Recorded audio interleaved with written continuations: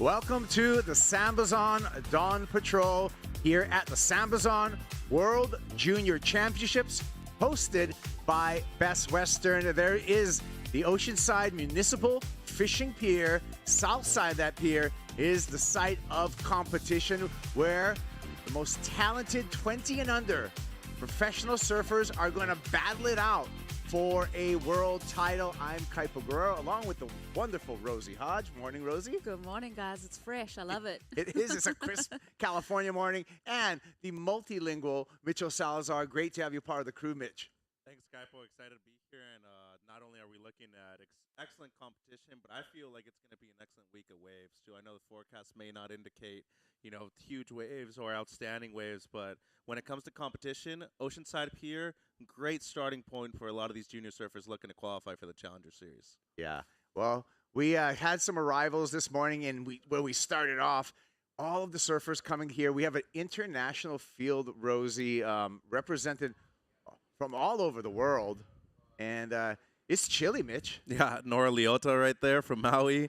She's not used to this kind of weather, Kaipo, but when it comes to being a world junior champion, you got to do what you got to do. So getting here early in the morning and especially getting the warm-ups before potential competition starting up, that's vital. And a big difference when it comes to the equipment here for them, too. You're probably going to see a lot of surfers ride epoxies out here at Southside Oceanside Pier. Rosie, look at what we got out on the ocean. Man, it looks so fun. We've just touched the high tide, and it's a 6-footer. So there's a lot of water in the pool at the moment. We're going to see that tide recede. But, I mean, if you're thinking about what's motivating you this morning, one, you've got a world title on the line. But two, the waves look super fun. So getting your warm-up in, I think that's really important before you start competition. Yeah, Mitch, just checking out the last couple of days here with all the warm-ups with all of our juniors. The level has been so impressive of what I've seen so far. Yeah, no doubt. From different regions of the world, too. We have 7 different regions that qualify, and we also have 10 wild cards in the event as well. What stands out in Oceanside, especially on the south side here of the pier, north side in the summertime is usually the spot. South side in the wintertime is the spot you want to be at, especially when that northwest wind starts picking up. It's really covered up, so the afternoon heats will be very decent when it comes to conditions, and I personally feel that this is a wave that resembles Huntington Beach a lot, too. So for a lot of these surfers that are looking to qualify for the Challenger Series, an essential spot to do well. But a non-elimination round, if we do get going early today, you want to stand out, Kaipo, and make sure that the target is on your back. Yeah, that's right. Well, let's find out what is going to go on today. With that, I'm going to go to the 4th member of our commentary crew. Matt Shanoski, the Waxhead, is with Brian Robbins for the call. Brisk offshore wind this morning. We talked about a lot of epoxy boards maybe being out there, but right now it's resembling something that's not so much Southern California. What's the call for today, Brian? Yeah, Matt. Well, first off, Happy New Year to everyone. We're stoked to be here. SAMBAZON World Junior Championships.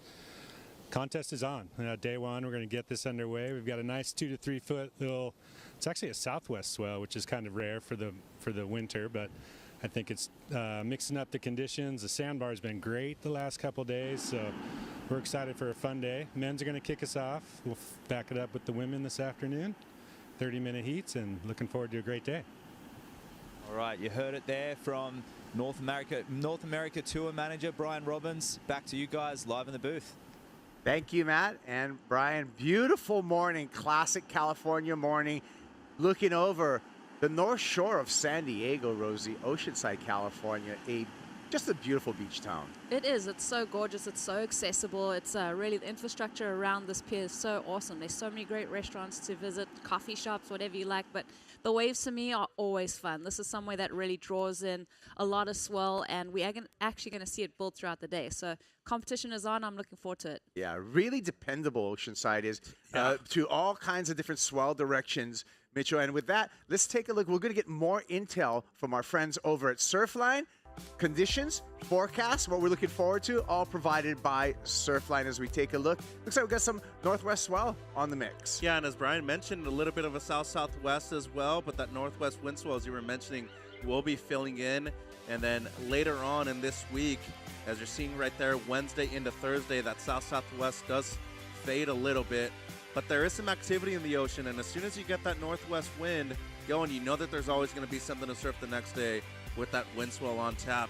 But as you see today, 3 to 4 feet on the faces, light offshore in the morning, light onshore in the afternoon, Kaipo. Yeah, looking pretty good today, Rosie, with that offshore all day long. And then we dive into our longer range forecast with Surfline. And this is what we got on tap, bro. Yeah, this is looking great. I mean, Thursday, tomorrow is going to be the biggest of the swell. So I think we're really going to make the most of tomorrow's conditions. But that wind is going to notch up a little bit, which is a little bit unfortunate, but it's super contestable still. And just looking at today, the light winds, that's really going to give the surfers so much opportunity in ripple conditions. Yeah. Great way to start off competition. Like I said, it's a beautiful day. And what we got to do now is really look at some of the best pro surfers, 20 and under, 24 on the men's side, 24 on the women's side. We'll open up with this opening round for men's. We heard that. But how did we get here, Mitchell? And how do you qualify for the World Junior titles? This is, we dig a little deeper right here, and this is how it went. Yeah, so 24 men, 24 women, best 20 under surfers in the world. 2 qualify from each region, and then we have 10 wild cards. And of course, our 2 World Junior champions will be awarded a spot on the Challenger Series. But as you see right there, the regions, Australia, Oceania, North America right here in the US, Europe, and one continent or one region that has been standing out a lot more in these kind of conditions, Asia. For sure, you got to watch out for a lot of those surfers coming out of Japan and the Asian region. Yeah, and when we talk about those wild cards, we got some dangerous wild cards coming in here. On the men's side, a wild card that stands out to me, Jet Schilling. His last year as a pro junior, I thought, you know, he's been around for so long, Rosie. I thought he would be way out of the pro junior ranks, but it's going to be great to see Jet Schilling here. And he's from just up the road in San Clemente, California. The guy went on a heater on the Challenger Series, narrowly missed out on qualifying. He had some amazing results. But to see him at this last event, last chance to win a World Junior title, this is a big event for him. Yeah. He's got something to prove, too. Yeah. And another great wild card that we have, Mitchell, in this event is Sky Brown. The double trouble danger, both skateboarding and surfing. We can take a look at some of her accolades on the stuntwood. Bronze medal is at the 2020 Tokyo Olympic Games in park skateboarding. She's won an X Games gold medal, and she's just coming off a second place finish at a QS 3000 in surfing. Which is a pretty big deal when you're going through the Asian region over there. So QS 3000, you see a lot of people that have already been competing at that level for 5 or 6 years at the very least. But as you mentioned, the bronze medal at the Tokyo 2020 Olympic Games, pretty big deal for a surfer that young. And when Sky is in North America calling it home, Oceanside would be her home break. This is what she grew up surfing, so this is going to be a huge advantage for her, and she's such an accomplished surfer and skateboarder. Yeah, and by the way, you know, with that bronze medal for Great Britain, she was the youngest medal performer in the Olympics for Great Britain. Just 13 years old, 28 days when she won that bronze medal. Pretty good stuff. We got more good stuff for you this morning. We're going to take a break. When we come back, we're going to dive into some of the men's competitions. Whoa, Levi Slauson. He's eyeing up the lineup. We'll be back after this.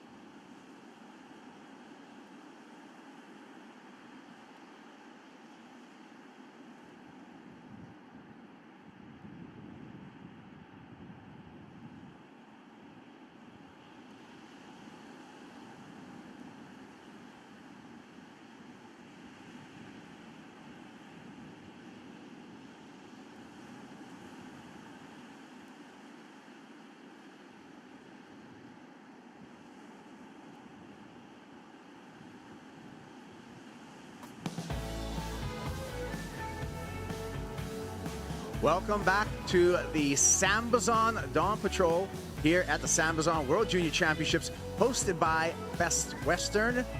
Oceanside in all her glory this morning. It's a beautiful California morning. We got the word that competition is going to be underway, starting with the men's.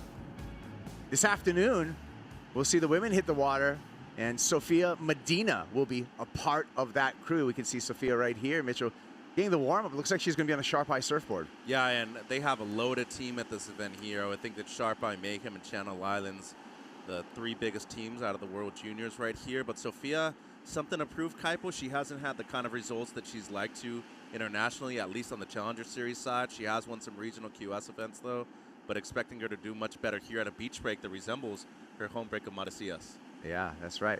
So the women are this afternoon, but like I said, we're going to start off with the men. And Gabriel, Rosie Hodge, Mitchell Salazar. And Rosie, one of the men that I'm looking forward to seeing surf and seeing if he can go back-to-back is our defending World Junior champ, Jarvis Earl out of Cronulla. He just burst onto the scene. I didn't know much about the young Aussie last year. I know a lot about him this year. That's so right. I mean, this event really opens your eyes to the future talent coming up. Jarvis Earl, he flew under the radar, Mitch. I feel like he was kind of one of the underdogs coming into the mix last year. We had earmarked some of the bigger names that we were well aware of, but to see this guy's trajectory through this event, quietly going about his business, but in the final, he went pretty mad. Well, and even Levi Slauson admitted that he got smoked by Jarvis in the final, too. It was the way he was able to win these heats. The last section, which the judges sent out a text every single morning to the competitors, and we're telling them that last section will be rewarded the highest. He attacked it with no regard for his physical being or the status of his board. And as you can see right there, the celebration for the young Australian. High hopes for going back-to-back this year. He would be the first person on the men's side to go back-to-back in consecutive years, Kaipo. Here's his first heat. Mitchell Jarvis Earl, Reed Plantanius representing Canada with some big hopes. And you talked about the Asian surfers. Yuma's going to be out there representing Japan. Yeah, Nagasawa's a great surfer, but Reed coming from Tofino in British Columbia, they surf a lot of beach breaks. You grow up at Cox Bay over there. This is a wave that you know quite well. Oceanside, you have to compete in the U.S. quite a bit. So wouldn't be surprised to see him make it into finals day. One of the tallest surfers in the draw, too. Yeah, and it's warm for him here. He's got no problem. Well, that's it. We'll see how that goes with those guys. We have, you talked about back-to-back world titles with Jarvis Earl. We've had surfers go back-to-back. Not back-to-back, but two World Junior titles. I think of Joel Parkinson, Pablo. Paulino also went back-to-back. Jack Freestone. And here's a list, Rosie, of our past World Junior champs. And look at the list. I mean, look at the accolades and look at what this does for your overall surf career when you look at some of these big names, like a Gabe Medina who won in 2013. Well, you think about all of the names on this list, how many of them became championship tour surfers? Yeah. And then also the amount of surfers that have gone on to win a world title. So it just shows you, your career path and what a junior world title can do for that career. Yeah, it is a big stepping stone. And especially when we look at this event, is that you also get that ticket onto the Challenger Series to kind of fast forward you onto the championship tour. One guy that wants a ticket onto the Challenger Series, he's done it before. We saw him in 2022 on the Challenger Series, Levi Slauson. He's not able to get onto it right now. A win here at the World Juniors would get him back onto that Challenger Series. He was a runner-up last year. He's got to be one of the favorites, the local boy this year, Mitch. No doubt. His confidence is sky high right now. He's made 3 finals in the regional QS. He's won 2 of them. Coming off a win at the Rock in Morro Bay, too. I feel like he's no doubt one of the favorites. But just the consistency that he's been able to have over the last 5 to 6 months, watch out for this kid. Definitely a finalist in my eyes. Let's hear from Levi Slauson and his thoughts on this upcoming competition. My name is Levi Slauson. I'm 20 years old. My last year in the World Juniors. Seaside local, Levi Slauson. Last year I came really close, got second. I really want to win the event. I really want to have that World Junior title under my belt. Of course, the winner gets shot straight to the Challenger Series, so that would be a nice bonus. More importantly, winning close to home. The World Juniors brings all the best junior guys from around the world. That alone is really exciting. Last year, the waves were firing. Levi Slauson into the final. It was just a really good opportunity for me to step up to the plate, show everybody I knew how to surf the wave. I got fair and square smoked in the final last year by Jarvis, so it was good on him to beat me at my home spot. Taking into this year, I'll know the format a little bit more, and man-on-man format's just even better because now you just have one person to beat. I'm feeling really confident, so hopefully I can just capitalize on it. Yeah, Levi Slauson, we'll take a look at who he's going to be coming up against in his opening round. Marlon Harrison, Australian competitor, as well as Luc Lepron. Your thoughts on that heat, Mitchell? Well, Harrison has a great air game. Surfed with Luc Lepron and his sister Lulu the other day at Southside Huntington Beach. He looked great. Tall, goofy footer out of South Africa. But once again, Levi is driving up 20 minutes from Seaside Reef and Encinitas. Going to be hard to stop him. Working with Matt Myers, I just feel like he's been on a roll. And for you to stop him, you might have to have the best heater of your life out there. Rosie, hometown boy like Levi Slauson, is that an advantage, or is the pressure going to be something that he has to manage because a lot of eyes are going to be on the Encinitas surfer? Well, we saw him last year make it all the way to the final. I think there's no pressure. He's so well spoken. His goals are clear. This is last year, and this is a massive opportunity for him. So, yeah, I think he's going to be one to beat. After watching that piece on him, I'm like, wow, he's going to be a favorite. All right. Well, we'll see. We're going to take a break. When we come back, we're going to switch gears. We're going to talk about some of the women in the competition. We got two exciting 16-year-olds we want to highlight when we return to the SAMBAZON Dawn Patrol Report right after this.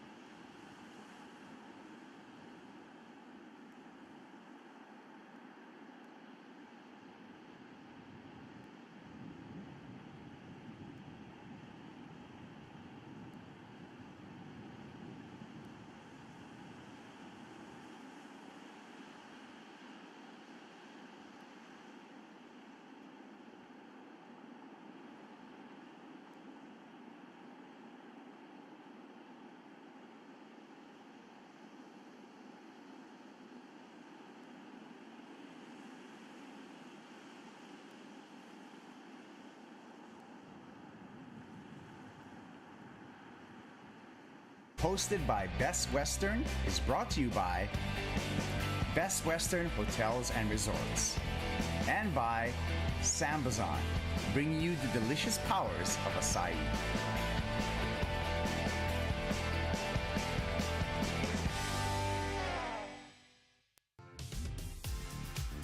Welcome back to the SAMBAZON Dawn Patrol at the SAMBAZON World Junior Championships, hosted by Best Western. Day one of competition. We're getting ready for that. It's a beautiful morning, Southside Oceanside Pier. Crisp air, offshore winds. What more could you ask for? A little bit more sun. The sun's Warmer. The sun's coming up. I'm Kuiper Guerrero along with Rosie Hodge, Mitchell Salazar, joining me for this Dawn Patrol. But the lines look good. I'm telling you right now. I'm excited for what's coming up, Mitchell. Yeah, the sandbars have been good here. And you mentioned Oceanside being one of the most consistent places on the west coast of the U.S. I really like this place a lot. You know, you either go here to the pier, south side, north side, or you go over to the jetties too at the Harvey River mouth. Easily one of the waves that breaks 365 days out of the year. And what I feel about this wave when it comes to developing a lot of these young surfers, potentially for both the Challenger Series and the Championship Tour, you have to go to the different kinds of conditions throughout a long day too. We have a 6.2 foot high tide right now in the morning. It goes to a negative tide in the afternoon. So there's a wide range of different kinds of tides and conditions that you're going to have to face within a single day. If you make it into finals day, there's a potential you have to surf 3 times too. Yeah, large coefficient throughout this week because of those high tide and low tide differences. We're talking about the women throwing to break. One that I want to highlight is I feel she represents the future of women's professional surfing is Sierra Kerr. We're going to see her here. It's unbelievable. I mean, Sierra last year at this event was one of the standouts. She was actually only stopped by eventual champion Francisca Vasilko. But just to see Sierra's approach, she had some moments in this event where she really had to perform under pressure, clutch moments from her. So not only her raw talent, but also her competitive ability was something that stood out to me, Mitch. And she's coming off of a ISA gold medal too in Rio just a little over a month ago, won the U16s down there. But as you mentioned, Rosie, the only person she lost to was the eventual champion last year, and she was only 15 when she did that. So now a 16-year-old with a little bit more experience. And as you can see right there, conditions that, you know, might not have been as suitable for her, but still made it into the semifinals in real big waves out there at Seaside Reef. She's grown up in the area before, spent a lot of time here in San Diego, especially in Encinitas, but here in Oceanside, beach break specialist. Wouldn't be surprised to see her in the final, Kaipo. Well, there she is. This is going to be her opening round, where she's going to be coming up against the wild card Sky Brown and the South African Anastasia Venter in the opening round. That's this afternoon for Sierra Kerr. Another 16-year-old that is coming in hot to this event. She's coming off a win on the last Challenger Series in Saquarema. Talking Erin Brooks. And Erin Brooks, Rosie, there's undeniable talent right here, and she's just the beginning of her ride. It is crazy to see, you know, as someone that started surfing when she's about 9 years old, which is relatively late when you think about this generation of surfers. The way that she improves every time she hits the water, she's got such an amazing head on her shoulders. She is, you know, she really exemplifies this next generation of women surfers, like crazy in waves of consequence, has the progressive game, and then also the competitive wherewithal to take it to anyone. Well, you're spot on right there with the waves of consequence. How many people do you know would surf pipe at an event at just being 16 years of age? She went out there, surfed both the right and the left, and when it comes to speed, she is, to me, the fastest surfer in this event right here, Kaipo. Yeah, I agree. There's her opening heat, and so that's going to be the opening challenge there, of course, in this opening round. You win this heat, you go straight into the round of 16. So you avoid that elimination round, and we'll see if Erin Brooks can take a win in her opening heat. Well, we got so much more talking about this morning on the Dawn Patrol. Show's not over yet, you guys. We're going to take a quick break, but we'll be back with more of the SAMBAZON Dawn Patrol report. And we got some special stuff for you right after this break and these messages from our supporting sponsors. We'll be right back after this.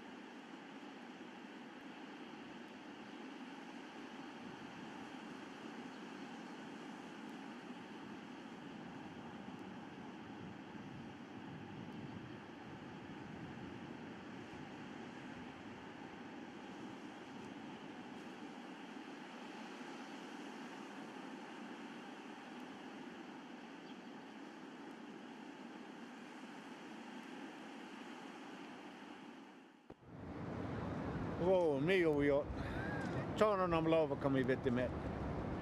Grandfather, we thank you for today. We come here and gather here on the land and on the waters, two different kingdoms. We as the Atacam Payomkacham acknowledge those ancestors that resided here in this area. We come here in a good way with a good heart, and we call upon you to watch down upon your children. We do our best as the two-legged to protect these waters and keep them clean. We offer this tobacco to acknowledge Mother Earth and all that she gives and provides to us. We offer it in the four directions: Tamam, Queen, Kich, Payom, Shong, Top. Oh. Oh.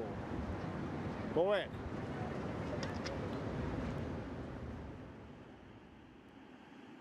WSL would like to open this event by formally recognizing that Oceanside is the traditional and unceded homeland of the Payalkasham people, who are also known as the Luseño. The 7 bands of the Payalkasham are Pachanga, Pauma, Hala, Rincon, San Luis Rey, La Jolla, and Soboba, located within today's San Diego and Riverside counties. We thank them for their ongoing presence and participation in this event. We'd like to pay our respects to elders past, present, and emerging. Great opening there in our blessing, and we're blessed with a beautiful day here. Heat's on. Opening round, heat number 1 for the men's, as we promised. Use Kuiper Girl and Rosie Hodge. And Rosie, check this heat out. Jackson Bunch, Tenchi Iwami, and Eli Boshan. So we have Hawaii, Japan, and Israel all represented in this opening heat. Yeah, amazing. I think as we get through the day, it's easy to look at every single heat and just recognize how stacked they are. I love seeing the international flavor that we have in the water, and just getting to know each surfer from different parts of the world, and watching them as they compete here at Oceanside. It's going to be fun to see this thing open up. Offshore conditions, fun waves. We do have a pretty high tide at the moment. We just went just before 7 this morning. It was a 6.2 high tide. Yeah, so, you know, and this is, it's a cliche, but I'm going to use it again. This is the guinea pig heat. This is where we set the scale. This is where we really see where the performance are going to be set for the day. And you can see some of the opening judges' score. Favorite in this heat would have to be the Jackson Bunch, but we're going to open up with our Japanese competitor here. This is Tenchi Iwami. Finding a nice running right-hander, tic-tacking down the line for Iwami. Solid finish and a nice start for our Japanese competitor.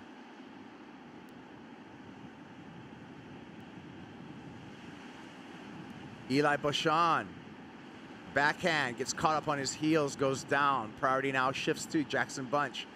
Is out there a little bit north of the peak there. He's looking into that left. I feel that's going to be running into the pier, Rosie. Yeah, this was interesting. I think Jackson started pretty close to that pier. Now he's kind of adjusting his position as he's seen a couple sets roll through.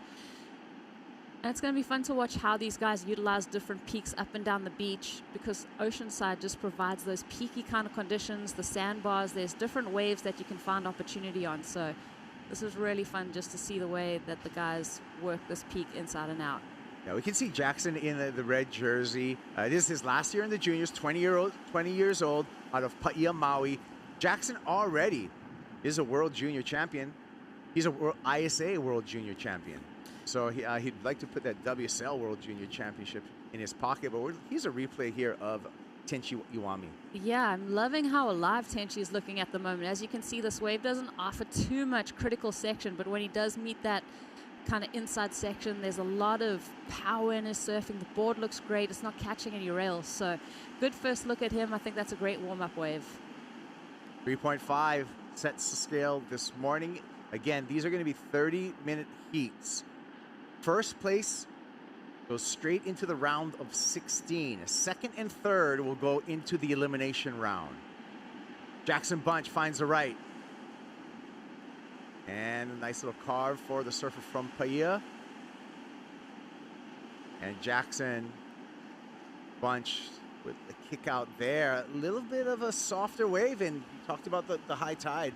It's going to be it looks like it's the first couple heats, maybe a struggle to find waves with a lot of push on them. Yeah, I think maybe one of the strategies you can use is just catching a lot of waves, trying to find a wave that has the bolier section, because they do seem a little soft at the moment.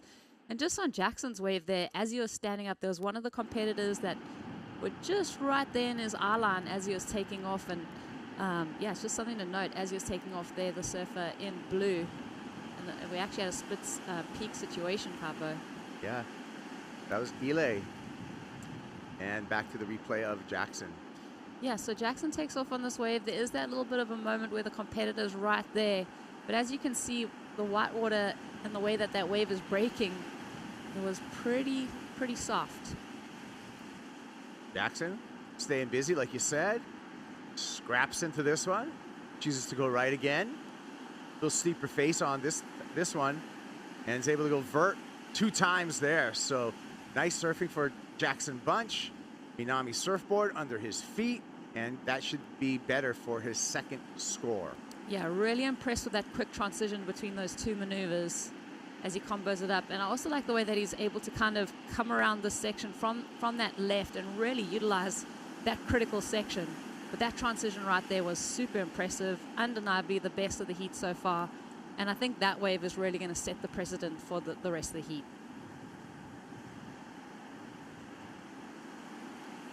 And now priority to Tenchi Iwama. We can see him there in the blue jersey. Iwami, part of the growing just 3rd, 4th generation of Japanese professional surfers that we're starting to see on the junior tour. And I've been so impressed with what's been coming up from under the land of the rising sun. Sierra Kerr making her way here early this morning along with dad Josh. Women will be hitting the water right after this opening round for the men.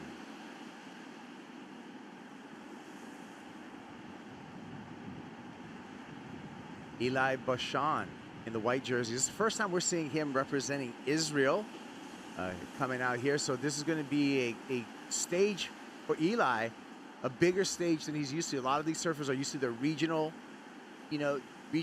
comps, going over to Europe and doing those European Pro Juniors. But this is a chance for Eli to really test himself against an international field, against the world's best 20 and unders. And that's what it's all about. I mean, thinking back to early memories of being a young surfer and traveling to these different locations and really getting to suss out your competitors, watching people in your same age group, how they're surfing, how they, the level of professionalism that we're seeing from all the athletes.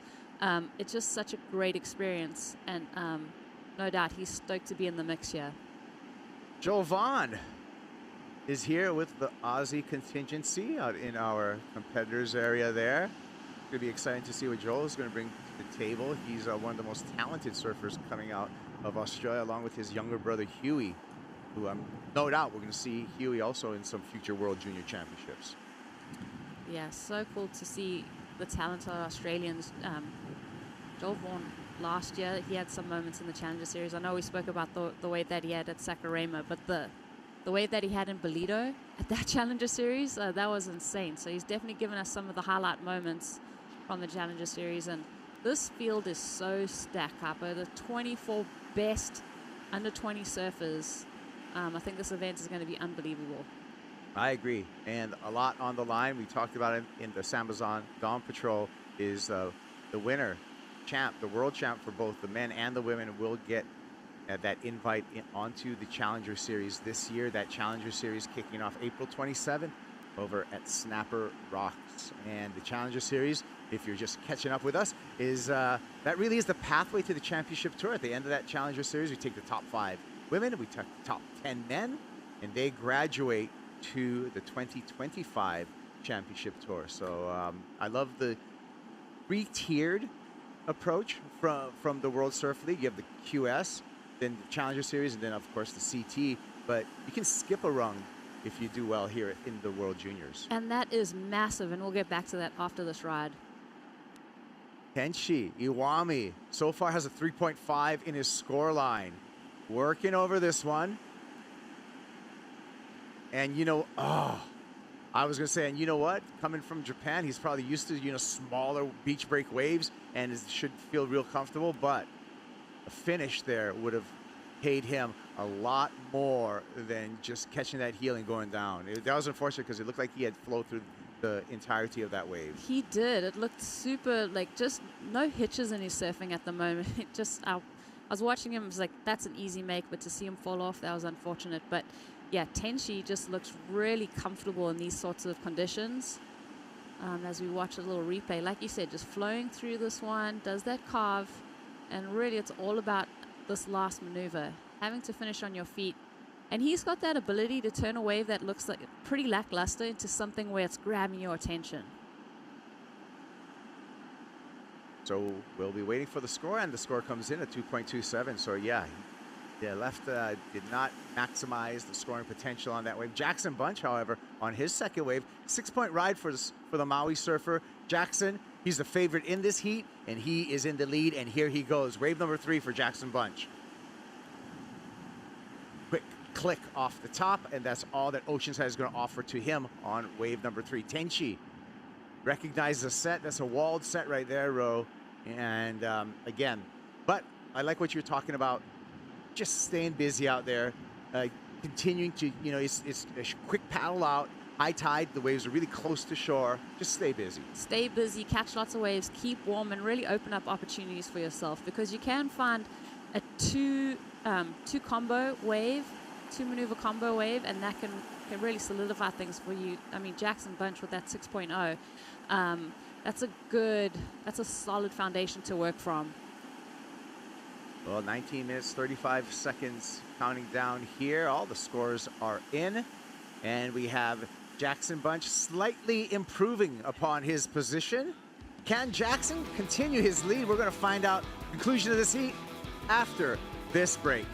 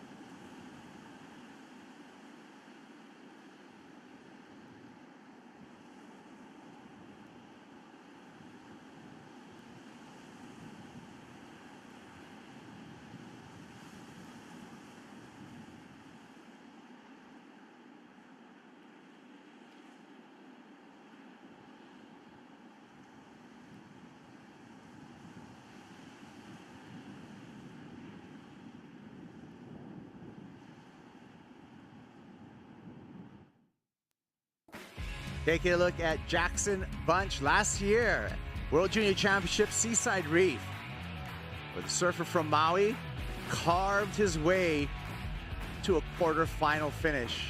I know this young man wants more than that, Rosie, but it just shows you the great surfing from Jackson Bunch. Oh man, he's got all the tricks up his sleeve. Such a smooth surfer, lovely style. But to see him do so well last year, quarterfinal finish, that's amazing. But obviously he wants to go 2 better this year, semis, final, and win a World Junior Championship. And like we were touching on earlier, Capo, they get to fast track and earn a spot on the Challenger Series without having to qualify through their region, which is huge. It saves you money, it saves you time, and it also just opens up that opportunity to get onto the championship tour. It sure does. We're down to 17 minutes, and Jackson out in the lead right now, Ro, over Eli Bokhan and Tenshi Iwami. Iwami right here in the blue jersey with priority, eyes up a right-hander. The Japanese surfer smooth again. Beautiful swoop on the rail, make it 2 for Tenchi. Works his way down the line. Goes vert there. Has to get through this section. And a solid finish for Tenchi Iwami. Jackson Bunch finds a corner on the left, catching up to the finish of Jackson's ride. He kicks out. Iwami needing a 4.98 on that ride to take the lead off of Jackson Bunch. Looks like he got the job done. Wow, I'm going to say he got the job and some done. You know, thinking about Jackson's 6-point ride, that wave maybe had a few more opportunities on it, like the length of it, the way that he was able to finish. Really enjoyed those carving maneuvers that he did. As we see a replay, I think we can really break it down and just see how critical, and was there a lot of variety in that wave for the judges to really approve of the surfing he was doing. I really liked it, Capo. I like the flow. I liked what I saw. I like what I see over here. This happened during the break. Eli Boshan, our Israel surfer, found a nice right-hander to work hit the backhand on. Yeah, these are some of the better waves that we've seen this morning, as we see a little bit more of face to work with. Tenchi's wave right here. Watch this maneuver, just right in the cup of the wave.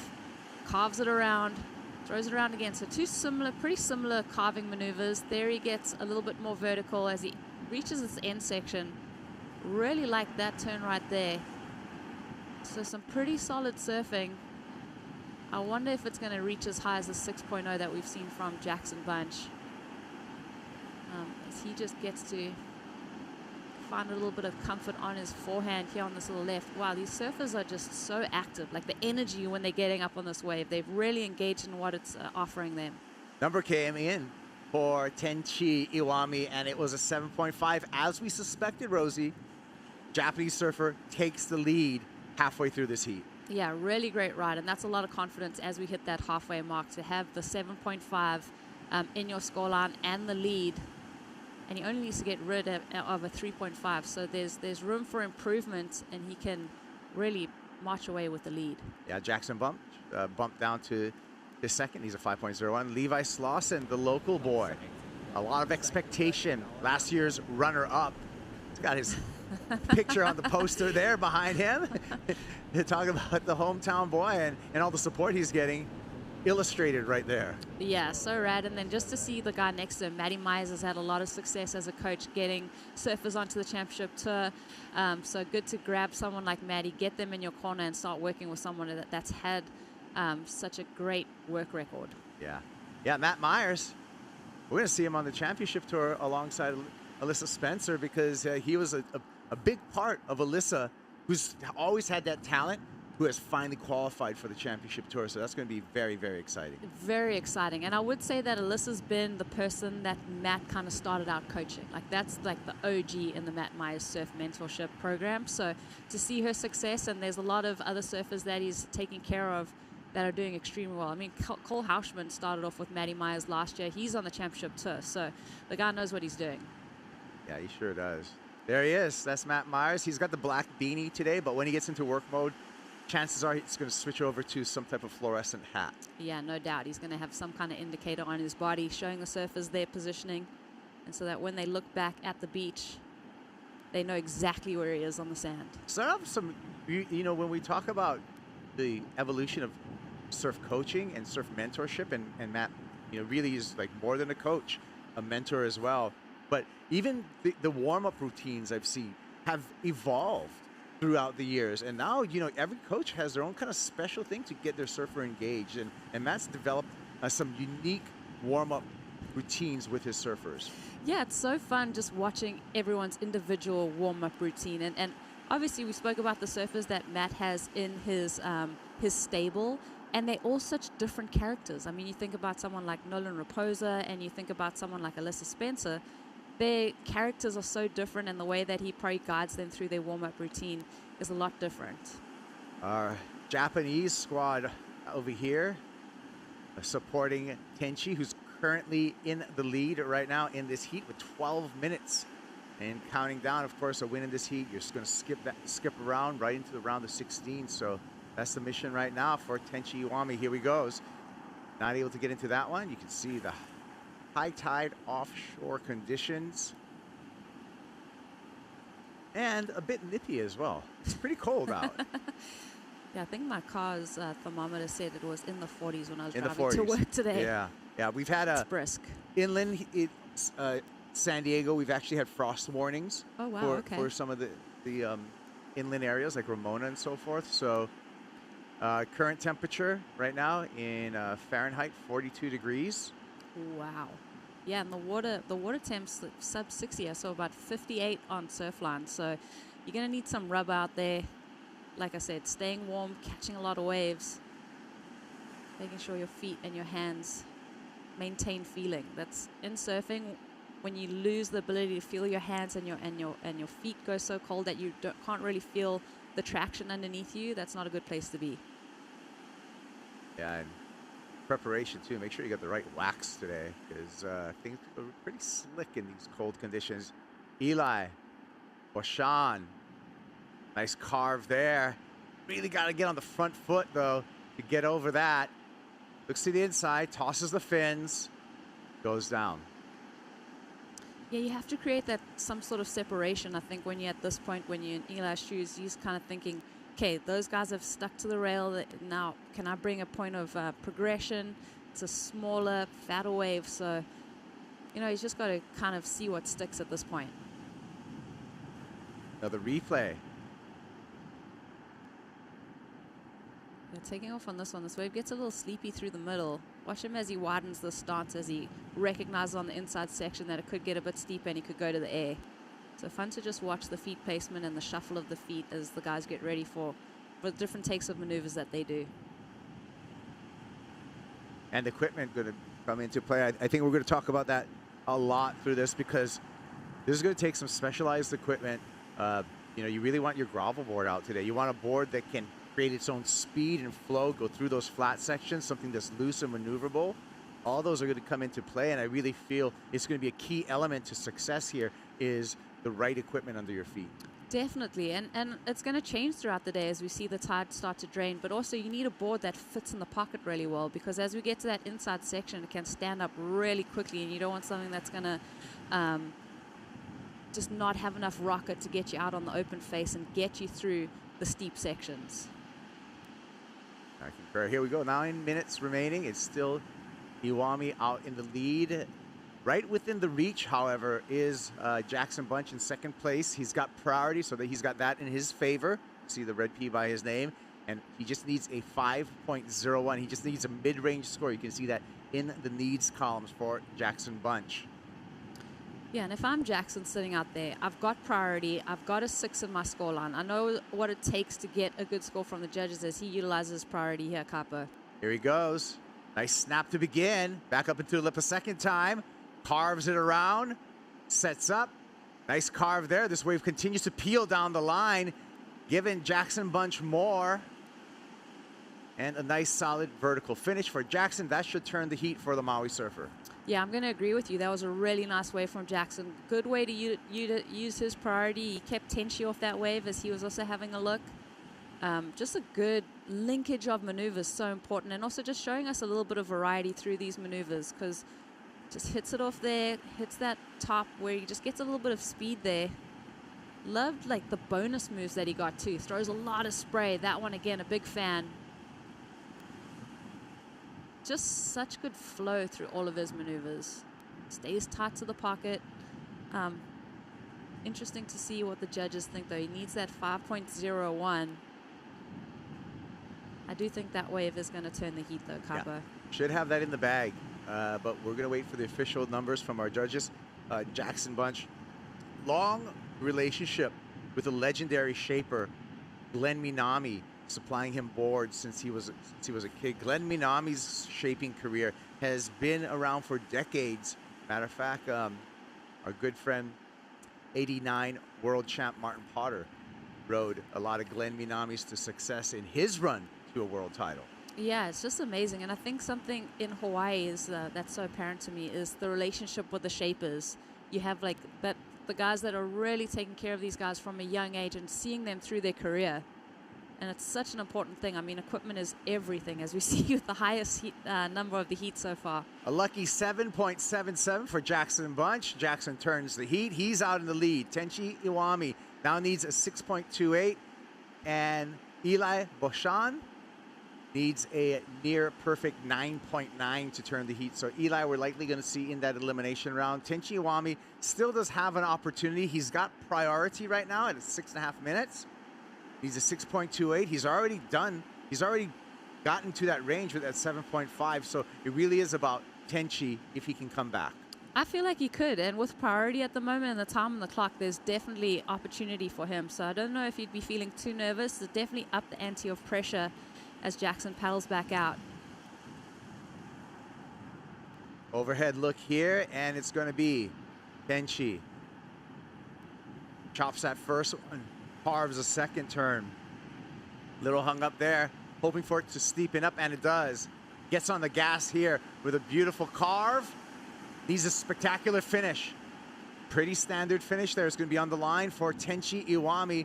Needs a 6.28. I like the performance.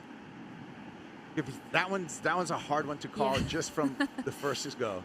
It is, and there's a couple of moments there where it kind of hinders him, especially where he got caught up in that white water, not flowing through that section, but it also put him in a great spot to get critical on the section. So let's have a look at this wave, and if we're going to be hypercritical, it is a little bit flat off the takeoff. That's where he gets hung up a little bit, but it does almost help him to wait for that steeper section. That turn was really nice.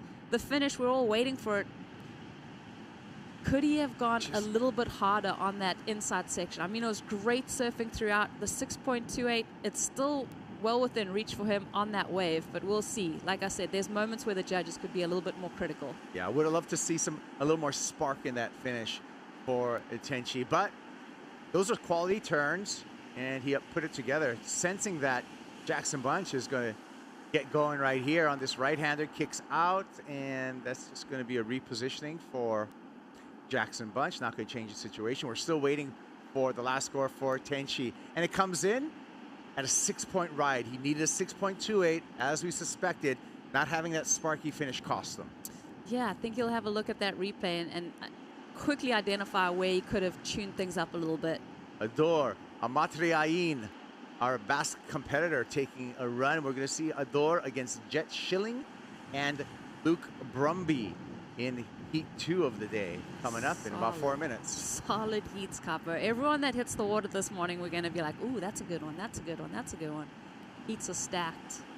Yeah, it's really cool because this gives us really a glimpse at what's coming up, you know, in surfing and what's coming the future, basically. So we see these surfers, and we can go back, you know, as soon, you know, as not as far back as 2016, where we saw a skinny little Ethan Ewing take a win in Kayama. And we already saw, like, the technique, and we saw the skill set that he had. But then we watched him grow into his surfing, and now one of the best surfers in the entire world, number 2. Yeah, it just gives you a glimpse into what the future holds in surfing, and it's great to watch all of these guys. I mean, we get to sit here, commentate these events, and then, you know, 3-5 years from now, see where they end up. So it's really fun for us to get a gauge on the talent that's on this international field. Well, Jackson Bunch looking to shut this one down. He's got 3 minutes to do so.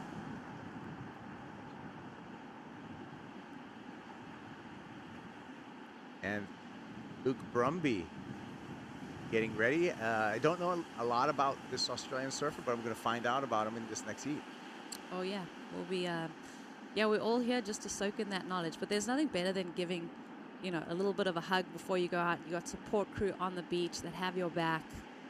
It's a really important component of being a competitive surfer, is having a good support crew. And having a good wetsuit today. Actually, for our competitors, you know, you're hyper focused, you're in competition, you're paddling hard and stuff. I don't think they're all that cold. And it's not like they're surfing a long session. Jet Schilling. Yep. Watch out for him. We're going to see him on the Challenger Series next year already, but he would love to add to his accomplishments a World Junior title. Yeah, so impressed with Jet. I mean, I live in San Clemente now, and I've watched him since he was a young grommet, and now he's like turned into such an amazing competitor. He's always been a great surfer, but to see him level up year after year, his results on the Challenger Series last year were insane, but he really wants a World Junior title. All right, we're under 2 minutes. A little bit of paddle. Loving it. The shots from high up above. Nice, clear, clean water. Offshore winds. Sunny weather. We have a high pressure kind of settled over Southern California right now, which makes just for classic California. Yeah, it's crisp. The sun's going to come up. It's going to warm things up. I mean, I love this.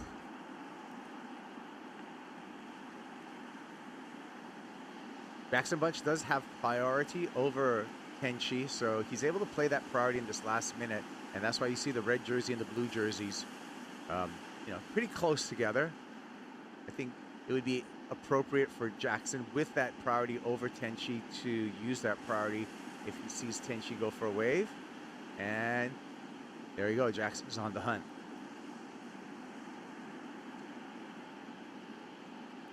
Ooh, And he lets him go. decision.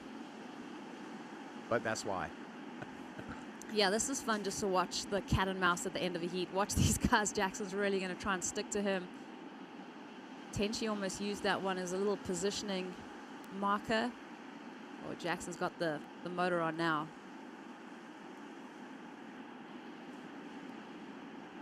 "20 seconds, one more chance. Eli, Boshan, we're going to see him in the elimination round. So he'll have another chance to regroup. And by the way, that elimination round, round 2, will be a head-to-head. So it'll be man-on-man for the elimination round. We'll reseed that round and see where Eli ends up, as well as Tenchi, because Jackson Bunch took a win, first heat of the day, and he's on, skips that round. He'll go straight into the round of 16.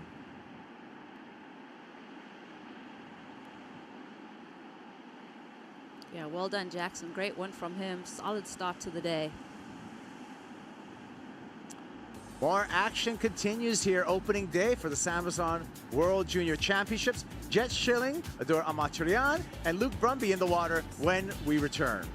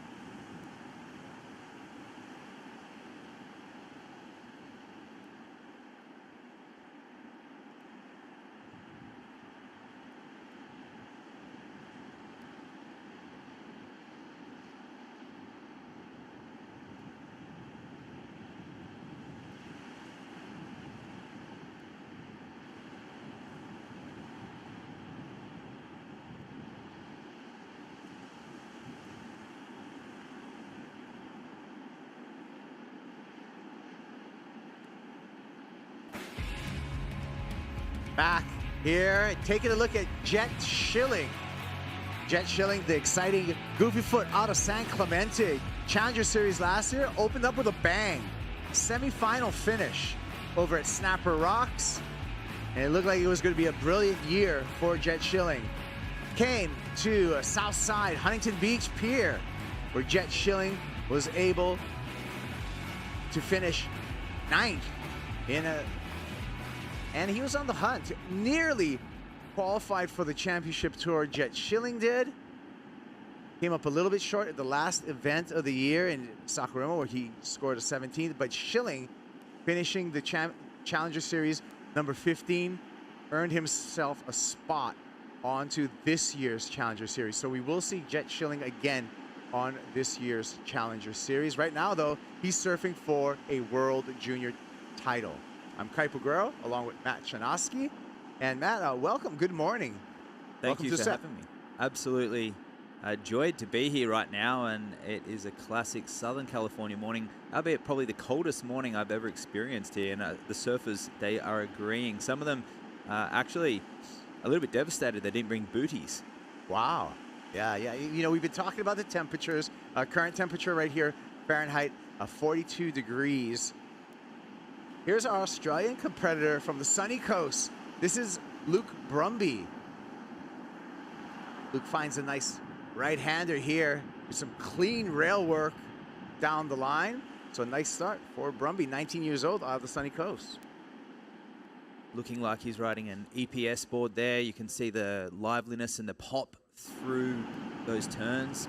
And here we have Adu up and riding. Adur Amatrian, our Basque competitor, a little bit caught behind there. And that's going to shift priority now to Jet Schilling. Jet Schilling sitting in the red jersey as we fly above the San Clemente surfer. Let's take a look at some replays. Starting with Luke Brumby on this left-hander. Yeah, this is the one we didn't see so far. You can see Luke starting off, trying to build his heat total, and this is his second wave, getting off to a really early start here. You can see the wind holding up that board a little bit here.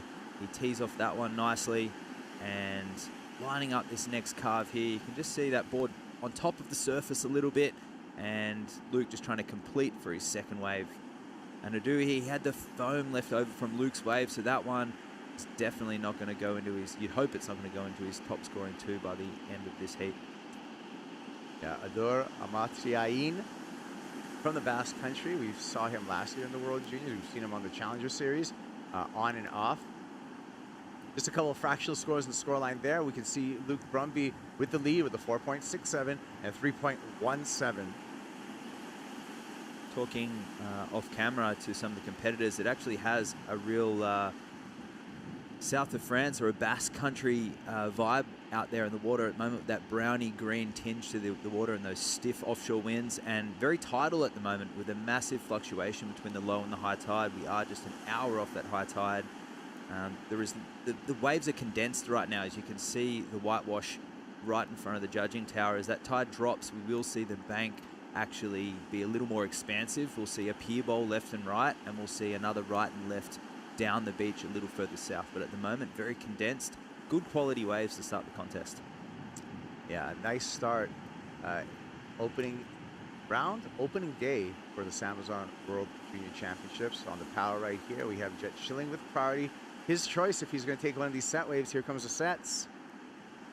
And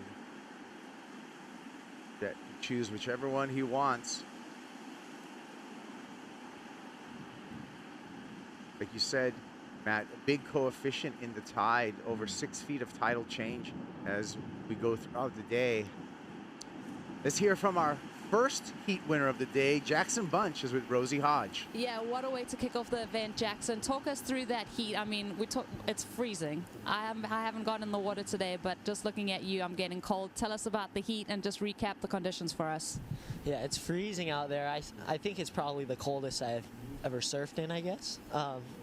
Can't really feel my toes right now, but the waves are firing, or not firing. It's fun. Yeah, there's a couple definitely contestable, and stoked to make it through the first one. Some great waves last year. You finished 5th in this event. What's it going to take this event out, and what would it mean to you? I mean, just need to be on the best waves for me. That's like the hardest part for me, but feel like my surfing's there, and just want to bring another one home to Maui. And what did you learn from last year that you can implement into this event? Yeah, just the wave selection for me. Last year I wasn't on the best waves, and it cost me, so I'm just gonna try and be patient and be on the best ones for sure. Jackson Bunch, he's one to watch, guys. Back to you. Yeah, Jackson sure is. And he's now going to be skipping around, going right into the round of 16. He'll probably spend the rest of the morning supporting his good friend who he traveled over here to the mainland with, Shion Crawford. Shion will be coming up in heat number 7 this morning. So, but Jackson, top seed in that heat, won as expected. The top seed in this heat, Matt, Jet Schilling, still quiet, has not taken a wave as of yet. But a testament to the wave selection, as we saw Jackson mention that last year that let him down. Conditions today, they do look lovely, and any free surf you'd be taking lots of different waves and keeping busy. But the judges are looking for critical maneuvers and a series of critical maneuvers.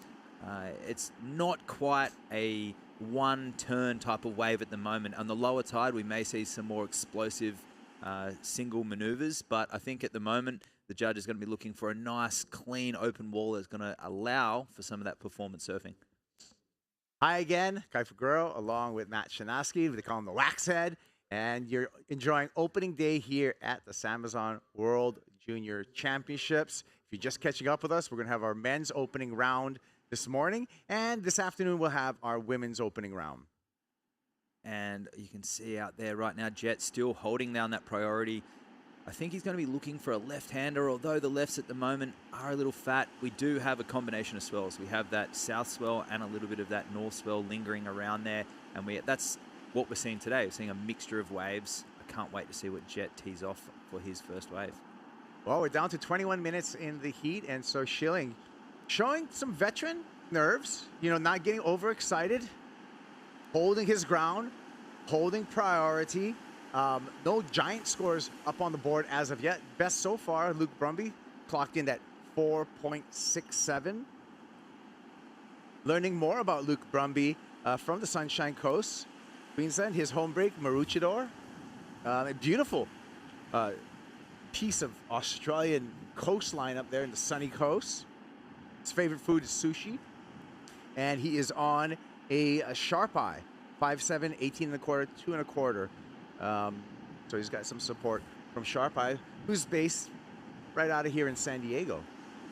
And I found interesting in his the facts in the bio that data science is what he's studying, and I find that interesting from a heat perspective, because you have surfers that are creative, you have surfers that are intuitive, and then you have surfers that have got a great heat IQ and work well with numbers under pressure. So I'd love to see, and at the moment he's leading the heat with a 4.67 and a 3.17, playing the numbers game right. Yeah, that's right. Currently studying at Deakin University, going after that degree. Adore up and riding. Nice carve there for the bass surfer. No sleepy, slow section to connect you to the inside. Keeps the board up to speed, just weaving through that section. Loads up for this finish. Nice snap to finish. I heard Rosie talk in the previous heat about having a board that's going to be dynamic enough to fit into the pocket, and when the tide does get a little lower, have some explosive options for your end section. I noticed that board there from Adu is a little shorter, a little wider, a little flatter, perhaps for typical California beach break conditions, and it looked good on that end turn there. Yeah, Adora got a full quiver from his board supporters, those guys over at the Pukas factory in Europe, and he's ready for this World Junior. Here we go. Jet Schilling uses priority. Nice looking right-hander for Schilling. Beautiful carve off the top one more time. Look at this gem of a wave. So he waited for this, and it's paying off for Jet Schilling. A little bit of backwash coming off the beach on the inside here. And loss of energy right at the end as that wave goes into some deeper water, but a quality turns out the back, and certainly the biggest wave so far of the season. Yeah, well worth the wait for sure. Veteran experience there from Jet. Although we are watching the World Junior titles, you can see that a lot of these surfers who have traveled and competed on the Challenger Series and even in some CTs, and here we go. This is a catch up with the Doers wave before, so goes a little flat here, and you can see him really understanding what this board's capable of, getting through the fat section here. A little snap, lines up, struggling for speed there, ramps up, and he tees off really nicely there. So at this point of the heat, that's exactly what he wanted. But paddling out, he saw Jet's wave, and get a little close up here. I love that low center of gravity compressing through his turns. A little Tom Curran-esque, or even Tyler Wright, driving through. And he gets a little slow, but he knows he's got to make up for it and times it perfectly. So a beautiful end section turn there. That was a little Aritz end section there, too, with the hands. And this here, two-turn combo, that was sweet. That'll go really big. The judges will love that flow and power from Jet, carrying momentum through here. Gets sleepy towards the end, but on those, on the critical section on the outside, Jet strung together multiple maneuvers, showing that control and that power.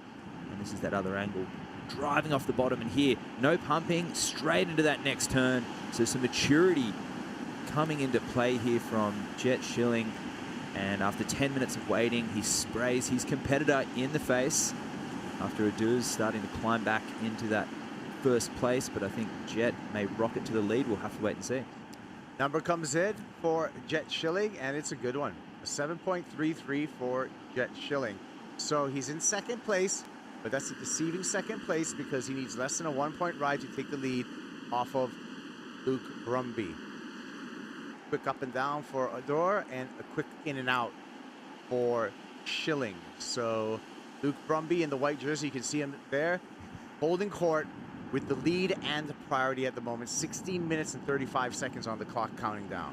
I love what Mitch said earlier in the morning show about these surfers getting experience with man-on-man and getting ready for challenges. Well, that's idea is to go through to the Olympics, Challenger Series, and Championship Tour. That's the pathway to get there, and this is just adding to that experience and showing who can deal with that high-pressure situation and it will go down into a two-man heat, and this is where it all starts, the World Junior titles and the list of names that have forged their career, even from the 1960s onwards, it's formidable names that you just coincide with professional surfing history, and these surfers will stamp their name in an era where it's so easy to become famous, Kaipo. Online, you just post a clip and you become insta-famous, or you set up a YouTube channel. To actually have an accolade next to your name and showing that hard work with a junior title is something of a bygone era. Levi Slauson on screen here. He'll be coming up next. He was runner-up last year at the World Juniors. He's going to be coming up against Marlon Harrison and Luc Lepron. So the local boy with a lot of support, getting ready for his heat. And you talked about some of the past World Junior champs. It's a great list. Joel Parkinson, 2 times he's done that. Andy Irons, Adrian De Souza, Jordy Smith, Jack Freestone. He's got 2 World Junior titles to his credit. Gabe Medina won in 2013 a World Junior title. 2016, Ethan Ewing showed the world about his surfing. We'll see what can happen for this heat right now, as we had Jet Schilling. That one in and out was just enough to put Schilling into the lead. Luke Brumby now in second place with priority, needing a 4.27. Can Brumby come back? We're going to find out when we return to more action. We're going to step away, but we'll be back with more of the SAMBAZON World Junior Championship.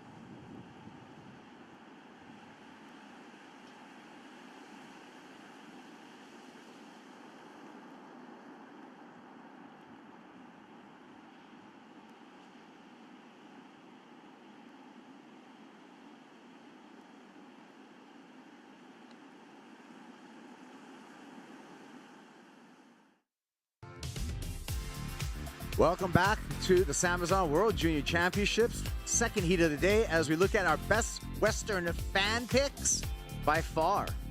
Jet Schilling with 77% of the fan picks. You can pick your favorites too. Go to worldsurfleague.com, go to the heats page for the World Junior Championships, and make your picks so we can share them with the world. Adore, Amatriain, getting a little caught on the rail there, and that's not going to help the Basque surfer. Luke Brumby, good looking left-hander here for the Australian. Low off the bottom, snaps off the top, navigates through poking the nose on that second turn. He's going to get a little reward on the shore break here. Needs a 3.44 to take the lead. Little fin chuck on that last turn. Good effort, Matt, by Luke Brumby. Yeah, first thing comes to mind is Trent Munro, the Australian natural foot powerhouse. There was a combination of maneuvers there where he really compressed and his small frame was able to rocket up onto the foam climb. It just reminds me of that year that he won at Bells actually, and they held it way down the coast. I think it was Johanna, where it actually won on lefts. And this is Jet's. This is live action with Jet right now. Oh, falling off there. So I look forward to seeing a replay of Luke. He only needed a mid-range score of a 4.27 to move into first place. Yeah, Luke Brumby. Yeah, we're going to clear up our scoring board right now because I believe they also score for Luke Brumby and 2 scores for Jet Schilling. So we're just waiting for this score right here. This happened during the break. So it looks like it's going to come in at a mid-range score, but anything just to extend his lead. So he redirects back to the left here and snaps that one off. So he was just looking to better at 1.6, and this is the front-on angle here of Luke's wave. So beautiful, holding the rail on that one, pokes the nose, as Kaipo said. Gets a little slow in this section here. So really the scoring will start beginning right now. A little foamy, not so critical, but getting to work here. And this one here, lots of little maneuvers on the inside and finishes clean. So he makes up for it at the end. Will it be his 4.27? We'll have to wait and see. And Adu, a flurry of action. And the wind getting the best of Adu there. Jet, this was the one we caught up with live action and just poking the nose. So a couple of scores owed to us for Jet Schilling as well as Brumby to give you the situation. Brumby, again, up and riding. Sunny Coast surfer, looking strong so far, and kicks out of that one. Adore, Amatriain, the Bass surfer, best looking wave for him. Nice. Nice power off the top. Finds more open face down the line.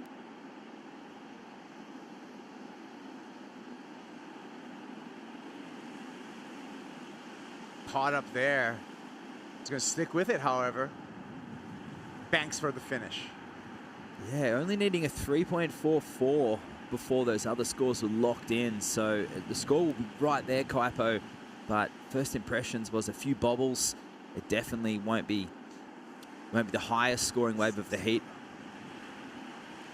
And you have to maintain that, well, it's basically speed, power, and flow. And the flow element is making sure you get through the wave with no hiccups, being able to connect maneuvers in the critical part of the wave, utilizing that wave speed. And that's where the flow element comes in. When you have to regain momentum and pick up on any disjointed turns, that's where the flow stops and you have to regain that speed. Well, we're on 8 minutes right now, Matt, waiting for some scores to set the situation out in the water.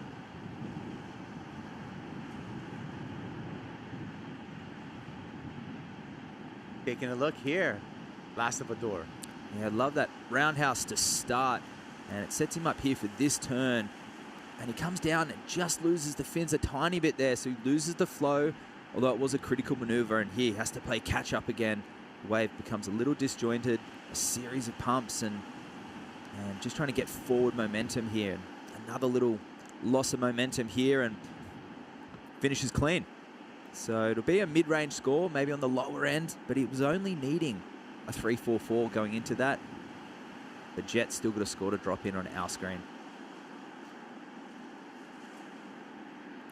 So just that 1.6 from Jet for the backup. It looks like he will improve on that.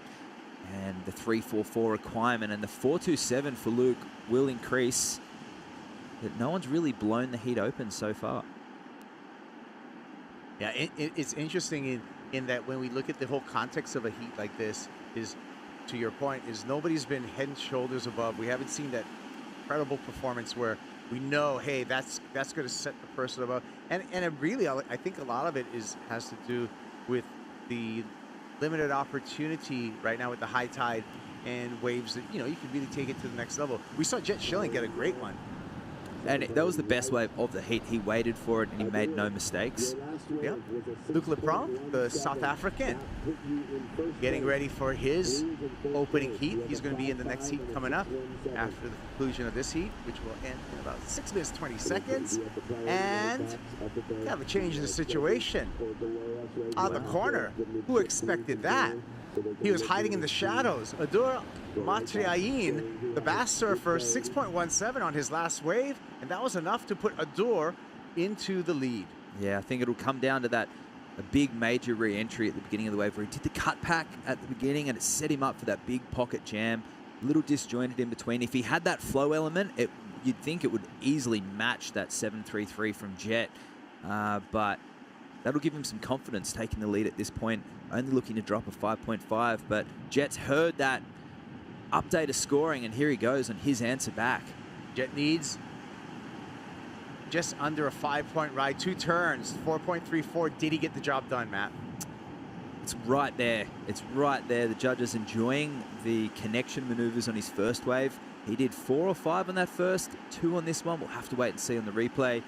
But I'm liking the decision-making of Jet in this heat, waiting a long time for that first 7-point ride. And here he goes. Here's the front angle. So a little speed carve at the beginning and a nice critical maneuver to finish that wave.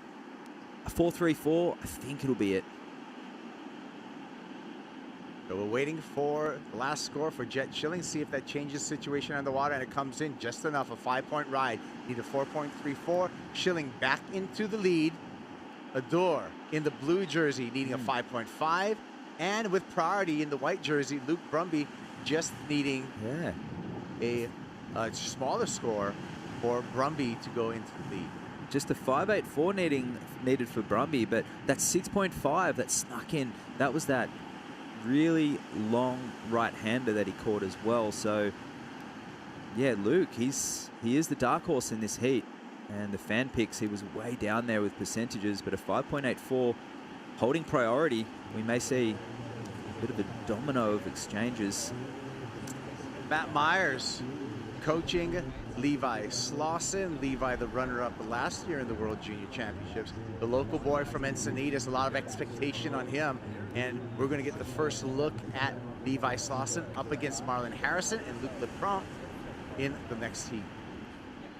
They were down there nice and early this morning, Levi and Matt, checking out the sandbank. I always love when coaches stand in front of the wave with the surfer. It's so easy just to be in your comfort zone in the competitor's area, but to actually walk down in front of the wave and get a front-on angle and a marking point. Because on a high tide, everything's condensed. You could be 20 feet north or south, and you can be off the peak. It was really cool to see that and being present to watch that coach-surfer relationship take place before the heat.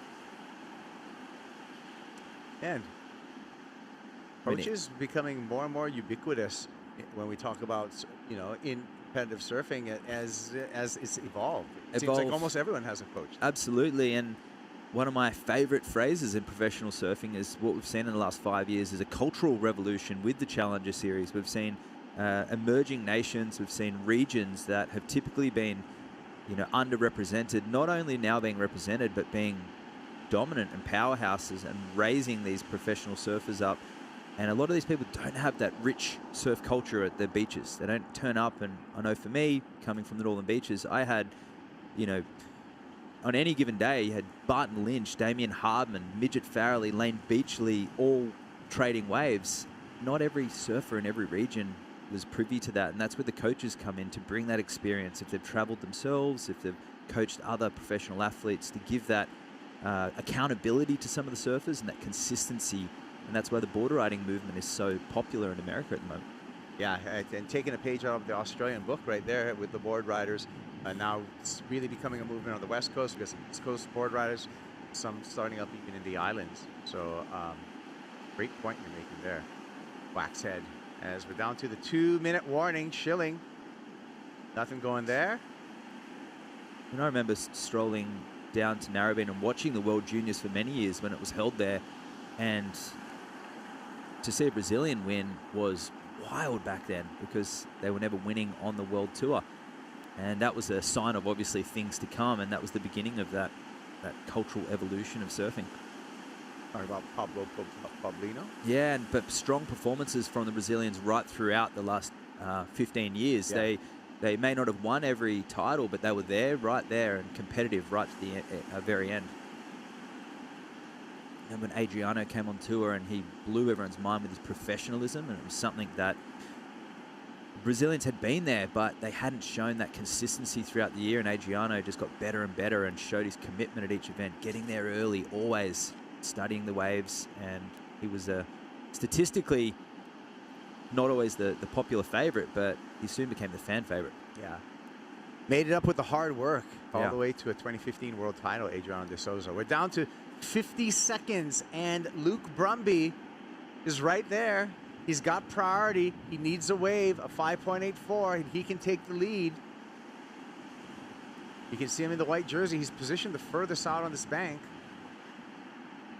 Not a lot of action, though, when we look at swell. Yeah, and he's been steadily building his heat total throughout the heat, and it's just a shame it's coming down to that last 30 seconds. I thought with 5 minutes to go, we may see some fireworks to finish this one out, but Jet, starting with that 10-minute lull waiting for his set wave, looks like he might just get away by the skin of his teeth in this heat. 10 seconds remaining, holding the lead.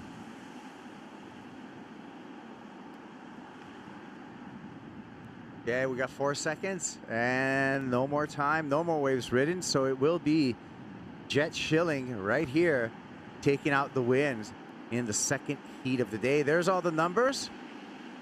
Adore, as well as Luke moving on. We'll see them in the elimination round.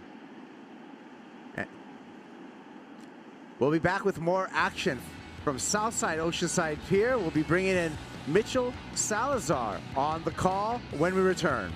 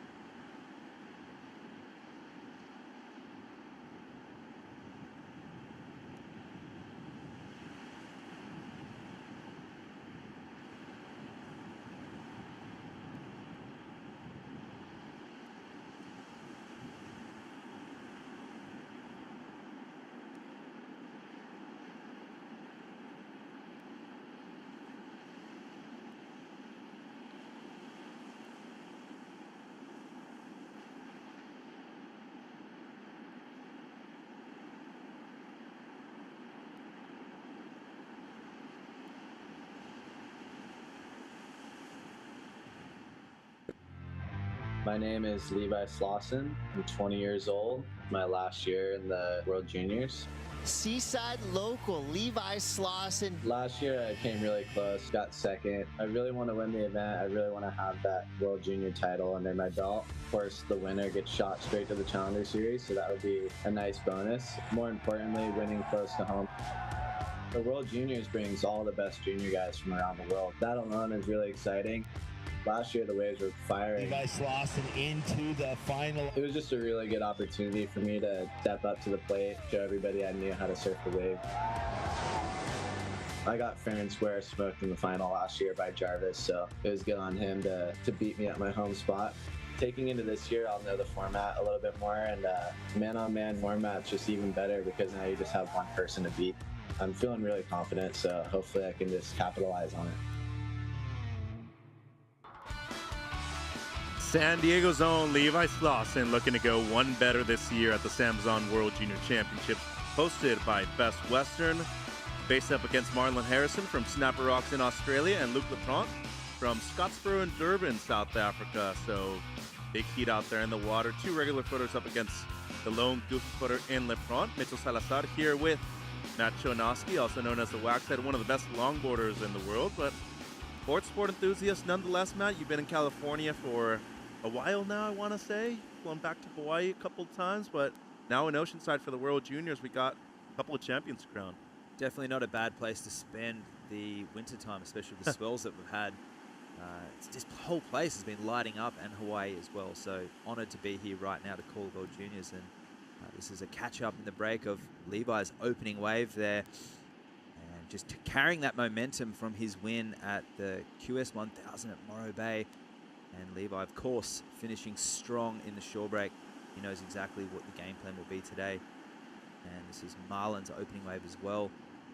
The natural footer out of Australia. Expansive surfing there on his backside. And here, a three-turn combo. Lines it up for a fourth turn. And wow, this wave giving... This is the longest left we've seen so far. A pier bowl left. Very much like Huntington, as you said earlier. Yeah, and what stands out about Marzi is that he's won some big events at a young age. He won a QS 5000 in Nias in the Australia-Oceania region in 2022. Levi Slauson, though, you mentioned 3 finals so far in the QS North America region. Lost one to Kolohe Andino, beat Kolohe over there at the Outer Banks to get his first QS 1000 win. And then a few weeks ago, as you were mentioning, you were there, Matt, to see him win at Morro Bay over at the Rocks in big conditions in that one, too. It seems like split peak action. We're going to stick with Marlon Harrison. And already opened up with a 6.67. Get a combo to start things off here. Opting to surf the lefts, and an uncharacteristic fall right there for Marzi as catching up with Luke Laprante. Get it back and attack 6'2" this kid. Wow. One of the taller surfers in the draw, only 17 years of age. Yeah, and opting for a round tail, a little more area on that tail, so something to leverage his height and his weight, obviously, something that can really utilize the power. Wow, Levi going for some radical surfing there, and the wind actually getting the better of a couple of the competitors so far, Mitch. It's quite brisk out there. Yeah, and it seems like Slauson riding an epoxy board. A Sharp Eye is what he rides. Great surfer coming out of Encinitas, just 20 minutes down south. And pretty nice to have a World Junior Championship in your backyard 2 years in a row, whether it's at Seaside Reef or right here at a break that he knows very well, Matt, Southside Oceanside Pier. Yeah, absolutely. Just sleeping in your own bed at night, knowing what boards you're going to take, having supplies, leg ropes, wax, fins, and also the support crew, probably eating at the same places, if not at home as well. These are little things that the viewers at home often may underestimate if they're fans of surfing. Actually, take your mind off the computer or off YouTube and have a think about what these surfers have to go through, the packing of the boards, wondering, are the boards even going to get there? Are they okay? The logistics, and waking up this morning to some of the coldest conditions we've seen in California all year. Well, definitely all year, if not, in the past few months. In the past few months, yeah, absolutely. So there's a lot of, strategy and logistics that go into competing overseas, but Levi doesn't have to deal with that. Marzi now up in the blue. That's a strong turn to start things off for Harrison. A great combo, just 2, and he's going to kick out, but looking to back up to 6.67 immediately. Dropped a 3.17 on the second ride. That was the incomplete one. And Slauson does have a good score to open things up too with 6.33. We saw the replay of that. let's go downstairs to San Clemente's own Jet Schilling with Rosie. Yeah, I love catching up with this guy. Jet, you waited almost 12 minutes to open your account. Tell me about having that composure and sticking to your game plan, if that was part of it. I mean, all last year I was kind of surfing pretty bad heats and bad heat strategies, so I was like, I'm going to try it out and start off on a decent score. And yeah, that's what I was trying to work on right there, so I was stoked to do it. It's great surfing, Jet. And let's talk about last year. You had some amazing results. It's January. We love to set goals. What are some of yours? To qualify for sure. I feel like I belong there someday. I'm going to be there someday. It's just a matter of time. And I'm really confident in what I can do, and I'm stoked, yeah. 100% believe in you. And this World Junior Championship is such an amazing opportunity. Last year in this event, what do you think about that? Fuck, I didn't come here to get second, so I came here to win. I love it, Jet. Thank you for your time. Congratulations, Jet, and thank you, Rosie. Appreciate the time right there of the surfer who's from only half an hour up the road in San Clemente, has surfed here quite a ton when it comes to competitions for Schilling, and looking like a standout so far in the first few heats of the morning. Seemed like Luc Lapront had a wave right there, so opened up with a 4.67. Very competitive heat out there in the first 8 minutes of this one, Matt. Yeah, these surfers, and I mean, Levi and Marlon, very similar in terms of their approach, compact and technical, the way that they're approaching the lip line. But Luke, if he can take a leaf out of Jet's book from beforehand, wait for those longer rights, which it looks like he has done, it's pretty hard to beat someone going vertical 3 times on a wave. So look forward to seeing him leverage his height and his weight to his advantage. And a 5.57, excuse me, comes through for Luke, the surfer out of Scottsboro, a beautiful suburban area right outside of Durban. Get a combo here on the back end for the tall, goofy footer. Well, as you know as well, Mitch, being a goofy footer, that if you just are putting yourself in the critical part of the wave, exactly like that, you're going to get points every single time. Doesn't matter who you're up against. It's a combination of you, your board, and the wave. And all you have to do is just place the board there, make sure your technique's right, and then the points come flowing. Yeah, and similar scores for both Slauson and Harrison, as you were mentioning on the opening exchange. This is the 4.17, though, on the backhand. Great timing on that first turn right Absolutely. Perfect body torque. Reminding me of a certain Ethan Ewing as well, the way that he's able to spring through his maneuvers but not look like he's trying too hard, just able to absorb his body and able to put the board in that sweet spot.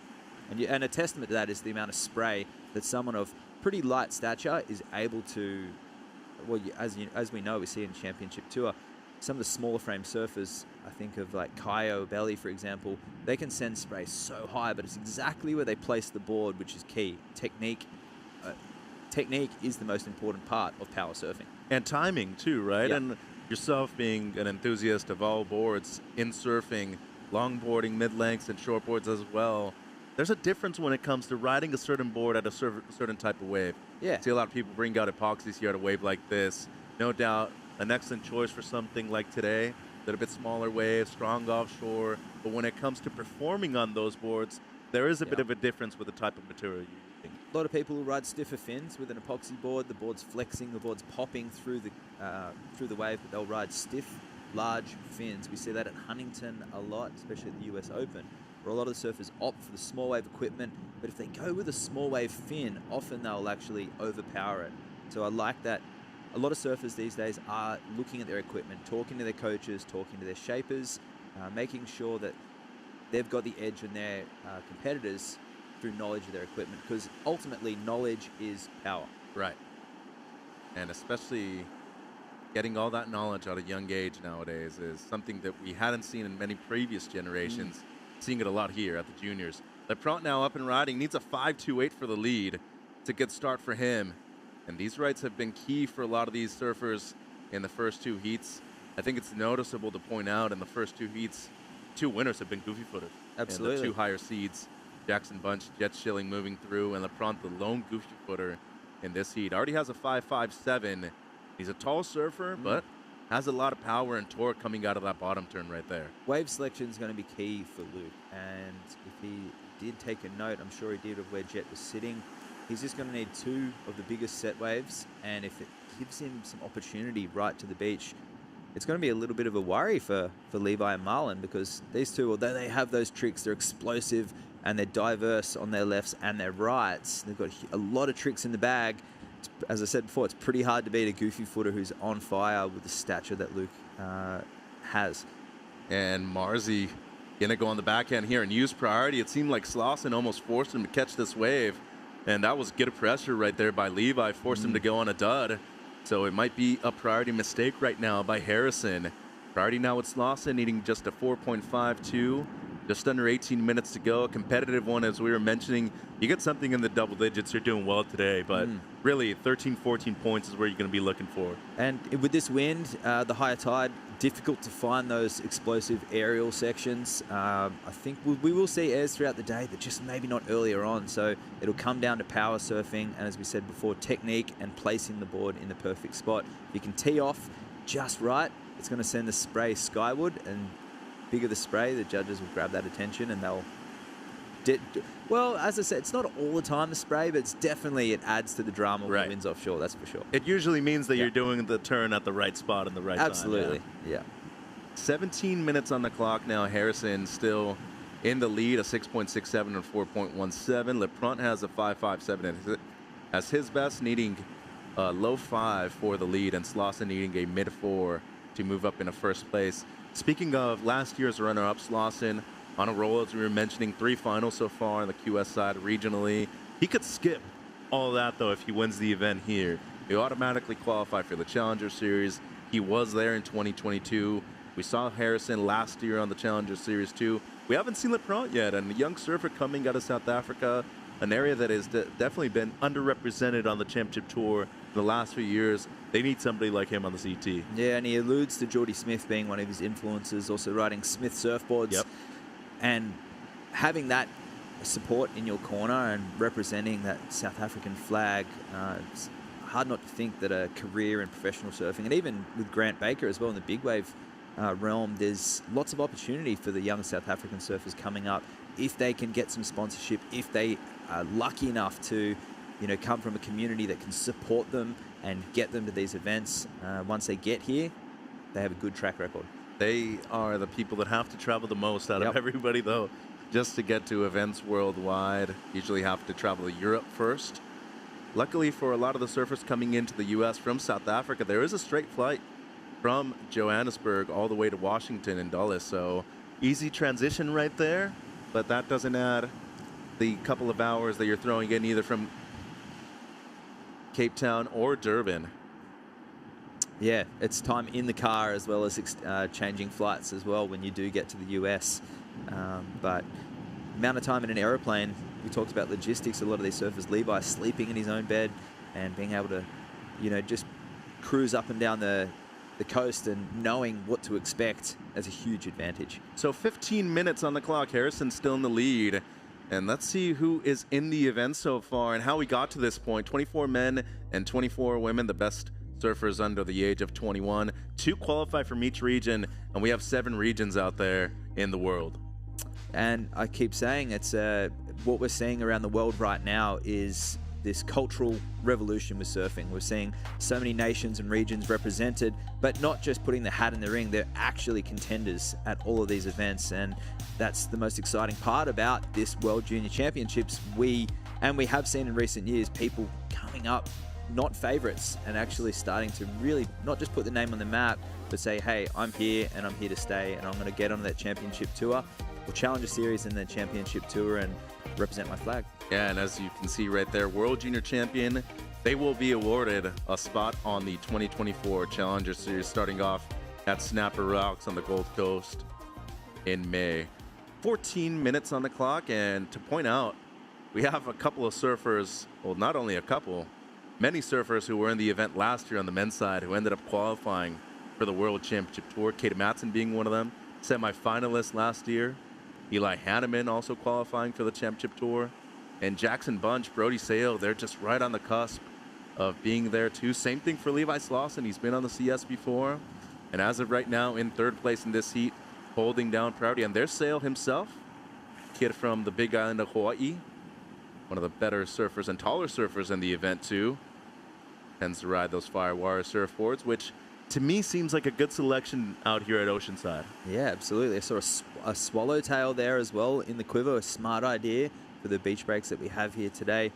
And once again, being connected to your equipment, being aware of what's underneath your feet as you get onto that Challenger Series and the Championship Tour is just so crucial. Here's Slauson now with a lot of speed down the line. Has to go up and over that first section. Foam climb, much better right there. Throws the tail and somehow able to manage to get enough speed to fit one more in. So some good variation on a very difficult wave to surf. Just under 13 minutes, needing a mid-4 here, Matt. Yeah, that score will be right there and some. It started off a little sleepy and a little bit behind the 8 ball, but he caught up with it and just showing how on he is with his technique at the moment. Up in that Morro Bay event, they had everything from 2 feet to quite literally in the area 20 feet on the big Wednesday. Obviously, the contest was held off. It was just whitewash everywhere, chaos. But the way that Levi was able to bounce back and surf high tide, low tide, and the variances throughout the conditions during the week was really inspiring, and it showed that he is not losing that concentration and taking that momentum. So here, a couple of foam climbs here, pumping along, and that turn there, and spring straight into that. So that was electric fast. That reminded me of a certain Taj Barrow's attack, where it was just electric and so fast. You see that little climb. This is the over for 99.9% of the surfers in the world. That wave's a closeout, and Levi managed to perform 3 maneuvers there, and it'll all come down to that end section, but from a technical standpoint, that was a full closeout, and he manufactured a score, and it was exciting too. You know, when he went up for the first foam climb, I almost thought that he was kicking out right there. And goes up and over the section, and that last turn reminded me a little bit of Dusty Payne. I mean, he kind of throws the tail right there, comes around the section, and Dusty, multiple-time competitor here at the World Junior Championships. Levi has really come into his own when it comes to really emphasizing the use of priority on the right waves at the right time, and it seems like he might have just done that right there. Great waiting observation. for scores, and it seems like it's going to be more than enough, Matt. 11 minutes to go, and we're going to see a situation change here. Think back to that wave that he sold Marlon on about 5 minutes ago, that little left. Holding priority for that whole time, waiting for that. He had to make that count to go from third into first. That was a really crucial point of the heat, and yeah, locking in a 5.8 advantage to Levi Slauson. That was great decision making. Yeah, and breaks the 12-point mark so far. So now Harrison in second, needing a 5.46, and Laprant with priority, needing the best score of his heat so far, 6.56. It's attainable out there. We've seen scores in the 7s.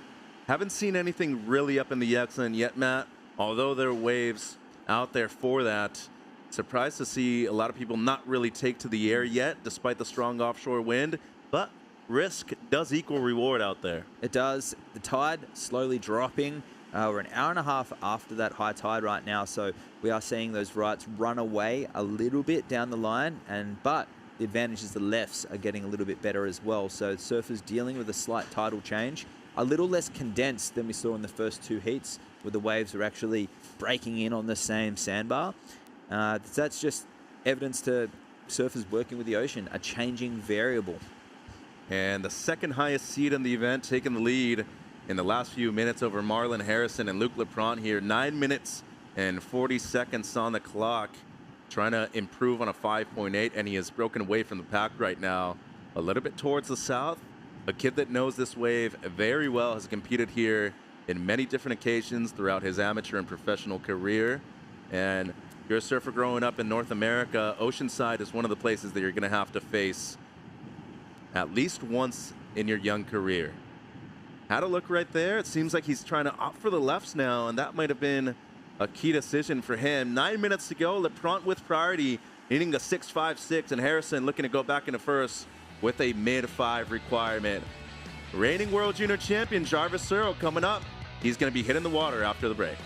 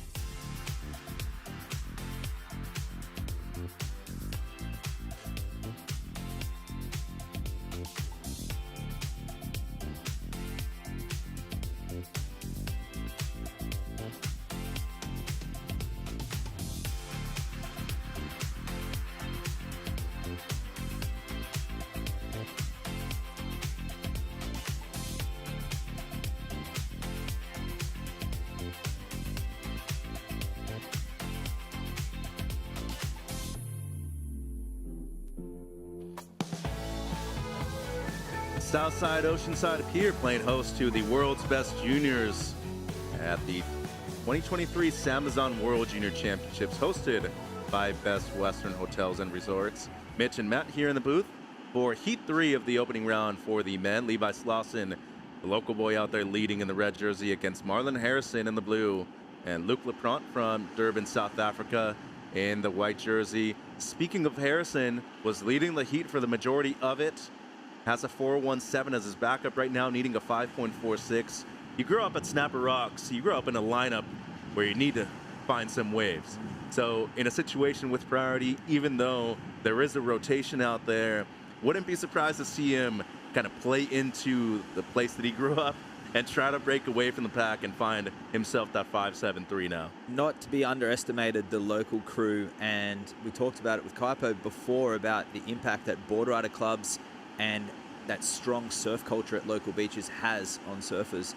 And somewhere like Snapper Rocks, no one's giving you waves. You need to find those waves, and that's where Marlon will feel very comfortable. And there's Levi searing carve in the break and get a nice opening carve, second carve there. Gets in the layback and slips off. So he was on his way to a dynamic score there, getting a 6.07 on that wave. But here, Marlon into the lead.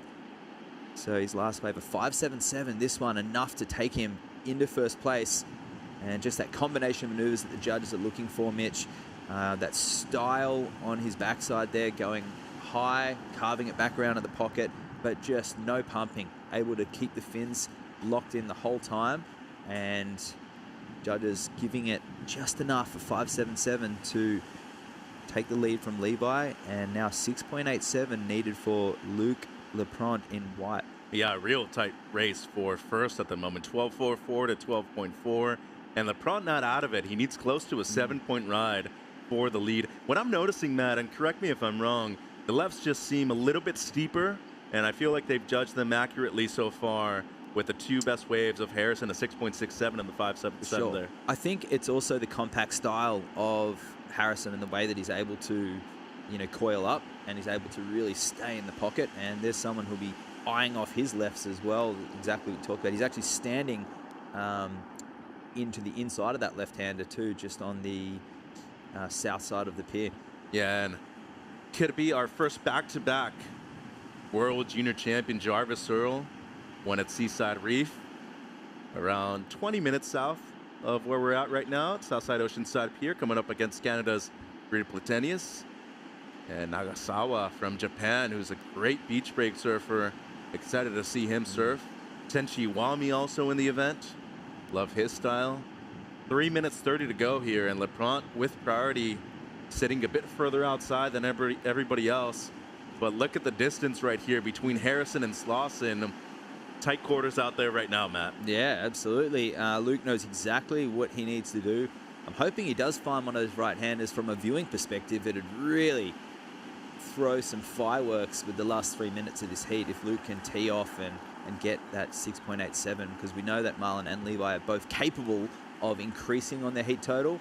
But yeah, the left, I do partially agree with you saying it's steeper, but I think it's also just that compact style of Levi and Marlon that are making the left look really good.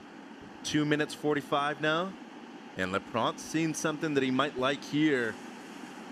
The tall, goofy footer from Scottsboro, South Africa, and he's going to be forced to go now. Looks like a wave that could potentially be growing down the line, and as I say that, ends up closing out pretty quick, so it's going to be incomplete for Lapront on the second turn, and he's still going to be needing close to a 7 with just over 2 minutes to go. And now priority, though, to Levi Slauson. He's just a 6.12, has 2 scores above a 6 so far, and the runner-up of last year, looking to go one better now, wants to skip the elimination round. Matt has 2 minutes. Yeah, this one here, we got a mixture of swells. We've got some of that south and north combined. So this one's shutting down and unable to ride out of it. Luke goes down with the dying minutes of this heat. So that was his opportunity to fire back. Still needing a 6.87, so probably would have needed to have been a larger wave. But we've seen mostly north waves, and here in the screen you can see a bit of that south leftover wind swell coming in as well. So those combo swells are really good for the beach breaks around here, as they are for most of the beaches in Southern California. It spreads out the crowd. And when we're talking about priority in a three-man heat, it allows a variety of different waves. Right. Especially at a beach break, too. For sure. So 90 seconds to go, and Slauson being held in contention by Harrison right there. And Harrison been working with Surfing Australia and the High Performance Center for the last 4 years. It's noticeable as LeBron just goes straight up in vertical right there. Slides the fins on the second one. Really needs this wave to stand up, though, on the inside. 60 seconds to go, needing a 6.87 to move up into first place. Second and third go into the elimination round, and the winner of this one goes straight into the round of 16. 50 seconds, and looking to see if Slauson is going to be able to find a wave to give himself a chance at that 6.12 that he needs. Seems like, you know, not only do you have different options when it comes to the peaks out there right now. We saw Harrison closer towards the pier sit on the left. You have that middle peak that kind of offers up a little bit of both, but we definitely have seen the better rights where they're both located at right now. 25 seconds on the clock, man. Tell you what, 6.07 on Levi's last wave where he fell on the end. Can't help but feel that could have been just another 0.5, enough to get him into the lead, but he's going to run out of time. I think he's up on his board there. Well, there is a wave, though. I don't know if it's going to break in time, and it seems like counting down this wave just a little bit too late, so an upset in the making right here, and it's going to be Harrison, the young surfer out of Snapper Rocks in Queensland, Australia, moving straight through into the round of 16. We're going to be seeing Levi Slauson and Luc Leprant into the elimination round. As you see the results there, a big one for Marzi. Wow. Yeah, the fan picks didn't see that one coming, and Levi was looking good all heat, but just a little slip at the end, and Marlon showing his maturity to take the win in this heat. So Heat 3 done and dusted. Heat 4 coming up with the reigning World Junior Champion, Jarvis Searle, about to hit the water.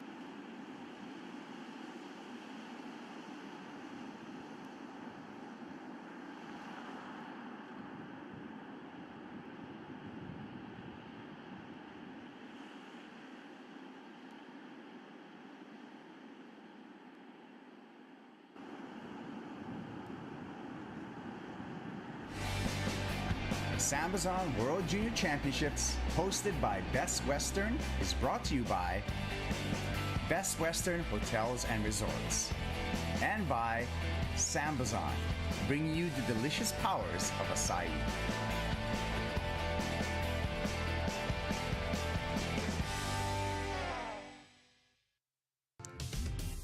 Heat 4 of the opening round of the men out there for the SAMBAZON World Junior Championships, hosted by Best Western. We have our reigning and defending World Junior Champion out there in the red, the Cronulla kid, Jarvis Searle from Australia, Great Platenius, surfer from Tofino, British Columbia, Canada in the blue, and Yuma Nagasawa from Japan is in the white. Japan really fielding a great crew for this one. Tenshi Iwami also in the event, as Nagasawa having a look here at the opening ride of the heat. The young goofy footer, great style, a lot of poise in these turns so far.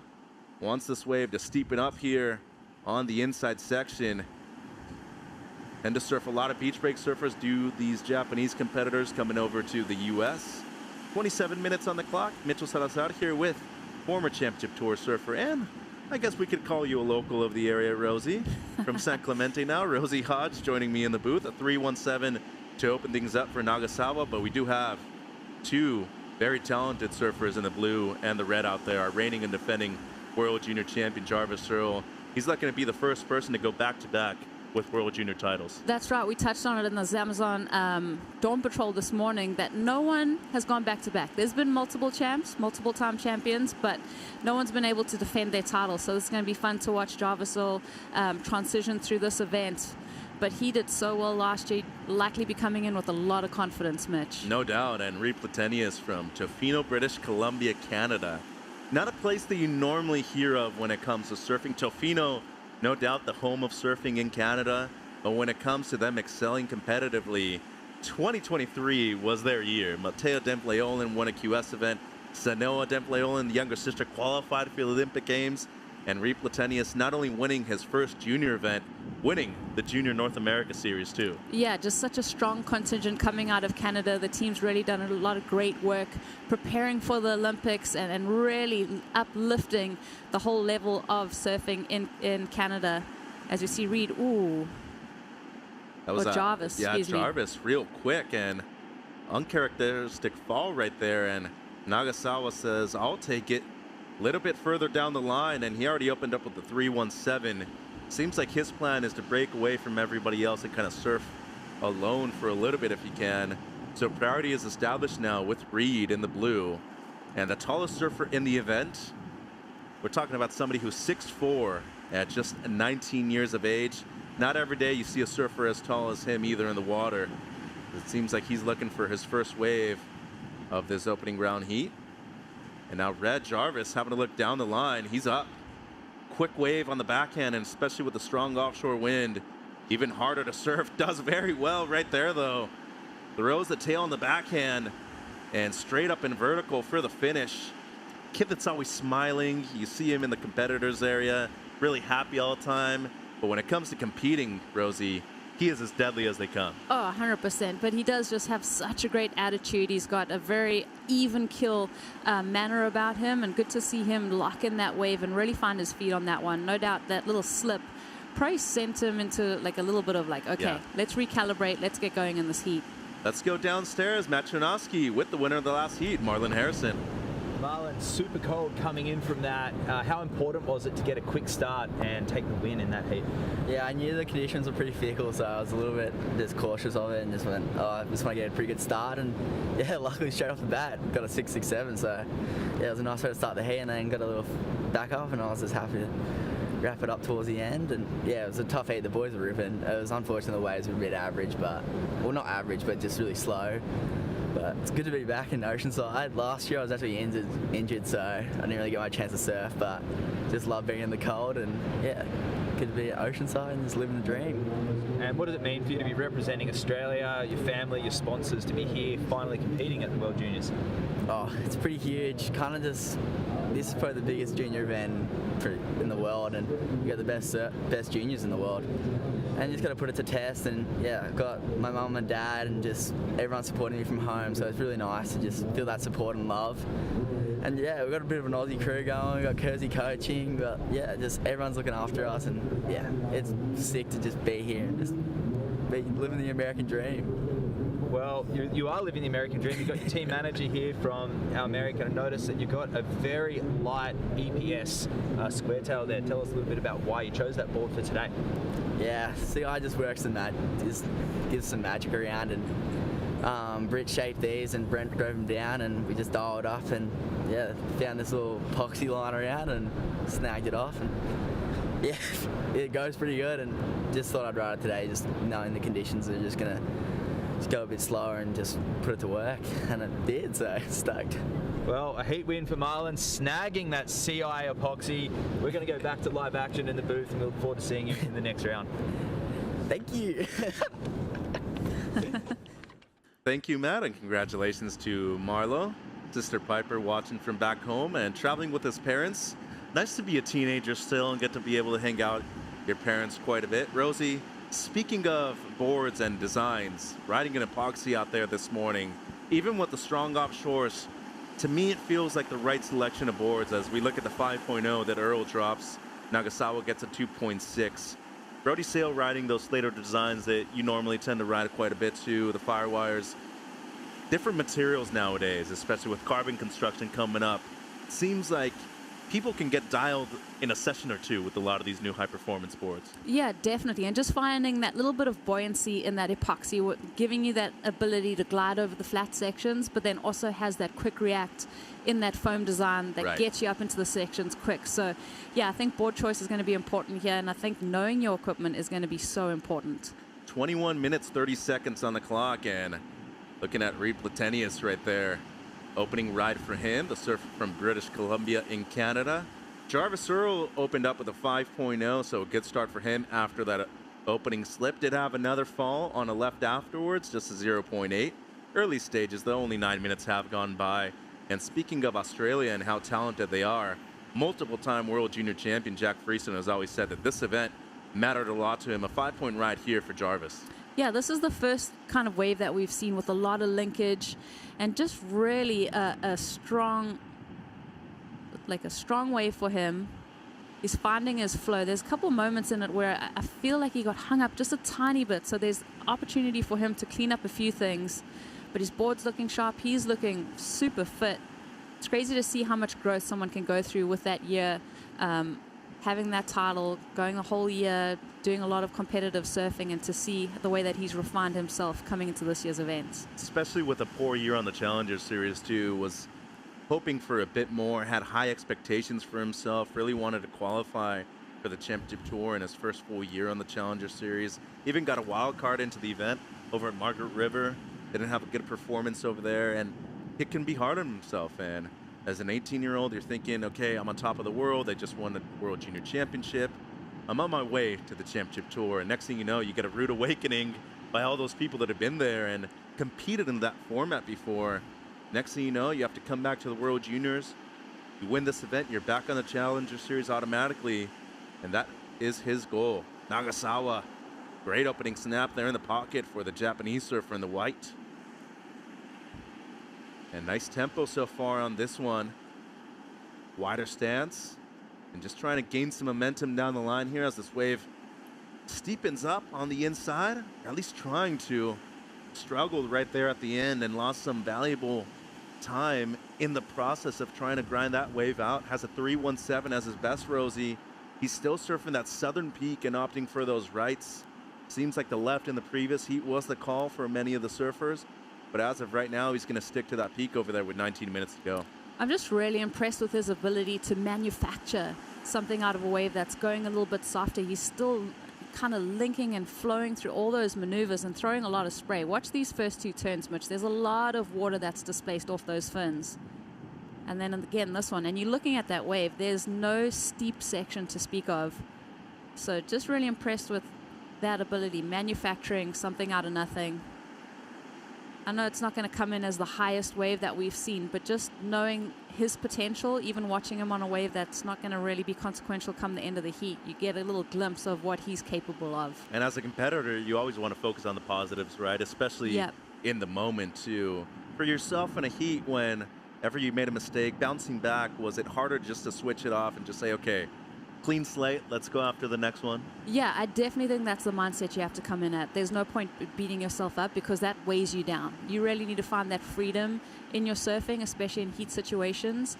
And whatever happens in a heat, the mistakes, the good parts, you kind of absorb it and then let the bad stuff just brush off you and know that every opportunity is a clean slate, like you mentioned. Yeah, because you're in a time-constricted format, right? Seriously. 30 minutes, you go out there, you're thinking, okay, I'm at least going to catch 2 or 3 good waves. Next thing you know, 15 minutes have gone by and you don't have anything better than a 5.0. Well, a good example of someone that really stuck to their game plan. I mean, Jet Schilling took him almost 12 minutes to catch his first wave, and as soon as he got to his feet, he dropped a 7. So just relying on that knowledge that you've gone out there with a game plan, and when you do get an opportunity, you're going to do your best surfing. So you've just got to keep your composure about you and really be tuned into the conditions. You want to center yourself, don't you? As it seems like Nagasawa centered here. How's that tail slide on the inside? Brought it all the way around. That was a nice moment and a point of difference right there to really present towards the judges. Haven't really seen that Southern Peak left surf that often, at least in the first 3 heats of the morning. 17 minutes to go. Seems like we have a couple of waves about to hit the lineup too. Earl in position on the further left, and Latenius, who's had a tough time out there just being able to find the right peak, might be on the right here, and he's up and riding. Good opening snap right there for Reed. This wave just kind of going flat through the midsection. He's going to try to stick with it though, and not a whole lot on offer as we're looking at Jarvis now.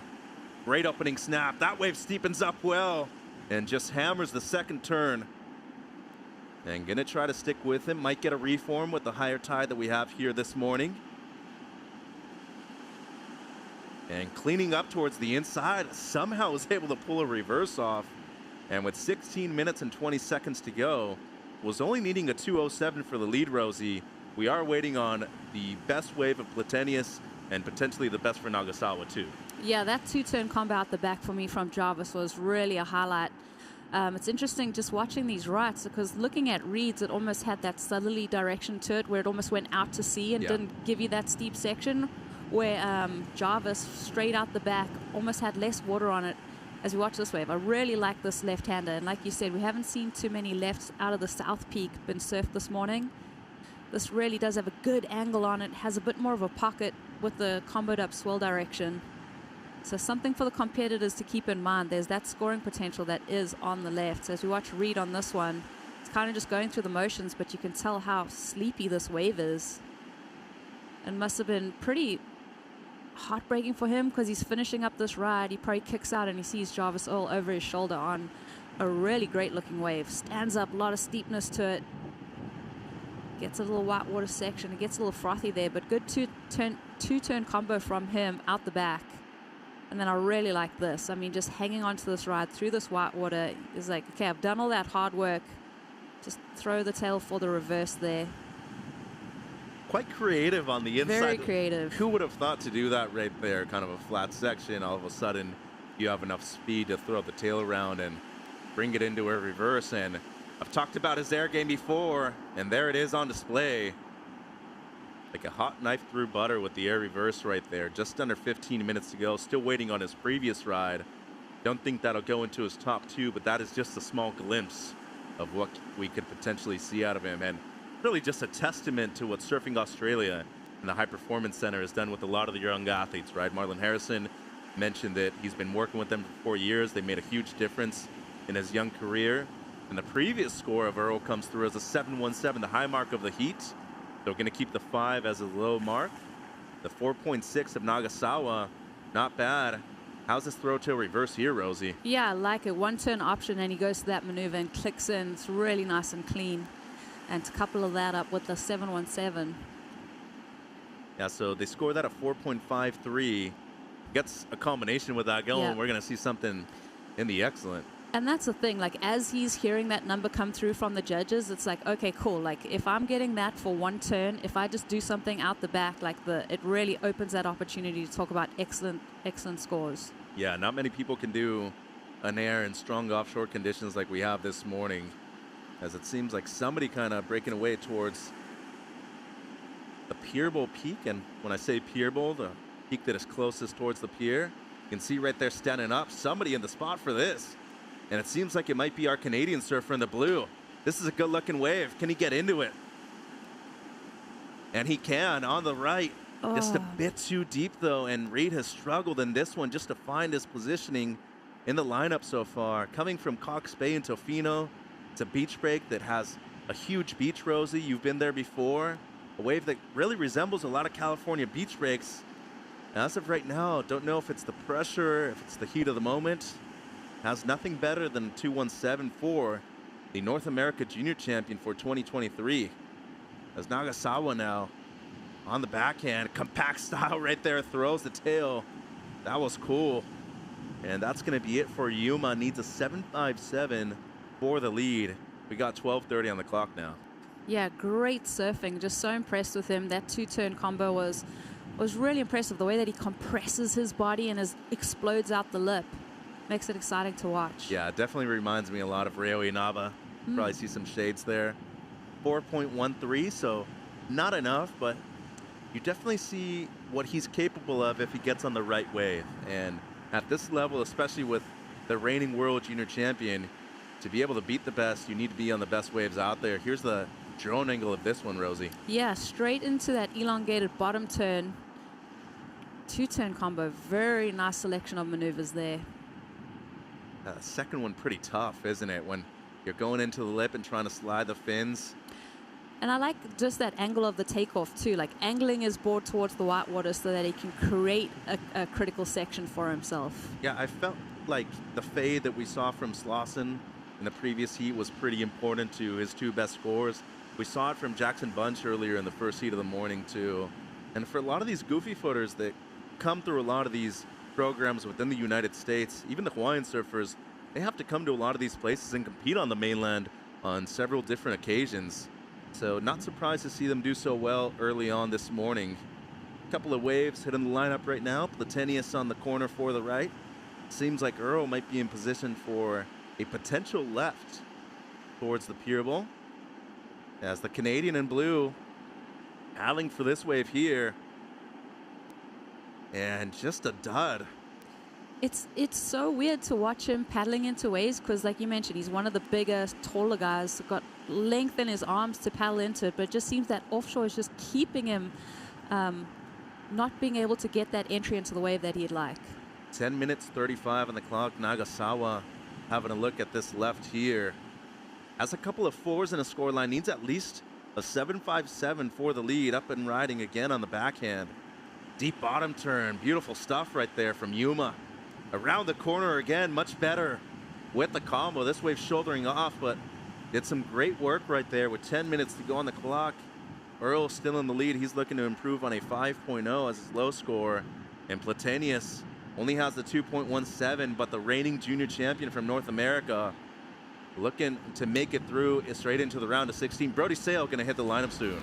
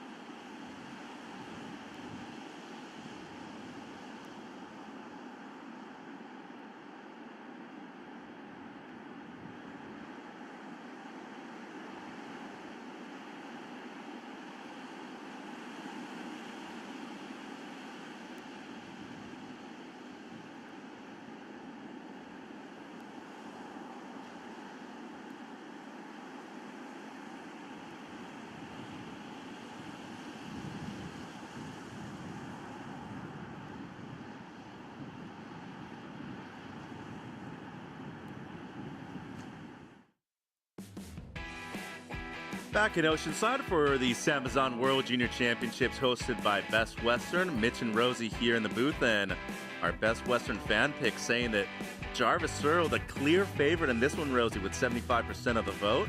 Bri Platenius, though, the surfer from British Columbia, Canada, with 14%. And the Japanese surfer out there, Yuma Nagasawa, 11%. So obviously skewered towards Jarvis Searle, but a couple of people saying that both Reed and Yuma have enough to say out there in the water for the win. Yeah, it'd be hard to go past the defending champ, and I think the only upset that we've seen seeding-wise this event has been the last heat where Levi Slauson went down. So the red jerseys through the day have been victorious so far. Yeah, and Earl, as you were mentioning, not only is he looking for a second World Junior Championship, he would be the first person to win consecutive back-to-back World Junior Championships. And you look at the who's who and the accolades that a lot of these World Junior Champions have gone on to do. De Souza winning. He finaled against Jordy Smith, also in 2007, his last year there. As we look at young Joel Vaughn, surfer from Shelly Beach. Great surfer coming up in the red jersey. He's been on the Challenger Series before. Looking for his first major win internationally, Rosie. And a good start right here, riding those DHDs by Darren Hanley. Yeah, he is just such a talented surfer. Had so many great moments on the Challenger Series last year. It's so fun to watch the arrival of, you know, these junior surfers as they head into the Challenger surfers and see them evolve and pick up their level. I mean, he's going to have a taste of what it takes on the Challenger Series. It's definitely character building. We're chatting about Jarvis Earl. As you enter into that new realm, you get a couple tough losses and you really learn how to take those losses, but also learn the lessons of what it's going to take to level up and improve yourself and motivate yourself for the next season. Yeah, and Joel was actually in this event last year at Seaside Reef. Was expecting him to do quite well. Ended up losing in the elimination round, so he has something to prove at this event here. Nagasawa did get a 4.7 on his last right before he went to break. That's his best. Through the tail right there for the potential air reverse. And with 6 minutes to go, that's going to be deemed incomplete. So still needing something in the mid-sevens, Rosie. And Reed Platenius needing a perfect 10-point ride for the lead. 5 minutes, 45 seconds to go. And we've talked about Canada and how good they've been over the last year and a half. The Sanoa and Matea Dempleolin, the sisters, standouts on the QS regionally. Sanoa qualified for the Olympic Games this year in Paris. But Erin Brooks, also in the event. She won a major event last year, the Challenger Series. Requalified for the Challenger Series automatically with that victory there, was in the top 10. And just overall, since Peter DeVries really blasted onto the scene in the mid to late 2000s, they've been on the uprise ever since. Platenius, that's more like it from him. Just one turn, but a great layback for Reed, and still has more on the inside. A little combination right there, but that should help him with 5 minutes to go. So slowly but surely getting the scores on the board, Rosie. Yeah, he's still got 5 minutes, but wow, late charge to really get his heat, crack it open. It's been kind of uncharacteristic just to see him feel a little bit lost in this lineup. You know, if he doesn't make it through this heat, he obviously has a chance in the elimination round, and I think he's going to look at this heat and reflect, and he'll come back with a lot of fire. These are the kind of heats where you have like a shocker, you would call it, and you just like, okay, hit the elimination round. He's not going to let any of these mistakes happen again, and he could find his stride in this event.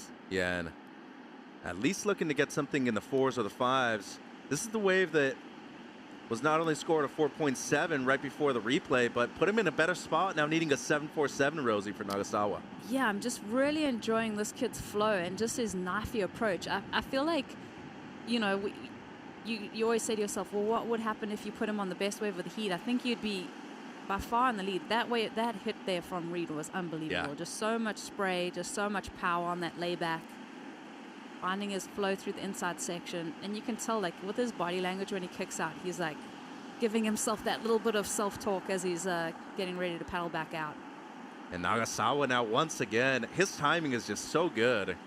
I mean, always in the pocket. His fade towards the whitewater, as you were mentioning before, really just spectacular. And it's something you see with a lot of Japanese surfers and even Asians overall. We see it with Rio Waida on the Championship Tour. They have a deep and great bottom turn. I mean, they're always in the right spot at the right time. Their speed management is great, but still want to see Nagasawa on the bigger and better waves out there.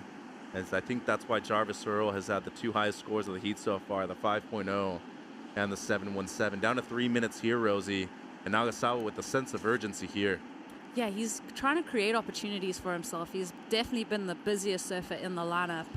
It's just that wave selection just letting him down just that tiny bit. I want to see him with something with a little bit more steepness to it, a little bit more size, and that number will be his. 2 minutes 40 to go, and Platenius gets himself a 4.27. So in the heat, needs something close to excellence now, a 7.9 for the lead, working with USA Junior team coach Ryan Simmons from Seal Beach, but Ryan knows this wave just as good as anybody else.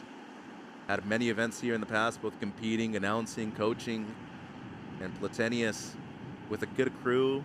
Taj Lindblad also working with Ryan Simmons, Zoe Benedetto, Nora Leota. And with 2 minutes to go, definitely not out of it. He does have second priority, and look at how close Jarvis Earl is keeping himself towards Reed Platenius. And Cox Bay, a wave that really resembles a lot of California beach breaks, especially towards Northern California.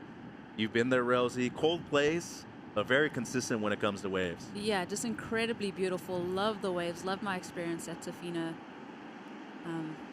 Yeah, I mean, you know, Jarvis just recognizing that Reed is well within contention. The 7.9, he broke the combo. He needed a 10 earlier.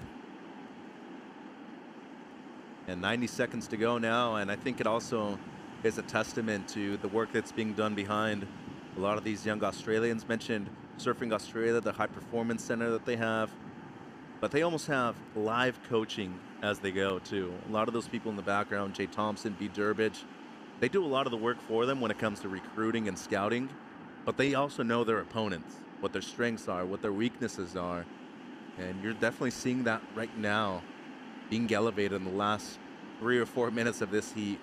And with 55 seconds to go, Earl with priority, and it seems like he's going to be moving straight into the round of 16, Rosie.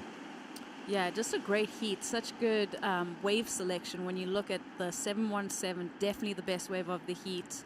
The 5.0, the way that he was able to back it up. You know, we've seen him on his backhand, on his forehand, what he's capable of. So, yeah, he's to see the momentum that he's carrying from his win last year and the confidence that he's got coming into this year, pretty remarkable. And you don't want to let it be just a fluke, right? Oh, people saying, oh, you had luck the one event. You say it 2 times in a row, and you're like, okay, you did it. As we look at Platenius right here with 15 seconds on the clock, needs a 7.9, a bit of a smaller wave, but very well served. And had a combination of 3 maneuvers right there. Nothing amazing or super critical, but when it comes to just elevating your confidence back into it and getting on a roll, that just might be what the doctor ordered right there. So had a 4.27 on his previous ride, probably going to be around the same score, but it's going to be Jarvis Earl though with a big win moving into the round of 16 here. Our reigning and defending world junior champion off to a great start here, Rosie.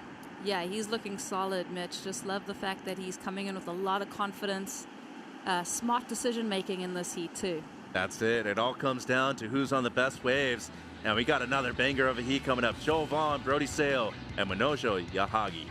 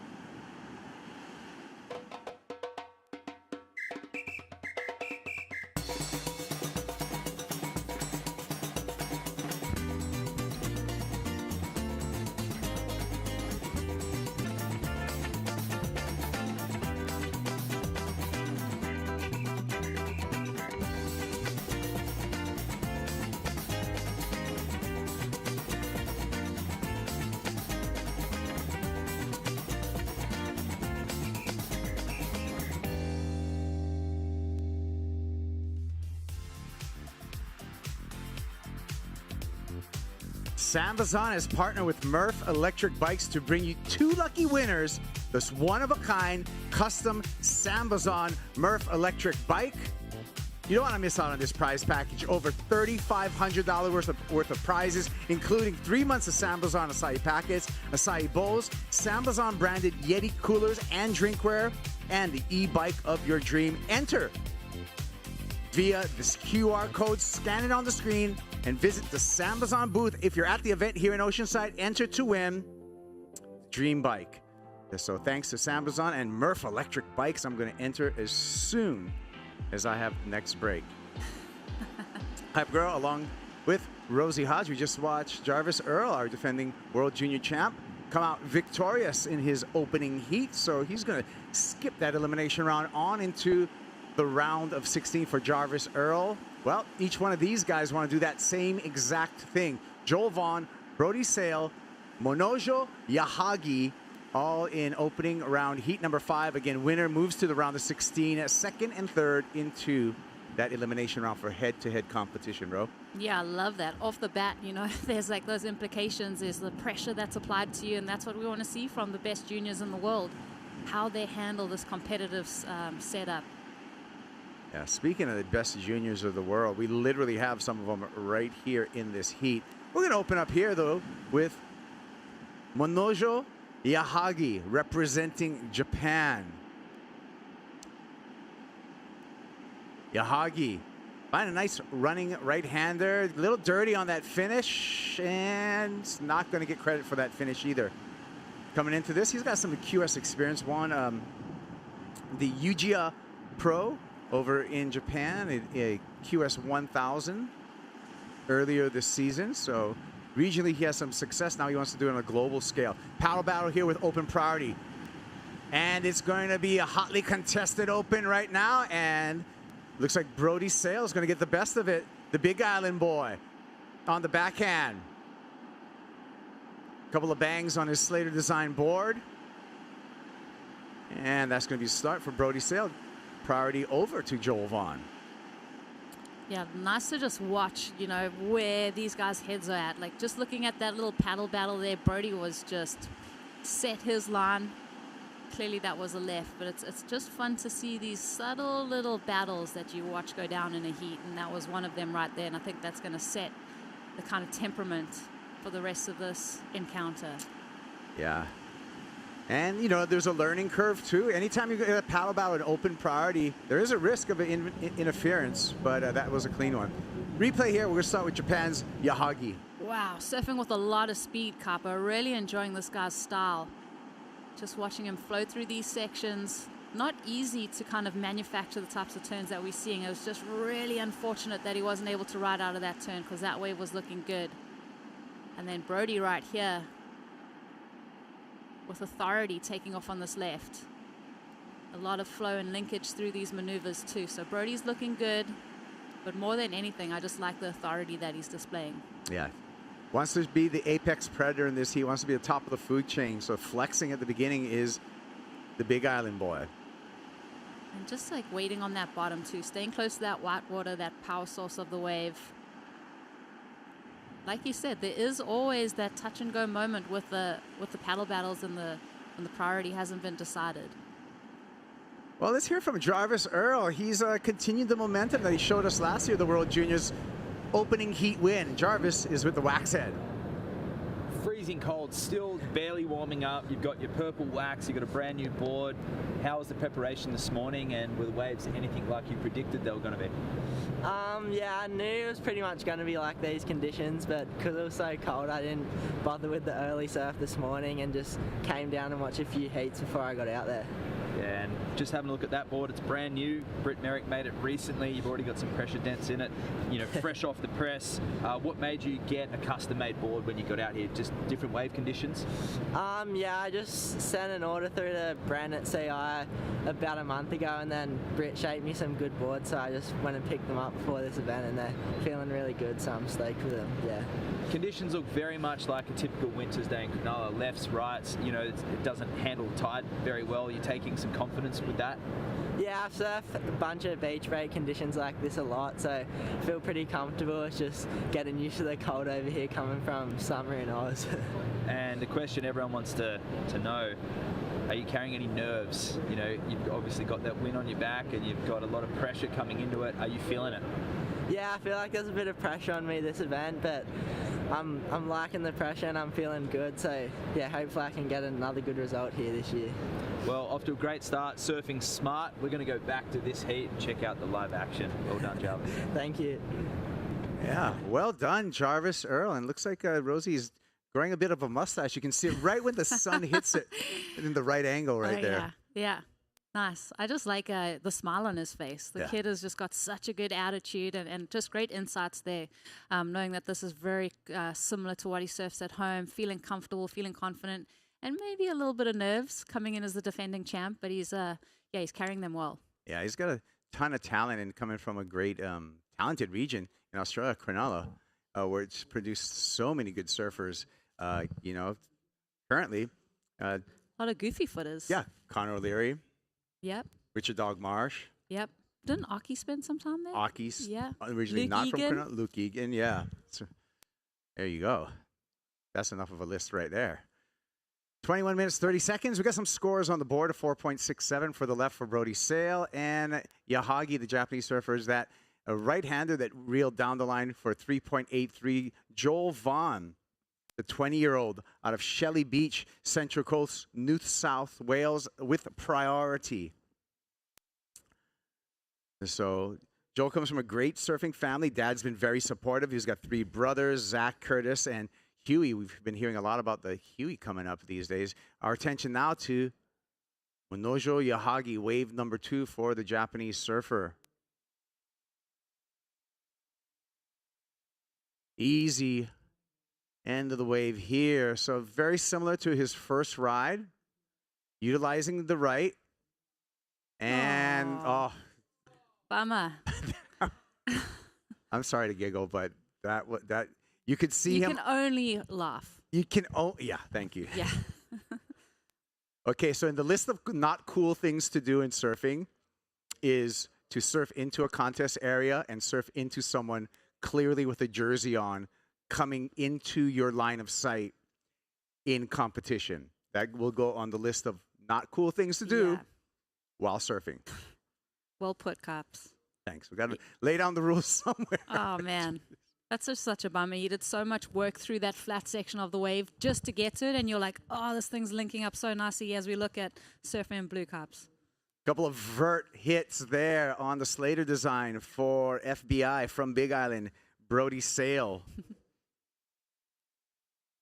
So a lot has been expected of Brody Sale, you know, coming up young. His name was out in the surf industry at a very young age. He's 20 years old now. It's his last year in the Pro Juniors.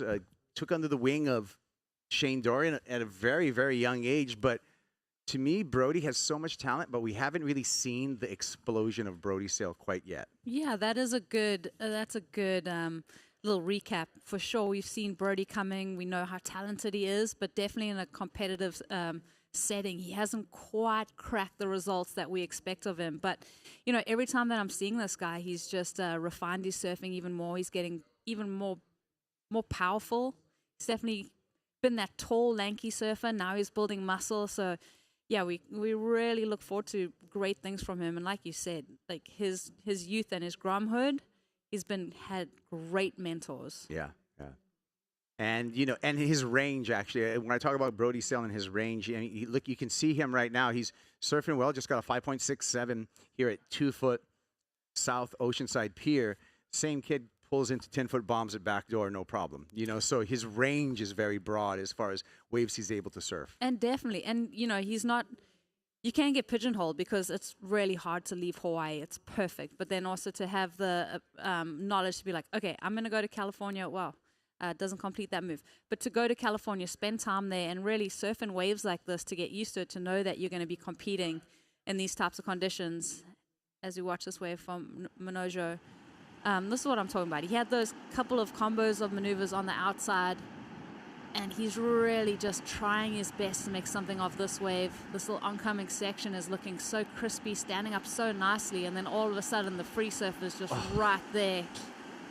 Just in the line of sight of where he wanted to do his maneuver. Just really unfortunate. Just the handbrake. Yeah. Well, let's see. He got a 3.5. There's probably more on him as we buzz by a Pelican's view of Oceanside. And now Yahagi on the backhand with a nice sweeping finish there. So has a little bit more for us. Reform on the inside for our Japanese surfer. One more time. Quick feet for Manojo Yahagi. That's going to improve. Joel Vaughn makes it easy. Makes it look easy with that air reverse. He does. There's something about him when he gets to his feet that's so exciting, so explosive, and just having that little edge of progression that you can't take your eyes off him because you never know what he's going to do. It's awesome. But that was definitely a redemption wave for Manojo. Like, that was just that karma coming back at him after that last encounter with the free surfer. So waiting for scores for both Yahagi as well as Vaughn to set the situation out in the water. We're 16 minutes and 40 seconds in this glassy, light offshore California morning.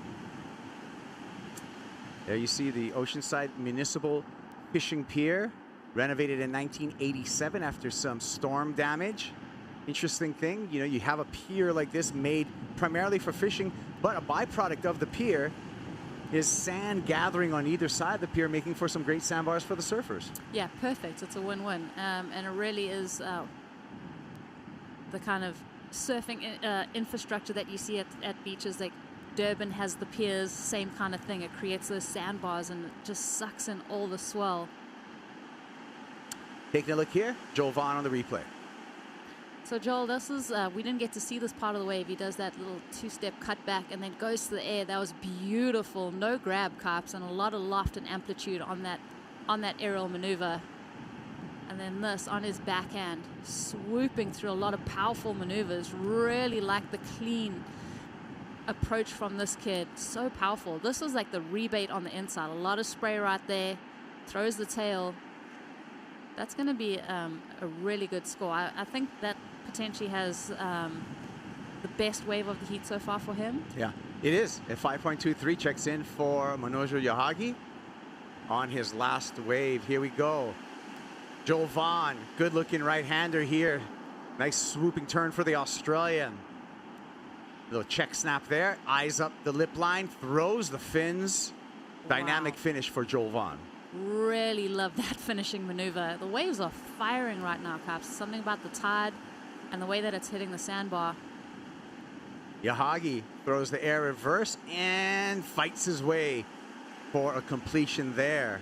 Such a difficult maneuver to do. It's a quick transition through all of that. That wave had a lot of soupy white water on it. So when you look at that wave and the technicality of that maneuver on that section, just shows the degree of difficulty that he's throwing at him. Joel Vaughn, though, that last maneuver was tack sharp.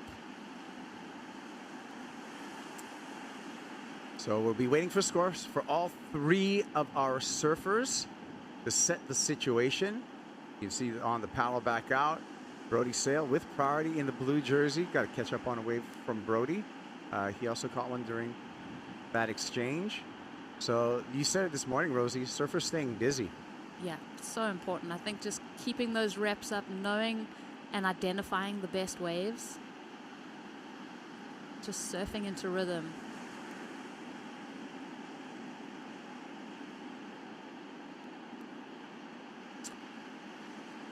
And so scores are trickling through here.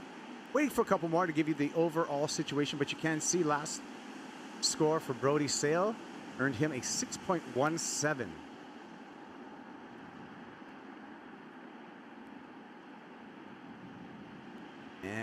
And Joel Vaughn waving to the judges tower. He wants to update as well for scores. We're still waiting for the score for Joel Vaughn, so he's probably hearing from our on-site announcers.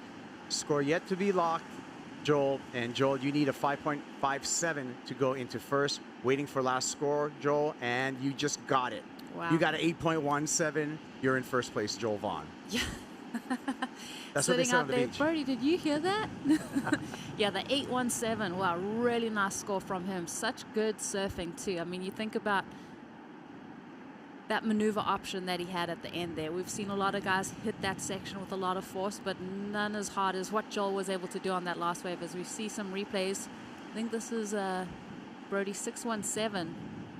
Beautiful swoop there. This wave is just standing up so nicely on the sandbar. So 3-turn combo there. Does he find the inside connection? He's able to do a quick transition through that turn as the wave's closing out. So 617 from Brody. Joel takes off on this wave out the back. Nice swoop. He's really, I mean, it's all about this last maneuver when you're thinking about the 817. He did, the cutbacks were nice, the wraps were nice, but it was definitely that exclamation point. And then this is the 553 from Manojo. I love that finishing maneuver from him, just knowing how difficult it is in such a creamy section. To be able to do that and ride out clean was super impressive in my eyes.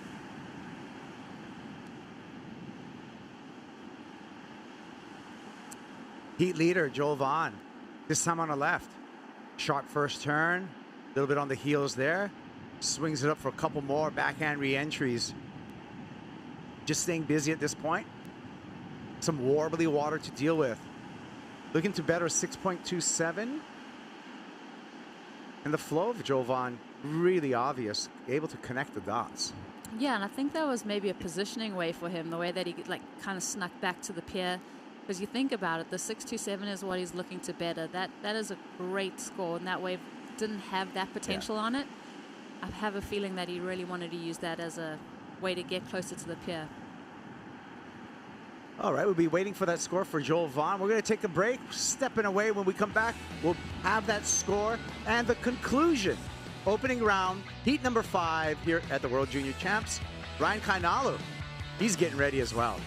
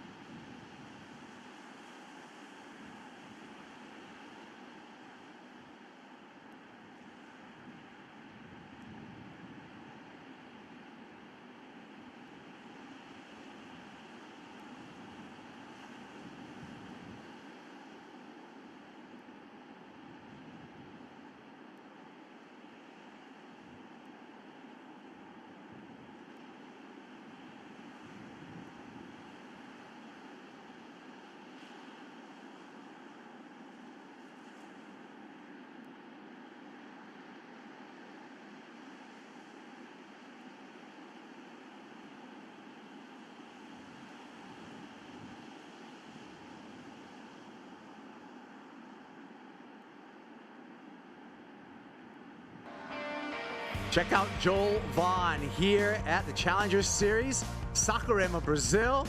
Joel Vaughn, Itaúna Beach, stepping on the tail, puts on the gas, boom.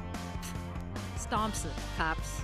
10-point ride for Joel Vaughn, Rosie. It's so fun because I feel like I was waking up in California and like doing the scroll, and this was like everywhere. And the same as his score in Bolito that he did in competition, like unbelievable. Like Joel has been one of those guys that's created those highlight moments that you're like, oh wow, okay, this kid's coming.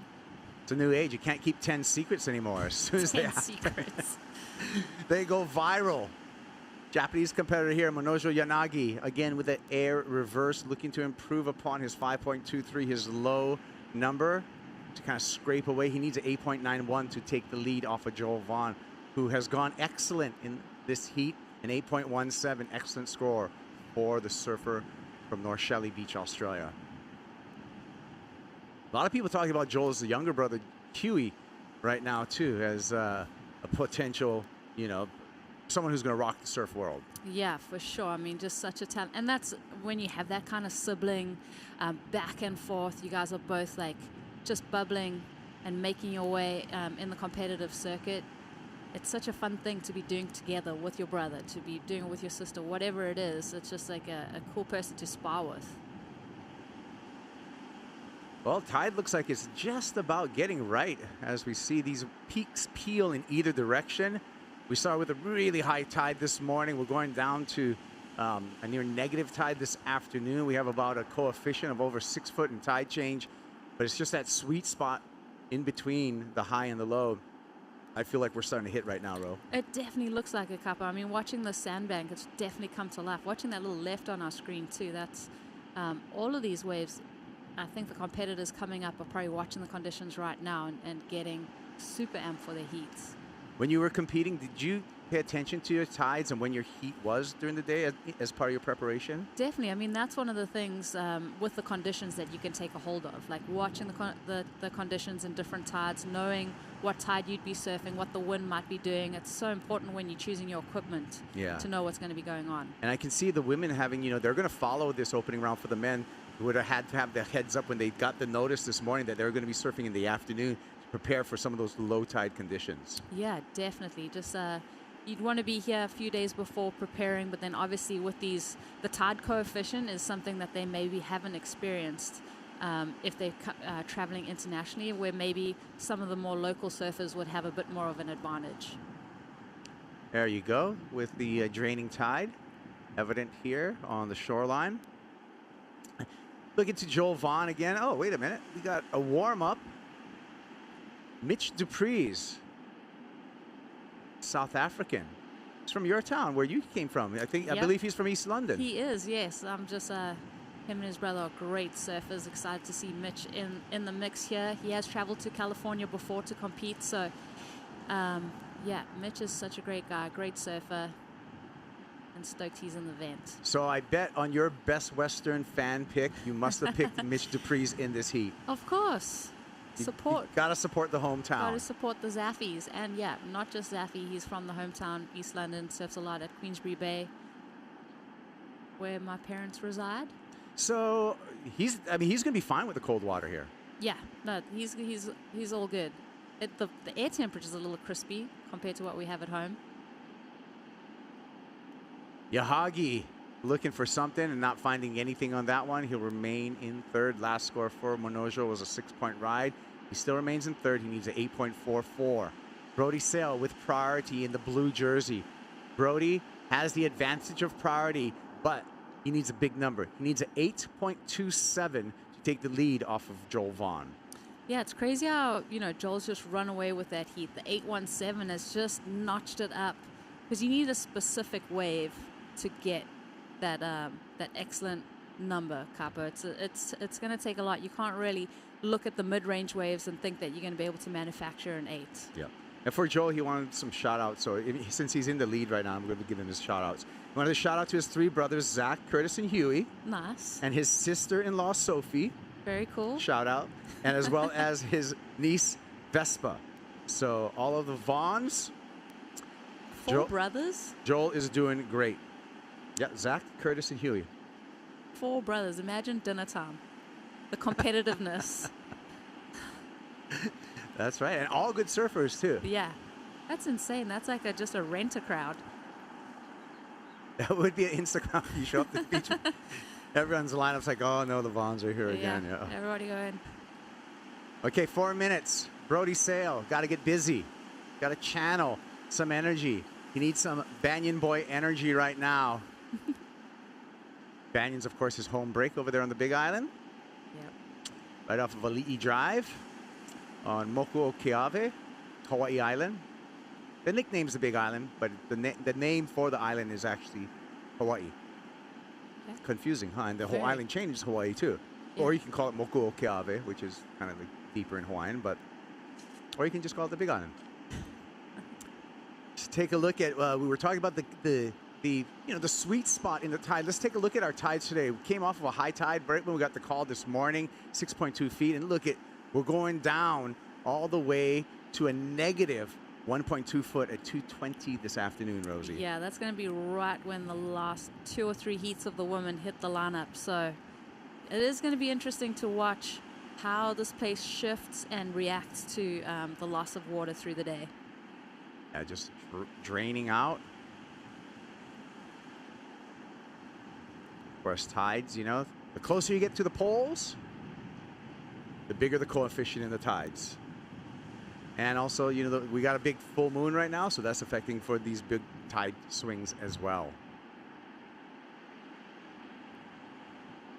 And Brody Sale doesn't care anything about the tides. He just wants a wave right now to give him a chance, any chance. And he knows what's up. He's got that priority. He's looking out the back. He's not playing the mid-range game. He knows he's got to kind of drop anchor, wait for a set wave.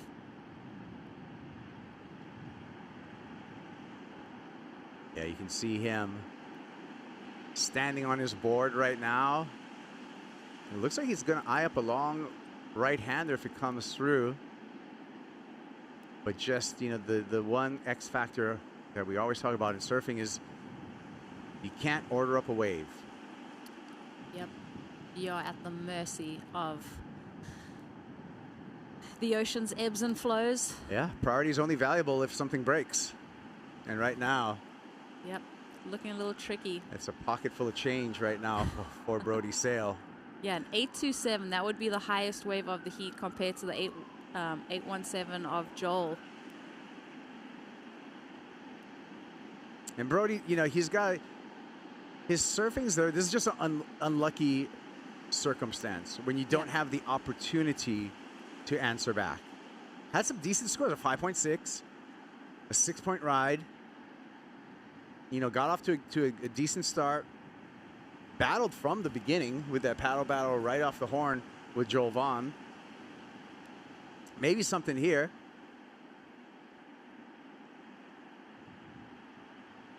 Yep. Doesn't do it, Cubs. It's not going to be the number that you need. But I would agree. Out of all of the heats that we've seen this morning, we're now heading, this is heat number 5, but this has been one of my favorites. Yeah. Like looking at all the guys' score lines, like obviously the standout of the 817, it's been very evenly matched. Oh, something's out the back, Cops. Counting down, 30 Wow. seconds remaining. Okay, so Joel's going to take the first one. Here goes Joel Vaughn. Wow. What a snap there. Little loss of control in that second turn. Brody Sale. And that is not going to help him. Manojo Yahagi also heading it to the elimination round. I like this format. First place, straight to the round of 16. The bottom 2 surfers, elimination round. That gives you that kind of advantage right there, and you're surfing for something right off the bat. Yeah, and both the round of 16 and the elimination round will be man-on-man, so that'll be nice as we switch to one-on-one competition. There's the numbers. Congratulations to Joel Vaughn, 14.44. That is a respectable 2-wave total on his way into the round of 16. We'll see Brody Sale as well as Manojo Yahagi in the elimination round. We're stepping away for a break. When we return, we're going to have a couple of South Africans in the water. Luke Thompson, Mr. Priest. They'll be met by Ryan Kainalu out of Brazil when we return back to the SAMBAZON World Junior Championship.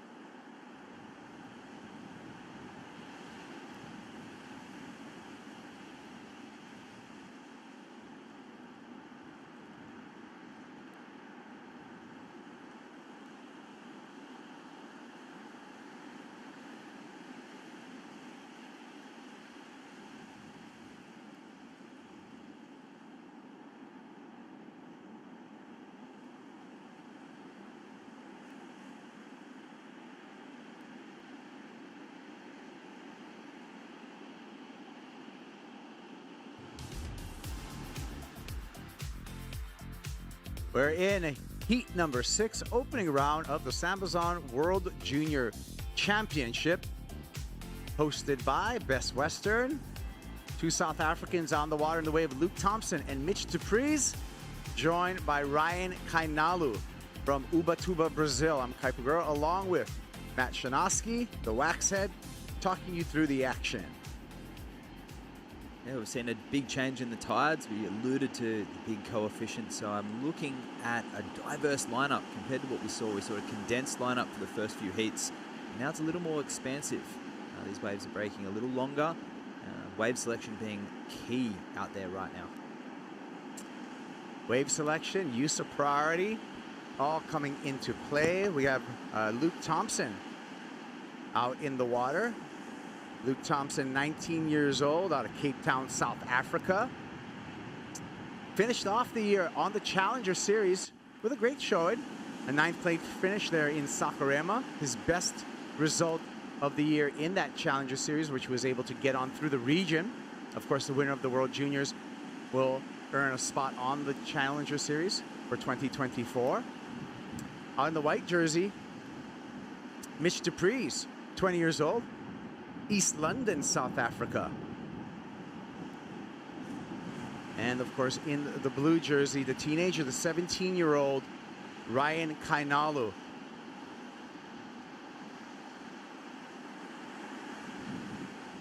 Open priority at the beginning of this heat, and what do you think is the best strategy, Matt, when you're looking at this open priority? It's going to have to be the biggest set wave of the day. The judges are looking for combinations of maneuvers, but still, if you can get 2 critical maneuvers in a tight space, it's shown throughout the day. If there's no wobbles or bobbles, you're going to go close to excellent. Aerials, well, they're going to come into play as well. Speaking of excellent, last heat, Joel Vaughn, he went excellent, 8.17. Joel won the heat, and he is with Rosie Hodge right now. That's right, 817, one of the highest waves we've seen all day. What did you identify on that wave that got you tuned in?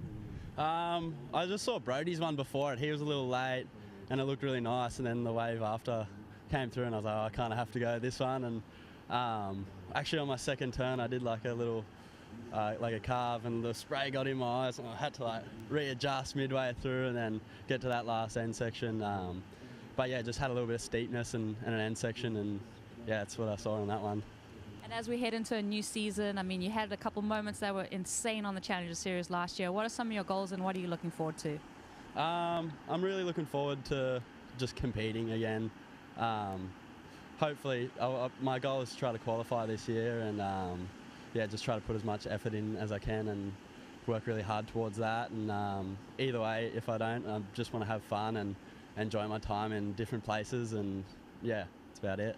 And what do you make of the field of competitors here at the World Junior Champs this year? Yeah, everyone's surfing really well. Like every single heat's super stacked, and you kind of just almost try not to look at the heats. So I just try to let my dad tell me what heat I'm in, and just get ready myself, and just kind of focus on what I can control and what I can do in the heat, and yeah, that's about it.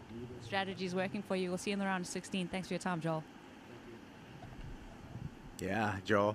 You know what's fun, Joel? Speaking of fun, winning's fun. So Joel had a fun morning this morning, winning his heat, Matt. Yeah, and we've got such cold temperatures this morning, slowly warming up, and a lot of these surfers came down this morning, saw the offshore conditions, but as soon as they started getting into their wetsuits, many of them opted not to go out for a free surf, which we don't see too often. You'll see regularly 10, 20 surfers out there, even a little bit of trouble clearing the lineup beforehand, but yeah, maybe the coldest temperature that we've seen all winter, and a lot of these surfers uncharacteristically freezing cold. That's right. We've been hearing that from locals. We got a little Arctic airstream coming its way down, as well as clear nights, and the combination of those is bringing temperatures into the evening to the high 30s, low 40s. Ryan Kainalu throwing it away there. So yeah, I mean, it's been a bit of a phenomenon. It's been on the news here in Southern California about this Arctic air mass that's been moving down. Frost warnings inland San Diego, chilly mornings, clear evenings, and snow falling inland as well. Yeah. Actually, further up on the West Coast, we're expecting a bunch of snowfall So, hey, it's January. It's winter. We got seasons here. And it's nice to bundle up every once in a while, coming here. Thank you, Oceanside, the North Shore of San Diego, for doing a great job hosting us. Ryan Kainalo, wave number 2. And Kainalo started with a little bit of flow there, but just a little late to that final maneuver. But I feel like his strategy right now, Matt, is just to stay busy at this point, because he's at the bottom of the pecking order as far as priority. That's right, and that's not a bad strategy. We are seeing changing conditions, as I alluded to earlier. As you see that swell on the outside, you can see that ground swell, that north ground swell on the horizon. See the bumps going through there? So often you'll see that with an offshore wind. You'll actually see on the horizon swell bypassing the coast. Today we got leftover south swell with some of that north swell, but you don't know it's going to come in your heat. We've had some very slow heats so far, so it's really important that these surfers start early and build their heat total. Gabriel, Matt Chinaski, you can call him the Wax Head, and Oceanside, like you said, open to northwest swells, west swells, south swells, south-southwest swells. So that's why it's such a great venue as far as surf competition. Surf competition here at the pier and in Oceanside has gone back all the way to the 50s. Yeah, that's right. Even surfers LJ Richards, who competed in that first world titles, but surfing style originating with Duke, but then on to Phil Edwards, the original stylist. There's actually a correlation from right through the eras going to Tom Curran, where it's a way that a surfer holds their arms. What we know is good surf style originated with Phil Edwards, and here we are at Phil's local spot from the 60s. Yeah. So Phil Edwards, a legend from Oceanside. One of the judges of the first World Surfing titles in 1964 as well. I feel I want to put Donald Takayama in that, even though he's originally from Hawaii. I think he ended up being based here legacy, in Oceanside for a lot of his board manufacturing years as well. So I can't forget Uncle Donald, you know? Absolutely. No, this is... and this area is supporting professional surfing, supporting right throughout the eras from the 60s, a beach culture, a surf culture that's originated here in Oceanside, and it's spawned many professional surfers, held many events, NSSA, women's surfing events, amateur events, board rider events, longboard events, and here we are at the World Junior titles. We're going to crown a champion. Yeah. The road begins here at the opening round. Ryan Kainalo with wave number 3. A lot more in rhythm on this wave for the Brazilian. 2 nice turns placed with great rhythm there, so that's going to be his best effort so far. He's been chipping away at waves right underneath the priority of the 2 South Africans, Luke Thompson and Mitch Dupreez. Yeah, this will be interesting to see where the judges go with this. There wasn't a dynamic end section, which they love, but we get the replay. So lively surfing, nice, springs into that turn, and again, so using his frame to push through that maneuver, springing through it, and that one a shorter, wider board, and using that surfboard to effect. Jam that one in the pocket. It always looks pretty explosive when a surfer can utilize their frame through a turn and really extend, just like we saw Ryan doing that one. I feel he had a great expression of pace on that wave and flow, and I feel that also comes into the overall criteria, is speed, power, flow, so the judges are going to like that. This is best effort so far. A 6.17 just drops for the Brazilian, and he's in a strong lead at the 19-minute mark.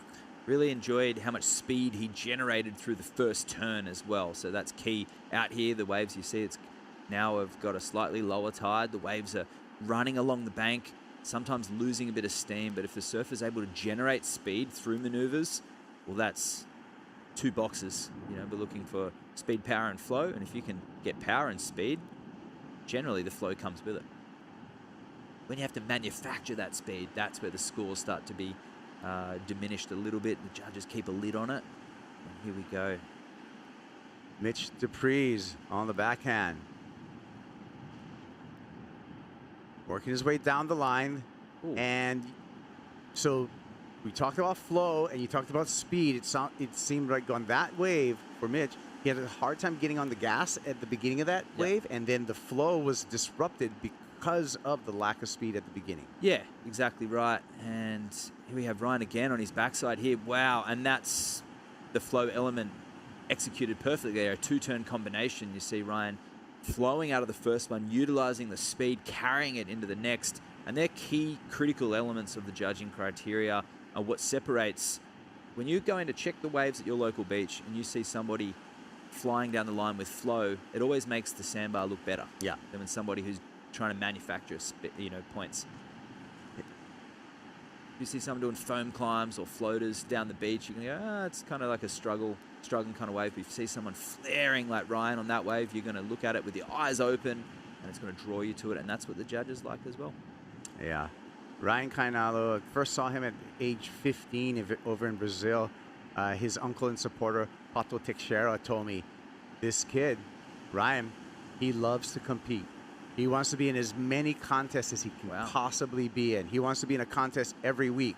So there's those certain surfers. Some surfers are just great, talented surfers, and they compete because that's part of the job. Yeah. And there's other surfers who actually love surfing in New Jersey, and Ryan Kainalo is one of those surfers.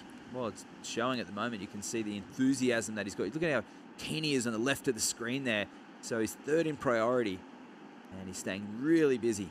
Here he goes again. Check turn, looks down the line. Check turn, looking for a ramp. Settles for a snap. Floats through there. Getting some flow here. One more time.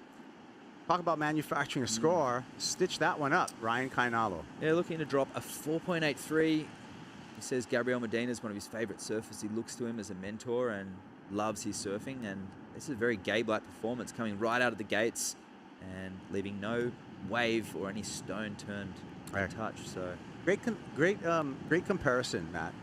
That I feel I see the same tenacity with Ryan as well as with Gabe Medina, where they're when the jersey goes on, they're a warrior. They're out there. They're going to get their job done, and they're full bore. They got on the gas pedal the whole time. That's it. Yeah, don't let it off. And that's a difficult person to come up against. And you don't even need to be doing your best surfing. If you have that attitude, you're looking at the glass half full, and you're always going to come out with a heat win or some scores. Mitch Dupree's a couple of backhand reels there. Started with a 2.3. We'll be waiting for the second score for the South African.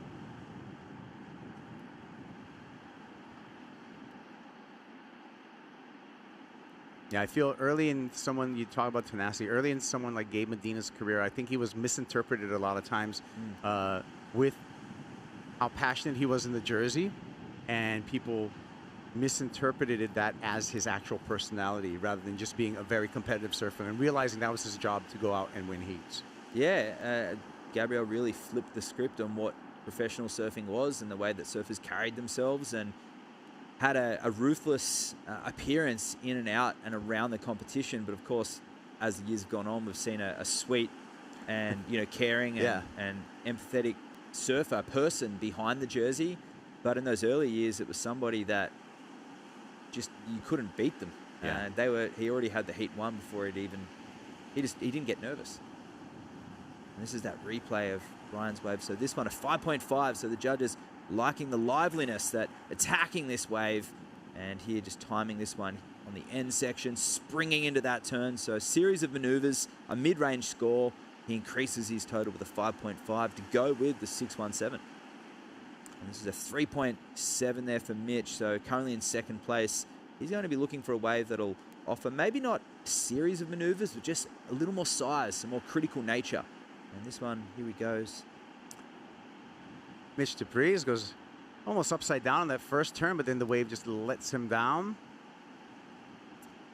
The quiet Luke Thompson has been sitting out the back. Over half of the heat has elapsed, and Luke Thompson's still hanging on to that priority. He's out there in the red jersey. You can see him paddling a little bit to the north right now, eyeing up a right-hander.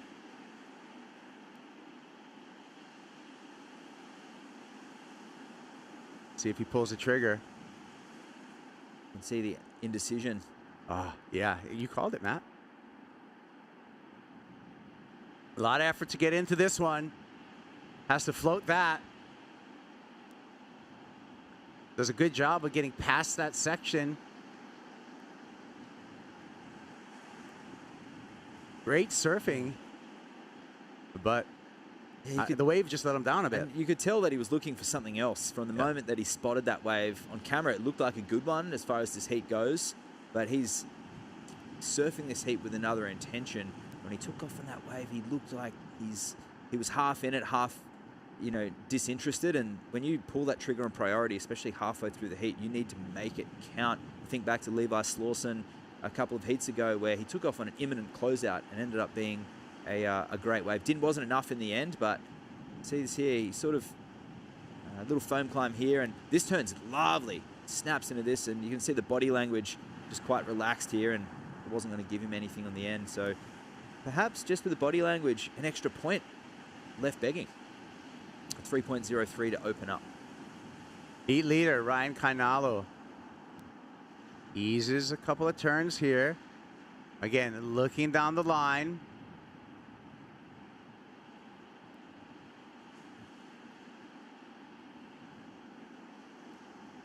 Oh, nice. Wants a ramp. Yeah. Gets the ramp. Oh. That's what he wanted right there. Love that. And this is a complete contrast to Luke on that previous wave, where a very similar type of wave, although this wave ran off and gave an end section. Ryan completely engaged and interested in what was on offer. And I love the little fin check. He just sort of reconnected and kept that flow moving as it hit a dead spot on the wave. So I look forward to watching this replay. That was exciting. So here we go. Did he better a 5.5 and increase his lead? So yeah, snap start here. Just engaging the fins, waiting, not pumping, seeing the section ahead, forecasting it, and this little speed check. Not this one here. So he's ramping up down the line. I love this here. Little click. Takes a low line up to the top and an air reverse straight into the flats. So that's exactly what he needs to do at this point in time. I think it'll get rid of that 5.5. Nothing overly dramatic. It was just a nicely surfed wave. So it's coming in. Looks like it will improve. A 6.13 to go the 6.17. So steadily out in the lead. That's just a different type of line there, Kaipo. I liked it. Yeah, I mean, it's a strong lead. He's really busy. Ryan Kainalo right now is in the driver's seat. Will he remain in the driver's seat? Switching lanes. We're going to switch lanes. We're going to take a break, step away, but we'll be back in a few minutes with the conclusion of this heat.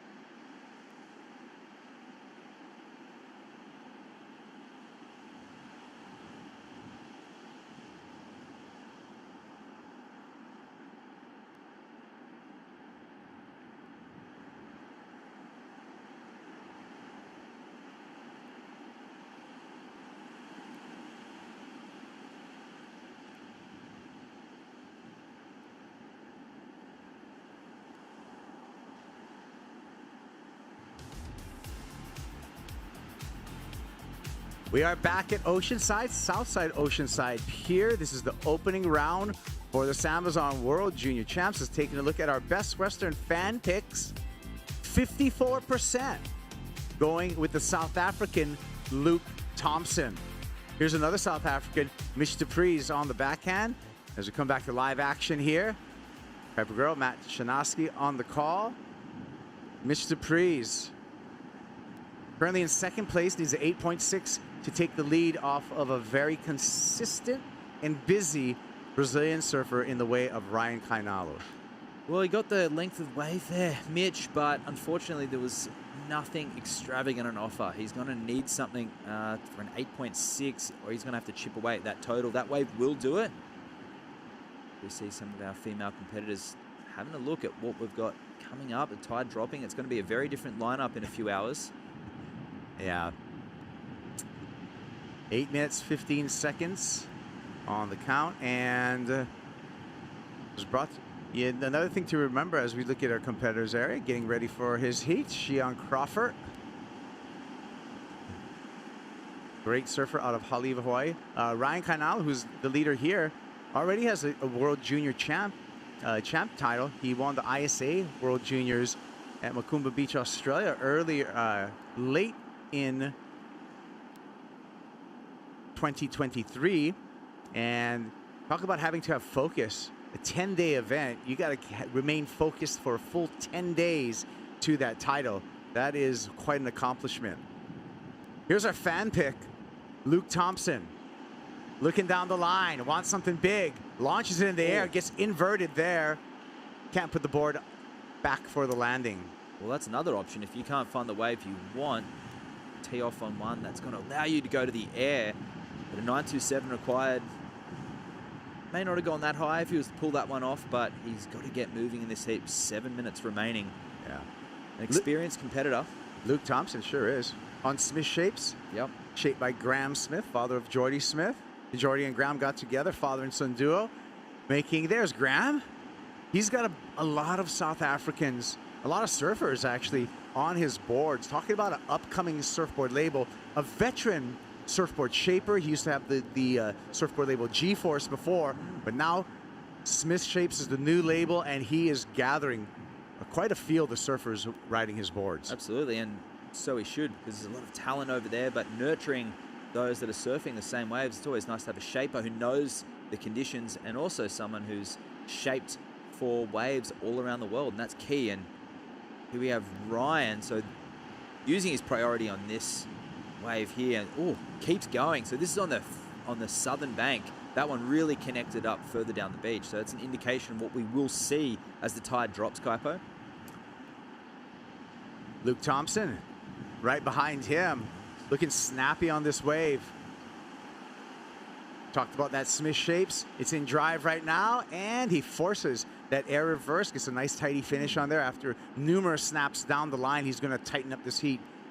Luke Thompson. Yeah, nice flow there for Luke on that wave. Got caught up at one moment, but looking like a mini point break at the moment with this north swell just bowling up and projecting down the line as that tide drops. Yeah. To the free surfers. And that little bit of the south-southwest that we had just starting to dissipate, so we're seeing less of that peaky factor coming through and more of that dominant position, dominant wave direction, right? Not many lefts in this heat at all. As you can see, it's a really nice right sandbar. It was actually 2 days ago, it was Luke's birthday. Oh. So happy birthday to Luke, 20 years old. Last year's in the juniors, of course, the juniors, to be a pro junior, it's 20 years and under. So that's why we have the best 20 and unders in the entire world. Gathering here, right here, that we're flying by in Oceanside, San Diego's North Shore. What a beautiful stretch of beach. And when you talk about a wave-rich region, there's peaks up and down. You got the pier, you got the harbor, a couple of jetties over there at the harbor that hold sand really well. Great place to be a surfer. Especially right now, offshore winds. And if you're around, come on down, check out the contest site. We've got lots of acai bowls, we've got coffee, we've got all the cafes open, the boardwalk's pulsing with interesting characters already. It's only early in the morning. And this is a replay of Ryan's wave here. So this one's shouldering out a lot. So a typical point break style wave. And pumping down the line.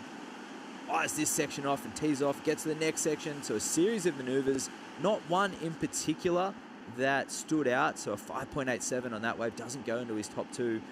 And this was the best wave yet for Luke, a 6.23. So the judge is enjoying the flow. And he finished with a bang as well. Just a little air reverse there, but it was the series of maneuvers and it was critical. It was all in the pocket, smaller wave, but a 6.23. Now only needing a 6.07. So 3 minutes 40 left on the clock. Mitch now needing an 8.5. Luke Thompson, could he cause an up? Well, he is the favorite, but at the moment, he's in second. Well, right back into the conversation with that 6.23 for Luke Thompson. So reeled in Ryan Kainala, who started off with a big lead, was the busiest surfer at the beginning of this heat. Now, right within the sights is Luke Thompson, but we look at our priority play right now. Ryan Kainala does have priority above Luke Thompson. You can see Kainalo in the blue jersey, kind of keeping track of where Luke is. Luke's choosing to stay on the inside there, knowing that Ryan could take a wave off of him with priority as we have this overhead view of the chess match at Great this point. angle. Showcasing the, there we go. This is one of the few lefts in this heat. Ryan looking down the line, steep left. Big slash there. Make it 2 for Ryan Kainalo. Quick wave. Think that's going to be likely on building his heat score. He's got a better, a 6.13. You know, it could have been a strategy as well with 2 minutes 40 left on the clock. It'd be right there. Only needed 6.07 for Luke, and Ryan's only got to drop a 6.13. So Ryan went on that wave. Might have been a defensive move right here. Nice end turn though, and just slices that one. So yeah, it's difficult to tell on the screen. Sometimes it can shrink the wave on the screen, although yeah, what's that, a 5.870, still got it getting locked in. So difficult to tell what it was like in real life. Surfing was there. Will it be enough to extend his lead? We'll have to wait and see. We'll see if the lead extends. If it does not, then Luke Thompson is right in the picture. 6.07 is what he needs. He has now gone to second priority, so he doesn't have to worry about Ryan with the block anymore. We got lines out the back, 145, so that's going to give adequate time for these lines to hit the sandbar and break. So there is going to be opportunity for our two South Africans, both in first and second priority, respectively. Here we go. Mitch Dupree's priority error for Mitch Dupree's takes off on that one, hands priority over to Luke Thompson. Will Luke use it on this wave? No. Clock continues to tick, but Luke Thompson now in pole position priority-wise. Yeah, the judges still taking a look at Ryan's wave.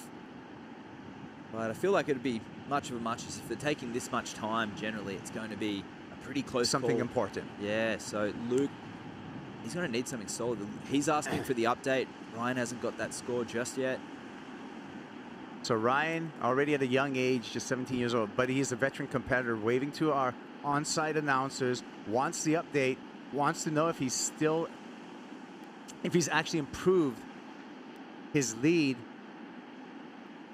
Feeling is that was more of a defensive move, but it took judges a long time to get to the score. Did not improve his lead, a 6-point ride. So Luke Thompson with opportunity here, 30 seconds.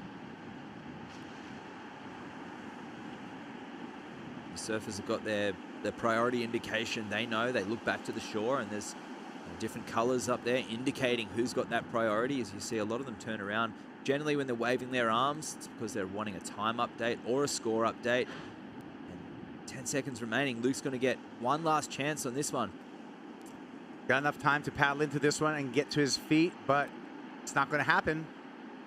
And so it's going to be a nice ride in for Ryan Kainalo. As the buzzer sounds, it's going to be this surfer, the Brazilian, moving on into the round of 16. Will fly by as he flies up, goes down, but no harm, no foul. Ryan wins the heat. Luke Thompson and Mitch Dupree's both into the elimination round.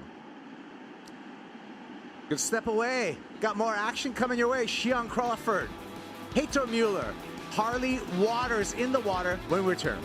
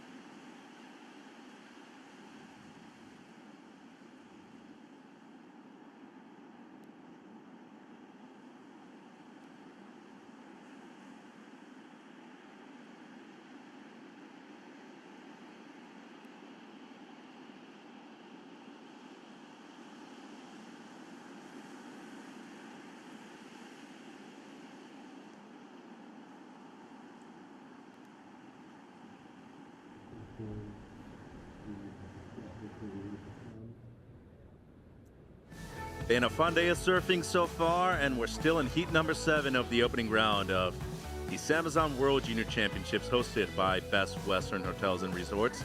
Sean Crawford, Heitor Mueller, and Harley Walters out there. Hawaii, Brazil, and Australia, 3 different regions of the world. In heat number 7, I'm Mitchell Salazar, next to one of the best longboarders in the world, but just a board enthusiast overall. Matt Chinaski, the waxhead in here, as we're looking at Mueller, the surfer from Santa Catarina in the southern part of Brazil. Great surfer who's won a QS before, Matt, a 1,000 in Peru over at the Punta Rocas Open.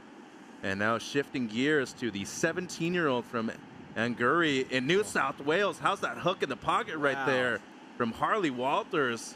Man on a mission, 6 feet 2 inches, and he really does draw out his bottom turns as well as he can in that short space. 27 minutes, 35 seconds. Priority now with Haleiwa, Hawaii's own Sean Crawford. But a blistering hot start to Harley Walters' campaign here at the World Juniors. Jeez, blistering. That's a great way to start it off. That was an electric wave there from Harley. You just see the way he was carrying his momentum, whipping through those turns. Look forward to seeing the contrast of replays.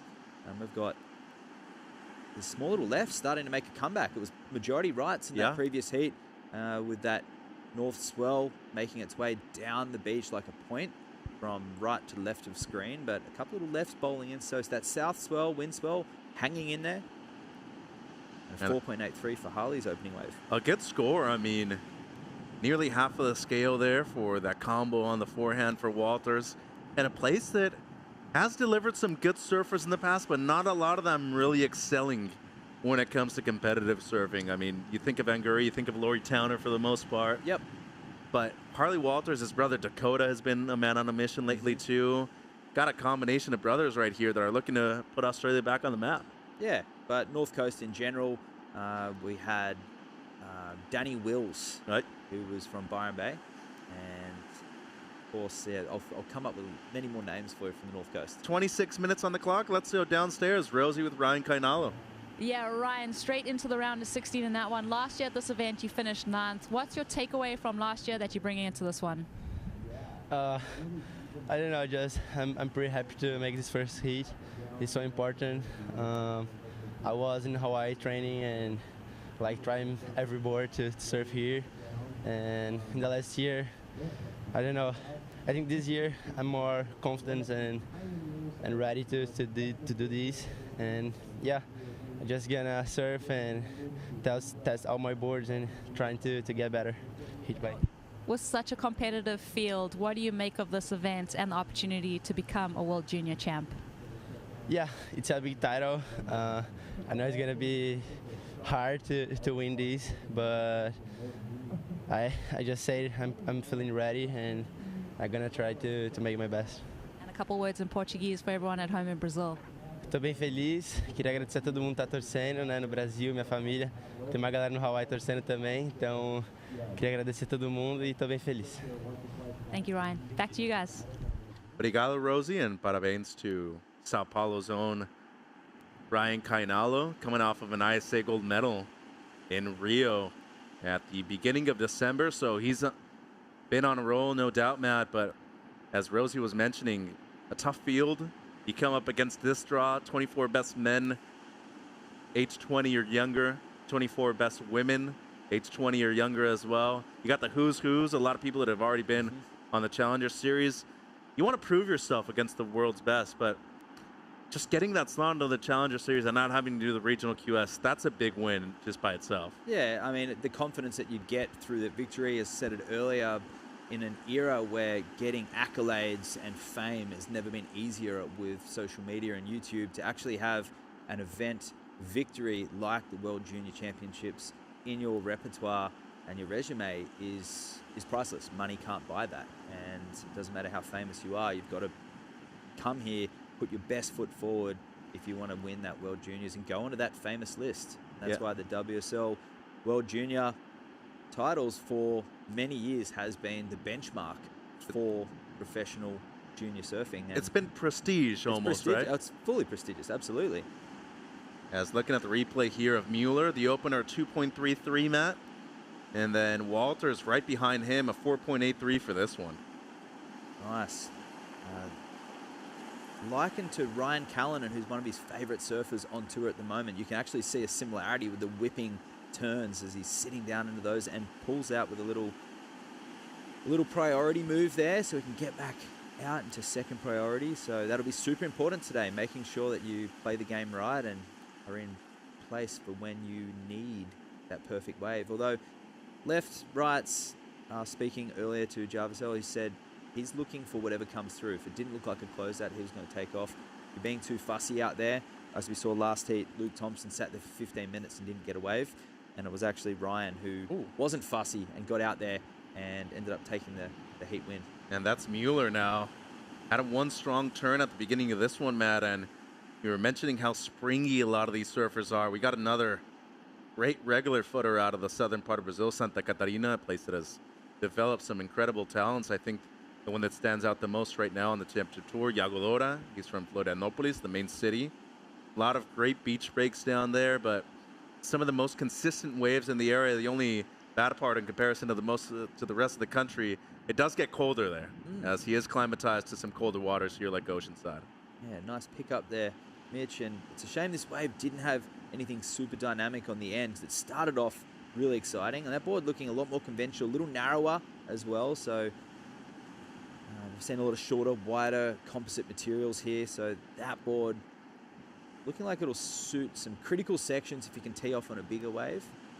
But kind of struggling a little bit through the dead sections on that one.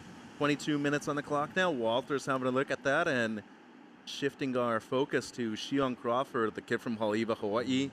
He's been a former NSSA national champion, has been a great competitor when it comes to the amateur ranks, both in Hawaii and within the United States as well. A guy that did very well at the last two Challenger Series events in 2023, and looking for his first major win on an international level here at the SAMBAZON World Junior Championships. I'm Mitchell Salazar, and that is the Wax Head, Matt Janoski. Matt, first of all, great morning. You're basically a Californian now. You spent a lot of time here the last month and a half, but talk to me about the development of a lot of these young surfers coming through these junior programs worldwide, and now the prestige of wanting to win their first World Junior Championship. I think it's the maturity in the styles that you're seeing. It's an international field, obviously. It's a cultural revolution that's taking place, but you're not seeing those child styles, those kid styles that was so common in the junior series decades ago. We were seeing these surfers that they're young men, young women, of course, but they're actually surfing with this maturity and this sense of style, and they're really understanding the pillars of the criteria. You know, we talk about speed, power, and flow, and these surfers are really embodying that at a younger age. Just look at the women's draw, where some of the best surfers coming through are, you know, just in their mid-teens. And, I mean, have a look at this. Whoa, my goodness. Shion Crawford just fully committing to the carve right there, laying it on rail. That shopper board looks great and tends to use a lot of different and bright colors on his boards. And that wave right there was bright for sure. Maybe the best turn we've seen in the first 7 heats of the morning. 20 minutes to go and about to drop what seems to be like a massive score right here, Matt. Yeah, absolute man turn there, just on cue, as I mentioned about the maturity and the styles. Really understanding their body shape, understanding the pillars of that criteria. It's not about how many maneuvers you do, Mitch. It's not about how many windscreen wipers or foam climbs. It's about the positioning. It's about that critical moment of when you pull the trigger to do the maneuvers. At this level, everybody can do airs, everybody can do snaps, everybody is good on the backside and the front side, but it's up to those who can understand speed, power, and flow will get those scores. And you want to integrate them into the one wave, correct? And you saw that right there from Crawford. I mean, just within the one turn, that really. was creative as well, the way that he was. Let's dissect this. So here he is ramping up. We thought he was going to go for an air, but he's on the tail here.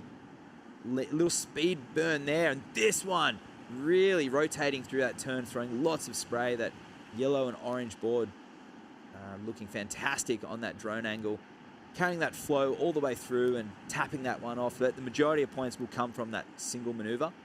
And really, I mean, the best word to describe this is dissecting this wave. And here he is leaning into that turn, really opening up his shoulders and putting everything he had into that. and he finishes cleanly on his feet. That board, shorter, wider, looks fantastic in these California waves. Bunny is a tall dude as well, 6 feet 2 inches, and the score comes in as a 5.5. Looking at this angle here, speed, power, flow, you mentioned it, all within this one turn, Just Matt. Bang! So all the points coming from that maneuver. It's just a shame we had nothing left on the end section to really showcase excellent surfing. But it was excellent surfing in amongst a mid-range score wave. Yeah, and such a mellow guy, real cool kid. You talk to him, and you're just like, you know, you're so nice. And then you go out there and you surf Haleiwa like if it were a 3-foot wave anywhere else, and it's 10 feet and bombing. And to him, that's just another 4-foot day at home, right? Hawaiians, they measure waves a little bit different than everybody else. But Crawford just has an innate ability when it comes to manufacturing speed off of the bottom turn. And you saw it on display right there on the 5.5. 17 minutes, 35 seconds on the clock now. And Walters, get out for the backhand, has a great air game too. Ooh. Gonna go for the speed float right there for a section, coming around the corner, throws a tail. That was crisp. Nice recovery too, as he still has some work down the line and gonna finish with a banger. We got a heat on our hands, ladies and gentlemen. 4.83, the opener of Walters, looking like his best so far, Matt. Yeah, he's fired up and ready to go. There was some dynamic turns in that wave. I thought it was over. I thought it was going to close out, but he had more in stall. Ooh, Mueller now launching into the air. And nearly pulled it. As Crawford with priority now and a couple waves rolling through, he's going to be on them. Up and riding here. Good opening snap right there. In the pocket carve. Really draws that turn out as well as he can. Still has some work down the line. Up and over the whitewater there. And two of the taller surfers in the event in the same heat. Both Walters and Crawford, as Shion somehow just brings the tail all the way around. He's going to kick out with authority. 16 minutes, 20 seconds. I mean, tough to decipher really who's going to get the better of the exchange right here, but Walters just had an excellent combination. Yeah. And Shion looking to back up the 5.5. Yeah, Shion's surfing's on point. It's just those end sections not coming back at him. Where we just saw Walters before just tee off, and he had an end section that was the biggest part of the wave. And the judges, if you can finish, as you said before, with authority, if you can finish strong, it's always going to leave a good impression for the judges, especially in a flurry of waves like we just saw. Comes down to presentation a lot of times, doesn't it? Absolutely. I was looking at the replay here of Walters. Good floater to start things off. Yeah, I thought he was going to go for the air there, but he lines up for this turn here. So, wow, big tail drift there, and nose picks it back. And here, just getting back on the tail here, judges won't enjoy that. But this, he makes up for it, and that's the key. If you've got a dead section and you're going to have to pump through it, you need to make it count. And here, it looks like he's going to go for the air, and I think he had it in mind, but floater. And here, spins this one around, comes out of it with speed, but the section dies a little bit, pumps, gets back some speed, and here ramps up for this, sends the fins out through the back of the wave again. So that one will be a 7.67 locks in for that. And then the attempt by Mueller. I mean, you can see it right there. He lands one of those. He's right back in the heat. And then the answer by Crawford, a 5.83 right here, Matt. Mentioned good work on the outside. Just the inside needs a little bit of cleaning up. Yeah, that's it. And his surfing's right there. It's just the wave. I mean, it's a perfect wave for a longboard or a mid-length for a fish. But see it just tapering off and not offering anything of critical nature. But it's still going to be a 5.83 locks in for that. So it'll be his best wave yet.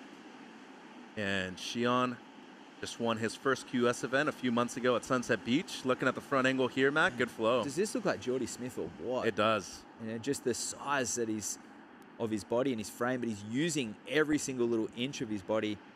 And low body language, hands by his side. Really enjoying what we're seeing there from, well, he's not in the lead now because Harley's out in the lead with that 7.67 to go with that early 4.83. And Mueller now. Setup carve right there on the forehand with 14 minutes to go. A lot of speed down the line. Much better right there from the young Brazilian surfer in the blue jersey. Up and over a couple of times. And that wave just going to fade out. He likes it, though. Gives the fist pump claim. And, I mean, ideally, you're looking at least something in the mid-5s to a 6 to try to get back into the heat. You don't want to let Walters get too far out ahead. He has a 4.83 as his backup. the cool thing about what Harley's been able to do so far in the first 16 minutes, he only has 2 waves, and he's in the lead, man. Yeah, and that 4.83 he pulled out, just remember, in priority before Mueller, just to regain that. So keeping priority, pulling the trigger at halfway through the heat with a 7.67.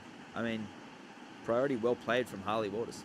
Yeah, and Crawford, he's been a U.S. champion, won that at Lowers a few years ago. Also an NSSA national champion. And we talked about him winning his first QS event at Sunset Beach, one of his home breaks over there on the North Shore of Oahu. He's really come into his own in the last couple of years, but has a difficult task ahead of him right now as Mueller gets right back into the heat of 5.17. So now needing a 7.34 or better for the lead. The one thing that's saving Harley Walters right now, though, Matt, he does have priority.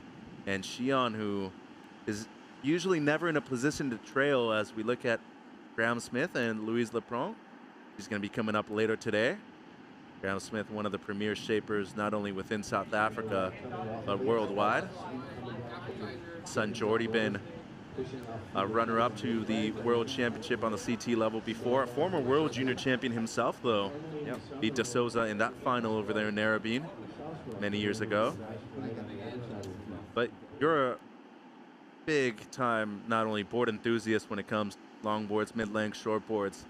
I feel like your ability to recognize a lot of what these surfers really need to capitalize on when it comes to the different boards makes you a great asset to the team, especially at a wave like this. Oceanside can change a lot. Yeah, absolutely. And if these surfers are serious about jumping on the Challenger Series and the Championship Tour, they need to be prepared to go to far-reaching places of the world and know what to expect. You know, they need to go to Sunset. They need to surf all these places that require different boards to what we're seeing at Oceanside right now. They need to have them in the quiver. They need to have someone that they need to work with, either it's a coach or their shaper. Ideally, they know themselves, but at this young age, surfing in the NSSA events, for example, for the North American surfers, or surfing through the junior ranks in their region, they're not going to get that, versatile teaching. So they need people to help in their corner. Otherwise, they're going to get to these events and they're going to have a 6.0 square tail. And they're going to stand up Sunset at 8 feet. They're going to be skipping all over the place. So not the board you're going to need right there. 11 minutes to go, and a very fun and competitive matchup so far between Walters, Crawford, and Mueller. Going to see the back end of the heat after the break.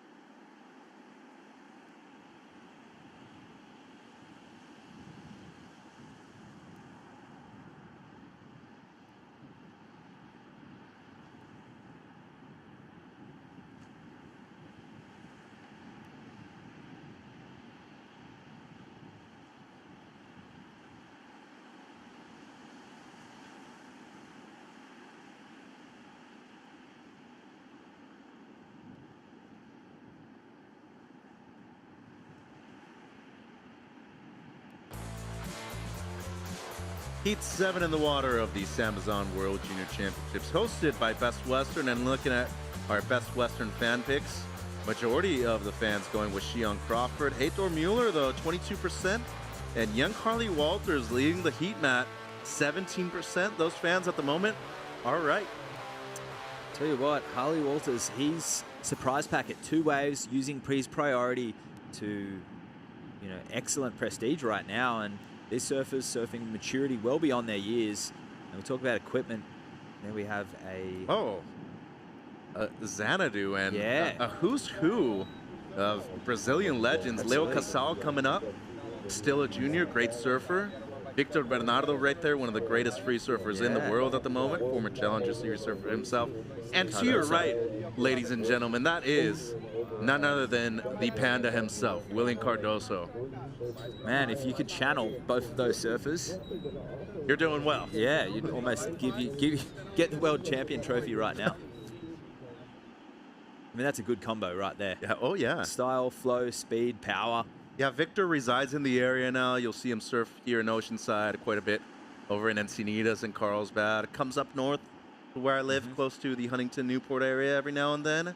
But man, what he's done in the last few years after deciding to stop competing at a high level and become a free surfer, I think he's motivated a lot of people to try some different shapes out and some different boards. It's funny, we just talked about boards before, but right board for the right conditions.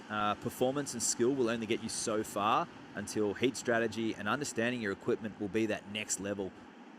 Speaking of understanding their equipment, Heitor Mueller, cheap bottom turn and just explodes when he hits the lip line right there. Understood the assignment, no doubt, has a bonus section right there, and his timing was perfect. Give yourself a round of applause, young man. Needs a 7.34 for the lead, and two of the most explosive maneuvers you've seen all day long here on the backhand by the young Brazilian. 7 minutes to go.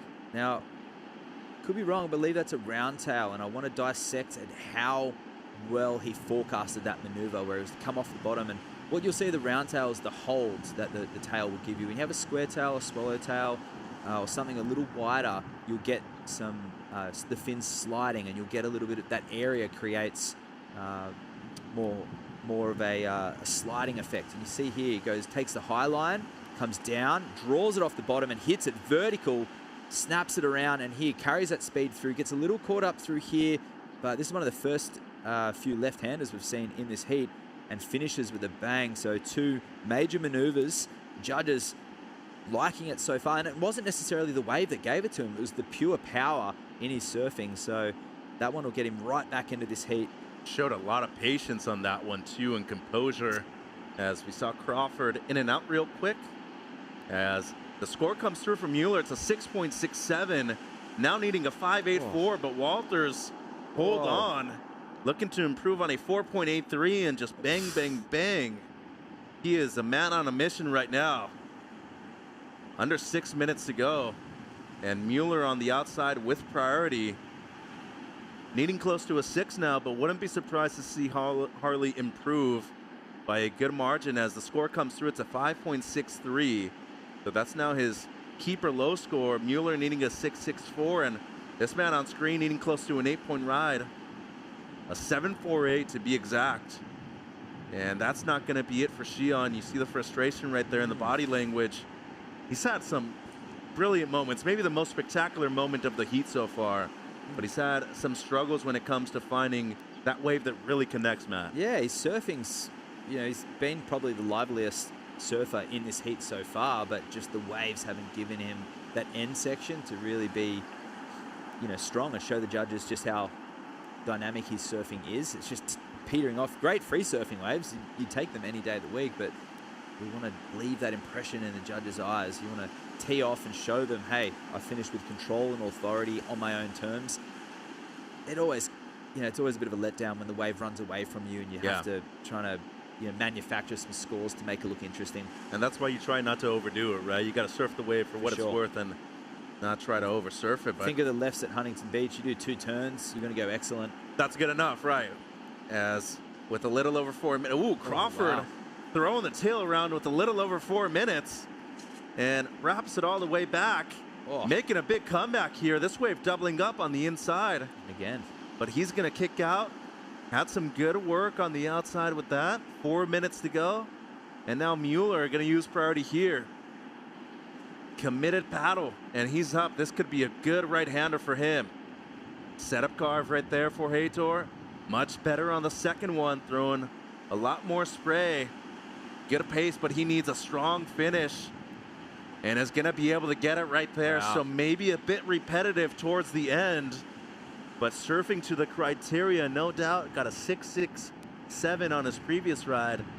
Needs basically the same score, a 6.6 format. Yeah, it's going to be right there. First impression was repetitive, but at the same time, he did everything that the wave asked as well. And I tell you what, Cheyenne would love an end section like that, something where he can just show the judges a big power turn at the end. It's, you know, this is a great heat. This is fantastic to watch. There's 3 surfers going for it. So nice reverse to start this one. And once again, cutting back and looking down the line, and it just doesn't offer anything coming back at him. So he has to pull out of it.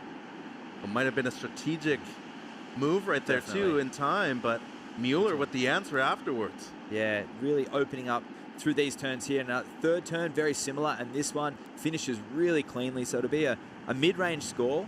Will it be higher than the 6.67? Maybe not. Higher than 5.17? I think so.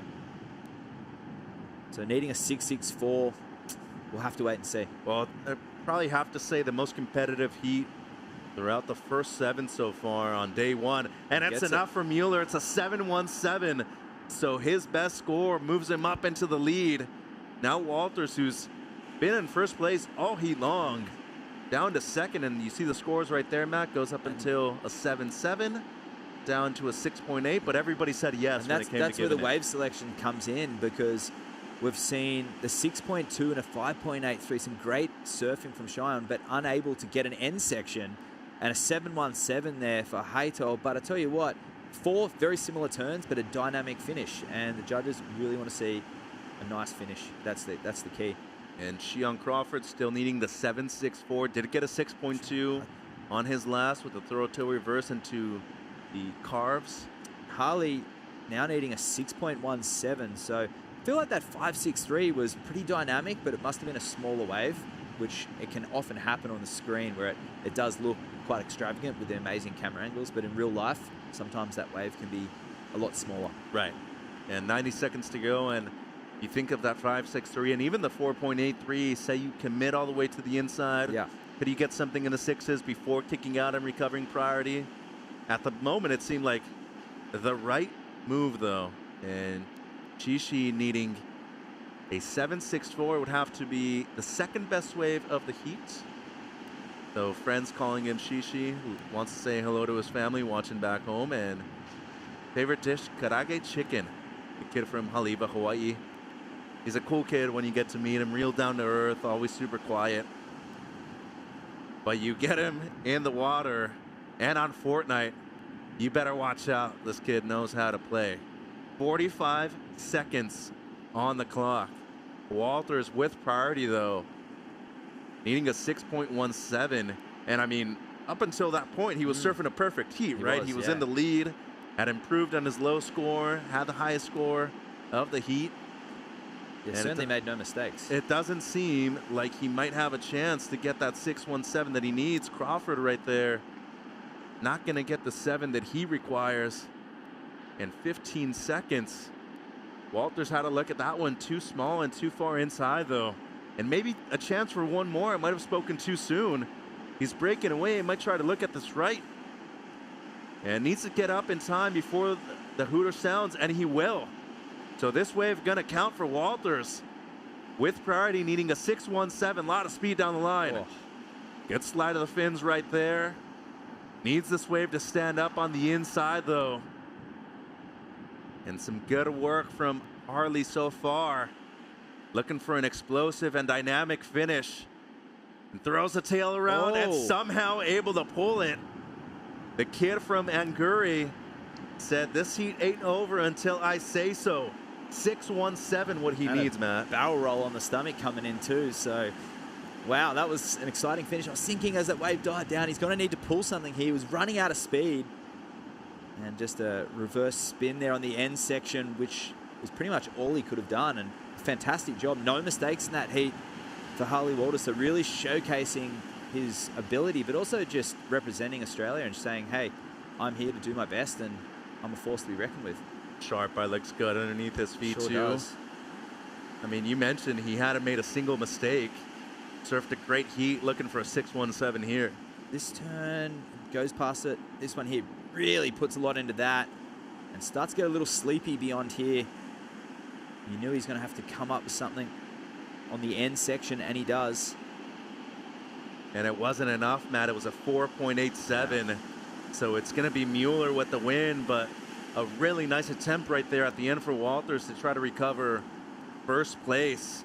And how about these waves that have been showing up all morning long to Southside Oceanside Pier? Heitor Mueller, the Brazilian, moving through. He's going to be talking him out in just a bit. Harley Walters in second, and Shion Crawford going to be in the elimination route in third place. Be right back with Heat 8.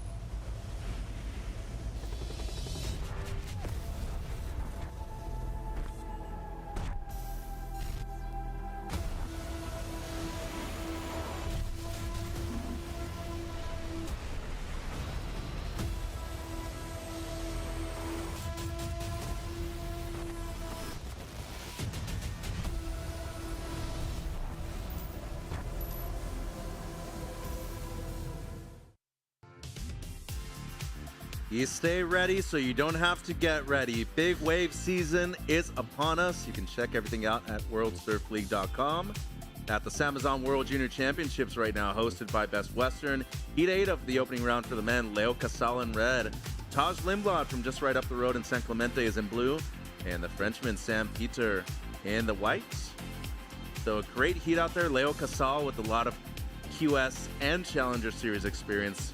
The young Brazilian surfer competing at the World Juniors now. And Taj Limblad, sister qualified for the World Championship Tour last year in 23. We'll be seeing her at Pipeline in just a few weeks. Mitch and Rosie Hodge in the booth here for heat number 8.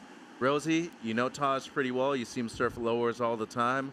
Great surfer. He opened up with a 5.67 and got back out there real quick to reestablish priority, but he's got a couple of big dogs out there in the water with him. Leo Casal is no joke, and Sam Peter also a great surfer. Starting off with Leo on the forehand. Yeah, Leo is just such a powerful surfer. I mean, look at those quads, Mitch. The kid just exudes power as he's surfing through this one.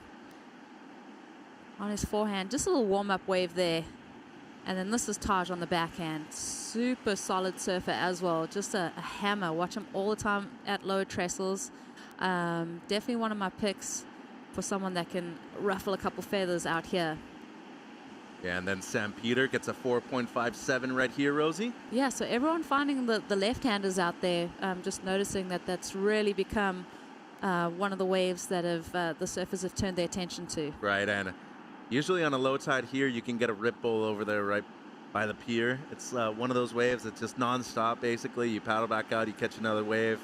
And it kind of seems like that, like we're seeing that right now. The tide's at a midpoint now. Everything's dropped enough to where every single peak across the beach is breaking.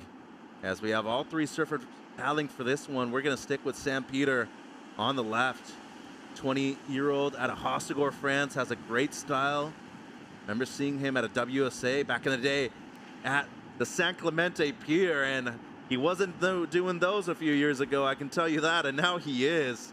The kid rips a 4.57 on his opener, Rosie, and looking good on his first 2 rides here. Yeah, no holding back, just so much energy. How quick was that? Like through the turns and then straight into that maneuver. Like such quick rotation. Yeah, the response time right there when it comes to engaging the lip is so impressive by a lot of these surfers 20 years or younger. And now Leo having a look here. Young Brazilian surfer, you were mentioning how powerful he is.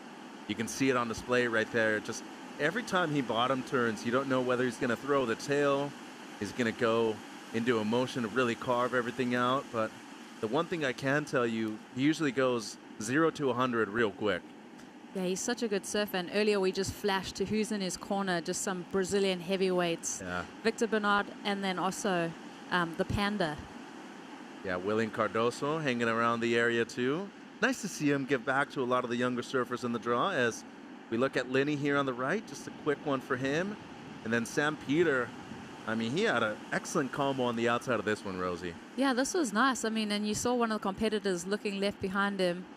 Kind of just goes through the motions as this wave doesn't offer too much steepness, and then that quick transition into that aerial maneuver there, that was really just that quick twitch muscle, just acting on reflex and instinct there. And then a 3.6 here by Casal on the backhand. So compressed. I mean, the quads on this guy, I just can't get over it. He's so powerful.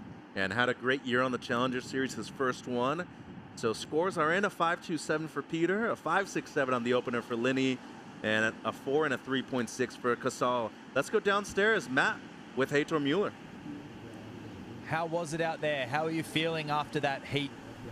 I'm happy with my performance in this heat, and it's my first time here in Oceanside.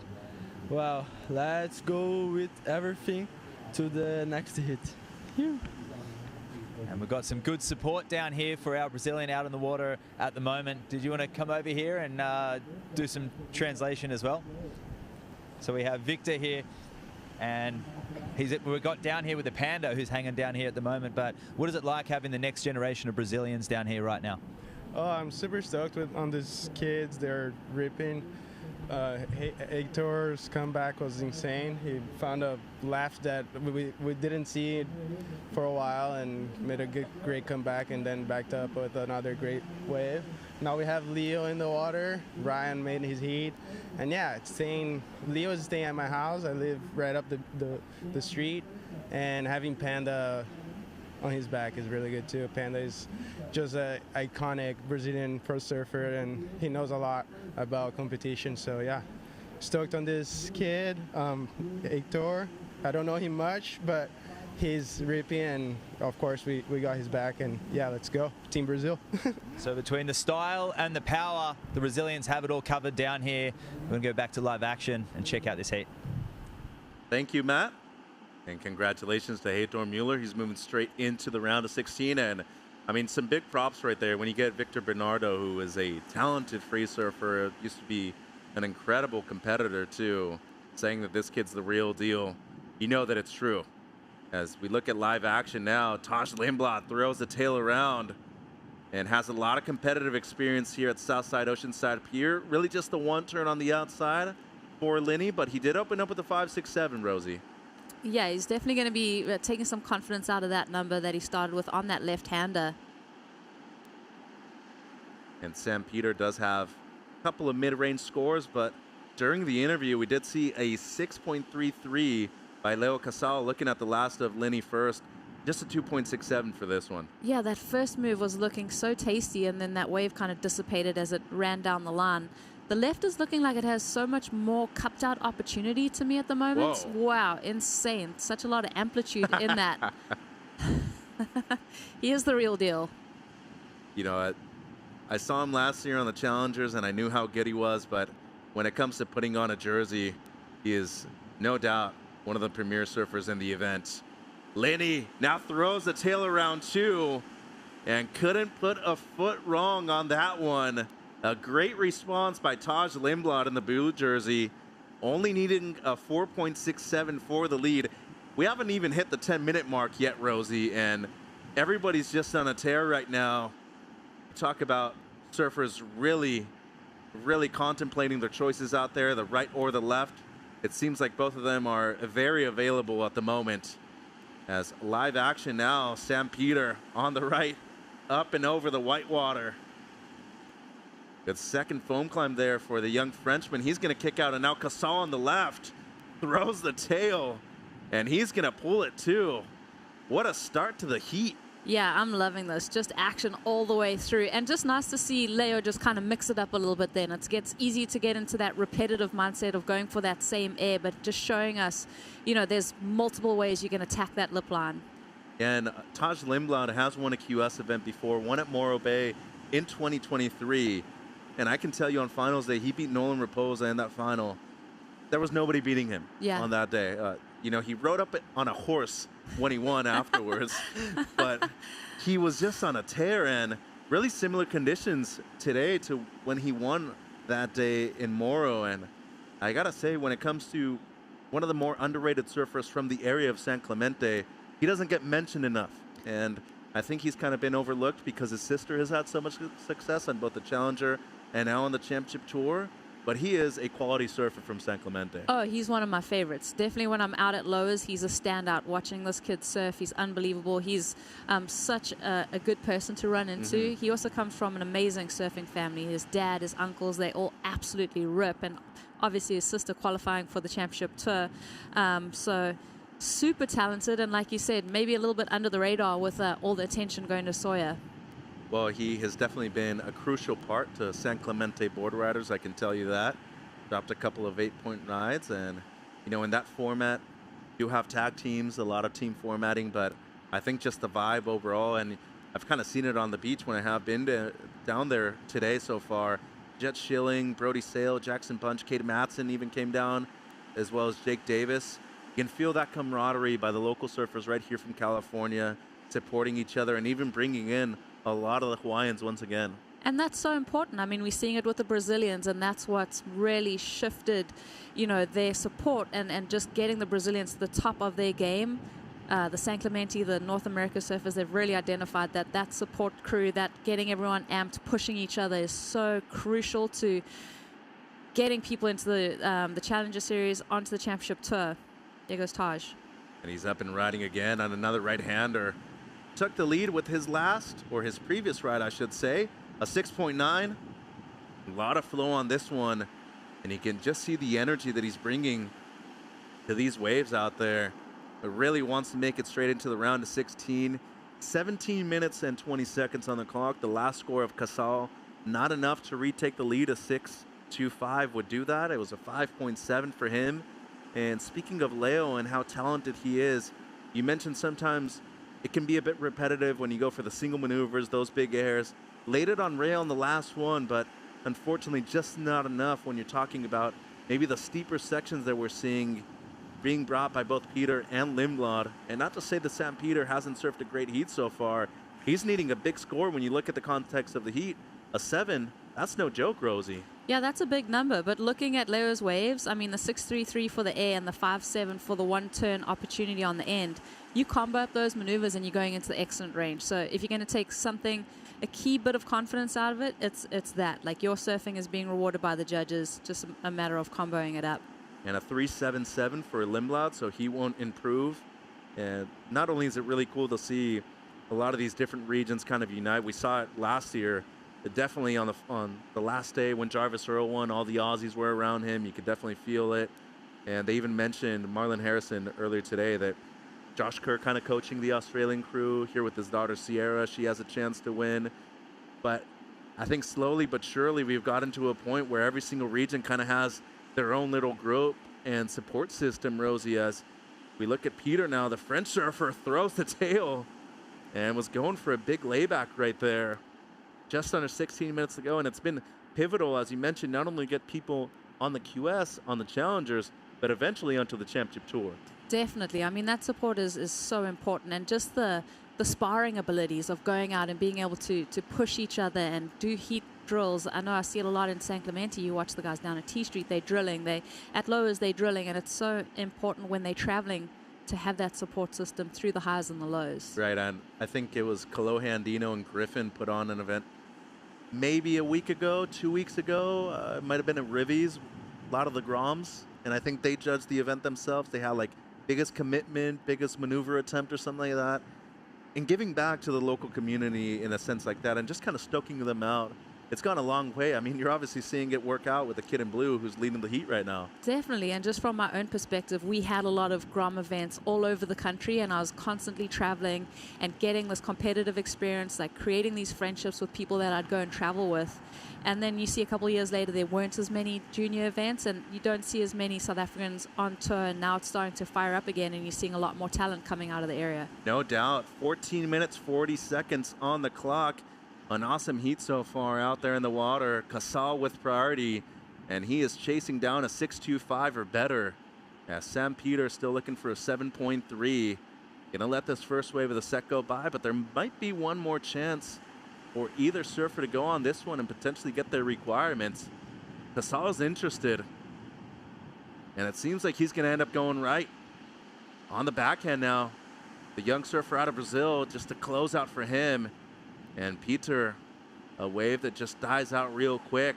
So Lindblad going to hold on to the lead, and a competitive one out there in the water for Heat 8. We got our women coming up after this opening round of the win. Don't go anywhere. Much more action to come.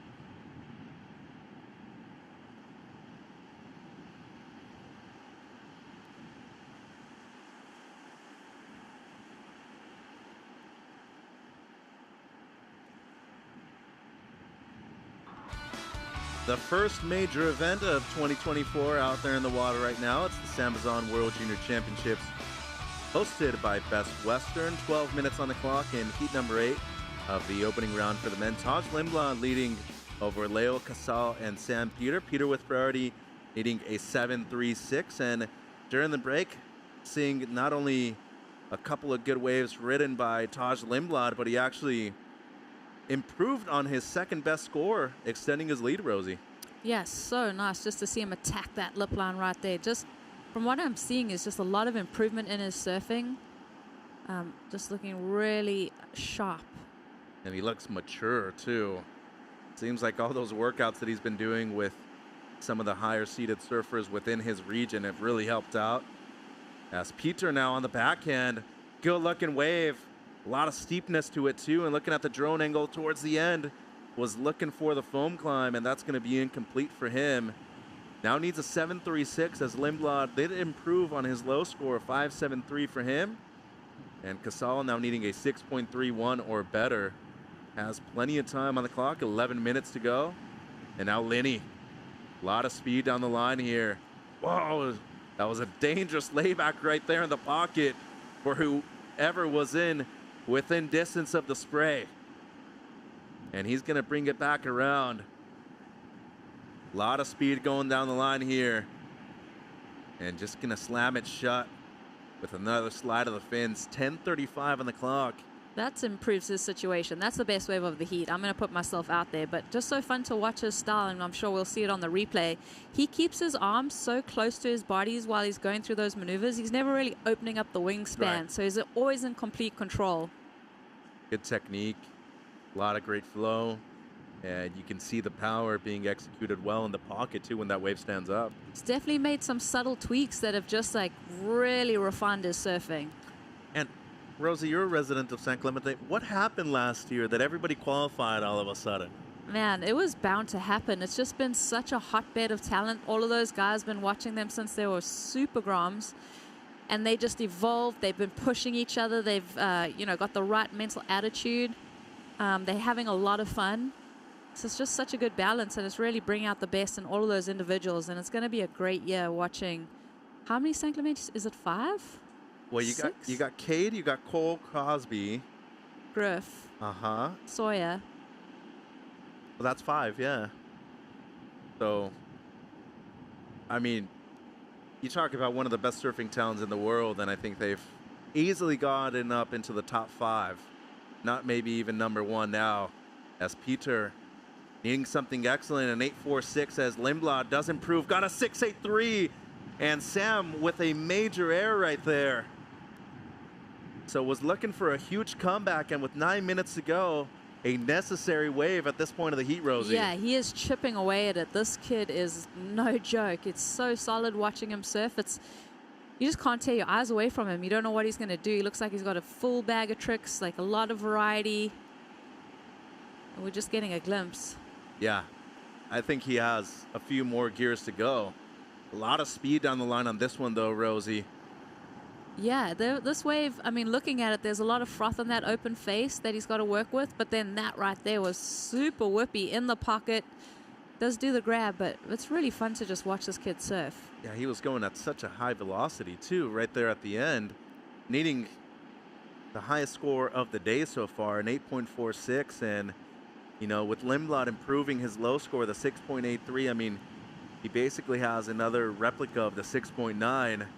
It's a tough task for Peter to be able to break that mini combo that he's in right now, because you don't usually want to go for the 8 just on one wave. And it seems like he's going to try to match one of those 6s that both Leo and Taj have.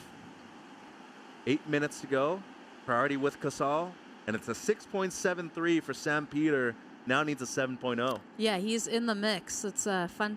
This heat is just like, you almost want to give them some extra time because it's just starting to ramp up. And there's Talia Swindoll from Malibu, just up the coast right here in California, coming up against her good friend, Bella Kenworthy. She'll be in the red. And Australia's Kira Buckpitt. Should be a very fun heat to start off opening round of the women. And Talia was actually captain of the USA surfing team on the girls' side.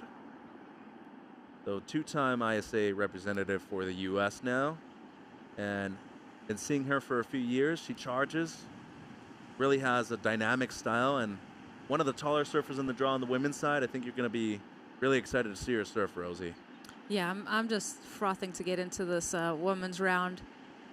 The waves are super contestable. It's just fun to watch everyone kind of get into the mode too, like their little preheat, meditative, getting in the zone, watching the conditions, going down the beach, finding your own quiet space. A buckpet right there in the corner. So the biggest difference between this pier and a lot of the other piers across the California coastline, it almost ends in some rocks right there where the lifeguard station is. Usually most of them just sand right there next door. So on a high tide, it can be a little bit dangerous when you're paddling out because you got to deal with both the pier and some rocks right there. More of boulders, but you talk about consistency in Oceanside just once again. There's waves here every day, even if it says it's going to be flat. So 1 to 2 usually means 3 to 4. Yeah. I know, this is just the most trustworthy fallback location in California. Like, if nowhere else is breaking, there's going to be a wave somewhere around the stretch of beach in Oceanside. And you got a little bit of everything, too. Some people prefer shortboards. A lot of longboarders here in Oceanside. Some of the best longboarders in the world, actually. Got a lot of people riding mid-lengths nowadays, and when you see Victor Bernardo about to pal out to your lineup, you know that things are about to go down, too. Yeah, he's such a great surfer. But Talia seems like she's riding happy every day, I would say, at Channel Islands. 5 minutes, 30 seconds on the clock. Lindblad still in the lead with a pair of high 6s. Casal with priority, needing a 7.4 would have to be the highest score of the heat. And Peter just dropped a 6.73, needing a 7.0 to move up into first. Casal on the backhand, up and over the first section. Really needs this wave to stand up here on the inside. And you mentioned how powerful and strong he is. You can see that torque being generated off of the bottom turn. Goes for the throw to a reverse at the end. And just a bit too soft on the landing right there. 4 minutes 50 now, and it seems like somebody might have been up on the left real quick, excuse me, and Peter just a throwaway score, so an in and out for him, not much going. And Lindblad has been in a real good spot since the beginning of the heat. Opened up with the 5.67 and has improved on both of his scores.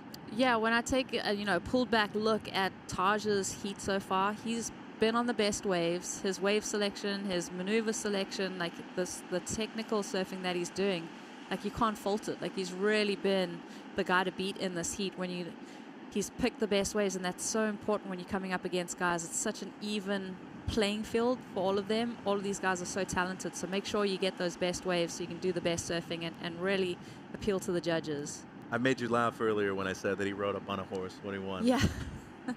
I think the same thing's going to happen if he wins here. I mean, I know it's a long ways to go, but imagine you win a World Junior Championship half an hour away from your house. There's got to be a horse in the parking lot waiting for you. Just a little steed. And 3:40 to go as Swindoll, she's getting ready for Is that a seal? her opening round heat. And it seems like it might have been a seal or a sea lion, yeah. You know, some nice aquatic life here in Oceanside. Just thawing out on the beach. Yeah, I was just in Santa Cruz this last weekend, and they just kind of hover in the lineup the entire time. A lot of otters over there, too. I love otters. So cute. And Casal now, he doesn't want to be cute to the next wave he catches. He needs a 7.4 or better, and a sense of urgency, no doubt, right there. And Lindblad with priority. And the cool thing about the different tides that we have throughout the day, Rosie, is that you'll see a lot of different peaks being ridden. You know, early on, I felt like the right was no doubt a lot of the key when it came to the better waves, especially the first 2 or 3 heats. You saw 2 goofy footers right off the bat, Jet Schilling, Jackson Bunch, get heat wins, especially with the backhand surfing. Now you're seeing a good variation of everything. The pure bowl kind of working, middle peak, and even the southern peak has been doing its own thing. Yeah, it has fun. It's been fun. I mean, we've got that mix of swells. Obviously, that south swell that's been in the water this morning is pretty unusual for this time of year. Right. And sometimes I felt like that it would make the rights go out to sea a little bit, where you have the wave with a little bit more combo. It almost horseshoes. Yeah. And gives you more of a steeper section. So you've kind of got to be keeping your head on a swivel to try and find those little chippy waves. 2 minutes to go, so a big moment right now for the heat, not only for Leo Casal, but for Sam Peter as well. Both of them needing at least a 7.0 to move up into the lead. And Lindblad, let's see what kind of nerves of steel he has when it comes to these last few minutes. Has won a QS event before. That was a 1,000 in Morro Bay in 2023. Defeated none other than Nolan Raposa in that final. And Lindblad going to use priority on this one and see if he can improve on a 6.83. Not a whole lot yet. Has some speed, though, and throws the tail around, and he'll be able to pull it. I don't know, Mitch. That was a little bit dicey with priority and 2 minutes remaining. I don't think that wave's going to improve his situation. Therefore, in my eyes, it's a little bit of a mistake to leave your competitors without kind of applying the pressure. So now it's anyone's game as we see this wave coming through the lineup. No need to go on that wave, is there? I mean, you're in the lead. Everybody else needing the best wave of the heat.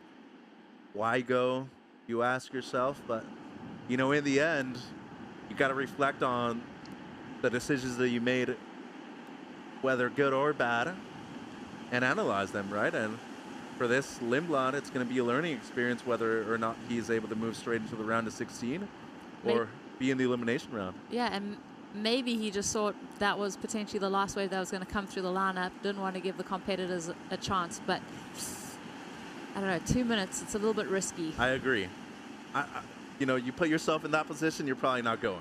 So As of right now, it's working out for him. Yeah, and it's definitely easy to say as we sit here and watch it all unfold. 20 seconds to go, and it seems like Lindblad will be moving straight into the round of 16. We're going to be seeing Leo Casal and Sam Peter in the elimination round. So kind of an upset right there when you look at Casal in the year that he had in the Challenger Series in 2023.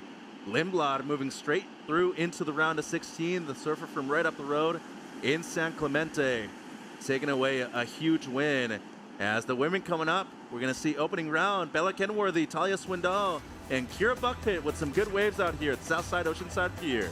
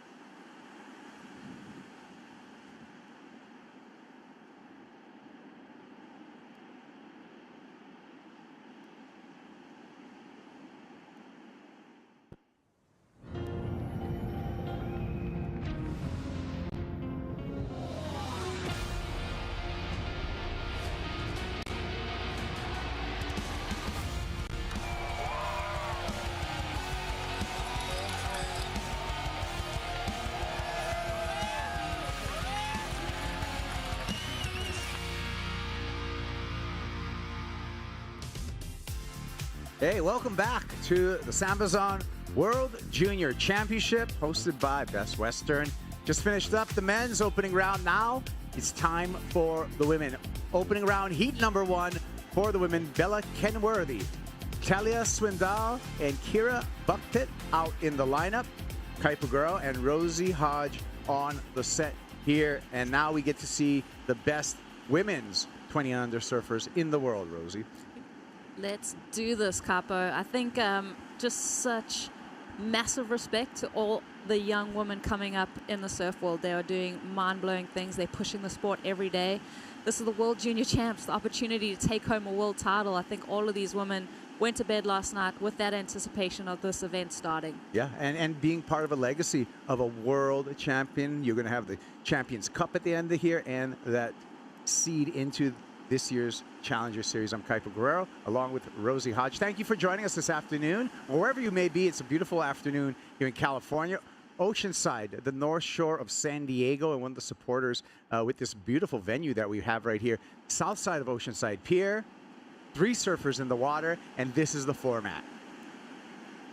The winner of the heat moves on into the round of 16, where it's going to be head-on-head competition in that round of 16. Second and third in these heats go into the elimination round, likely tomorrow, in which we are going to start having surfers eliminated from competition packing their bags. Yeah, it happens so fast, Caps. And just to have something to surf for in the round 1, immediately you're like in the hot seat. I'm surfing for first. You're trying to figure out the lineup and really just, there's no time to let your guard down. It's full ball from the get-go. Paddle right now with open priority, Rosie, and looks like in red. First to strike, Bella Kenworthy out of San Clemente, California, the 17-year-old. Nice surfing on the backhand here. Good rhythm down the line and a strong finish for Bella. Kira Buckpit in the white jersey also chooses to go left. Has to get through that flat section, meets the oncoming section, saves that turn. So we're going to set the scale with a couple of scores. One for Kira in the white and one for Bella in the red. Bella Kenworthy, she's had a taste of the Challenger Series. Made the semifinals at Narrabeen just last year in that Challenger Series. Stopped number 2 of the Challenger Series. So already, you know, having some big finishes. She's a 7-time NSSA national champ. Already with a lot of expectation, but already with some great accolades to her credit. Definitely, and a couple nants on the Challenger Series and some of the best performances that we saw out of the women at the last event in Saquarema. So Bella is already getting a taste of what it's like to have some success, and definitely that'll bring that confidence level right up as she's competing here at the junior level. Kira Buckpit in the white jersey out of Culburra Beach, 18 years old, the Australian, and she is waiting for her score.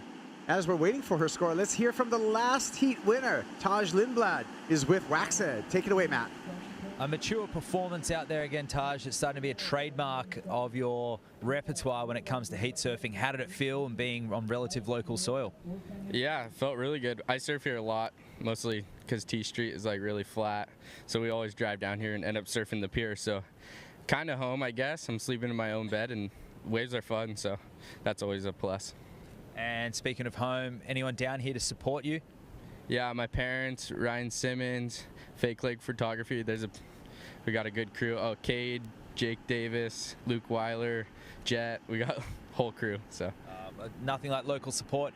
Now, you borrowed a board and you had a terrific performance up there in the QS 1000 at Morro Bay. You borrowed another board of Kolohe. Tell us the story behind that one. Yeah, Morro Bay was huge and I didn't have a board. I was like, oh, brother, can I please borrow the 6'2"? And he's like, yeah, go for it.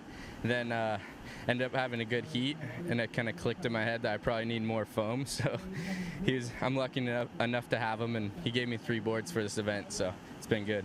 Well, we talk a lot about maturity when it comes to surfing on the CT and the Challenger Series. What sort of indication will surfing this event, if you were to take this out, what sort of confidence will you get from that? A lot of confidence, because mostly all these kids are in the Challenger. So, I mean, yeah, it would be a lot of confidence for sure. Well, intentions made very strong down here in the first heat win. We'll look forward to seeing you in the next round. Back to live action. Thank you. Congratulations, Taj Lindblad, and thank you, Matt, for the interview. We saw a ride from Talia Swindal during that interview, the 17-year-old out of Malibu, California. You can see her paddling back out in the blue jersey here. Rides for Channel Islands Surfboards, Talia. And she's going to open up with a mid-range score. So as we look at the numbers, Rosie, it looks like Bella's first wave is really the one that pulled away from the pack so far with that 7.17. That wave was impressive, Capo. Like, just absolutely went for it on her backhand, comboing up 4 or 5 turns on that one, and a 7.17 for your opening ride. You paddling back out, you're feeling pretty good about that. Nice start. Here it is again, Ro. Yeah, I love this wave from Bella. I mean, it's so interesting to watch someone come into a heat and it doesn't seem like any nerve. She's just straight to business on her backhand, just whacking it off the top. Really great finish there. She'd be feeling very settled in this heat, hearing that she's got a 7.17 to start with. And she's looking like she's picking up right where she left off last year, and even improved a whole lot since the Saquarema event and the conclusion of the Challenger Series in 2023. Here's Kira's start and her first wave. Really like this wave from Kira, especially this ending maneuver right here. There was almost a moment where you thought she was going to dig that nose in, but is able to control that board and bring it around. So that's also a solid little start. And then Talia right here, going through the motions, that whitewater climb. All of these women have just such a fluid, beautiful style. She brings this one through onto the inside, finishes it off. So, man, it's hard to split these surfers, because you can tell that they've all got, you know, that moments of brilliance in their surfing and their waves. All teenagers, pro juniors, and the future. Do you feel, on a broader conversation right now as we have a lull, do you think there's a generation change happening right now in women's professional surfing? Yeah, it's hard to deny, Kappa. When you look at the crop of women coming up and you look what they're doing, and just they're so good in every aspect. I feel like the women's surfing to me is more exciting than anything that I'm seeing. Well, yeah. Yeah. I agree. Yeah, in terms of the progression, in terms of waves of consequence, and just the way that they're holding themselves in competitive situations. I mean, Katie Simmers last year on the championship tour, so great. Watching Caroline Mark, such a young surfer, win a world title, the floodgates are open, I feel. Yeah, 21-year-old world champ Caroline Marks, to your point. Katie Simmers, if she wanted to, she could be surfing in this junior event because she would qualify for that. She's just 18 years old right now, 17 years old. So, and this is her home break too. It's Oceanside. Could you imagine? Where you at, Katie? Yeah, could you imagine Katie Simmers? It's kind of nice that she's giving everyone else a chance. I mean, well, yeah. I mean, yeah. Maybe she was that person free surfing down the beach, blocking. But she's been doing great stuff, and that's just the start of it all. You can put Bella and Talia and Kara all in that same conversation. We're going to see later on Sierra Kerr. I'm excited to see what she's going to bring. There's so many, And this is the platform to showcase like that international feel, because there's obviously the names that we all know, they're household names at this point. But I think this contest is going to unearth some other names and talent for us, where we're going to be like, okay, there's one to watch. Mm-hmm. These are the crop of women coming up. Yeah, it is the great part about working both junior events, U.S. events, and challengers, because you can see the road ahead of a lot of these surfers, and then by the time they make it to CT, you're already familiar with them. Talia Swindal, the Malibu local, Point Doom, and you can see, put her on a right-hander, and she's going to go to work. That was some great flow through all of those maneuvers for Talia, and a nice finish as well. Yeah, there's something about growing up on a right-hand point break that you can instantly identify when someone gets their feet. Like Steph Gilmore, you know as soon as she finds her flow on a right-hander that's like, it's just like, it's so natural. And watching Talia, it's the same thing. She's so comfortable laying it on a rail on a right-hander. Yeah, just getting the word that Talia came down to the beach yesterday with 3 fresh Channel Islands boards. So well taken care of by Brent Power and Britt Merrick and the rest of the crew, as well as Bella Kenworthy is another part of that Channel Islands program as well. So CI really coming in and investing into, again, the next generation of professional surfing, and the commitment that I've seen as of late from a Britt Merrick to spend some time with his elite athletes. He came over to Hawaii, had all his CTers, dialed in their boards. That's the kind of partnership you want out of a board manufacturer, out of your shaper. Yeah, that guy, he's going to be there for you. I mean, I noticed he was down at the US Open just watching all the heats from early in the morning and probably just going through the motions of shaping all of these surfers' boards, and they're such different, diverse surfers. So he's got to go in the shaping bay, and he's like, okay, Talia's boards, this is what I'm looking at doing. It looks like that board has a lot of foam up the front and even carries through down to the tail, which is really helping in those sleepier sections, but it has no problem getting critical. Yeah. And your shaper as a developmental, we saw that last interview with Taj Lindblad, and we're like, hey, he needed for the conditions, but just in general, he needed more foam. You have to be dialed in with your board sponsor, because as you're growing, you grow out of boards. And with a lot of these young surfers, they grow out of boards sometimes in months. Yeah. If you go through a growth spurt and all of a sudden your Old Faithful is underwater for some reason. It is a tricky little dance when you're a junior surfer coming up, because you do change so much. You grow, and all of a sudden you got to change your whole quiver up, and things that felt natural don't feel natural anymore. So you've got to be on it with your shaper, always evolving. Situation, we have Talia up in the lead just because she's got 2 waves. Last wave was a 4.43, 3.5 was her opener.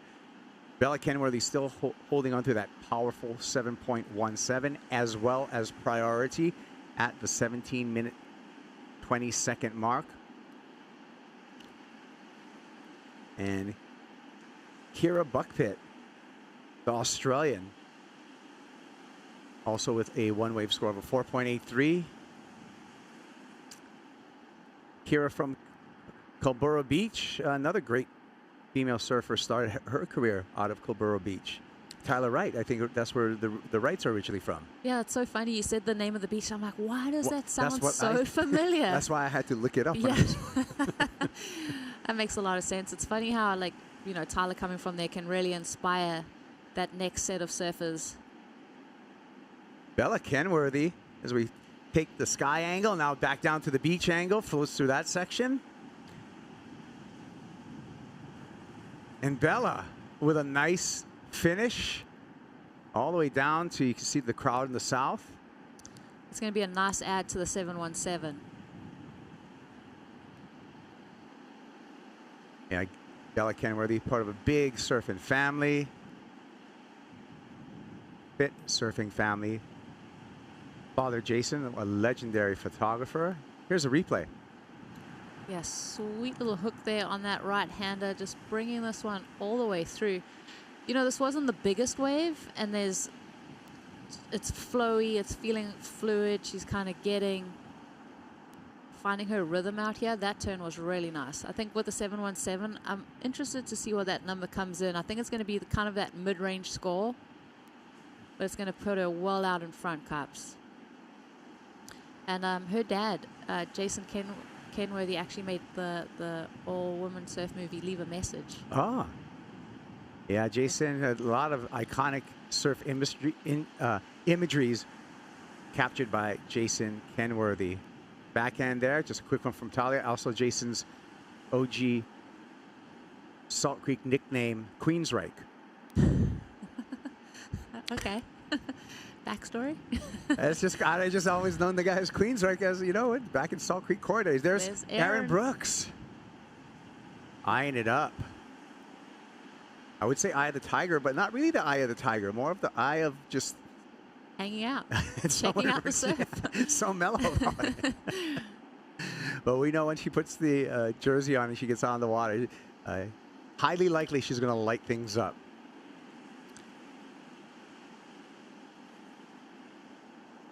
Yeah, Erin would be feeling at home too. I think she has made Oceanside kind of her North America stable. She's made this home. So she'd be stoked to know that it's south side of the pier is where this event is running. Good little critical turn there.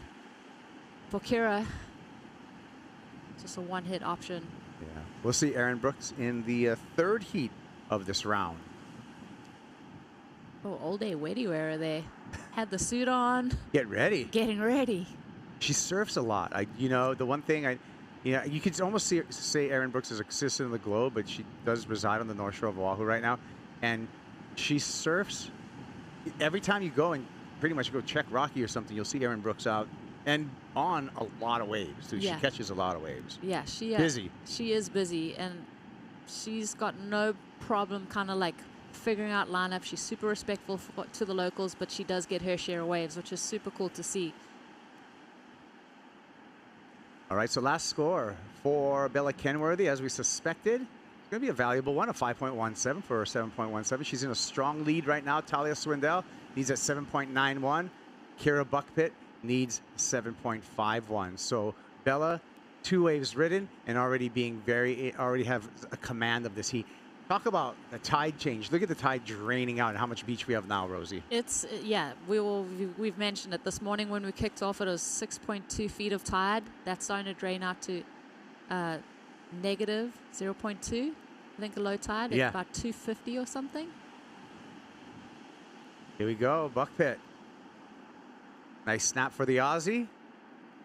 Foam climb there. Swivels through a carve. Make it two. Needs a little something on the inside. It's going to kick out. And also, just from what I'm seeing is where these surfers are ending up is, I feel, and I need to get a broader view, that the bank is either moving further over or the non-competitors are moving further into the competition area. But it seems like every time that we're finishing off on that shot, we can see some of the free surfers there. Yeah, it definitely feels like the peaks kind of transition more towards the south of the beach. Oh my goodness. It is a sea lion. The pups of the sea. That's a sea lion. Is that a juvenile? Could be. You know the difference between a seal and a sea lion? No. Oh, some biology here. So a sea lion has opposing back hind flippers that can actually walk a little bit. So that was the sea lion. And a seal would be connected. Just just one just fin. a smaller Yep. tail. Hit me up Thank if I'm you, wrong, Copper. if anyone's any marine biologist, but I'm pretty sure I got that one. There it is. Opposing tail Yeah, flippers. a little more maneuverable on land, the sea lion, as opposed to. But no matter what, they're both really fast in the water. Oh no, that's just like, yeah, you're spot on. I would say. I'm giving you the full grade. Yeah. Wow. What a happy day. We can just keep the shot on the seal. Is he just frolicking, by the way, he or she, just frolicking in and out of the surf. It's not cold for the sea lion. This is our coastline right here. Low tide, you can see a lot of beach exposed. Our judges' tower right there, that blue square, so it's on the second story there. That's where our judges are located. And then the white tent on the side of it would be where all of our competitors are, enjoying some SAMBAZON. Oh, more nature. Seagulls. I don't know about those guys.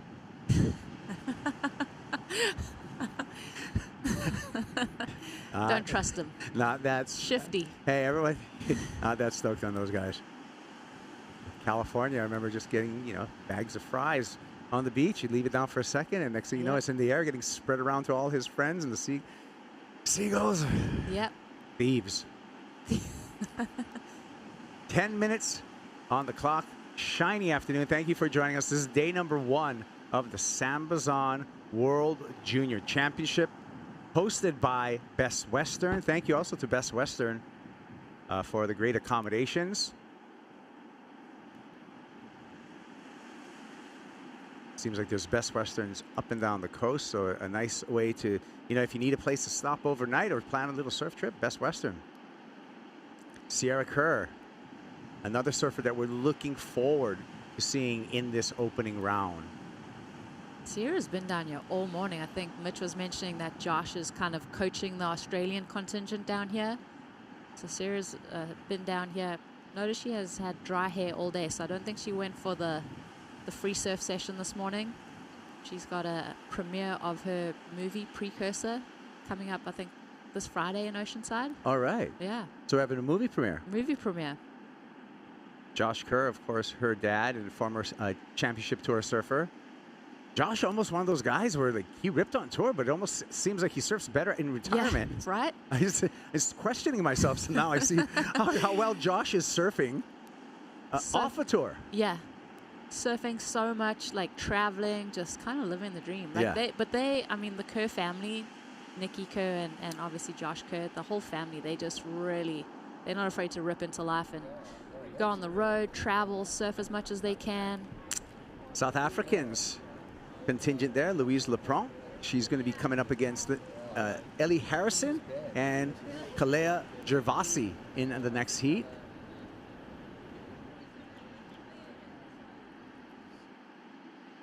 The back shot of Josh Kerr sneaking up on him. Yeah, he's probably watching this heat with Kira in it. Yeah, just being aware of where the good waves are coming, right? And with this low tide, that's another great conversation, Rosie, is that the draining tide has added to some lully periods right now. Oh, definitely. I think as that water just drains, and like we said, there's a huge shift in the way that the water's moving. Different banks are going to come to life, and there's always that moment where the ocean kind of figures itself out, and the surfers also have to adjust to where the waves start breaking, and you'll see a peak all day. It's almost like France, where you see a peak, and if you've seen it, right, it's too late. It's too late. By the time you get into your wetsuit, it's gone. It's gone somewhere else up the beach. Yep. Now, can the tide drain out too far for this break? What's your feelings on that? You know, with a beach break situation like this, I feel like it's sand all the way out. It's not like it's hitting a specific part of the reef. I think we're still going to be sweet cups. I think it's just going to be super contestable. Seems like the waves on the lower tide will be moving quicker, so the surfers will have to be more reactive to that. Definitely. Yeah, closing out a lot quicker and just anticipating those next sections as it kind of dumps. Yeah, really the quick twitch muscles coming into play and having to come into play.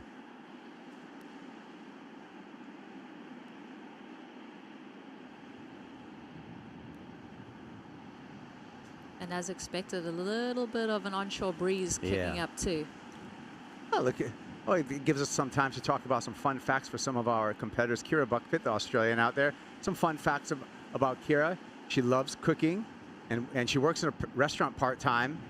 She's always up for an adventure. And snakes really scare Kira.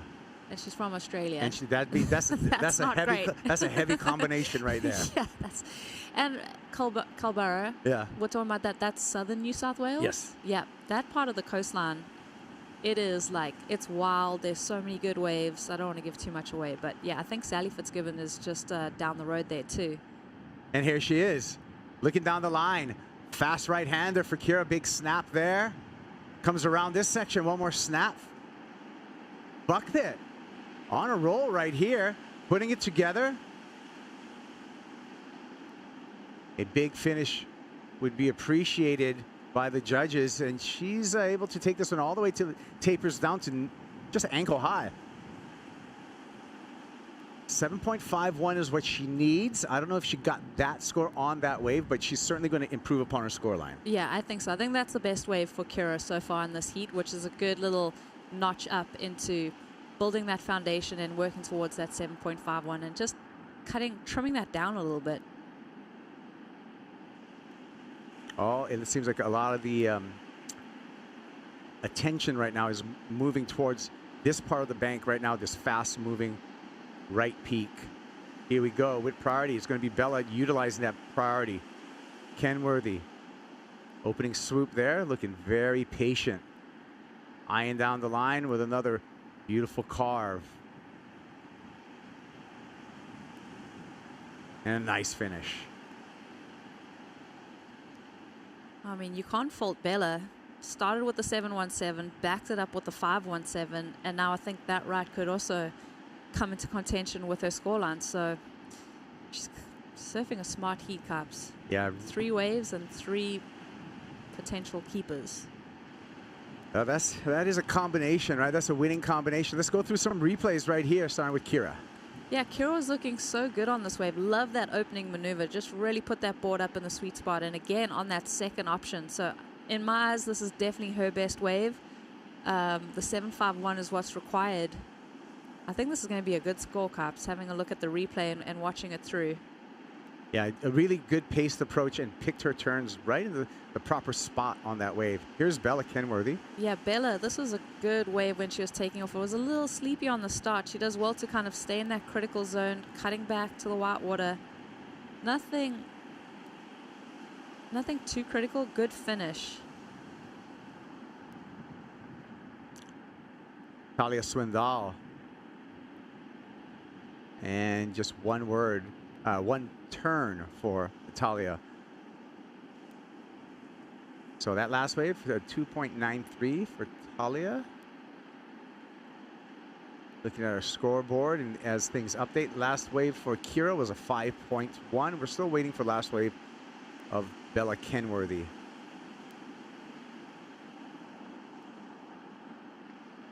We're under 3 minutes here, Rosie.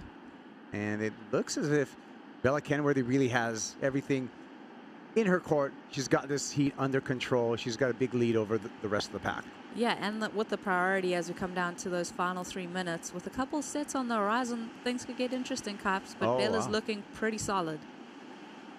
Talia needs to make some speed down the line. And is able to negotiate some of those low tide ribs in the wave. And a nice finish, too.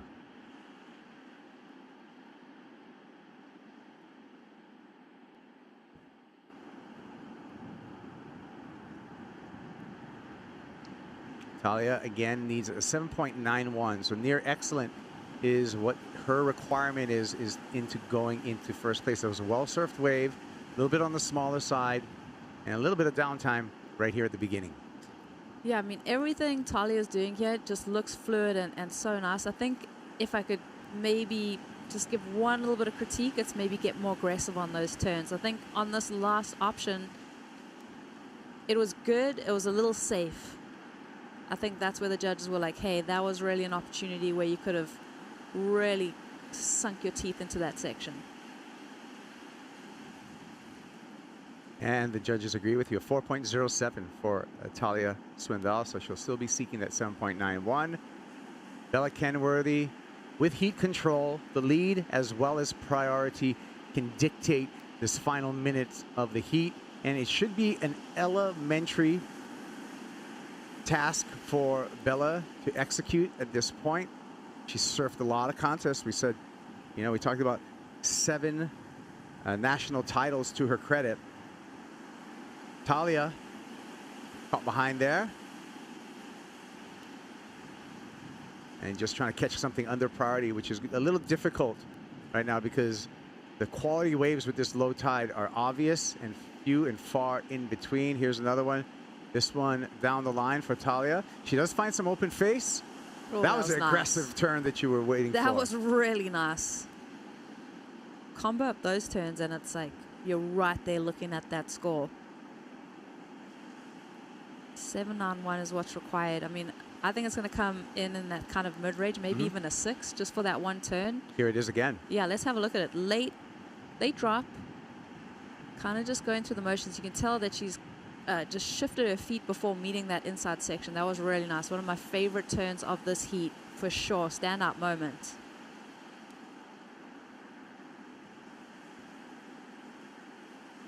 All right, well, that's the end of the heat. And I'm wondering if that score came through for Talia. I guess it was not enough at a 4.07. And those are the final numbers here. Bella Kenworthy on to the round of 16. And we are on to a quick commercial break. We'll be back with more action. Second heat of the opening round for the women on the backside of these messages.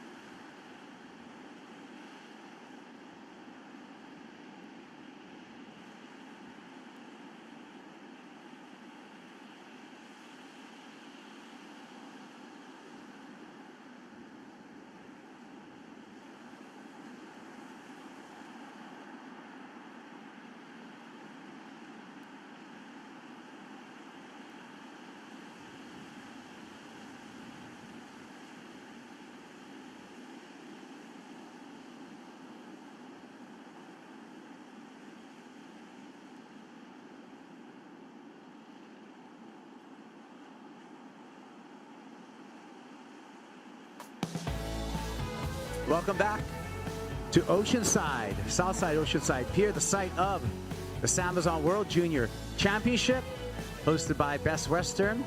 Opening round for our women out in the water. Heat number 2, Ellie Harrison out of Australia, Louise Lepron out of South Africa, and Peru, represented by Kalea Gervasi. Shiny afternoon here, and a low tide draining through the sandbank. I'm Gabriel, along with Matt Shanoski, the Waxhead, to talk you through the action here. Your thoughts on this heat, Matt? I can't wait to see it. The women have been absolutely on fire so far. We see that tide really draining out. These surfers, as you alluded to in the previous heat, they are a lot further south than we have seen in previous heats. And they're on the far bank. They're on the southern bank. So if you're to come down to the beach, look to the left-hand side of the pier, they are about 500 yards to the left. And that's just a separate peak, not closing out, but it's offering a lot of scoring potential. So that wind's coming up a little bit too. So this will be Kalea's opening wave. Kalea finds the open face here for backhand carve, the Peruvian. Working it over on the backhand and stabs a final maneuver. That'll be the opening number out. And we're catching up to Louise Leprand. Kicking out of a short left, leaving Ellie Harrison in the red jersey out with priority. Weaker beach breaks from what we had this morning. You can see there's a pier bowl right and the left. So that one actually looked like a fantastic wave going unridden to the right of the screen there. But these surfers will be looking to incorporate their repertoire. Talk about speed, power, and flow, Kaipo. It's challenging as when you're in beach breaks that are starting to close out, wind comes up, it gets more and more challenging, and the field dwindles down. You're really going to have to reach into your creative pursuits to try and find something to give the judges some excitement as the days go on. Here goes Ellie on her opening wave as well. Ellie Harrison, nice snap for the surfer out of Victoria, Australia. Oh, and goes a little too hard on that second turn. Gotta say, nice flow as she stood up there. That board, maybe an EPS just gliding across the surface. And coming from Barwon Heads in Victoria, often surfing Winky Pop and Bells Beach. I've seen her down there in action. It's a place where you need to be able to surf. Well, you go a long time between swells, but when it is pumping, you need to really be able to match power with power. So synonymous with right-hand reefs and point breaks that area, and also some great beach breaks. Janja, yeah, beach break Janja there as well. 13th, 13th beach, of course. Some peaky lefts and rights.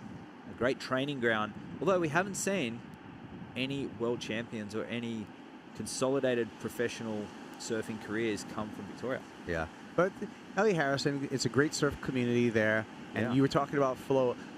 A place you could really develop a lot of flow would be Bells Beach as well as Winky Pop as far as fundamentals in surfing. Absolutely, and somewhere she did say that it is a favorite for her if she was to get onto that world tour and surf on the championship tour. Yeah, there you go. The legendary Bells, Rip Curl Bells Beach Easter Classic. Yep. I believe the longest running professional surf contest in the world. 1962. Crazy. Yeah. Every year, continuing.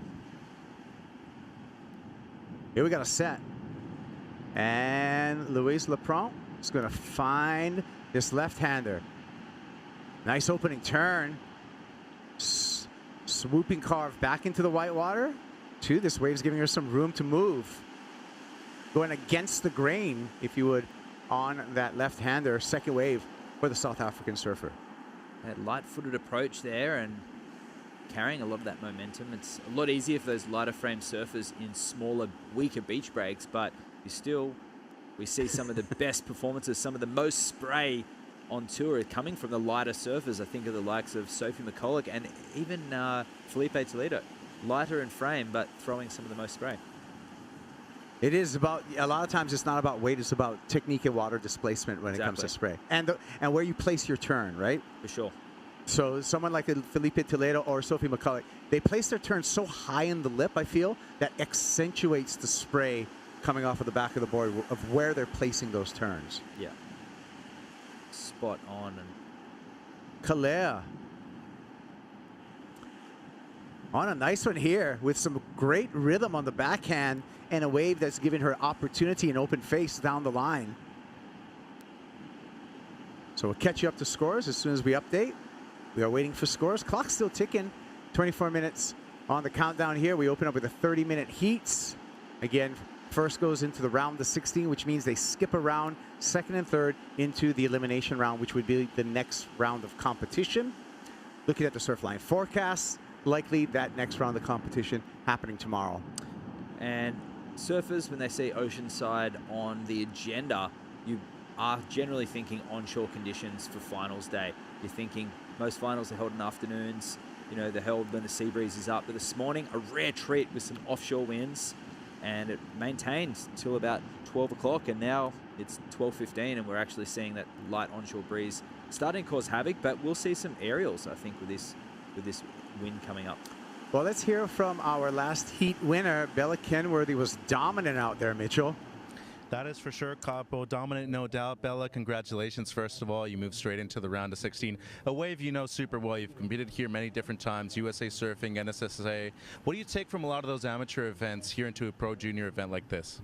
Yeah, I'm super lucky to have this pro junior event, like where I've grown up surfing and competing, and I'm like super comfortable with the waves, so I'm pretty happy. And riding an eco-carbon technology board by Channel Islands right here. Talk to me about the equipment you chose out there. Yeah, I rode this board for the first time yesterday, and it just felt so good, so I was like, I'm just going to ride it in my heat, and it's been going, like, it's really fun. Your father, Jason, a great surfer himself, but over the course of the weekend, I saw younger brother Waylon, younger sister Peta compete over there at the lane and Steamer Lane in Santa Cruz. Can you talk to me about your lineage and just your family overall and kind of the scene that you have right there in San Clemente? Yeah, I've just grown up with all like 4 of my siblings surfing, so we just go to the beach every day together, and like they were here today surfing, so it's pretty cool. Congratulations, Ben. Anything you want to say to your family? Thanks for all the support. Kaipo? All right, thank you, Mitchell. Congratulations, Bella. We'll see her in the round of 16. Off to a great start here at the World Junior Championships. Sleepy one to start. And if there was any advice to give these surfers out there, is that these conditions will start deteriorating quickly. Tide dropping, wind picking up. So getting off to an early start, building a heat total, and really just getting into the grind. And if a bigger wave does come, you need to commit to it. And a 2-turn combo is all you need to go excellent. But it's going to have to be on a set wave today. You can see a look up the coast, straight through the Oceanside Pier onto the harbor north of here. A couple of jetties coming off of that harbor, also making some great waves. This whole stretch of beach has been, you know, sites of different competitions. We talk about the Supergirl Pro on the women's QS side. We've had numerous amateur events here. Back in the PSA Bud Tour days, we had numerous events here as well. 84 for the World Championships, we had a 3-part series. One of the events held at Oceanside South Jetty. Brad Gerlach won that one. That was a long time ago. And skateboarding is synonymous with this area too. It's my favorite skateboard spot ever. Right here, the plaza that we had was some of the regional street contests in skateboarding. There was a wonderful skateboard park right inland from the pier, just one road inland, and that developed a lot of young professional skateboarders, a lot of big skateboarders. And then, you know, of course, the Prince Park now inland, a great concrete park, and named in the memory of a great local skateboarder, Michael Prince Johnson, who was a stylish, great skateboarder. It's a classic California beach town. You've got the cars, the motorbikes, you've got the boardwalk, all sorts of colorful characters lining the boardwalk. And of course, we have a surfing contest here right now. The World Junior Championships, a very fitting home here at Oceanside. Ellie Harrison uses her priority.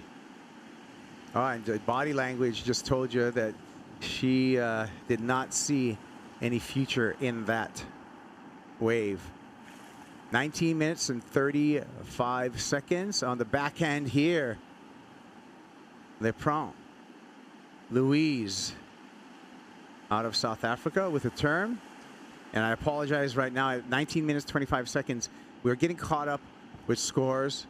So we're waiting for scores, and we're getting those scores caught up to you. As soon as those scores generate within our scoring system and our scoring screen, we will be able to communicate to them. But right now, we're just waiting for scores for all surfers. Interesting, Louise, just 15 years old from South Africa. She used to do lots of different sports pre-COVID, but COVID made her focus upon surfing, which of course, is a fantastic way to spend your time, especially if you're somewhere where the lockdowns were quite harsh and you couldn't go outside. Surfing was one of those activities, depending on where you were, that were, I know Victoria suffered. I'm sure Ellie suffered some lockdown situations there in Victoria. They had some pretty harsh ones too, but surfing was a leave pass for a lot of people. Yeah, that's right. It actually, surfing grew quite a bit because a lot of people picked up surfing, as well as a lot of kids like Louise, who would play a lot of different sports, all of a sudden just focused on surfing because that was what was available. And once you get that magic, you get the bug. There's no going back. Louise riding Smith-shaped boards, shaped by Graham Smith. It seems like mostly all the South Africans are riding those Smith shapes. Yeah, yep, so far. Graham's here on site. He is. Saw him just sitting behind the commentary booth here.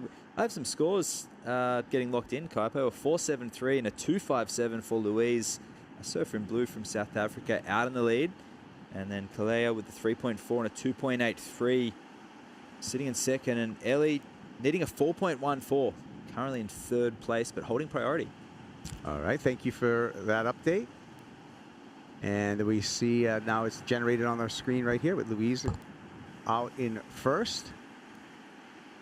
Kokona Kawase out of Japan. Her warm-up on the beach, preparing for her upcoming heat. She's up next. Yeah, team sports really suffered a lot during that pandemic, but of course we saw more surfers flooding the lineup, and a lot of those surfers tuning in now, watching the World Junior Championships, and a lot of surfers 15, 16, 17 years of age. COVID kicked off when they were 12, 13 years of age. So the new generation learning to surf within the last 3 to 5 years, and we could see them lining up for a World Junior title in future years, Kaipo. Yeah, I mean, you see a lot of surfers starting off, Matt, just at such a young age now. Here we go. Ellie Harrison. Oh. A surfer from Victoria, putting together a nice wave. Couple appropriate turns.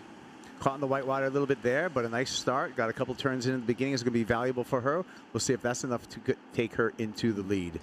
Yeah, these waves running down the sandbar a little bit, looking a little bit like a point break.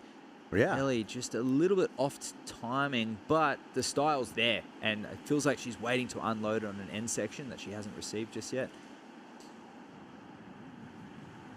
Aaron Brooks. Preparation. Part of it is UV protection.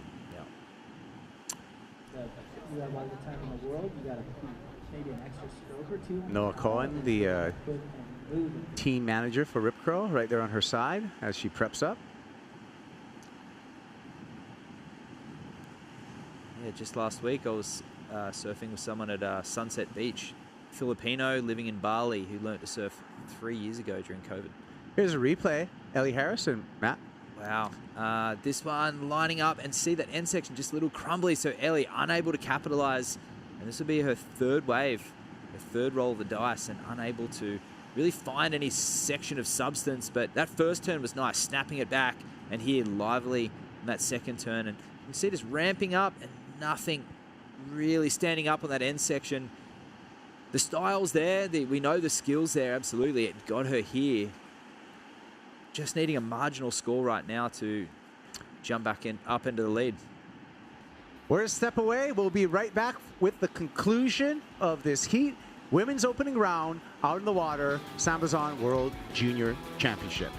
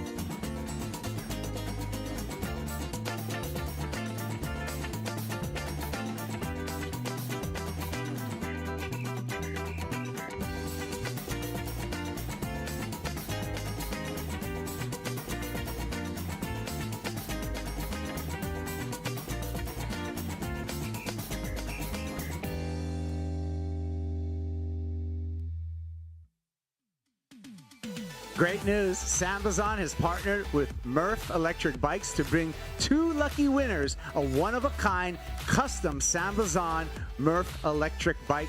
Don't want to miss out on this package. $3,500 worth of prizes, including 3 months of SAMBAZON acai packets, acai bowls, SAMBAZON branded Yeti cooler and drinkware, and the e-bike of your dreams. Enter to win via this QR code on your screen or by visiting the SAMBAZON booth right here at the event in Oceanside. I want a bike, but I don't think I can play. So you play. Scan the code. We're back in action here. Kuiper Guerrero along with Matt Shanoski, the Waxhead. Heat number 2 of the opening round for the women, and the South African goofy foot Louise Leprand out in the blue jersey is out in the lead. Just when we came back from break there, Ellie got a marginal wave, only needing a 3.21. Don't know if that one will be enough, and it wasn't, a 2.97. So having so far a heat to forget, these waves really small, no considerable sets to really break open the scoring with just a 4.73 for Louise. Just a 2-turn combo there. So these surfers, you know, it's going to come right down to the end of the heat. 2 waves in 30 minutes, these surfers have that task, but with changing conditions, they're going to have to adapt. So don't know if there's going to be too many more sets coming, Kuiper. They're going to open up. Here's our heat leader, up and out. So that will just change the priority. That will not change the score line. Louise will remain out in front. And the view of the lineup here with Ellie Harrison making her way back up to the peak. Just a few weeks ago, this whole pier covered in whitewater with some of that giant swell. Had a giant swell here in California, correct? Yeah, absolutely. The day after Christmas. So 2 days after Christmas, that swell set in for a few days, and this whole coastline absolutely copped it. So there were some great waves north and south as well. Well, it looks like the pier stood intact, up. Yeah, absolutely. And intact after, you know, some retrofitting that happened to this pier back in 1987 after some storm damage. The Oceanside Municipal Fishing Pier. It's a long pier. It is. And it's really great at gathering sand for the surfers. It's really great as functioning as a fishing pier for the fishermen. Another third, maybe longer than Huntington? Yeah, it's definitely longer than the HB Pier. One of the longer piers here in Southern California. You can see there's that lower tide really starting to wreak havoc and change the bank. Starting to run and get a little mushy in. Here we go, here's Kalea. Kalea up and over on that first turn. Couple of snaps on the backhand for Kalea. Doesn't need much to take the lead. Just a 3.91. She finishes one off. She's going to put herself in a good position and unable to ride out in front of the whitewater for the finish. So missed opportunity there. Did she get done enough before that final turn is the question. Given the scale of the heat, obviously it's a heat-by-heat basis, the judging criteria, so they're taking into account the lower tide and the conditions. I think that'll be enough. Just a low ask of a 3.91. If she rides out of that, no question, maybe one of the better waves of the heat. Some of the turns, a little bit lateral, nothing in overly vertical or critical in particular, but carrying momentum through the turns. Janir Gonzalez Extabari from the Basque Country coming up. Both her and her sister competing in this year's World Junior Championship. So we got a sister combo coming up out of Europe. We're going to start off with Janir. Red, then blue. Louise still out in front from the beginning, from the opening of this heat. Ellie with priority leads a 3.21. Well, 3.53 for that last wave. It wasn't enough, but it was into a... It was her best wave yet for Kalea, so still needing a 3.78 now. Ellie with priority. Here's a replay of that warm-up. No, it's a replay of Kalea Gervasi and this 3.53. That first turn sent it up, and these turns just a little bit lateral and not really anything of substance. The wave just died down and pumping at the end and was unable to ride out. So you'd have to say if she could ride forward of the whitewater there and show the completion, would almost guarantee the score. And here, this turn was nice and threw a bit of spray, and yeah, the wave flattened out right here, but stayed with it, and she needed to because it did have the end section, and just losing a bit of speed through this section puts it up into the lip line and can't ride out. So a 3.53, you'd have to say that would have been a position change if she was to ride out of that wave. But still in third, needing a 3.78. There's the time, 7 minutes on the clock, counting down. And Louise Lepront still out in front. Interesting that Louise actually utilized, I believe it was a left that gave her her highest single wave score, that 4.73. Here she is again. Oh, nice tap off the top. Yeah, great style, but that's all she's going to get. 6.5 minutes. I mean, just looking to drop a 2.57, that one turn may have been enough, but really liking the light-footed approach from Louise. Very nice style. And carrying momentum a little bit like Craig Anderson, who actually does have South African roots as well. See here, just nice off the top there. Not a lot of spray there, just good technique, good style, and this wave shutting down, unfortunately, and jumps up and over to get back out the back with 6 minutes remaining. And here goes Ellie. Ellie Harrison with a chance to take back the lead. Couple of nice turns there. More open face in front of her. Aggressive finish, but not able to complete that maneuver. She needed just a 3.51. Got a couple of turns before that that were pretty crisp and nice. We'll see if that was enough. Would have been really, really valuable for her to finish off that wave with that last snap. Yeah, maybe some nerves. I couldn't imagine it would be the cold water, but this is very much on par with typical water temperatures to what you get down in Victoria. But yeah, loss of momentum in that last turn. Let's see. So she gets an open wave, which is hard. Nice snap. And here goes into this turn, more of a check turn. It all comes down to this. Snaps, it sits back down on it, and no momentum to ride out of that. So it was enough. A 4.77 for Ellie Harrison. And Ellie, by the quality of those first two turns, even without the finish, was able to take the lead. And now we got just 5 minutes for the other competitors, Louise and Kalea, to come back. I think that surprised Ellie. She's paddling out, and there's a little bit, when she finished that wave, she had her head down. Now there's a little bit of a pep in her step, her head's up, she's breathing. You can see there's a little bit more activation in her body language after hearing that score. And of course, you've just gone into the lead. It's going to be an interesting 4 minutes and 30 seconds remaining. But down into third priority. Kalea with that first priority and Louise second priority. If they can just find open waves and complete, as we just saw, it was a two-turn combo and fell on the third, and that was the highest scoring wave of the heat so far.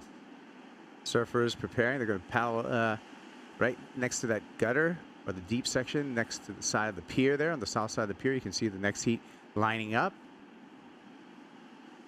Great little escalator out to the surf. And you can see, speaking of peaks, the peak moving over again. And the set coming through, and this catches all of our competitors by surprise. All competitors much further south than that breaking peak. So these next set of women going out, maybe taking note of that on the paddle out. And we'll see if the positioning changes in the next heat. Looking down the line here, Kalea. Up and down. Another 2 hours to low tide as well, so it's really draining out, and it's a very different lineup to what we saw this morning. Conditions hanging in there, that onshore not wreaking too much havoc yet. Can you find the corner? That's the game right now. And Louise finds a corner. Big snap there, stylish snap. Beautiful turn. Follows that up by a nice carve. Louise Lepron. And the wave just dies out, but 2 quality turns. Ellie Harrison streaking down the line here. Snaps off the top, has to kick the board away.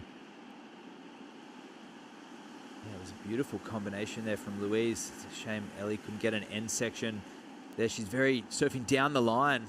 That beautiful flow as we talked about before, but unable to drive off the bottom and come into the lip line, really change the momentum.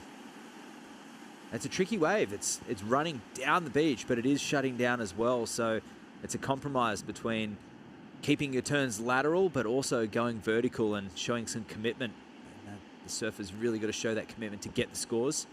We all a fan of good stylish surfing, but the surfer has to show a degree of difficulty in the maneuvers if they want to go into the excellent range and really tick off that criteria.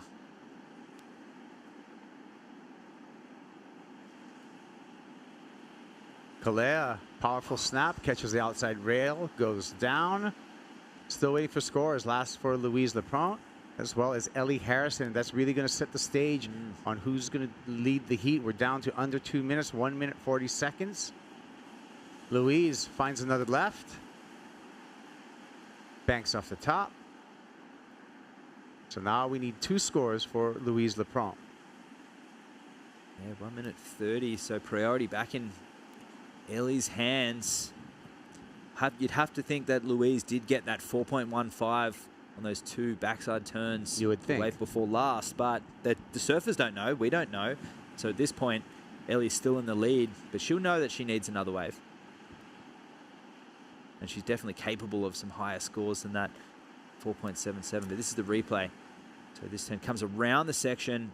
Nice. Really commits to that turn.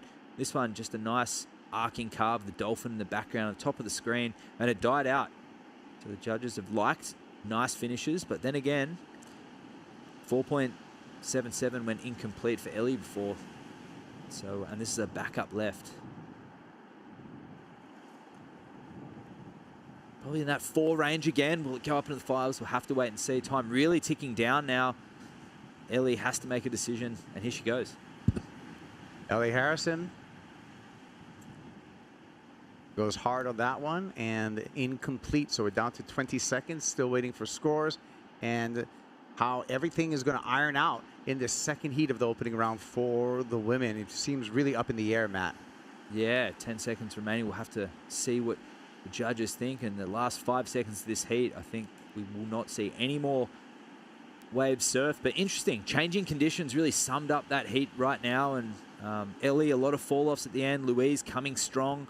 But Kalea unable to capitalize. Starting off strong, but sort of falling off towards the end of the heat. Score still to drop.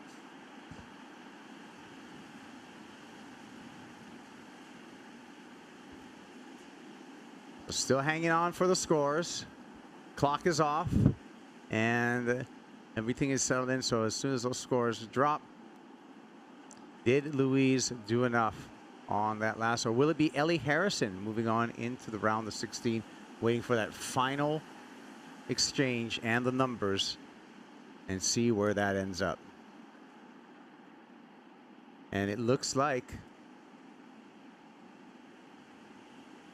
it's going to be Ellie Harrison as we pull up the numbers.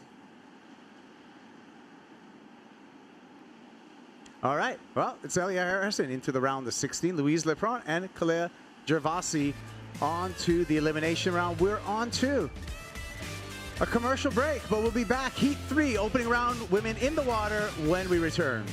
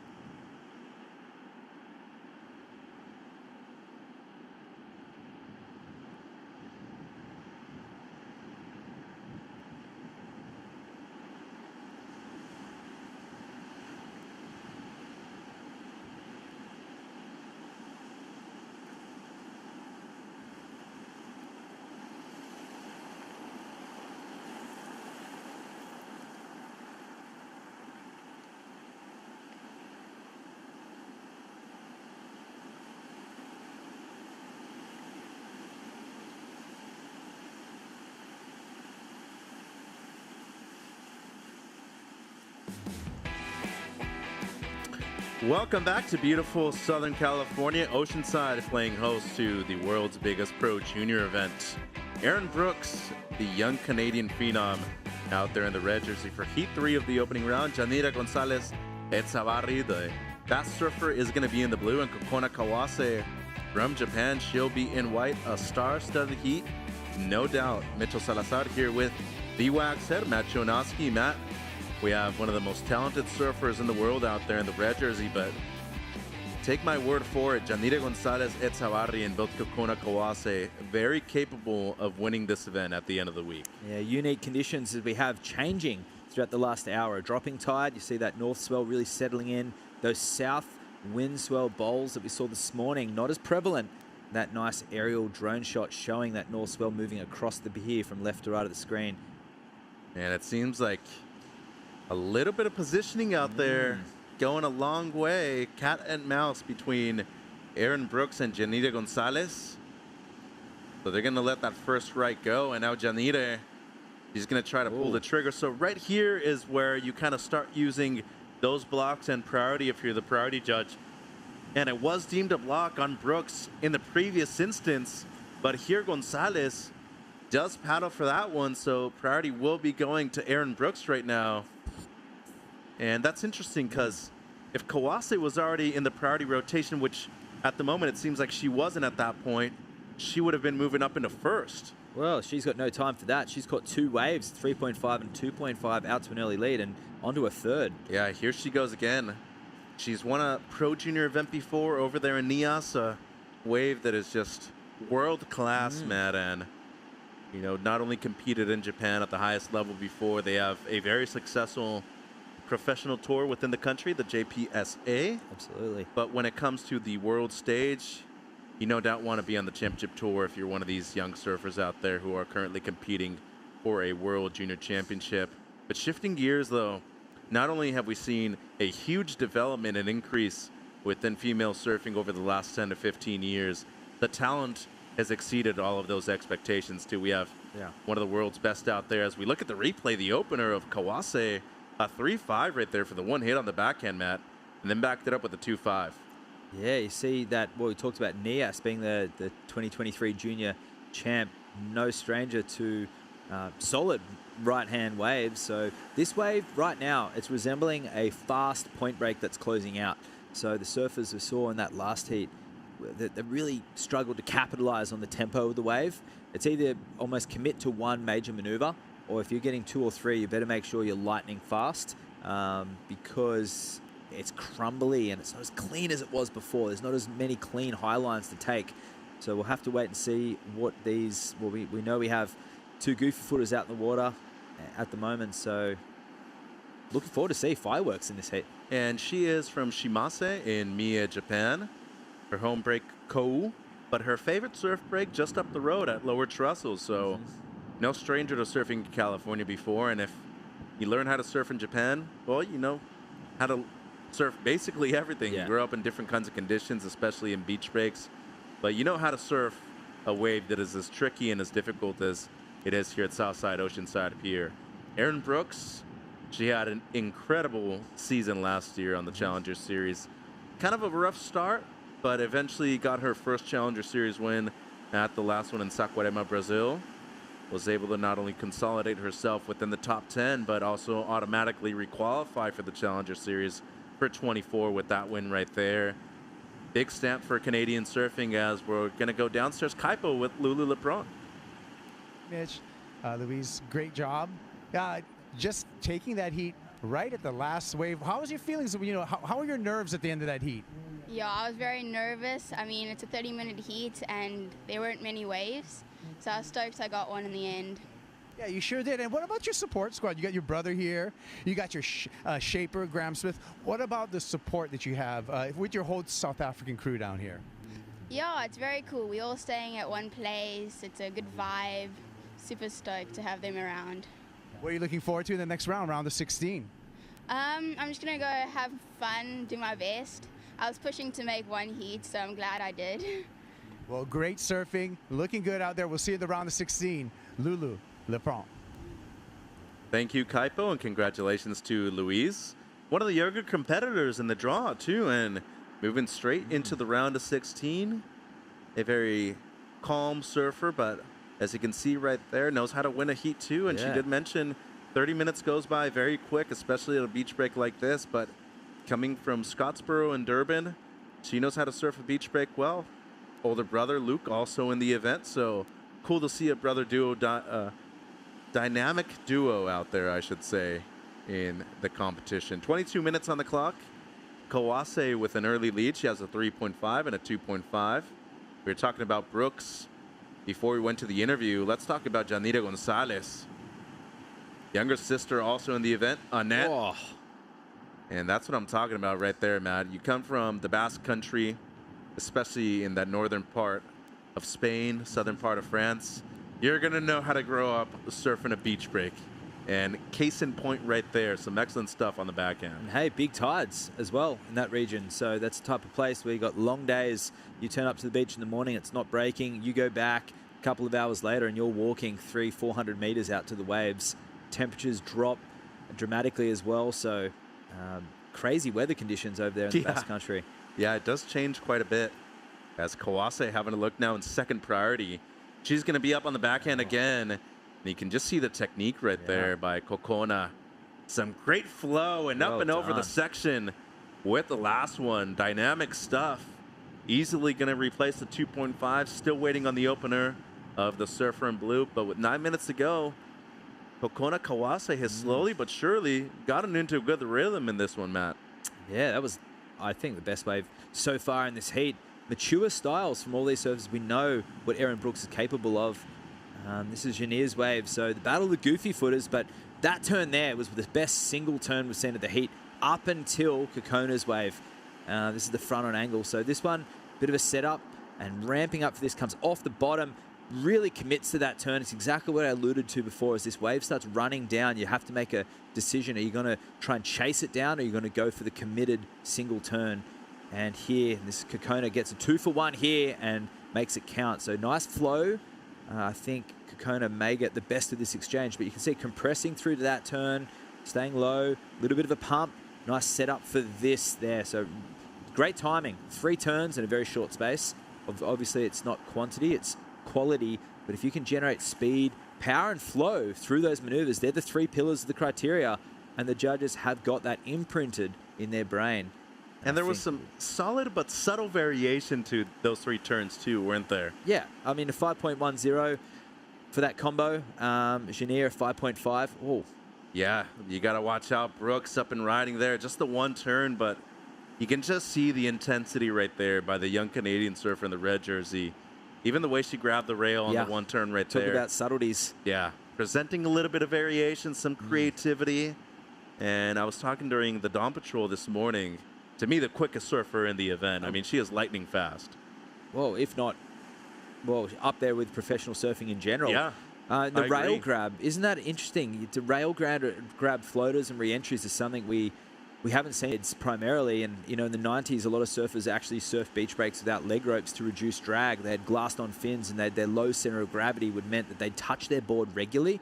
Have a look at this. So Erin gets low. Little tap of the rail there, so I love seeing that. A little throwback to the old days, but practical as well. See how low she gets? Bang, compresses. It's not so much a safety grab, it's just that she was right there and it allows her to spring off the lip. I love it. And it even brings in a little bit more power, too. Janita now on the backhand. And a beautiful style right there. You can just see the way she brings the board around when she's doing that bottom turn, top turn combo. Some beautiful stuff by Etzabarri. And now Kawase on the forehand for the first time this heat. Was off to a good start, looking to replace a 3.5 as her low mark. And don't know if she's going to do it with the fall right there at the end. 18:20 on the clock. And, I mean, conditions are looking fun, Matt. Later on in the afternoon, very competitive. But I think most importantly, it's clean enough out there. Yeah, absolutely. And Erin Brooks, a 4.5 for that single maneuver. She's got to get some confidence out of that. A very feisty competitor, knowing what's in store for the rest of the heat. But 18 minutes to go, sitting on a one turn for 4.5. You've got to get some confidence out of that. 100%. You saw Anastasia Finter right there coming up in the next heat. She's going to be facing off against Sierra Kerr and a local surfer, Sky Brown. Brooks on the backhand. A lot of speed down the line, coming around the corner. Big tag right there. And maybe just a bit too mistimed by the young Canadian surfer in the red jersey. Last of Janita comes in as a 5.67. Wow. So she takes the lead. And now Kawase does get a 4.0 with the one turn on the forehand. But at the moment, that's irrelevant because she's needing a 6.07. Same thing for Brooks to move up into first place. Actually, Brooks needing a 6.67. Beg your pardon, as Kawase with a good combo right there on the backhand. Nothing spectacular, but nice meat and potato surfing. Yeah, and perhaps that board a little more conventional, maybe a little longer than some of the other competitors, looking a tad slower through transitions in comparison to Aaron and Janier. But Janier throwing a lot of spray on her wave, and I think I really like the kick out that she had too, showing a lot of style and those subtleties that we talked about here. Janier on her left. Yeah, and that's what we saw last year at Seaside on her behalf, Matt, was that just beautiful polished style on the forehand. You don't see it as much on the backhand, but definitely noticeable when she's going left. Wow. And now Brooks with the tight turn right there in the pocket and just the one. She's having a tough time finding a lot of these good corners. Yeah, she is. I'm loving the technique, though. All these little grabs of the different technique. This is awesome to observe. Just the bottom turn there with a pendulum of the hands. You can really see. It's almost like we say in Australia, like passing the football up. Right. Some of the goofy footers that were so predominant in Australian surfing in that era. You know, guys like Neil Purchase Jr., Oki, even Margot. Even though it was a goofy footer. Yeah, Brendan Margison, yeah. So the way that they would bottom turn, it's almost like they pass the football up to the top of the wave. It's a pendulum. Now I know why they do that warm-up. Yeah. I hadn't noticed that until right now, but it's the same motion. Yeah. Yeah, we do it with a ball at the surfers gym there down in Longreef, and it's a ball and it's a pendulum. There's a picture of Andy Irons bottom turning, and you can see it's the pendulum of the hands, and this is Kawase. Kawase's wave. So that one completes, but just a little bit mistimed. A 4.37 for that combo, and here using priority was Janier. Beautiful open hand, open thoracic turn there. You can really see her throwing into it, but identifying that Kawase was paddling out. And see that? There's that pendulum. It's all small. It's that. I mean, you'd think at the end of this heat, that 4.10 for that single turn won't go into a top two, but it's what we're here to dissect. Good surfing, and those subtleties go a long way. They though. do. And the judges notice it. I mean, it's not every day you get a 4.5 for just a one turn. Exactly. I mean, it's almost half of the scale right there for the one turn. So when you compare it to the fives that we've seen in this heat so far, very comparable. Halfway through the heat, Janita Gonzalez-Etzabarri leading over Kokona Kawase and young Aaron Brooks.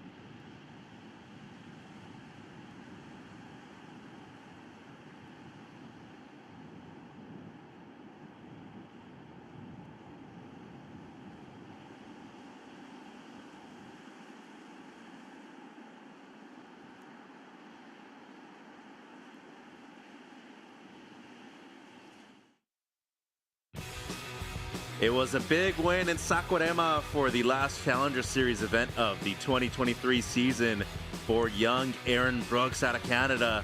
Defeated Sophie McCulloch, a former Champ Tour surfer, in the final, Matt. and did it in dominant form.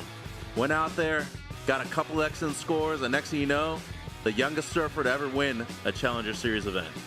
Yeah, I mean, you just see the commitment, and surfing places like Rocky Point, it actually looks a lot like it with the wild sections coming at you, the wind, the backwash, and the variety of different conditions that you have to put up with in places like Brazil.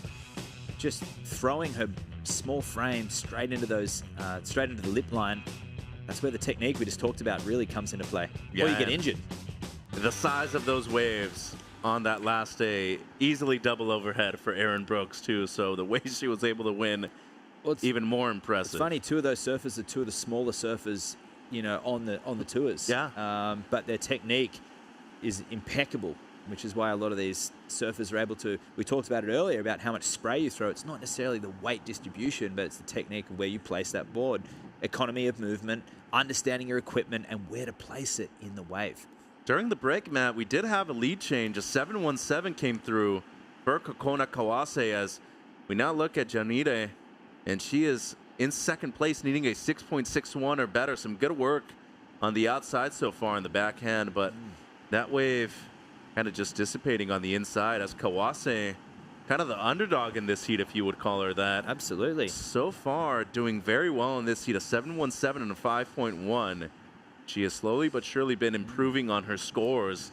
And next thing you know, retakes the lead with 11 minutes to go. It's Erin Brooks who doesn't have anything better than 4.5 in her scoreline. Well, 8 waves ridden. If you think back to the first 1 minute, there was a paddle battle between Erin and Janire.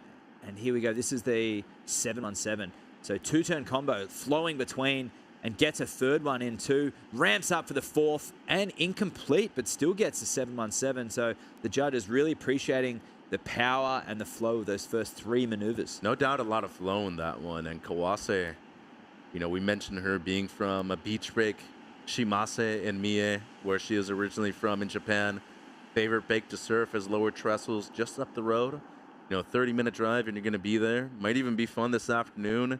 She has her sights set on this heat, though, as not only in the lead, but in a potential spot to send both Janire and Erin Brooks into the elimination round. I mean, when we talk about the year that Brooks had in 2023, couldn't have gone any better. I mean, unless she qualified for the championship tour, ends up winning a Challenger Series event. Actually surfed in this event last year at Seaside Reef, got 5th place. And speaking of young superstars, there's another one in the making. Sky Brown, former Olympic bronze medalist in skateboarding. And Kaipo mentioned this morning, 13 years old when she was able to win that. So impressive stuff. She's here now, looking to do great things in shortboarding competition and surfing at the World Surf League. Has gotten a runner-up finish at a QS event before in the Philippines, and wants to shine at one of her home breaks here at Southside Oceanside Pier. Down to 9 minutes and 30 seconds. Brooks with priority. And not that she hasn't tried a match, just hasn't been able to find the right wave to get that 7.77. Yeah, that's right. But she knows she'll take confidence. 4.5 and a 4.1 just for single turns. So a heat to forget so far, but she'll grab confidence out of that. And there's Sierra Kerr coming up with her dad, Josh Kerr, who's been supporting a lot of the Australian contingent so far. A lot of the young men alluding to Josh being in their corner, which is really cool. Of course, why wouldn't you want a former CT surfer and one of the most innovative surfers ever on the championship tour? I mean, he was ahead of his time when he was on the championship tour. I mean, even to this day, some of these exploits on twin fins and alternative boards as well is not redefining wave riding, but definitely redefining his career as well. For sure. I mean, I remember in 2012, he ended up being runner-up at the event at Pipeline to Joel Parkinson. A lot of people were rooting for him. Nobody really thought he was that good in barrels. One of the first people to really start going right at Margaret River too. A big air he did in the Margaret River Pro. I remember that, and it was almost unheard of at the time to really go riding competition. I think that was 2010. He might have beat Taj Burrow in the final over there. Could be right. Yep. Maybe a 10-point ride in the final, straight air into an air reverse. Yeah, I mean that's we talk about John at Margaret River as well, but I mean that in particular, there's a lot of focus on the right-handers from pretty much that exact event onwards. Where before that, it was known as the left. I'm sure Kaipo can allude to that as well. Well, I'm still surprised that nobody really goes left during the championship It's tour. a pretty good left. I'm looking at it all the time as a goofy footer. I'm just thinking, go left, somebody. As Janita, she's looking right and had a couple of solid smacks right there on the backhand. Needs a 6.61 to move up in the first 7.5 on the clock. And Aaron Brooks still with priority here, needing close to an 8-point ride. And it's been Gonzalez Etzabarri, who's had a couple of scores in the fives, are good. I mean, 11.24 heat total. You're winning a lot of heats that way, but it's the 7-1-7 being the difference maker right now for Kawase. A lot of waves in this heat too, so 8 waves ridden from Kawase. In that previous heat, it was pretty lackluster. If there was a wave on the right-hand side of the screen that came through, it would have been the best one yet. So this heat really, you can see the boat wake there from maybe the Coast Guard that's cruised by on the outside, but there was nearly none of these sets beforehand. So this heat littered with waves, but eluding Erin Brooks, who's got priority. Here she goes, Mitch. Yeah, she's up and riding now. And this might be the wave to do it. Comes around the bend, and she's just been a little off in this heat, and it's not every day that you get to see this, especially when she puts on a jersey. So gonna go down to a lower situation when it comes to priority. Had a look at that left right there, but that one closing out just a bit too quick for her. And with 6.5 minutes, still needing close to an 8-point ride. The last of Janita comes through. It doesn't improve either of her scores, and it isn't the requirement either. 5.47 here, Matt. Yeah, this wave shrunk, and we've seen this throughout the event so far. These waves, if they don't offer something at the end and you don't finish on your own terms, the judges won't give it to you. And there's Erin, hits a little bit of that boat wake that we saw before, hits a bit of that chop and puts her off on the bottom turn. We alluded to the great technique before, but if there's chop in the wave and ribs like that, very difficult to be able to set your line. And want to talk to you about the Europeans for a moment too, because there was a point on the championship tour on the men's side, they had around 9 or 10 men, I think. 2009, they were called the Euroforce. As we look at Sierra Kerr, about to make her way back out. Semi-finalist last year at this event, looking to become a World Junior Champion for the first time, coming off of a ISA gold medal at the ISA Juniors in Rio. Little thumbtail there, round tail, a bit of area over the fins too, so look forward to seeing that board in action. And Sierra, one of the premier surfers at her age worldwide, both male and female, but you know, Europe, they got a World Junior Champion last year in Francisca Kika Veselko. Could easily have one again this year in one of the Gonzalez sisters. But when it comes to the championship tour and maybe even bigger and better things, haven't really had too many world champions, haven't had a lot of people stand out on the championship tour. I mean, the ones that I think of right now, Joanne DeFay, most recently on the women's side, Jeremy Flores on the men's side. But outside, you can't really be thinking Leo Fioravanti had a top 10 finish this last year in 23.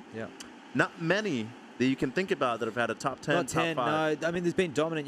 Like 2009, 10. I think of you know, some power surfers. Ritz was there on the world tour, and you had Jean Deroux throughout the years had been on and off, and Marc Lacomar as well.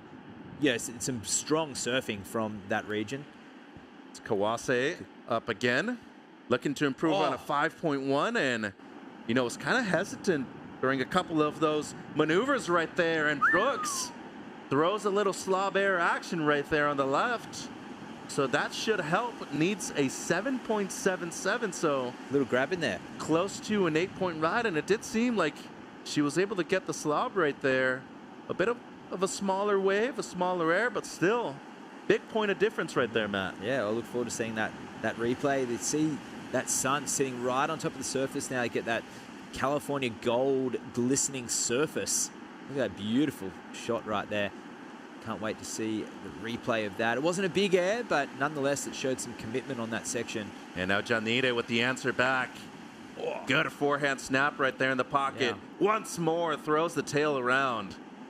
Wow. And adds a little foam climb to finish, too. Yeah. So this is going to be a tight race for the finish with just over 3 minutes to go. It doesn't seem like Kawase will change anything either. Janita's been so consistent. 5.5, 5.67, 3.6, 5.57, 5.47. I feel like that may have been one of her best waves yet. Most of her good scores coming on rights. And here's the replay of Erin here. Down the line, smaller wave. She does get the grab as well. So we'll see where the judges go with that. That'll be an interesting one, because in contrast to the power surfing here of Janir before, and Kawase a bit lateral there and gets it. Oh, and then slides that fin at the end, unfortunately incomplete. So this is Janir's wave. So twist through that turn. Nice little fin spray, yeah, 2-turn combo. I mean, maybe not as dynamic as I thought when I first saw it, because we were looking down the beach into it. But beautiful technique and spicy surfing nonetheless. Feel like it'll still be in that high fives maybe. This on screen looks beautiful. I mean, you mentioned California gold in the afternoon. If you're a judge, though, or even a beach announcer, it's horrible. It's a straight on glare. It's really difficult to see. But they do have, the beach announcers don't, but the judges have that replay angle. They have a couple angles, now. Yeah. So on first view, I missed that grab, but that second angle, we were able to see that. So, and yeah, on first view, Janir's wave looked incredible on that side angle. But of course, the judges are looking at it. They get the angles we're getting, plus they get the front on first impression as well. And they're able to watch it as many times as necessary, too. They have their own separate replay. 1 minute 40 to go. Priority with Erin Brooks. Doesn't seem like it's going to be the requirement that she needs for the 7.77, but at least it does indicate that it'll be a smaller requirement once she gets this last score. 1:20. And it might come down to Janire, whether or not she gets a 6.61 or just tries to make her own fate right here on this right. Good combo right there by Gonzalez. Wow. And gets a dynamic turn right there in the pocket. And that wave just offered up a bonus section that might have been necessary on the inside, too. Yeah. 60 seconds to go, Matt. Wow, keeping really busy. A 6.27 for Erin, so it wasn't enough. Still in third. Now needing a 6.01, but she has priority. Ooh, and this is a good-looking wave. Has a good ball on it, too. Into the lip once. And you know what's coming next. Throws the tail. She ride out? And she can. A little late to the party right there, but was able to ride out. And now the answer by Kawase. What a heat. Competitive one for sure towards the end. As Kokona, he's going to wrap it back a couple of times. And going to need something big right there at the end. So a nice little touch to finish. Yeah. The previous mat for Janita came in as a 6.33. Now needs a 5.95. And remember, she just had the right 15 seconds to go. And Kokona into the lead. And waiting for the last of both Brooks and Kawase as well. So going to be waiting on a few scores right here. Wow. And wouldn't be surprised to see a couple of shakeups right here towards the end. And Kawase only needed to better a 5.10. Yeah. So we'll have to wait and see. 3 scores to lock in. It's going to be a close one. I feel like Janita, no doubt, got the 5.95 that she was needing. I mean, what entertainment. A nail biting for all the supporters at home that are tuning in right now. We have, we have people from all around the world engaged, fans of these surfers, and they put on an absolute show. That was incredible to watch. What a pleasure.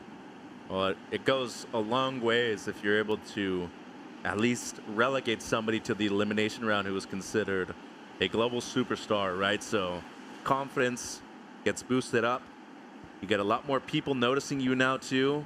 And scores are coming in for Janita Gonzalez Etzavarri, and they are very good. A 7.67 for the surfer representing the Basque Country in blue. That means that Kawase now needing a 7.44, but the last of Brooks comes in as an 8.33. So she moves up into the lead, and this is the last of Janita, 7.67.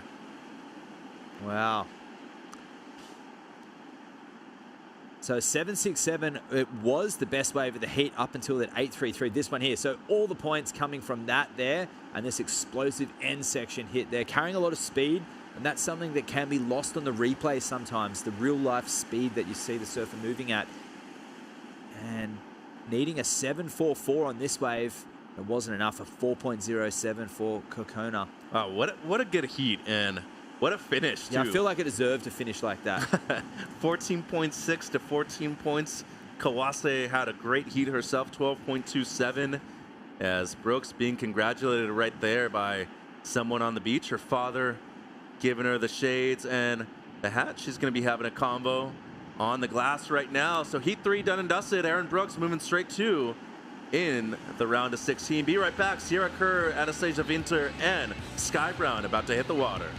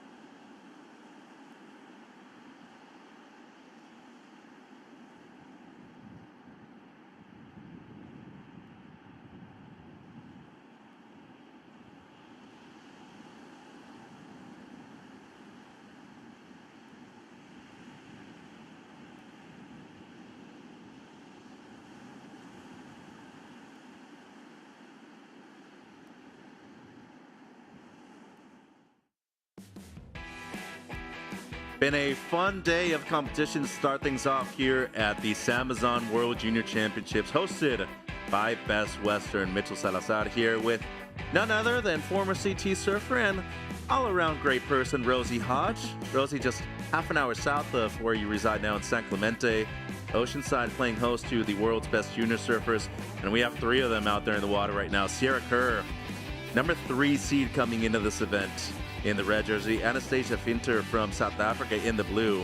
And local surfer Sky Brown representing Great Britain. She's going to be in the white jersey. Yeah, unbelievable heat to step into. That last one was insane to see the end of, but it's beautiful conditions out there for the women. It's been so great to watch the progression of this round 1 with everyone laying it on the line. And Sierra Kerr, I mean, she's coming off of a great end to 2023, won the ISA gold medal in the U16s for the girls, and off to a strong start right here too. Great combination right there on the forehand. Second generation pro herself.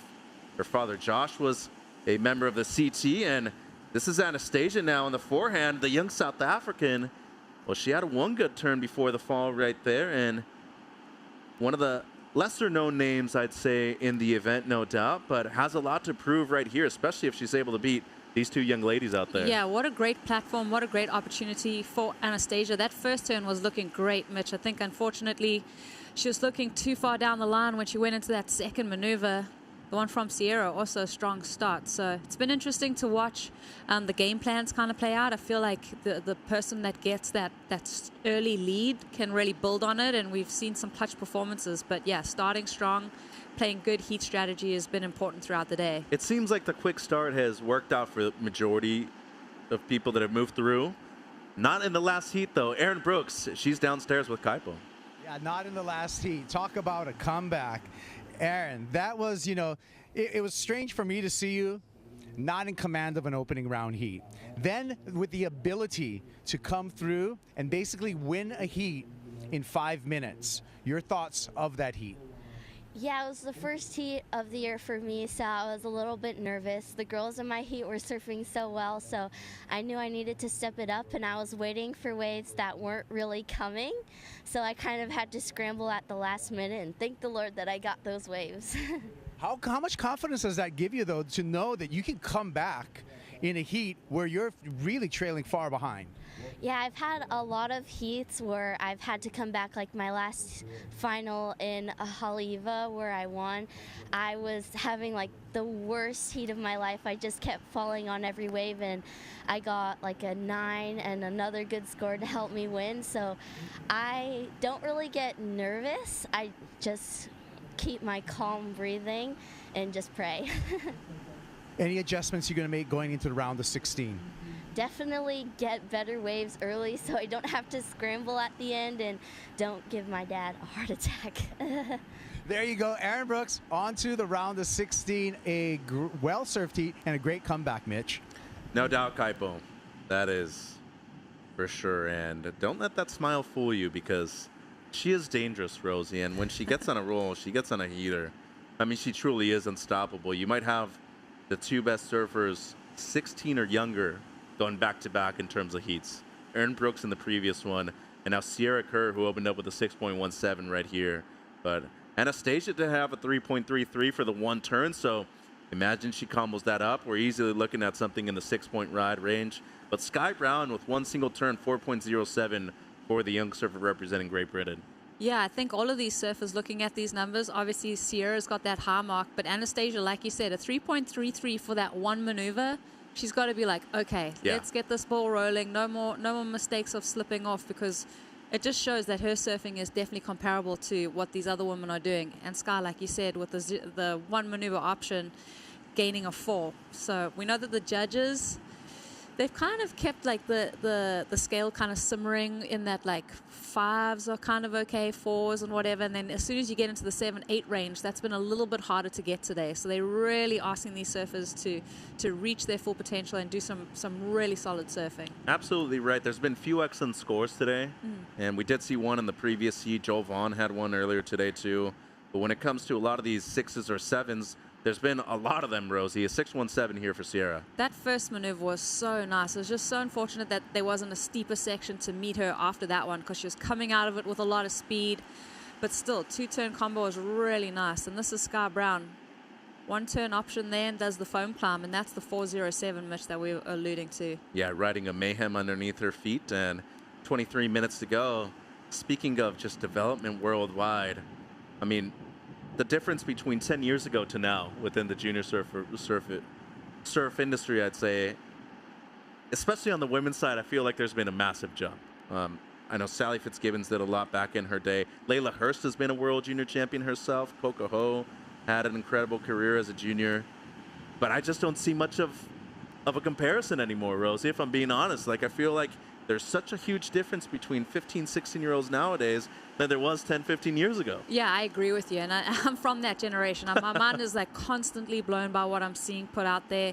I mean, the women are really just pushing the limits. Obviously, they've had great mentors and athletes that they've been able to look up to. You know, you talk about Stephanie Gilmore, that's been so dominant, Tyler Wright, Carissa Moore. But yeah, this next generation that's knocking on the door, it's going to be scary what they achieve. And one of them is a surfer out there in the white. She's been an Olympic bronze medalist in skateboarding. That was at the Tokyo 2020 Olympics. And you see right here, just 15 years of age, Rosie, representing Great Britain, British-Japanese professional skateboarder and surfer. She already has a second place on her resume at a QS 3000 event. That was in the Philippines last year. And that's just the board sports side of Sky Brown. She's also won Dancing with the Stars Junior 5 years ago. So the lady can dance, she can skate, she can surf. Like, she's a multi-talented athlete. And no doubt on path to great things, but when it comes to just being an awesome person, a great human being, you can see all those accolades on screen and you're like, that is crazy. But you talk to her and she's just so nice and a delightful person to have a conversation with. And I feel like nowadays, walk up to Sierra Kerr, real cool person. She can solve a Rubik's Cube in under 60 seconds too. A lot of real talented people inside and outside of the water. Yeah, it's so beautiful to see how far Sierra's come too. Just I remember she was about 2 weeks old and she was in the competitors area at Snapper Rocks to watch her dad compete with her mom, Nikki. And, you know, just seeing her grow up into, you know, this amazing athlete, also multi-talented, like golf, she's insane. Yeah. Skateboarding, she's insane. I think she plays rugby. There's a whole bunch of different talents that she's got up her sleeve. And our resume is going to say surfer, broadcaster. That's it. It's like two things only. There's like where's the rest of it? 20 things at the age of 16. No, it's just very impressive. And, you know, I cover a lot of the amateur events here in the United States, especially in California. And, you know, seeing Katie Simmers grow up throughout a lot of amateur programs here in the U.S., Alyssa Spencer, Sori Lindblad. Same thing here with Sky Brown, who's up on the backhand. A couple of really good carves here for the local surfer promotion side, representing Great Britain. Eden Walla coming up, Bella Kenworthy, who, you know, won the first heat this morning. Talia Swindoll, who was also in that heat there. I mean, there is just a list, Rosie, that is incredible here, and that's just in the U.S. Yeah. And you go over to South Africa, Anastasia's come through their programs over there. Australia has an incredible program when it comes to surfing. Don't even want to think what Brazil's doing, because they probably have some murderer's row of great surfers coming up through the women's junior rankings too. Yeah, it's so true, Mitch. I mean, just watching Sky on this wave, she's kind of going through the motions here. Nothing that's really stood up for Sky there, but it's so true. You're just looking at the way that this regional series is really fostering the talent, giving these surfers the ability to go out in their countries and surf events and get some competitive reps. It's just done wonders for the tour. And I think that's why a lot of these developmental stages, if you were to call them, are so crucial to a lot of these surfers' careers, because if you look, first of all, at the list of former world junior champions, most of them have gone on to the championship tour and done better things too. Andy Irons being the first one in 1998. He was a 3-time world champion on the championship tour. Sally Fitzgibbons, she's been here. Look at what she's done on the championship tour. Look at one of our chief of sport, Jessie Miley Dyer. She was the first OG world junior champion. And I think this is a big pathway for a lot of these young surfers, not only to make it to the CT, become a world champion, but do great things outside of surfing too. Yeah, I agree with you, Mitch. It's just, I mean, the talent that's coming up nowadays, they're really fortunate to have this infrastructure, to have this kind of event, to have this similar kind of format that you see on a championship tour implemented into the events, pushing them straight into the Challenger Series if they win. But I will say something that I've really noticed with the female athletes, especially coming up, the young juniors, they're so well balanced. Like, they're still finishing up school. Like, I know Erin, I think, is learning French at the moment as well as Indonesian, and she's like really has other interests that kind of can also motivate her into surfing. It's not just like the singular focus that can become, you know, at such a young age. Burnout is so possible when you're just so focused and it's like that's all you have. Yeah, I like that they seem to have found this really good balance and interest in other areas. And there are times where you do have to take a step back, don't you? Like, tell yourself, okay, I need a week, 2 off from surfing. Don't even want to think about it, especially after a run or a string of events like this. A lot of pressure on you, a lot of eyeballs watching you worldwide too. You just want to take a little step back and say, I'm good for a little bit. And kind of seems like nowadays, especially with social media, there's an uptick in that. And I feel like with a lot of these young surfers coming up, there always needs to be somebody in their corner to kind of have that little voice in their head and tell them, hey, take a pause if you need to. Yeah. I mean, look at Caroline. She had like a little bit of a break off the championship tour, came back and won a world title. So just finding that perspective and that re-motivate yourself. And Josh Kerr right there. Father of Sierra, former championship tour surfer himself. He's been a finalist at Pipeline before, where we do have the Lexus Pipe Pro presented by Yeti coming up on January 29th. Marlon Harrison, who already competed earlier this morning, towards the right. Dana Cummings right there in the middle, our doctor on site, and that's Zali Kelly. And she'll be coming up in the next heat.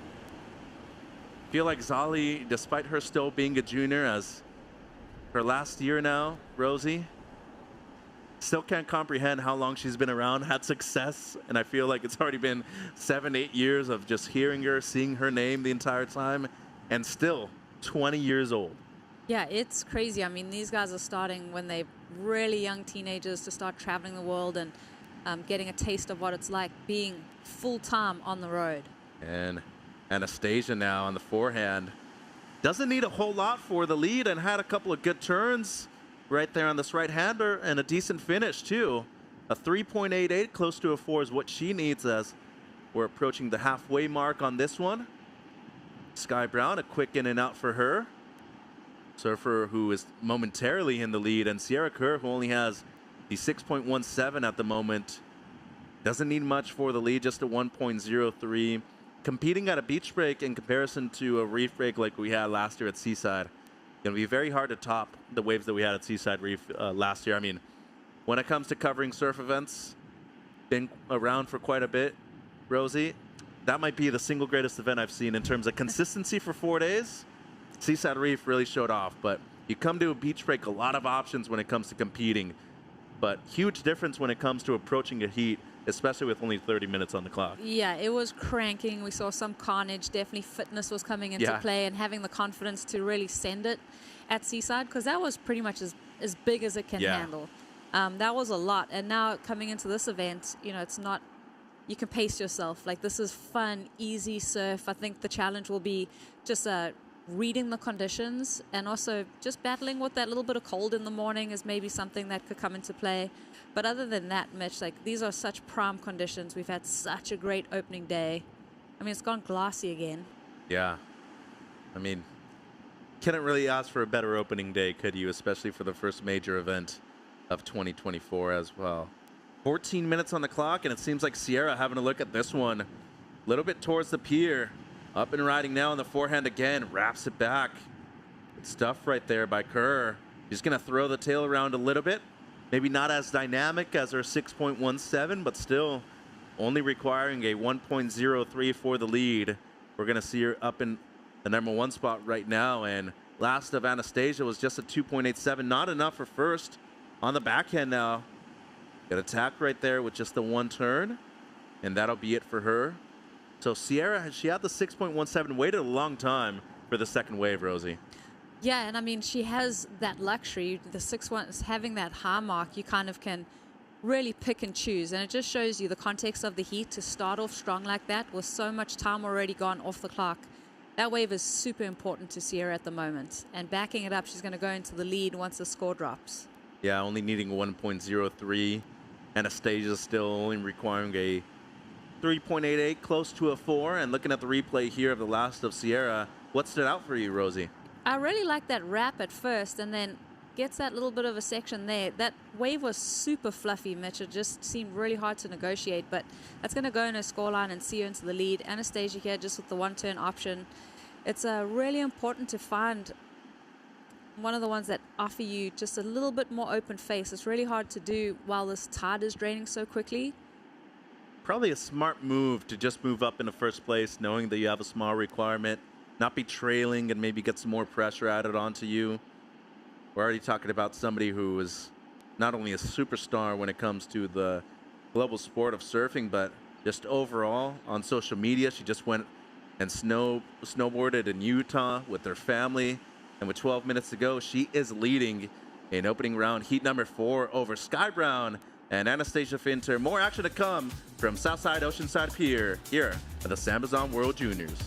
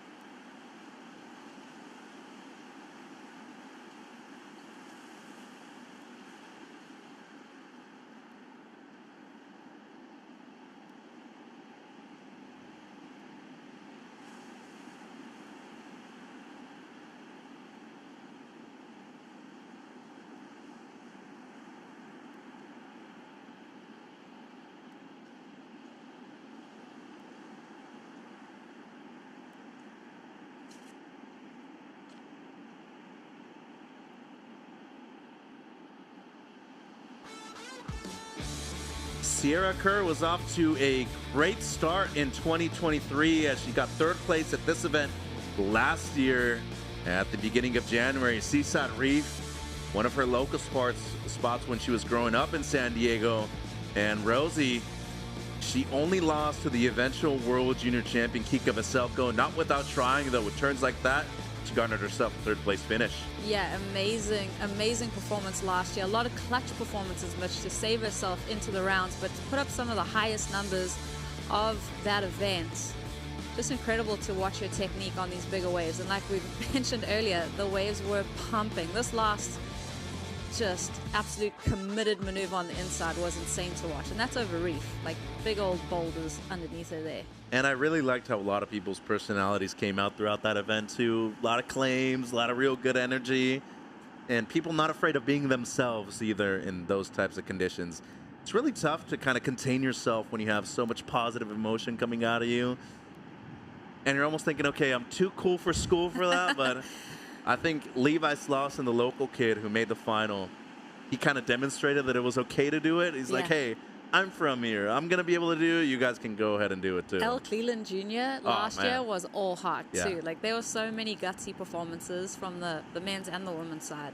Well, that's why Jarvis Earl's win was even much more impressive as we look at Noah Clapp in the background right there and Nora Leota from Maui, Hawaii. She's going to be coming up in the next heat in the blue jersey.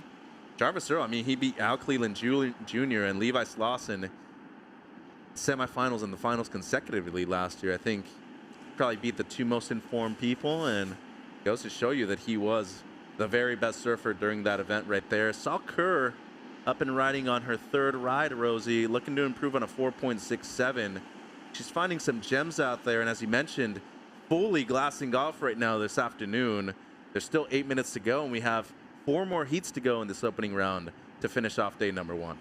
Yeah, conditions are looking pristine as we see Sierra on this one. It's just a one-turn opportunity, but it's a banger. I think this could replace that 4.67. She's already got the 2 of the best waves so far, but it does, Mitch, the numbers in. A 5.73, Rosie, spot on right there. And a dumpy section, you mentioned, how critical it was, how difficult it is just to get your board up in time like that and to close that re-entry. And up to an 11.9 heat total. Not bad for this afternoon, especially when you consider how difficult it was for a lot of surfers to be able to get a couple corners in the previous heat. Yeah, Sierra's read this so perfectly. I mean, she stood up on 3 waves, and each time she's improved her situation and in a strong command of the heat so far. Yeah, and Anastasia right now has a 3.5 as her best, needing an excellent score of an 8.4 to move up into first. And priority with the bronze medalist in skateboarding at the Tokyo 2020 Olympics, Sky Brown, in the white jersey. She needs something near excellent, a 7.83, and it seems like she's interested here. Riding that mayhem underneath her feet, and not a lot right there. Started off well, had the 4.07 for the one good dagger on the backhand. She has struggled ever since. And now Anastasia on the forehand goes a little bit too strong right there for how soft that section was. And you even mentioned it on the 4.67 of Sierra. It was a really difficult wave to surf because of how soft it was. Case in point right there for the same wave as Winter rode. Yeah, you could tell she just kind of overpowered that section. But I like the intent, because I feel like right now Anastasia, she's been challenged, and she needs to bring her best surfing. I mean, this is the World Junior Champs. You can't afford to hold anything back. You got to leave the water knowing that you did your best from start to finish. And it's almost like the only way you're winning the heat now, isn't it? Needs an 8.4, and you have Kerr up and riding again, the heat leader. Oh, throws the tail around. That was cool. And pull the 180 around. So looking to replace a 5.73. Maybe not as critical of a section as there was on the previous ride, but we talk about creativity, progression, and innovation. All 3 elements. Those aren't necessarily in the criteria right there, but they definitely add some valuable points to a potential scoreline here, Rosie. Yeah, that was nice. I mean, just a little bit of an unveiling of what Sierra's capable of. As we get a little look at the replay with a touch of slow-mo, I mean, that was pretty awesome. Yeah. I think that's the 5.73. I think that could improve upon that, Mitch. I mean, this is incredibly difficult maneuver to do. I think watching it in slow-mo was even more impressive, and yeah, there's a chance that it could. As Winter now, she needs an excellent ride of an 8.4, and Anastasia, one of the more chill people in the competitors area, kind of keeps to herself. Real quiet, young athlete coming out of South Africa, but get her to open up a little bit. Very nice. Traveled a long way to get here. I mean, you know yourself as a South African, Rosie, struggling the most out of any region worldwide to be able to travel internationally towards major events. It's a real one, and feel for a lot of the South Africans, but I think it makes those victories even sweeter when it comes to those major ones. Oh, you're so right, Mitch. I mean, it is. It's probably the furthest place that you can fly from, the tip of Africa to anywhere. And then not to mention that the exchange rate from the rand to the dollar is just dismal at the moment. So, Anastasia, any money that she makes here is going to be going towards funding these kinds of trips. And yeah, I'd love to see her do well in this event, because this is where you unearth the talent, and she'd definitely be feeling very hungry to do the country proud, and also the people that are supporting her. And South Africans, they've done well in World Junior Championship competition before. Just a 2.6 for Anastasia, the previous of Kerr a 5.57, so it doesn't improve. Sky Brown having a look right there just under 4 minutes ago. I mean, Sean Jobert, Dale Staples, Jordy Smith, a former World Junior Champion from South Africa on the women's side. Sarah Baum was a great representative at this level, now on the Challenger Series herself. At Sky now, this is an important wave, had one major turn, a second one in the pocket. A lot more intensity on this one for Brown, and carrying a lot of speed down the line. A necessary answer back, but hold the phone because Sierra Kerr now, a strong combo on the outside, lays it back. And take a bow, young lady. 3 minutes to go.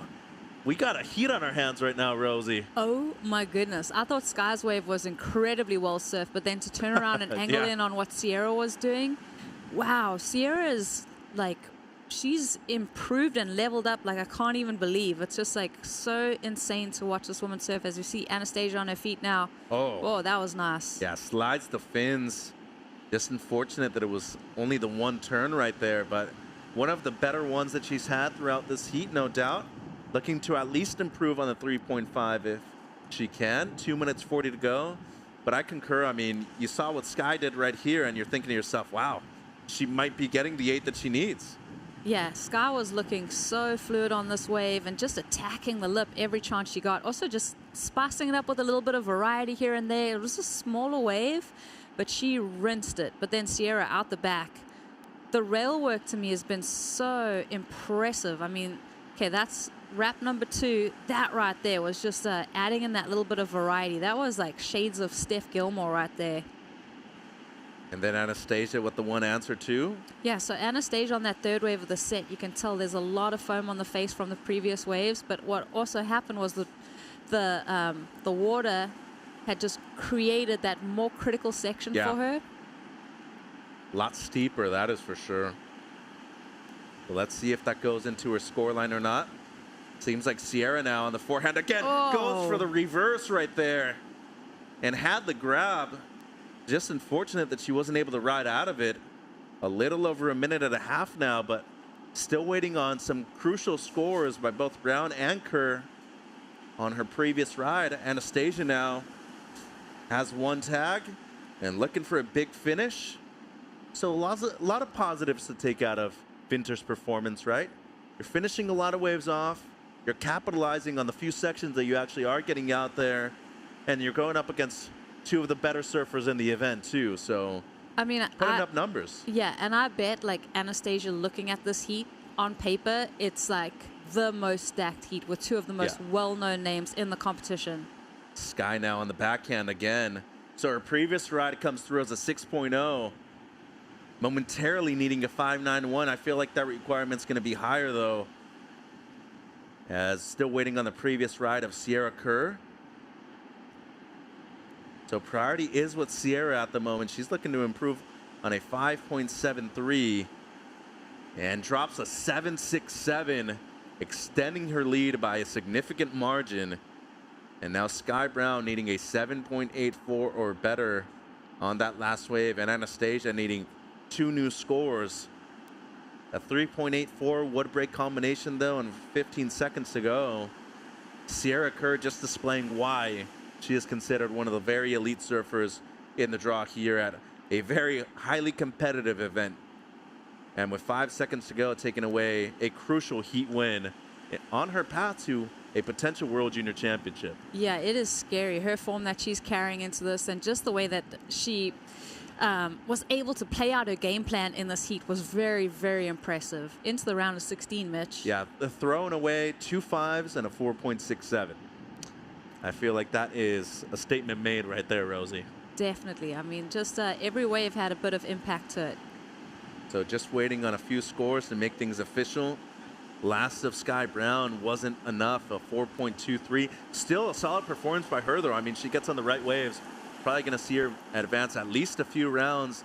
And Anastasia Finter, she's going to be moving into the elimination round. So Sierra Kerr with a dominant heat win here in opening round, heat number 4. We got heat 5 coming up. Zali Kelly, Nora Leota, and Noah Clapp about to hit the water here at Oside.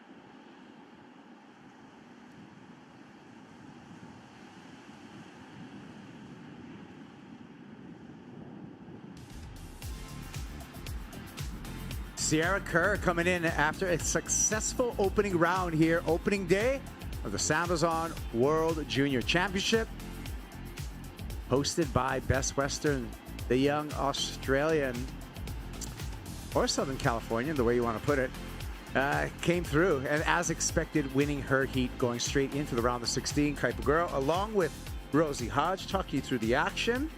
Got another heat out in the water. Heat 5 of this opening round, Zali Kelly out of Australia, Nora Leota from Maui, Hawaii, and Noah Klatt representing Germany by way of Southern California. Yeah, so fun to see just how everyone, you know, different regions that all of these surfers are representing, and yeah, their lineage, their family history is coming to light as we see Nora up on this wave, opening up this one. Lot of spray, good gouge. Second turn's looking strong, nice little wrap. Ooh.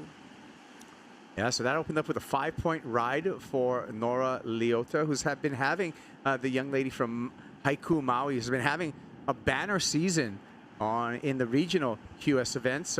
Won at Sunset and a semifinal finish at Haleiwa. She also has a good feeling about this particular break in that she was runner-up this year at the Supergirl here at Oceanside Southside Pier, runner-up to Keala Tomono Bannard.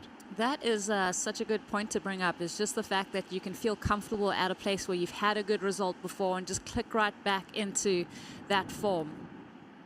This is Australia's Zali Kelly. And Zali with a couple of snaps out the back. This is her last year in the juniors division, 20-year-old. Zali last year, 2023, had a semifinal finish at the Challenger Series over in Bolito. That was her best result in the Challenger Series. Again, the winner of the World Juniors does get an invite to the 2024 Challenger Series, which kicks off April 27th over there at Snapper Rocks. Last year, Zali had a quarterfinal finish in the World Juniors. Yeah, she was one of the really standout performers, so good to see her back in this event. Like you said, her last chance at it, and that spot to qualify for the Challenger Series. If you take out a win here, that is a very meaningful opportunity. Yeah, 7 regions all represented here on the WSL from the regions. She's from the Australia Pacific region. And she just clocked in with a 4-point ride. Let's get to Sierra Kerr. She was our last heat winner. That is right, Kaipo. Sierra Kerr taking away a big heat win. First of all, congratulations. Semifinals last year, Sierra. I know you want to get the victory this year, but just gaining momentum throughout a difficult 2023, throughout that mid part. Rebounded really well, won the ISA gold medal in the U16s, but winning here at home in San Diego, I know this is one of the spots that you grew up in. What's it like competing once again here at the World Juniors? Yeah, it's cool to be near where I've grown up, and I don't surf here too often, but when I do, it's super fun, and just to be able to sleep in your own bed's always a good thing, and drive up every morning, so it's sick. When Jarvis won last year, everybody got in a circle. You guys are really tight-knit in terms of a group and a community. What's it like with the Aussies now in this event in 2024? Yeah, it's sick. All the Aussies are super close. We already had a barbecue at my house the other day, so yeah, hopefully one of us or two of us get the win and we can do it again. And what about the off-season? I saw you went snowboarding in Utah with your family. Yeah, it was super fun. Gonna go back right after this, so bringing one of the Aussies with us, so it'll be super fun. Congratulations, Sarah. We'll see you in the round of 16. Thank you. Kaipo? All right, thanks, Mitch. And Sierra Kerr, obviously representing Australia, surfs in that region, but also has some Southern California roots, residing in Carlsbad, where she grew up. She did, yeah, and her mom, Nikki, grew up in this area, so yeah, it must be so fun just being like that dual citizen, but as well as just traveling and feeling at home at so many locations all over the world. Backhand here, Noah Klatt. Kicks it up there, puts it down. 23 minutes, 30 seconds on the countdown. We were waiting for that score for Nora Klatt. Yeah, that was a good attacking maneuver on, you know, as this tide starts to drain, those inside sections are going to be no joke, Cups, as they get a little bit more impactful on the shallow sandbar. Yeah, we talked about it this morning. Just you need the quick twitch muscles, just like this. Definitely. Great maneuver choice there from her. And she stayed super low. She was able to react to that lip line coming at her. Noah lists some of her hobbies as one of her hobbies is art, and her favorite movies. Some of her favorite movies. I gotta tip a hat there. Slumdog Millionaire, which is actually one of my favorites as well. So you guys have so much in common. art, Yeah. movies, scary movie or rom-coms. She says rom-coms. Okay. Guess what my answer is? Hit me. Rom-coms. Nice. Yeah, scary movies. They just, No way. No way. No way. I'm trying to go to sleep. I'm still scarred from a few, yeah. All right. Wow. We're enjoying this first day. Thank you for SAMBAZON for giving us a lot of purple energy today throughout the day. Needed that. And the conditions have hung in there. Beautiful afternoon here at Oceanside, the North Shore of San Diego. Yeah, it was freezing this morning, Cops, but I just can't help myself. I just dived right into SAMBAZON Bowl. Yeah. It's just, they're so good. Now remember, you can, if you come down here, if you are in the area, visit the SAMBAZON booth, sign up to win a Murph electric bike. They're having a drawing. 2 lucky winners are going to ride away with those. And for surfers, it almost seems like electric bikes are the new accessory in the last, I want to say, 5 years right now. It's almost a must-have, especially for surfers in Southern California. Oh yeah, we buckled. We got 2 of the Murph bikes, and it's just expanded our horizons. With our little Grom, you can strap him in, head down to the beach, head into the town in San Clemente. It's just it's a lot of fun. How nice is that? And Yeah. easy to park. So easy to park. Just yeah, and I highly recommend for young parents to get a Murph bike to put your kid on.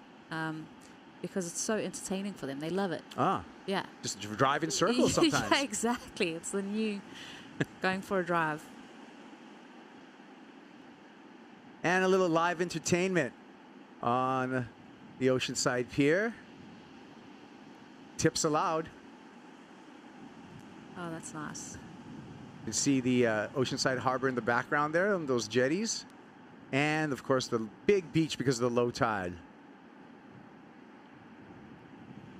Early advantage right now to Nora Leota, but it's a very tight heat.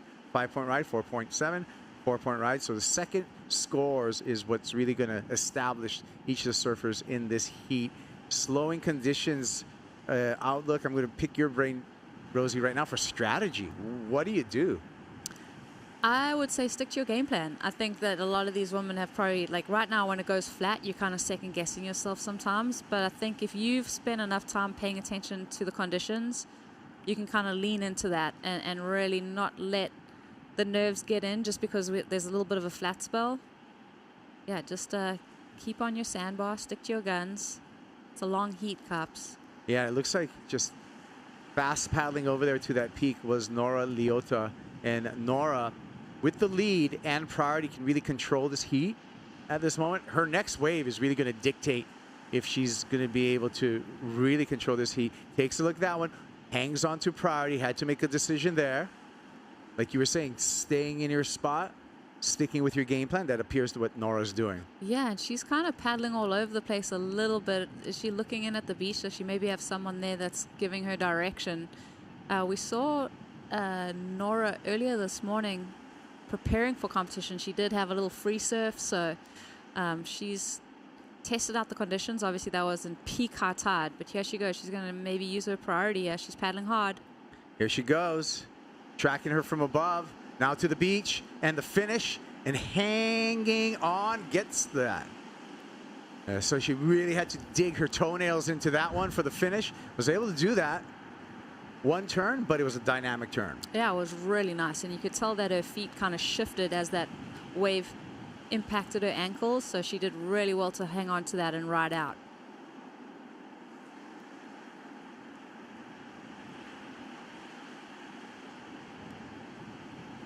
Another replay.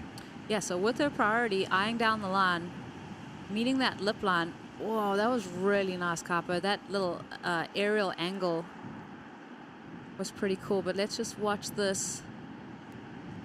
Well, you see her foot slip all the way to that outside rail. She does so well to hold on to that. Yeah, she really needed to buckle down on that to come out of that. You could see the board kind of unstable in a way, but going complete on that, I feel that will help actually accentuate that maneuver for the judges. Definitely. And, you know, she's already got the 5-point ride. I think she's going to be looking pretty solid after that one.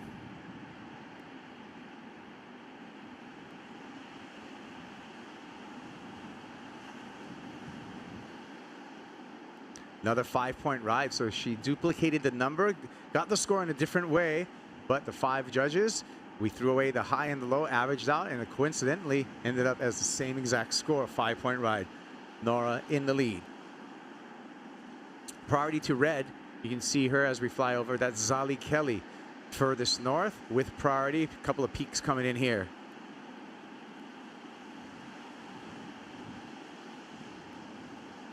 Yeah, so often too you spend so much time chasing Kapa because you're seeing peaks down the beach and just always kind of hunting them down.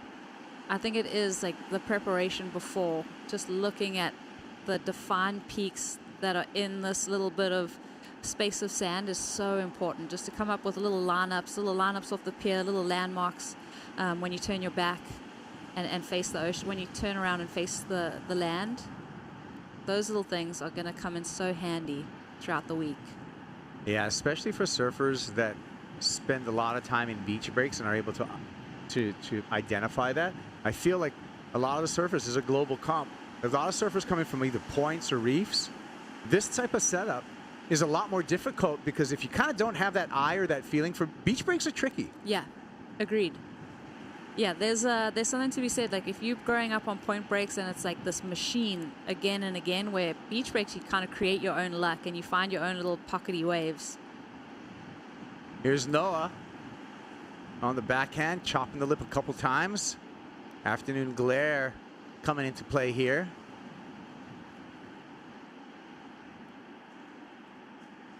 Noah on CI surfboards, Channel Islands. Favorite model that she tends to gravitate to is the OG Flyer. Yeah, with the swallowtail, that pulled in swallow.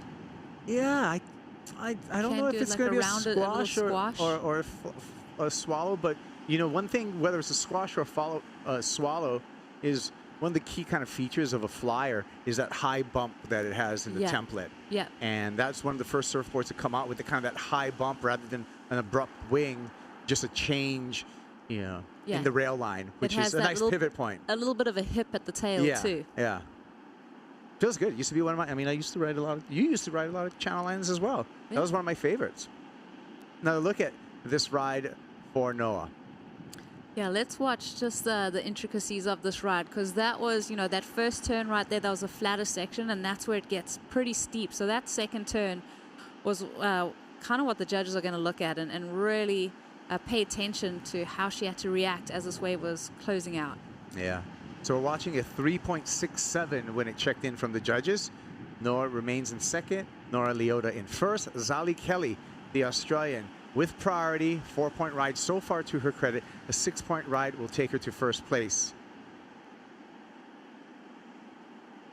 Kana Nakashio coming up, representing Japan in Heat 6 of this opening round, where she'll be joined by Eveleula Wong and Zoe Benedetto. Getting back out to the heat with live action. Zali Kelly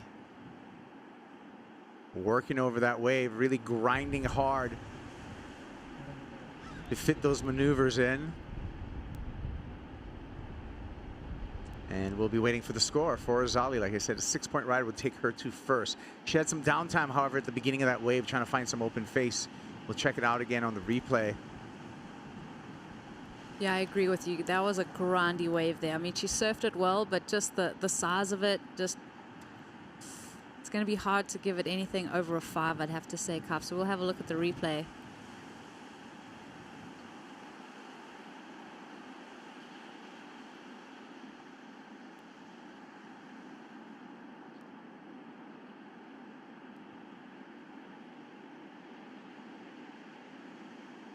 3.73 checks on for Zali Kelly. Will she get up into the lead or no? We'll find out. Conclusion coming up after this break.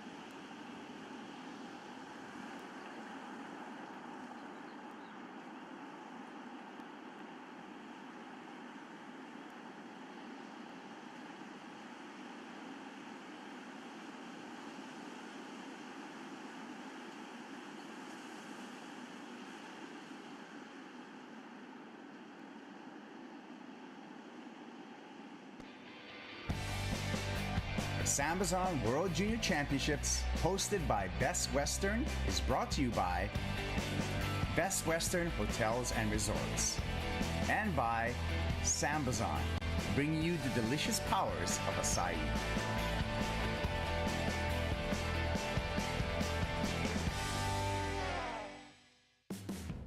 How's it, you guys? Kaipo Guerrero along with Rosie Hodge. This is heat number 5 of the opening round, opening day for the SAMBAZON World Junior Championship. And we got Nora Leota, the Maui girl, out in the lead so far, Rosie. Yeah, she's been surfing great, Capo. We're watching the conditions change in front of us. We're seeing that tide really drop. I think it's almost low tide now. But yeah, we're seeing the conditions change. The surfers having to adapt. I love the fact that we've had slack winds pretty much all day. We had that nice offshore breeze. It went a little onshore for a moment there, but now it's kind of stayed in that glassy range. And that's fairly atypical. I mean, you live here in Southern California. We'll get back to that because Nora Leota just put in a nice roundhouse cutback, got caught up there, but some nice rail work.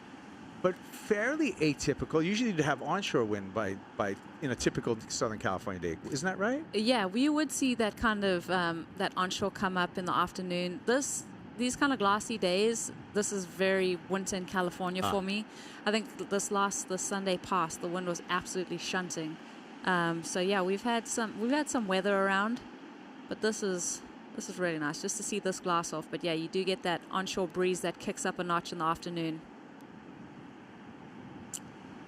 Yeah, and I guess it would be due also to the land being cooler now because it's winter time, so you don't get that convective kind of wind. You don't get the heating up inland to pull that onshore. So, and it is cool inland.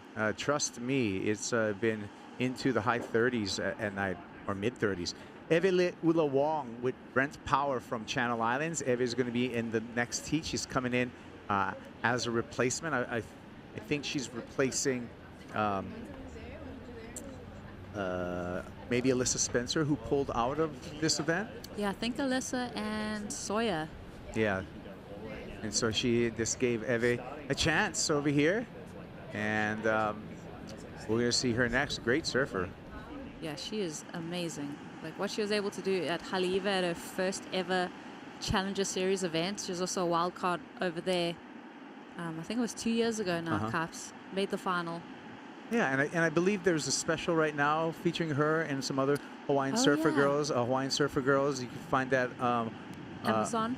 Yep, and Amazon Prime. Yeah, and it's a great, and it follows her through that competition and follows a lot of other Hawaiian girls in their efforts in competition and in life and perpetuating culture as well. You know, the one thing about Eve, we'll get back to that in her heat, is that she is also fluent in Olelo, Hawaii, in the Hawaiian language. Yeah, that was a really cool moment at that Haliva event, just to hear her speak in her native tongue as she was accepting her award.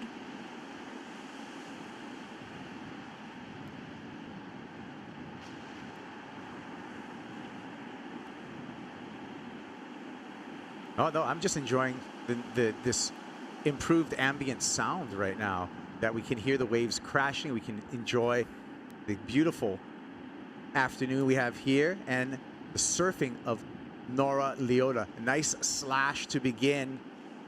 Hops over that section, gets the double up on the inside. Big snap there to finish, making the most of what was on offer for Nora Leota. Catching up with Zali Kelly, and Zali with an up and out. So Nora looks like she got the best of that exchange. Noah Clapp with priority. We're going to be waiting on a couple of scores. Anything over a 5 is going to extend Nora's lead over the rest of the field. Speaking of the field, might be game time right now with this set coming through. Nice corner, Noah. Beautiful carve off the top. More opportunity down the line. One more. This wave is shaping up for her. Slashes and fits in yet another turn. Looks like a little bonus on the inside. She's going to stick with it before kicking out. That was a gem of a wave, and that could change the complexion of this heat. Yeah, I'm going to agree with you, Capo. That as she was taking off, you said we saw that pulled back shot. That wave had a nice corner to it, had a good little angle, and good speed throughout. So she requires the 5.3 to take the lead. We could see things change when we think about the high mark being the 5.0 from Nora. Yeah, so at 6 minutes we have all three surfers owed all three surfers owed scores from our judges. Nora did not improve upon her situation, so the requirement remains the same for Zali Kelly as well as Noah Clapp. Noah needing that 5.3, and I felt she had a very, very strong wave. She could turn this heat. Yeah, I'm right there with you in that feeling, Capo. Just thinking about the size of the wave and the maneuver she got done on it. She didn't get that last impactful maneuver, but everything she did on the outside was really clean and precise.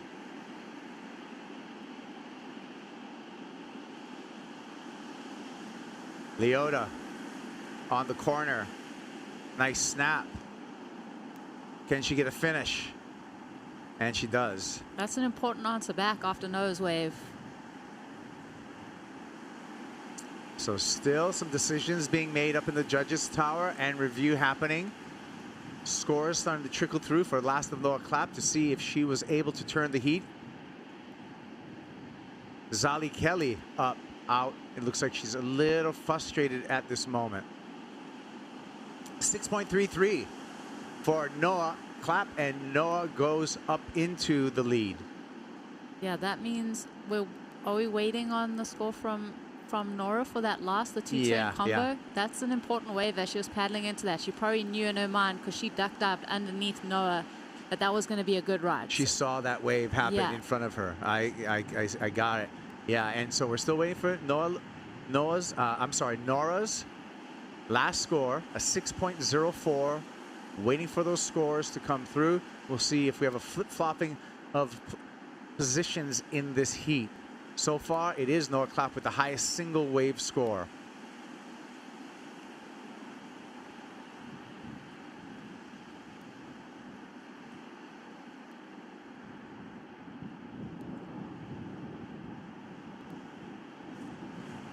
It's a pretty subdued scoreline compared to the last two heats that we've seen. We saw Erin drop in the 8.33. The performance from Sierra, she was getting up into the 7s. And so far this heat, that 6.33 is kind of the benchmark for this heat.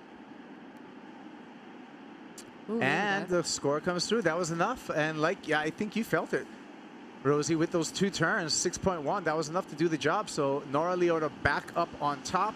Now we're down to 3 minutes and 20 seconds.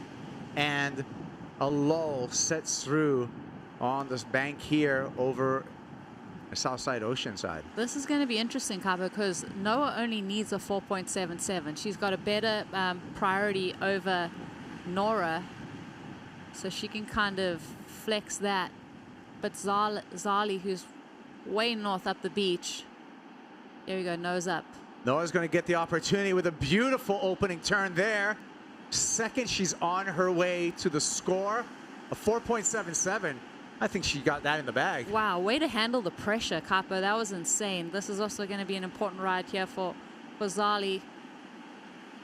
She needs a 7.10, so she needs a big, healthy number. But that for Noah was so impressive. 4.77.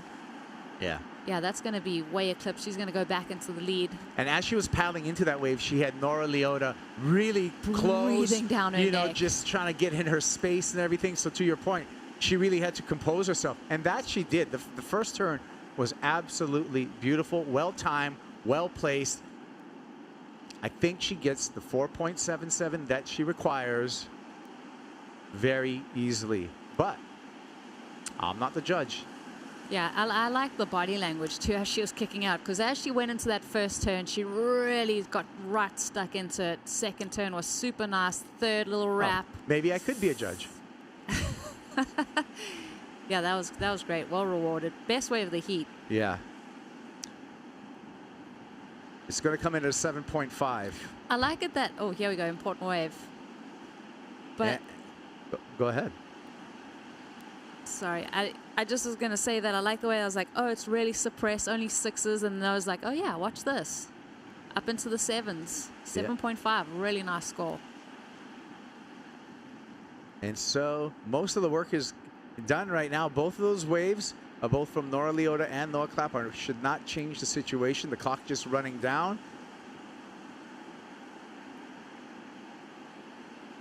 And Noah, with just great skill, but also great reading, great wave selection, smart surfing in her heat. Yeah, great heat management. I mean, to be on two of the best waves, to go back to back with those scores.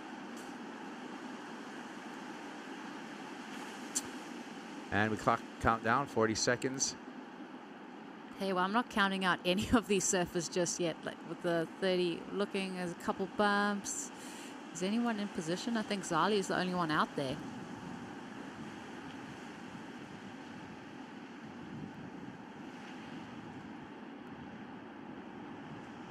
Did Nora go in? Oh, there, she's making her way out. But all the well, Nora's numbers in a 3.3 did not change the situation, so it is a foregone conclusion unless there's some last-minute heroics by Zali Kelly we see paddling right here. But she needs to get to her feet before this counts down. The countdown's already ended. Horn blows. This wave will not count for Zali Kelly. So this is after the horn. Yeah. I was just going to say, Noah, do not take off on that wave. That would be that would have been a tragedy. But there's the numbers. Noah Clapp on to the round of 16. We'll see Nora Leota and Zali Kelly in the elimination round. Day 2 of competition. Great job for Noah Clapp, surfer from Malibu, California. Back.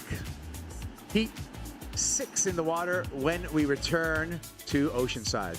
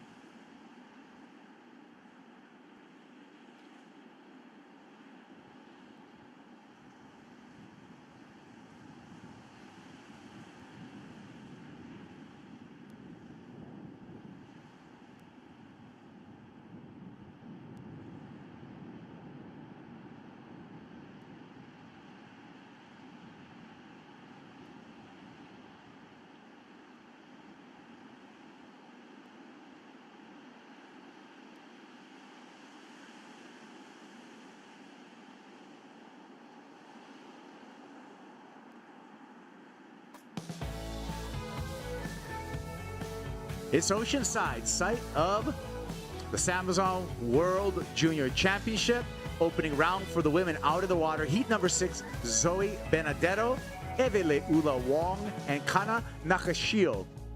I'm Kaipo Girl, along with Matt Chanaski. And Matt, we got an international heat right here. Conditions, still good. Tide, very low. Waves, small, but offering some scoreability. Yeah, absolutely. The wind hasn't picked up too much. So we see a beautiful Navy boat cruising on the outside there. Look at that thing. That's just majestic in all its glory. Quite a few local surfers actually work on those boats. Not a bad gig. Here we go. Glassy conditions. And it looks like Eve Wong got a 5-point ride. Zoe Benedetto opened up with 2.67. That gives priority to our Japanese surfer. This happened right off the buzzer. This is Zoe Benedetto. Just one turn for that 2.67. And then Eve got this wave, Matt. How's that set? So taking a leaf out of Noah's book in that last heat there. So this is a 5-point ride. This will be a keeper, you'd think, by the end of it. And she gets a completion too. So nice way to start the heat, especially considering we've had some heats bombarded with set waves and others go a little bit sleepy. So a 5's a general keeper score in this afternoon's heats. Maybe even got a little cleaner, I think, in the last hour too, Kaipo. It does. There was a little bit of ruffle, right? And then we're having that afternoon, wintertime, Southern California glass off as we take a look back on the coastline of the beautiful ocean town of Oceanside, the North Shore of San Diego. A lot of stuff to do here. See, the tide's really low right now. We're about on that low tide mark. And if I was a coach to any of these surfers, often what happens at the peak high and a peak low is that you have a lull of waves. So great idea for Evie to start early with a 5-point ride to kick off, because there's nothing worse than being in a heat during that tide change, and you know it. You just have to wait for it to switch back, and often it'll pulse when you have the incoming tide. Glare coming into play as the sun gets low here, but always clear from up above. Got seagull vision right there, but then this is more of where you're going to see from the beach. Yeah, starting to really glass off, actually. These last 2 heats, we should be in for some beautiful conditions. If we have lighter winds and incoming tide by this afternoon, some of the free surfers might reap the benefits.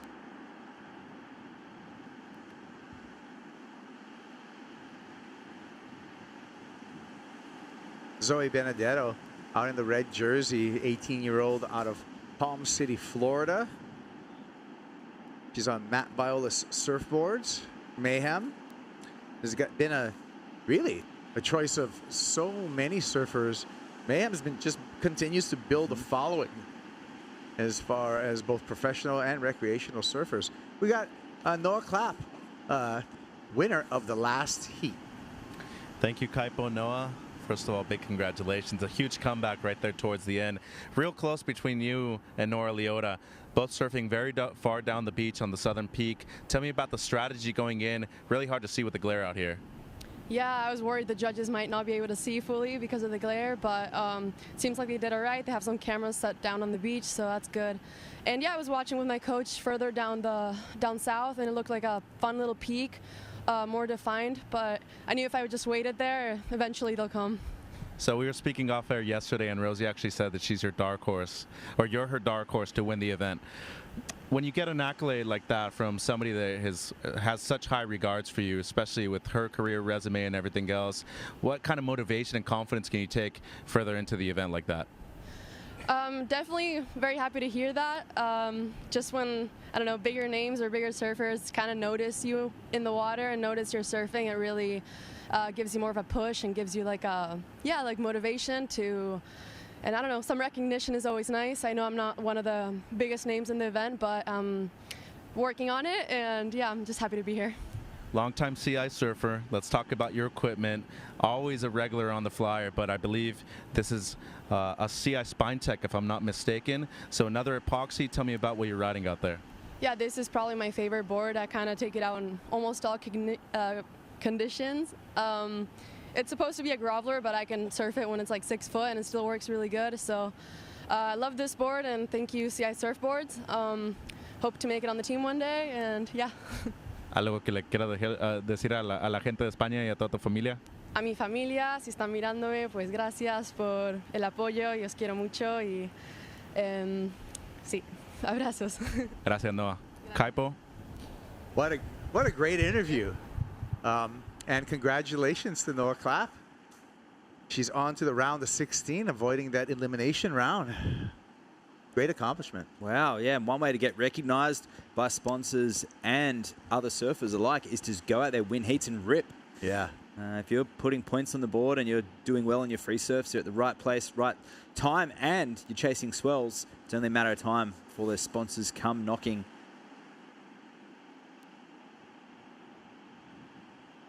Well, down to 22 minutes, and you called it, Matt. We have a lully heat because of the low tide, the tide bottoming out right now. It's been pretty slow going. We got Eve Leulawong with that 5-point ride. She's out in the lead. And Kana Nakashio, our Japanese competitor, has not gotten to her feet as of yet. She's hanging on to priority. Here she goes on her first ride. She's found a nice right-hander. Whoa. Speed snap to start. I like the surfing that I've seen so far. Unfortunately, that wave just went way too fast down the line. Yeah, starting off really spicy. You could tell she was springing into that wave, ready to pounce on the next section, but it ran away. So intentions made clear, although the points on the board only reflecting a 3.33. Just for that single turn, though, a little speed burst, the 3.33 is pretty comforting. Here's Zoe Benedetto. Beautiful snap there. Fierce second turn. Gets 3 in, and she's going to take the lead with that performance. On the other end of the spectrum, there we have Zoe, a completed wave, 3 turns. Didn't carry a lot of speed through those, but completed, and that's the aim of the game. You need to get to the end of your waves, complete, and just put points on the board. Build your house this early on. A lot of glare, changing conditions, as alluded to before. We are seeing the low tide about to drop out completely, so we may see a lull of waves completely, so you need to make the most of your opportunities on offer. And this is Kana's first wave, so speed burst, I'd call it, just rifling down the line through a lot of spray, but unfortunately that wave closing out. And this one is in the... Yeah, that's Zoe. Zoe's, yeah, silhouetted in that sunset that's beginning to form. So that coming out of that replay right here that we're watching, this is excellent. This is an 8-point ride. So we felt it on the set, and it came to fruition. Jeez. The number comes through. 8-point ride for Zoe Benedetto. She takes a strong lead. Second review of that. That second turn was incredible. Holding that speed all the way through. She didn't look like she had a lot of speed, but the thing is she kept it through her turns, and that's what the judges are looking for. That's that flow element. Series of maneuvers there. An 8-point ride for 3 explosive turns. Really difficult on this dead low tide to find sections like that, let alone capitalize for 3 of them. So well done to Zoe. Out to an early lead. Yeah, Zoe's got some great support on the beach. Her current coach is Ryan Simmons, also the coach of the USA surf team. So she's got a great strategist and support squad on the beach. She's got great boards under her feet. Matt Biolis, 5'8", is her go-to board. And her favorite movie, 16 Candles, a classic from the 80s or 90s, whatever it happened. And here she goes again. That first hand threw so much spray as well. You know, it's interesting. Carissa Moore and Sally Fitz, both inspirations as far as the women's side of the draw goes for tour surfers. I can see elements of both in her surfing. You can see the professionalism of Carissa, but also just then on her backside, a very similar attack to Sally as well. I look forward to seeing the replay of that. She sent so much spray off that bottom turn, hit the lip perfectly. Yeah, here we go. As you wished. Thank you. And here draws off the bottom, bang, and turning within her own arc. So the judges will appreciate dissecting that small closing out wave with 2 quality maneuvers. That'll be a great backup. A 5.73 to go the 8-point ride. So way out into the lead with 13.73 total. That's a really good two-wave tally for today. excellent wave. So she'll build on top of that. And harsh predicament, an 18-minute heat, you'd have to say, for our surfers, Evie and Kana. But they're capable of it.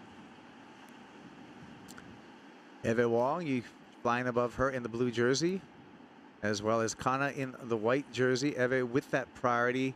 Priority not going to come into play right now because those two surfers are far separated. Zoe Benedetto was waving to the beach to get her score. She's going to hear a pleasant number coming through, like you said, Matt, a 5.73 as a backup to her 8-point ride. She's way out in the lead right now. She's got Kana in a combination, and she's got Eve needing an excellent score of a 8.73. So in this situation, needing an 8.73, that'd be the highest score of the day, I believe. What would entail, given the judging today, what would need to be the recipe to get that score today, Kaipo? Usually in this seat, I ask the analysts that same exact question. I know. Matt, so I'm going to let you answer that because you're the analyst. Set wave. All right. And a dynamic end section, but if you can find a series of maneuvers or perhaps go to the air, you're going to get that almost immediately. And here's the answer back. This is Kana trying to get at a combination. Quality first turn. Nice swoop there for our Japanese surfer. The wave tapers off a little bit, but that was a nice start for Kana Nakashio. Little inside double up. She's going to stick with it. Just try to milk this wave for whatever it can offer. She will get out of that combination that she's currently in and start chipping away towards an opportunity to take the lead. And I think back to Zoe's 5.73, it was a set wave. It wasn't the biggest wave of the day, but just 3 turns.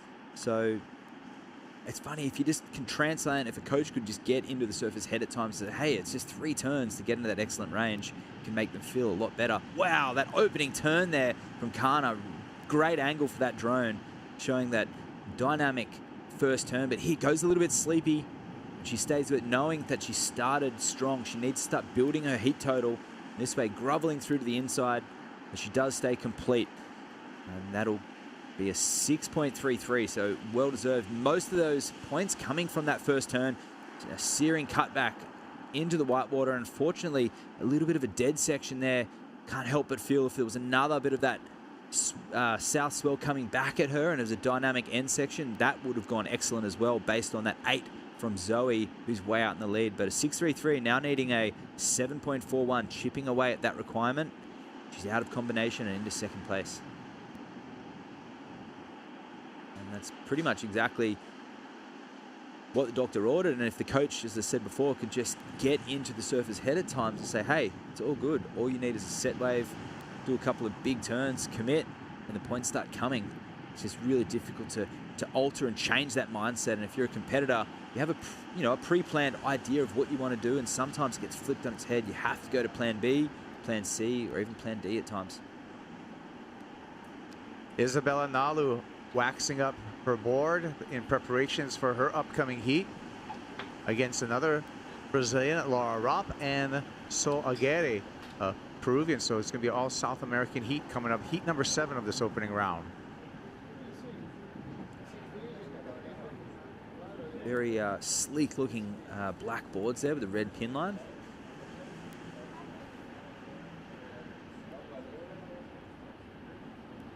Look forward, I might go into that boardroom later on, have a look at some of the boards hanging around. Some great equipment under the surfer's feet. They're very well prepared, and they have to be. If they make it onto that Challenger Series, they'll be surfing diverse range of waves around the world, and ultimately on that championship tour, they need to know how to get barreled, need to know how to surf point breaks, beach breaks, reefs, all sizes too. Yeah. The winner of both the men's and women's, the world champs for the juniors, will get an invite onto that Challenger Series. Challenger Series this year, starting at Snapper Rocks, April 27th.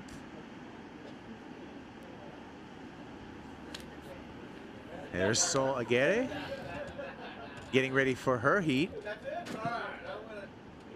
The Peruvian surfers has got great technique, great style. And so looking forward to seeing what she's got. She's nursing herself back She's coming back. She's coming back from an ankle injury that she's been doing some physio on. You can see the resistant band in her hand that she's no doubtly been using to warm up that ankle. Yeah, doing some ankle stretches there. You can see just walking around contest sites is deceptively exhausting as well. So I'm sure coaches and any medical staff would have just said, limit the amount of miles that you're walking around. It's so easy to park away from the contest site, walk around, get food, go to the restroom, check the surf. And you're clocking up. Even us commentators, we're sitting down all day, but we're still covering miles. Oh yeah, I get on the treadmill. I do all kinds of workouts in between this time on set, maintaining my incredible flexibility. 12 minutes 20 seconds. The turn here. Kana has to kick out, give way to Eve Wong. Oh. Eve off the top there, glides through that second section, little hung up. That's going to cost her. Well, that was a nice wave there, and yeah, unfortunately getting caught up, but these conditions starting to really glass off. I think you're right, Matt, in that, you know, coming on the other side of the tide, and if this wind continues to lay down the way it is, these final 2 heats of the day should have some great waves on offer. Yeah, how exciting. I'm sure these surfers, with the trend of that wind in the last few hours, would have thought they'll be surfing some pretty sloppy waves, considering. Laura Robb, fueling up, getting ready. Hey.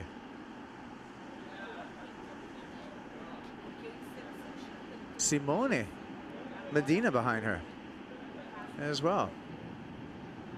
So that must be, that's kind of like the Brazilian corner of the competitors' tent, or the competitors' area. Yeah. Sofia Medina behind there.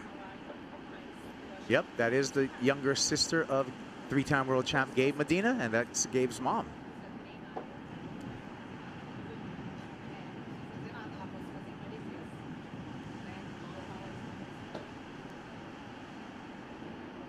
New generation of Brazilian surfers coming through the ranks here at the World Juniors.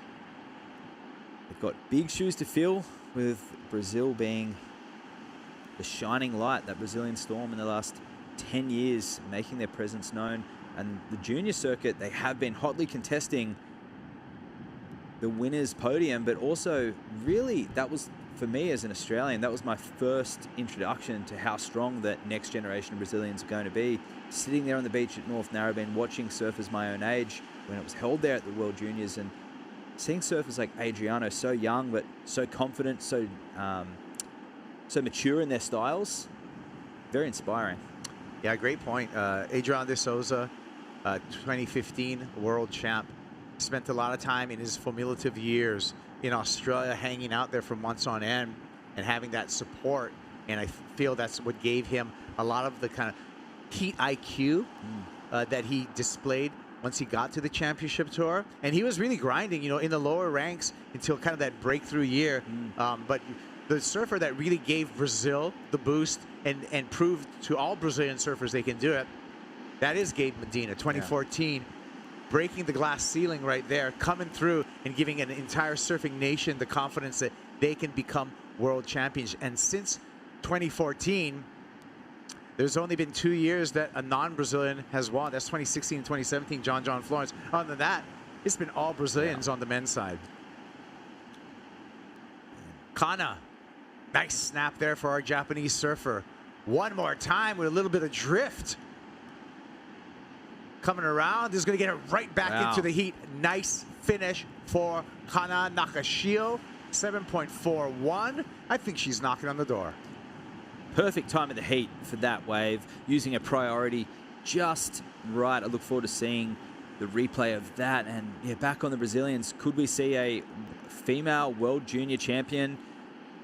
Maybe so. We'll have to wait and see. But Kana answering back there, a 7.41 required. We'll watch that replay very shortly. All right, well, we're going to take a break right now. We're going to come back with the score for Kana Nakashio and see if she was able to turn this heat with this wave.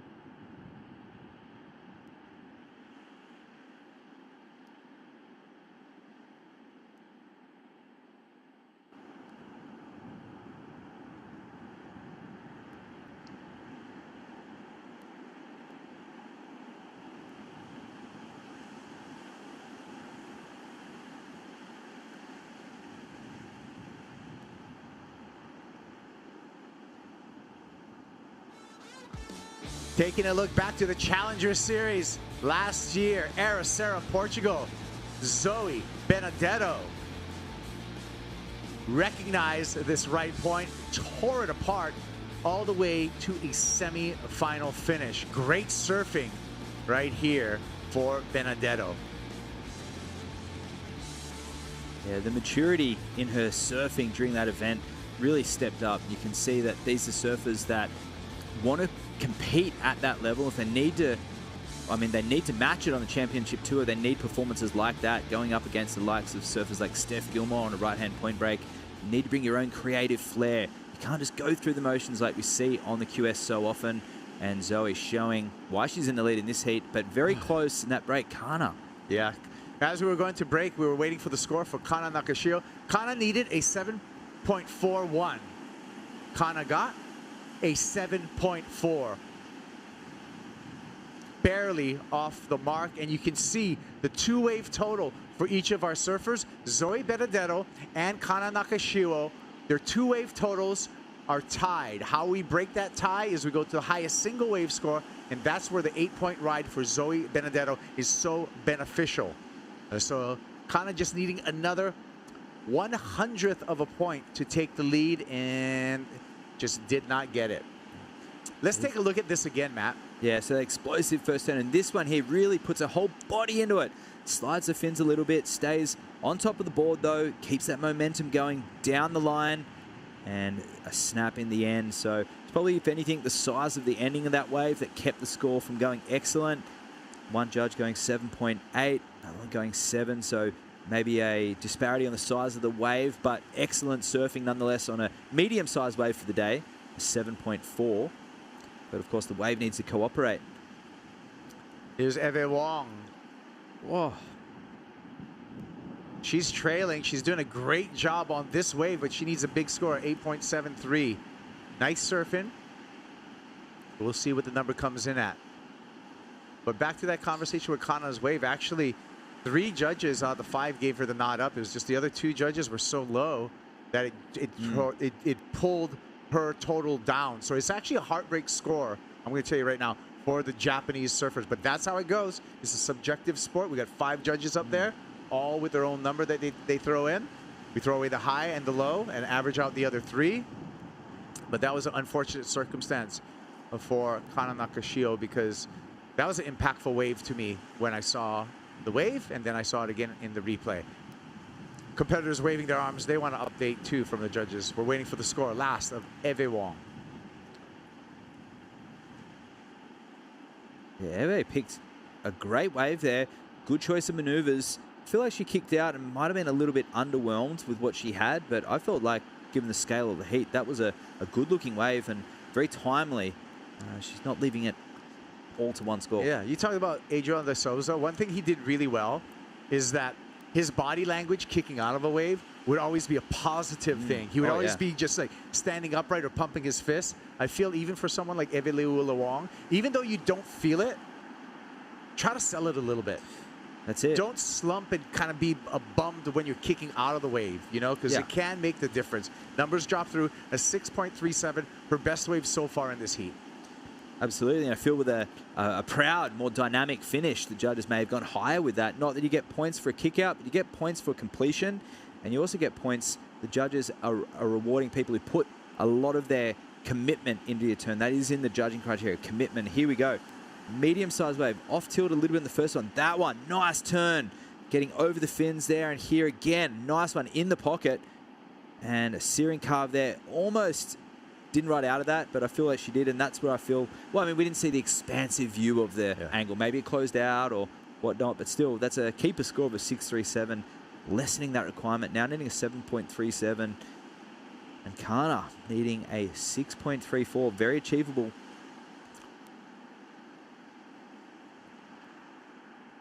That's that 8 from Zoe that's really blown it apart in this heat so far. Just remember, a 3-turn combo though, so all of these surfers having their chance to answer back. It's just Zoe showing that raw power. I love this. This is Oceanside. Oceanside Municipal Fishing Pier.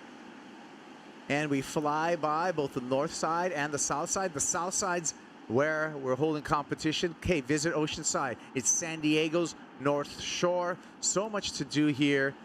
Beautiful beaches and a lot more to see. And you want to learn a little bit about surfing history?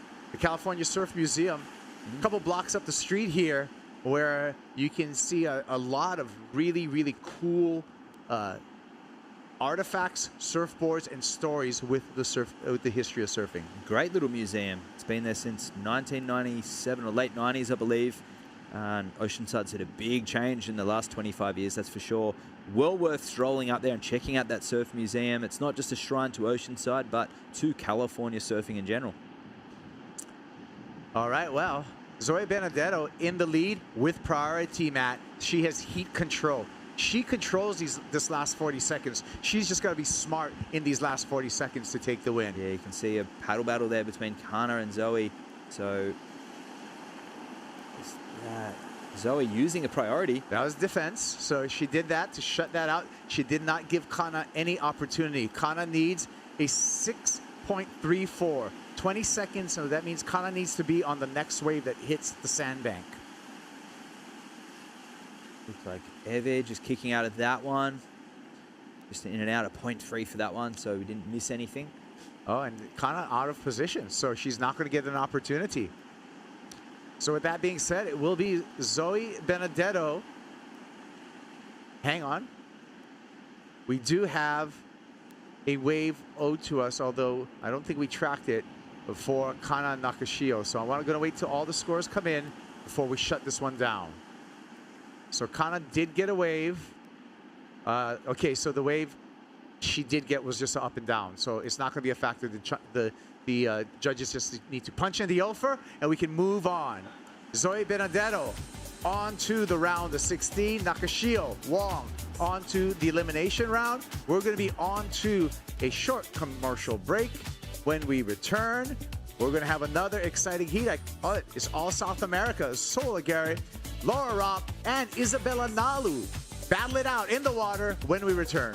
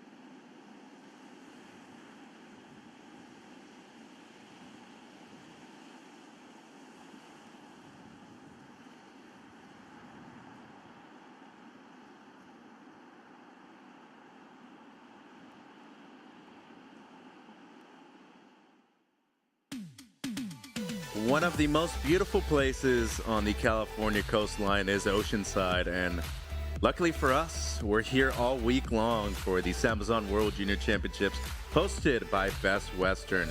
Heat 7 of women's opening round junior action. Sol Aguirre in the red from Peru.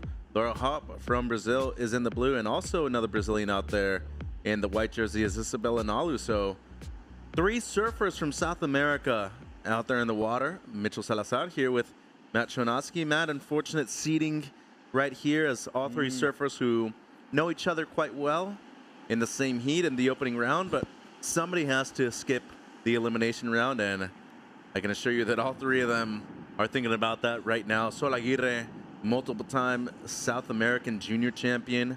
Laura Hop, she has multiple QS wins and junior wins. And Isabella Nalu, the youngest out of the pack, she's out there in the white jersey. Good looking heat, and you mentioned with Kaipo that it's dreamy out there, glassy conditions, a lot of waves. And it seems like we have our first ride of the heat. This is Laura. She is from Florianopolis in Santa Catarina, the southern part of beautiful country of Brazil. Had a 5th place finish last year at Seaside Reef. And not a whole lot there on her opening ride, but Matt, a lot of experience prevailing out here, only 17 years of age for Laura. And how's that beautiful sand art? Oh, incredible. Have a feeling that's a turtle. Might be wrong. I'll leave the interpretation up to you, but it's cool, whatever it is, it's creative.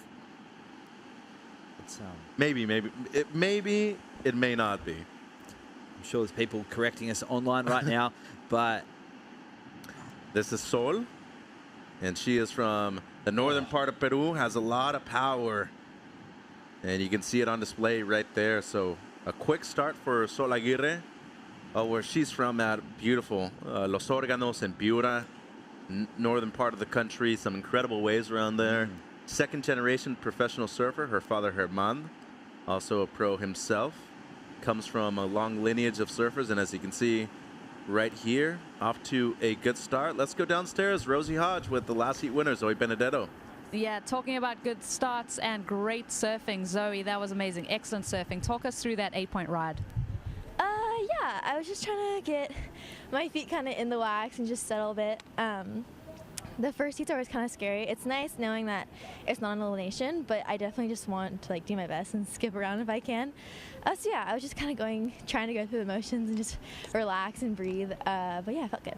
And being a wild card into this event, what does that mean for you competing here at the World Junior Champs? Yeah, this is my first World Junior Champs. I haven't really done that many juniors just because I've wanted to focus on the QS and making the Challenger. But it's definitely something every year where you look at, oh, I wish I was there. So it's really nice to be here. And being a wild card, I feel like they chose you, so you want to live up to an expectation. So yeah. Definitely doing that. And lastly, the conditions have changed so much throughout the day. What is your game plan going into that one? Yeah, just talking with my coach Ryan Simmons throughout the day. Checked this morning, came back again mid-afternoon, and just kind of adjusting and seeing that as the tide changes, how the wave will change, and just realizing that there's so many peaks out there, and sometimes it can be flat there for 45 minutes, and then there can be a random gem come in. So just be active, be on your feet, and just do your best. Definitely follow through with the game plan. Thanks for your time, Zoe. Thank you, Rosie, and congratulations to Zoe. Moving straight through into the round of 16. I don't know how much time you've spent on the East Coast of the U.S., but where she's from, Palm City originally, she surfs Ponce Inlet, a couple other places around that part of Florida. Very different to California, but the waves get good, Matt. I'm telling you, some of the best waves in the world around there. I've spent limited time there. Obviously, conditions depending, of course, they can, with the right swell and winds and series of storms to go on that side of the coastline, you're going to get great waves, but also predominant beach breaks. I mean, exactly what our coach Ryan Simmons said. This changed a lot today. We had high tide, condensed peak, now to a low tide, where the tide's slowly coming in as we see a beautiful high line there from our surfer. Yeah, Bella. It is, yeah, in white. Yeah, and silhouetted. That also stood out to me at the beginning of it. It almost seemed like Leah Dawson was taking that high line at the beginning of it. I was like, whoa, how's that style? Unfortunately for her, not a whole lot afterwards, Matt. So 24 minutes on the clock. The reason she'd be doing that is to get speed down the line because it is racing away a lot of these waves. That one fattened out. And Sol, just the one setup snap right there. So opened up with a 5.33. Laura with a 2.17. Still lots of time on the clock. Just under 24 minutes to go. And you don't normally see a high line like that too much at a beach break like this. You don't.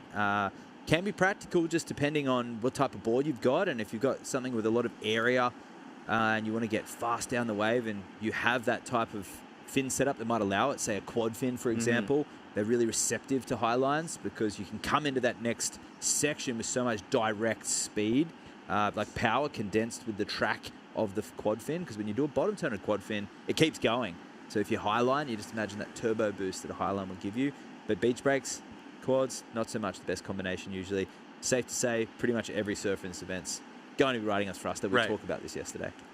But you have a keen eye for this, though. How impressed are you with the speed management and maybe even the speed gain out of a lot of these young surfers out there on day one? Incredible, super mature, and that's the biggest takeaway for me from today is the maturity and the performances of all these athletes, the way that they're able to combine their growing and developing body shape, which is a key element because these surfers, these surfers haven't had the same body shape for many, many years. They're growing comp by comp, year by year, they're developing. So for them to be aware of their equipment, adjusting accordingly, because going up in leaderage, for example, surfing different waves, learning more about their craft and their art, to see them put on these performances today has been really inspiring. 22 minutes on the clock, a quick start for Sol Aguirre, a 5.33 and just a 1.43 as her backup so far.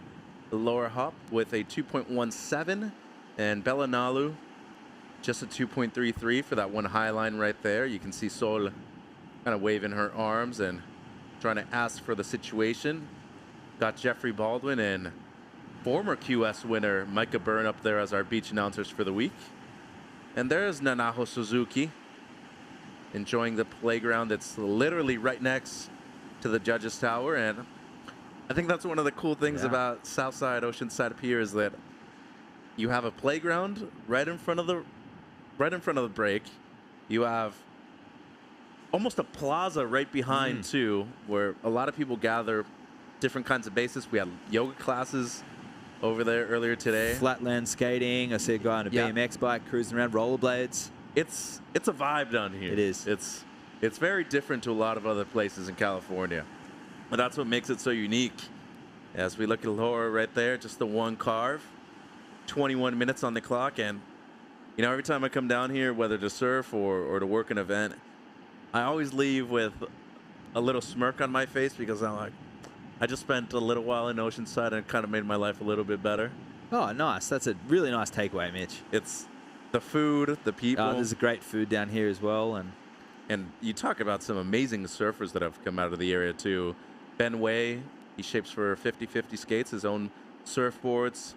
Zach Reinhardt, who unfortunately passed away a few months ago, but a pioneer when it came to aerial surfing right here in California. Eric McHenry, another great aerialist. Taylor Knox, a longtime resident, and as of right now, number 4 in the world on the championship tour in her rookie year.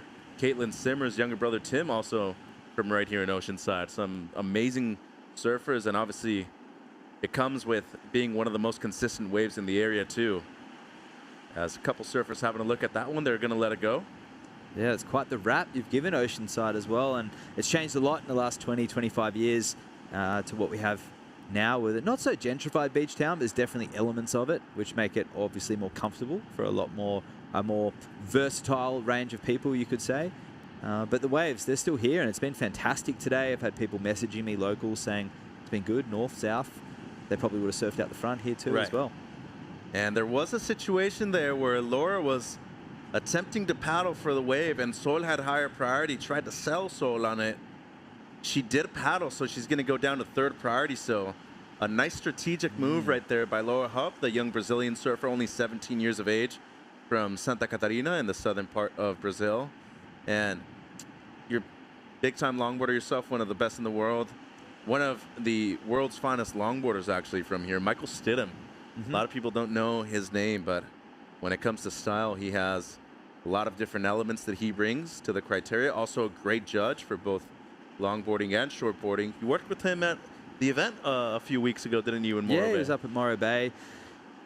Fantastic having Mike on the team, a real analyst and clinical in his surfing, short and longboard. And it just goes to saying, if you know your craft, if you know the history, if you know your equipment, and you know that correlation between short to longboard, and ultimately California's got a classic statement of riding the right board in the right conditions. That's something that is just goes from Northern California right down to San Diego, and it's something that really rings true. I feel like in all the surf shops, there's always been variety on the racks. And no doubt, you see it everywhere here as Laura.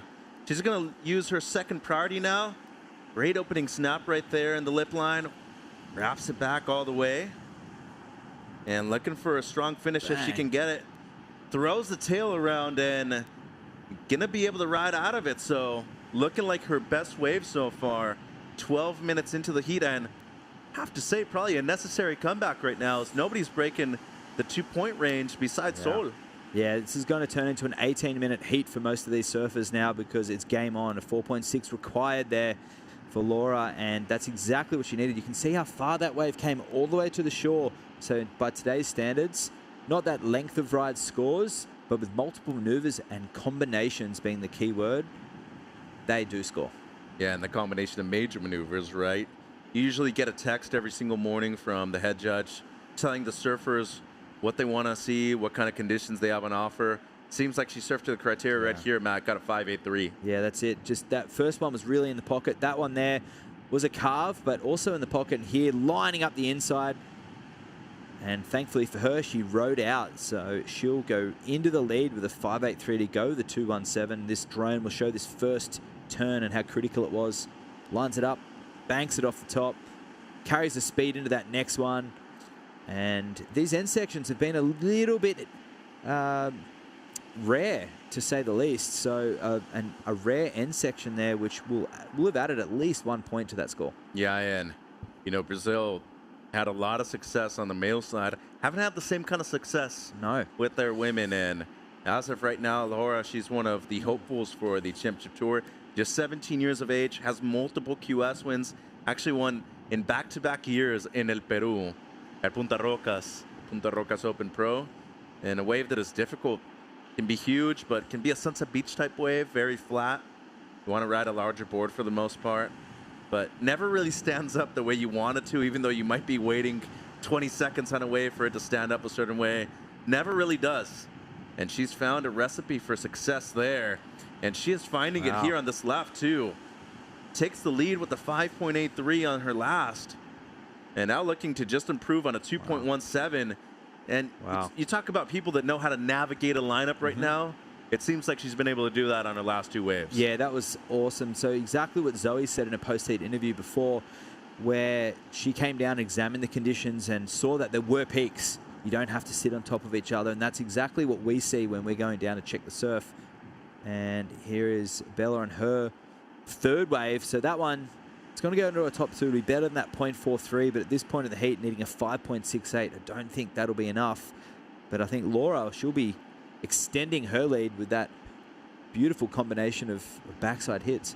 And Bella Nalu, she comes from a great surfing family. Would probably have to say one of the surfing families that maybe started the trend of a lot of these Brazilians traveling and not only competing outside of their country of origin, but maybe making surfing a career for them. Not necessarily in the competitive path originally. Father Pato, a great surfer, big wave surfer, has really examined a lot of tow surfing within Brazil and has a house on the north shore of Oahu. And it's because of that that Bella has become such a great surfer herself. Very young still, also a model. And when you see her compete, you're thinking to yourself, okay, I see the talent. Sometimes the results haven't really spoken for themselves, for herself though, Matt, because up until this point, a lot of people haven't heard her name as much on an international level. And as of right now, still looking for a 5.68 for the lead, as we are waiting for the last of Laura Hopp.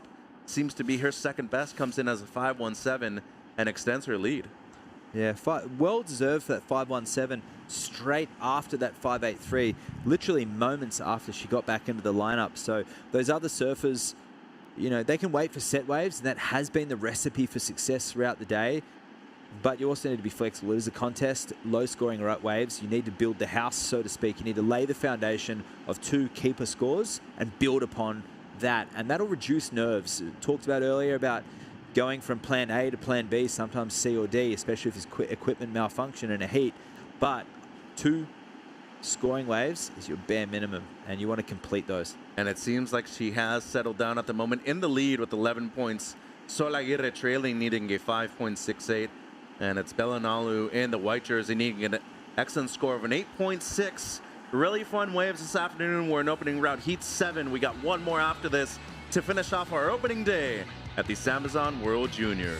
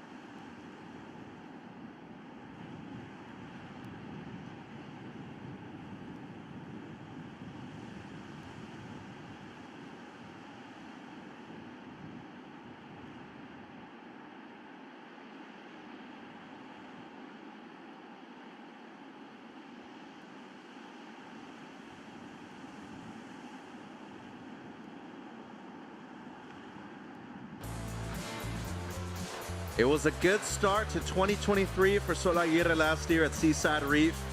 Opened up with a 5th place finish at the 2022 SAMBAZON World Junior Championships. Eventually lost to Soria Limlad in that quarterfinal in a real close heat. But on her backhand, her specialty mat, she is looking like one of the people to beat out here at Seaside, at Oceanside, excuse me, if she's able to replicate this, what we saw last year. Wow, what mature surfing last year. The rail game, and obviously being from Peru, no coincidence that she's dominant backside surfer as well, with some of the longest, best left-handers in the world. But hey, these surfers travel a lot as well, so honing their skills in beach breaks, point breaks, both right and left, is crucial for them to find success, and here she goes. And she is coming off of an ankle injury, but has recovered so well. Wow. And how was that? Ankle injury, did you say? Well, it ain't noticeable right now. I can tell you that. Needs a 5.68 to move up into first. Maybe the most dynamic turn we've seen in this opening round of competition. And very unexpected, too. Came out of nowhere. And she kind of hits it out of the ballpark right here, Matt. A third of the heat left. Just over 10 minutes to go. And to me, in my mind, we're no doubt going to see her move back up into first place. Well, interesting to note, when you do have an injury, as most people listening have had some sort, we'll just get back to that in a second. And here, pretty sleepy to start the wave and just pumping down the line, trying to find some momentum. Here she goes for it. Single turn, lays back, hammers the tail, fins out through the back, and she looks at the judges, gives a little click and said that one felt good. Here's the front on angle. So she does get the click at the beginning. Carries some speed down the line here, notifies it's a bit flat, gets back on the front foot, and here gets front foot, back foot, kicks the fins, lays back, perfect technique, slides the tail, and the key is she was over the top of her board, so at no point did she feel like she was going to fall off. It may have looked like it, but she didn't feel like it. She was carrying that momentum, key, and probably a lot better on an ankle than if she'd do that old, you know, in the 2000s, the trend was the 1 foot kick away layback.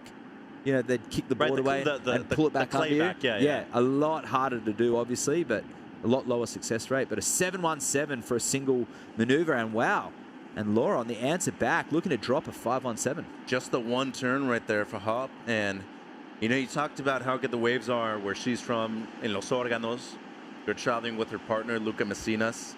He's from right around the same area in Mancora, but some of the world's best left-hand point breaks around there. And the best thing about it is that the water tends to stay relatively warm all year round. And looking at the one turn right there from Hora, it doesn't improve. It's a 4.0, so in second now, needing a 6.68, and the surfer in white, Bella Nalu, with priority needs a combination of 2 scores, 12.5, the total that she's looking for. So looking to replace both of her scores at the moment. Sol about to get the news of her score, a 717.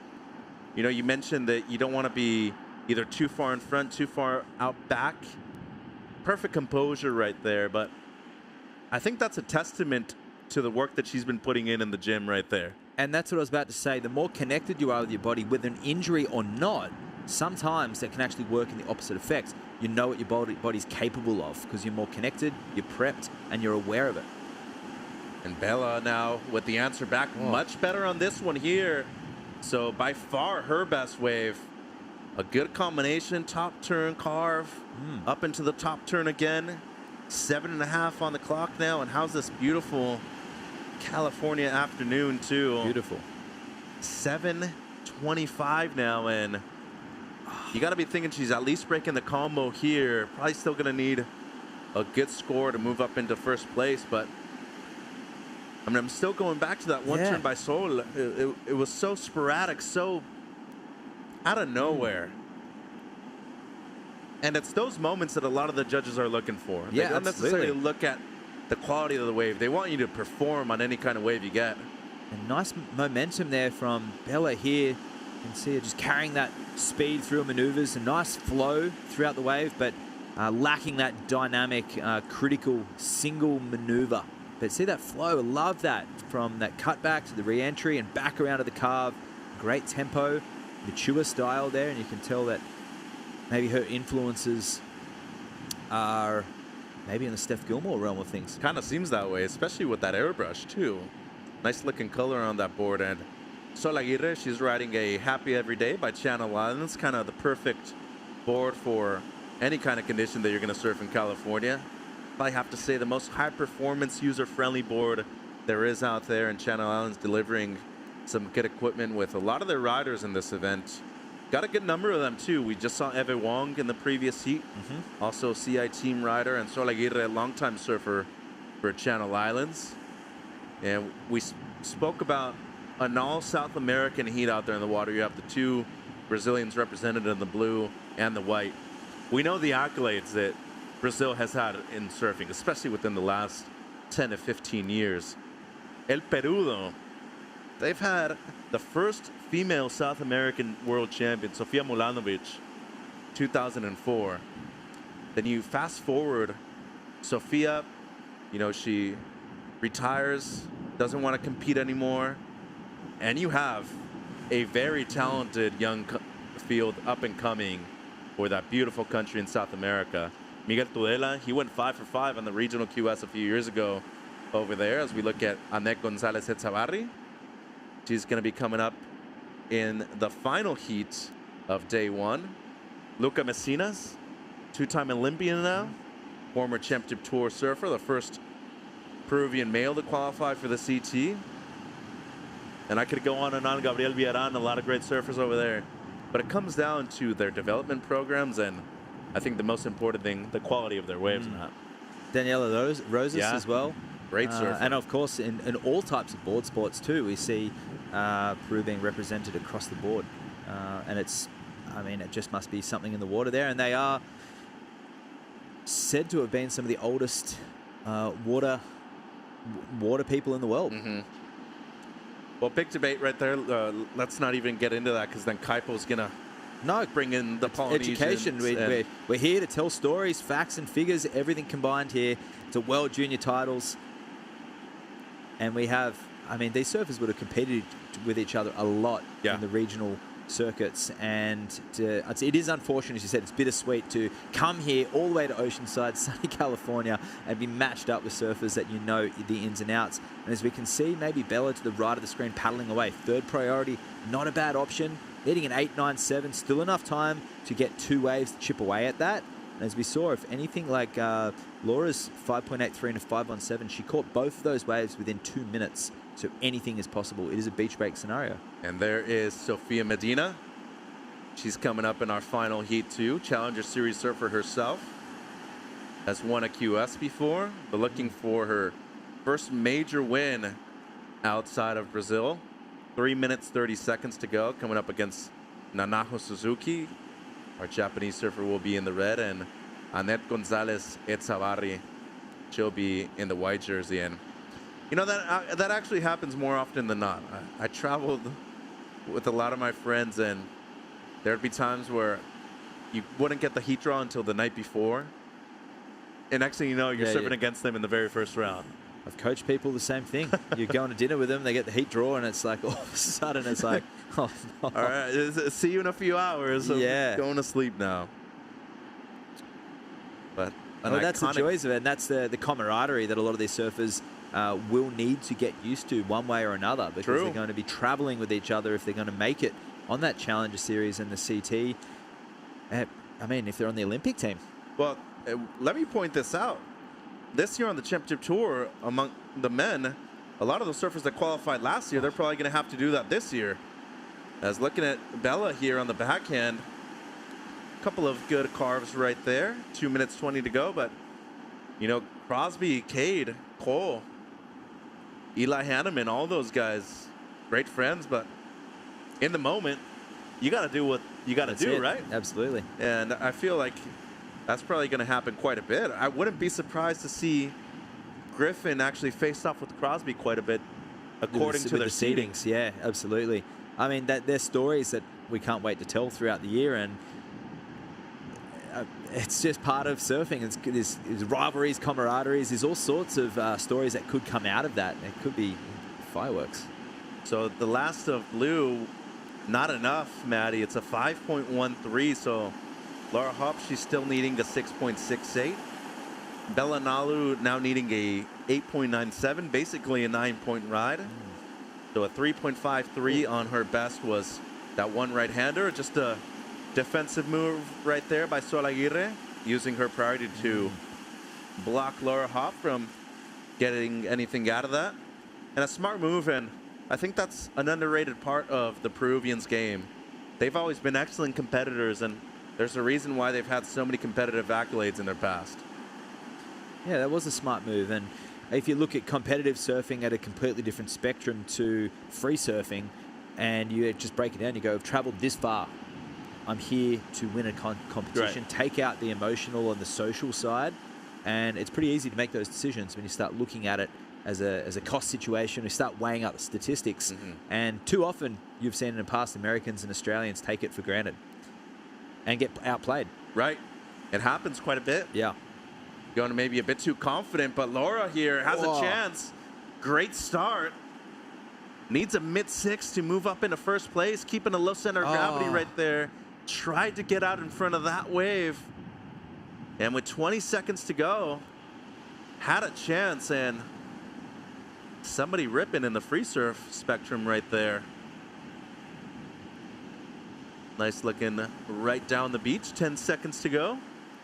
Yeah, you could tell Laura there, she knew it too. You could see a little tap of the board. She needed a combination of maneuvers there to get that 6.68, so don't think it'll be enough. So pretty tough to see out there with a lot of these waves being ridden, the glare difficult. And as of right now, still waiting on the last score of Laura Hopp. Needs to be at least a 6.68, Matt, so first things first, would have to be her best ride. That's, I think, an important note, especially when you compare it to the 5.83. Would have to be the second best wave of the heat. You look at Sol's 717, the great turn, the one layback right there, real strong stuff. Is it around that area? And scores coming through right now, and it's not enough. It's a 5.9, so maybe just needed to combo it up, and she would have gotten the score. But it is a big win for Peru's Sol Aguirre got a 5th place finish last year and wants to be making the final this year and qualify for the Challenger Series. Right back with heat number 8, the last one of day number 1. Don't go anywhere.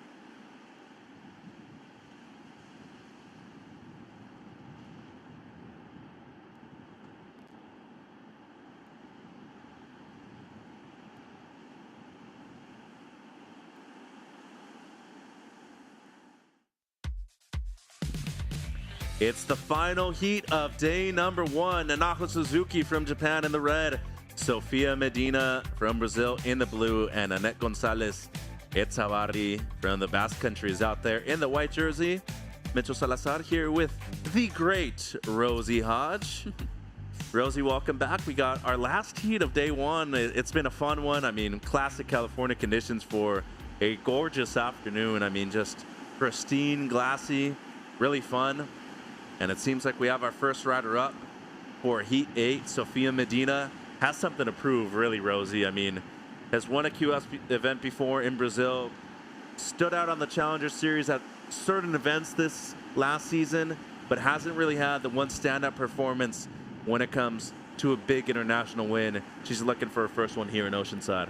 Yeah, I think we expect big things from Sofia Medina, and what I've noticed from her is just her work ethic. The woman works super hard, she trains hard, and her surfing, in my eyes, has gone from strength to strength, Mitch. I'm looking forward to this season for Sofia because I think all of those little challenges that she's been through is really going to mature her and really mature her approach. Yeah, and maybe has to remind herself that she's not her brother, right? She's her own brand, she's her own self, and every now and then, I think a lot of people, that's where they get mixed up. They try to compare her to her brother the entire time. And I mean, a great surfer in her own right and very young still. As we look at Suzuki here, we were talking about a premier surfer when it comes to beach breaks, Rosie. Nanako, one of the great junior surfers coming out of Japan right now. And you can see right there the tempo that she has.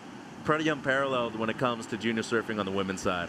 Yeah, when I'm going through my Rolodex of what this young woman has done, in my mind, she's had some amazing moments in heats. It's just about, you know, shutting that door and having that confidence to really apply the pressure to her competitors because her surfing, the standard that she has is way up there. Right. And coming from Japan, surfing beach breaks 95% of the time probably. You go to a couple point breaks every now and then, and when you do have a typhoon, you're usually surfing waves well above overhead. But for the most part, this is a good day in Japan. And we've mentioned their very successful regional tour that they have, the JPSA, right within the country. A lot of people just decide to surf those events there because financially they're very well off just doing that.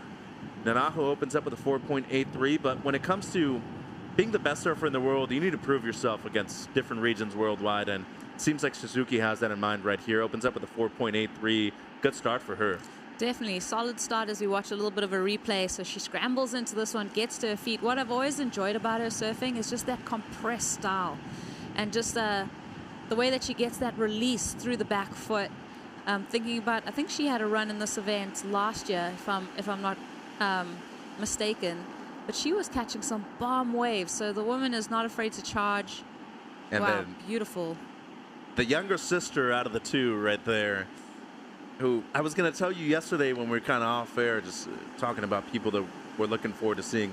I hadn't seen Annette surf live until a month and a half ago at the ISA World Juniors. And man, I mean, one's a goofy footer, one's a regular footer. She rips, Rosie, and 15 years of age, has a lot to prove right here. Qualified through the junior series in Europe too. So not only did she really get her positioning here, very much rewarded to her, but when it comes to demonstrating what she's capable of, still has a few more years in the junior series. Yeah, just going to highlight that. It really puts it into perspective when you think about having 5 more years on to become a junior world champ. I mean, you're just right there. You're only just starting that journey, and she's started solid here, 15 years old. I mean, yeah, it's crazy to see the young crop of talent from all over the world. That seems like Suzuki up and riding again. Medina was in and out. Nice throw of the tail right there by Nanajo. Some real beautiful stuff. And now Annette, she dropped a 5.17 for the one single turn and tried to go big right there, and unfortunately catches her rail. Both sisters, the Gonzalez Echevarris, they ride Mayhems for the most part. Same thing with Nanajo Suzuki, usually on a driver 3.0, which tends to be the most high performance surfboard that Mayhem makes. When it comes to her idols though, her role models, Ayumu Hirano, and one of my personal favorites, Shohei Ohtani, one of Major League Baseball's, and if not the greatest baseball player of all time, who is currently signed with the Los Angeles Dodgers. So Suzuki has a couple of big idols up there, Rosie, as looking at Annette. One of her idols is her older sister, Janire. Whoa, that was nice. And I'm telling you, she just what a pick, Mitch. Yeah, she's ripping. She has that little spark, doesn't she? Yeah. You can see it right there in that one backhand turn. Incomplete, but she gets on the right wave, and you better watch out. Now Sophia, great start for her. Gets a little stuck with that one carve in the pocket. And she's going to finish that wave off. Only had a 0.67 as her best up until that moment. So slowly but surely building her scores right now. 22:40 on the clock. As Suzuki drops a 4.67 for throwing the tail, Rosie, she's up in the first. Yeah, that's I mean, you're just hearing that, and they're smaller waves. So she's going to be feeling like she's going to get on a good run as we surf into momentum here. She's got some of the biggest scores. The 5.17 for Annette, that was really good surfing. Yeah, Sol Aguirre with a big heat win. Let's go downstairs and hear from her. Sol, that was a fantastic heat. A little bit slow at the beginning, but we're watching that wave a little slow to start, and you just unloaded on that section and layback. How'd the body feel? How'd the board feel? How did you feel after that turn? Wow, I feel so happy to make my heat. To be like out of the water for 1 month and like not be certain about traveling here because of my foot injury, and to be able to make a heat win to start the year feels so nice. I really thought like it was gonna hurt more because I wasn't practicing laybacks because it pressures too much my foot, and then I didn't care because I was like, no, I gotta make a big score, so I gotta push myself, and I'm happy that it turned out well. Yeah. So you must take a lot of confidence out of it. How long has it been since you've been able to do a maneuver like that? I haven't been able to do laybacks for a while, for like 1 month, and I just came back into surfing after 1 month, like not surfing totally, and then yeah, it just feels nice to be back in the water and be able to make maneuvers. I feel very grateful to be healthy. Yesterday I was sick. I was laid in bed all day, like I couldn't stand up, and I'm happy that I have strength to push myself out there and then make good scores. Well, you're off to a great start so far, and anything you want to say in your language back to your friends at home and talk them through the heat? Sí, gracias a todos por ver. Ha sido comienzo de año difícil con 2 esguinces que tuve en el pie izquierdo, pero he podido ir mejorándolo gracias a todos los que me han ayudado para que esté en mi mejor estado para competir. Estoy agradecida de estar acá y poder correr olas y competir en mi último Mundial Junior es súper especial. Gracias a todos mis sponsors que me apoyan, gracias a mi familia que me da la fuerza para seguir adelante, gracias a Luca, mi enamorado que está acá coachándome, y a mi entrenador Luis y a toda la gente que me está apoyando. All right, back to live action in the booth. Gracias, Mateo, and felicidades. Congratulations to Sol. Wanted to say a big thank you to her family, especially to her mother and father, older sister watching back at home in Los Órganos. You miss Peru at all? Going back to the CT event there? Love Peru. I love the events that we had there. I mean, everything about it was festive. Like, it was so fun. We had events in Mancora. I don't know why I'm forgetting the name of the left that we had an event at. But yeah, we in Peru, Lima we went to. But it was so fun. Much like celebrated. The community just took us in. Yeah, really good food, good vibes, good waves. The food's really good there. Ceviche there. It's a bit different than the way we make it in Mex, but man, there's just something about that area, food, people, as you mentioned, one of the most consistent areas of the world when it comes to waves, too. I mean, there's waves there almost every day of the year. Yeah, it was super fun. I really enjoyed it. So 19 minutes on the clock now. Suzuki with the lead has a couple of fours, Rosie, a 4.83 and a 4.67. She only has 2 waves written, though, so real economic and efficient when it comes to her wave selection so far. Annette has the 5.17, just the 1 turn for that, but she is in a good spot to move up in a first if she were to just get a 4.33.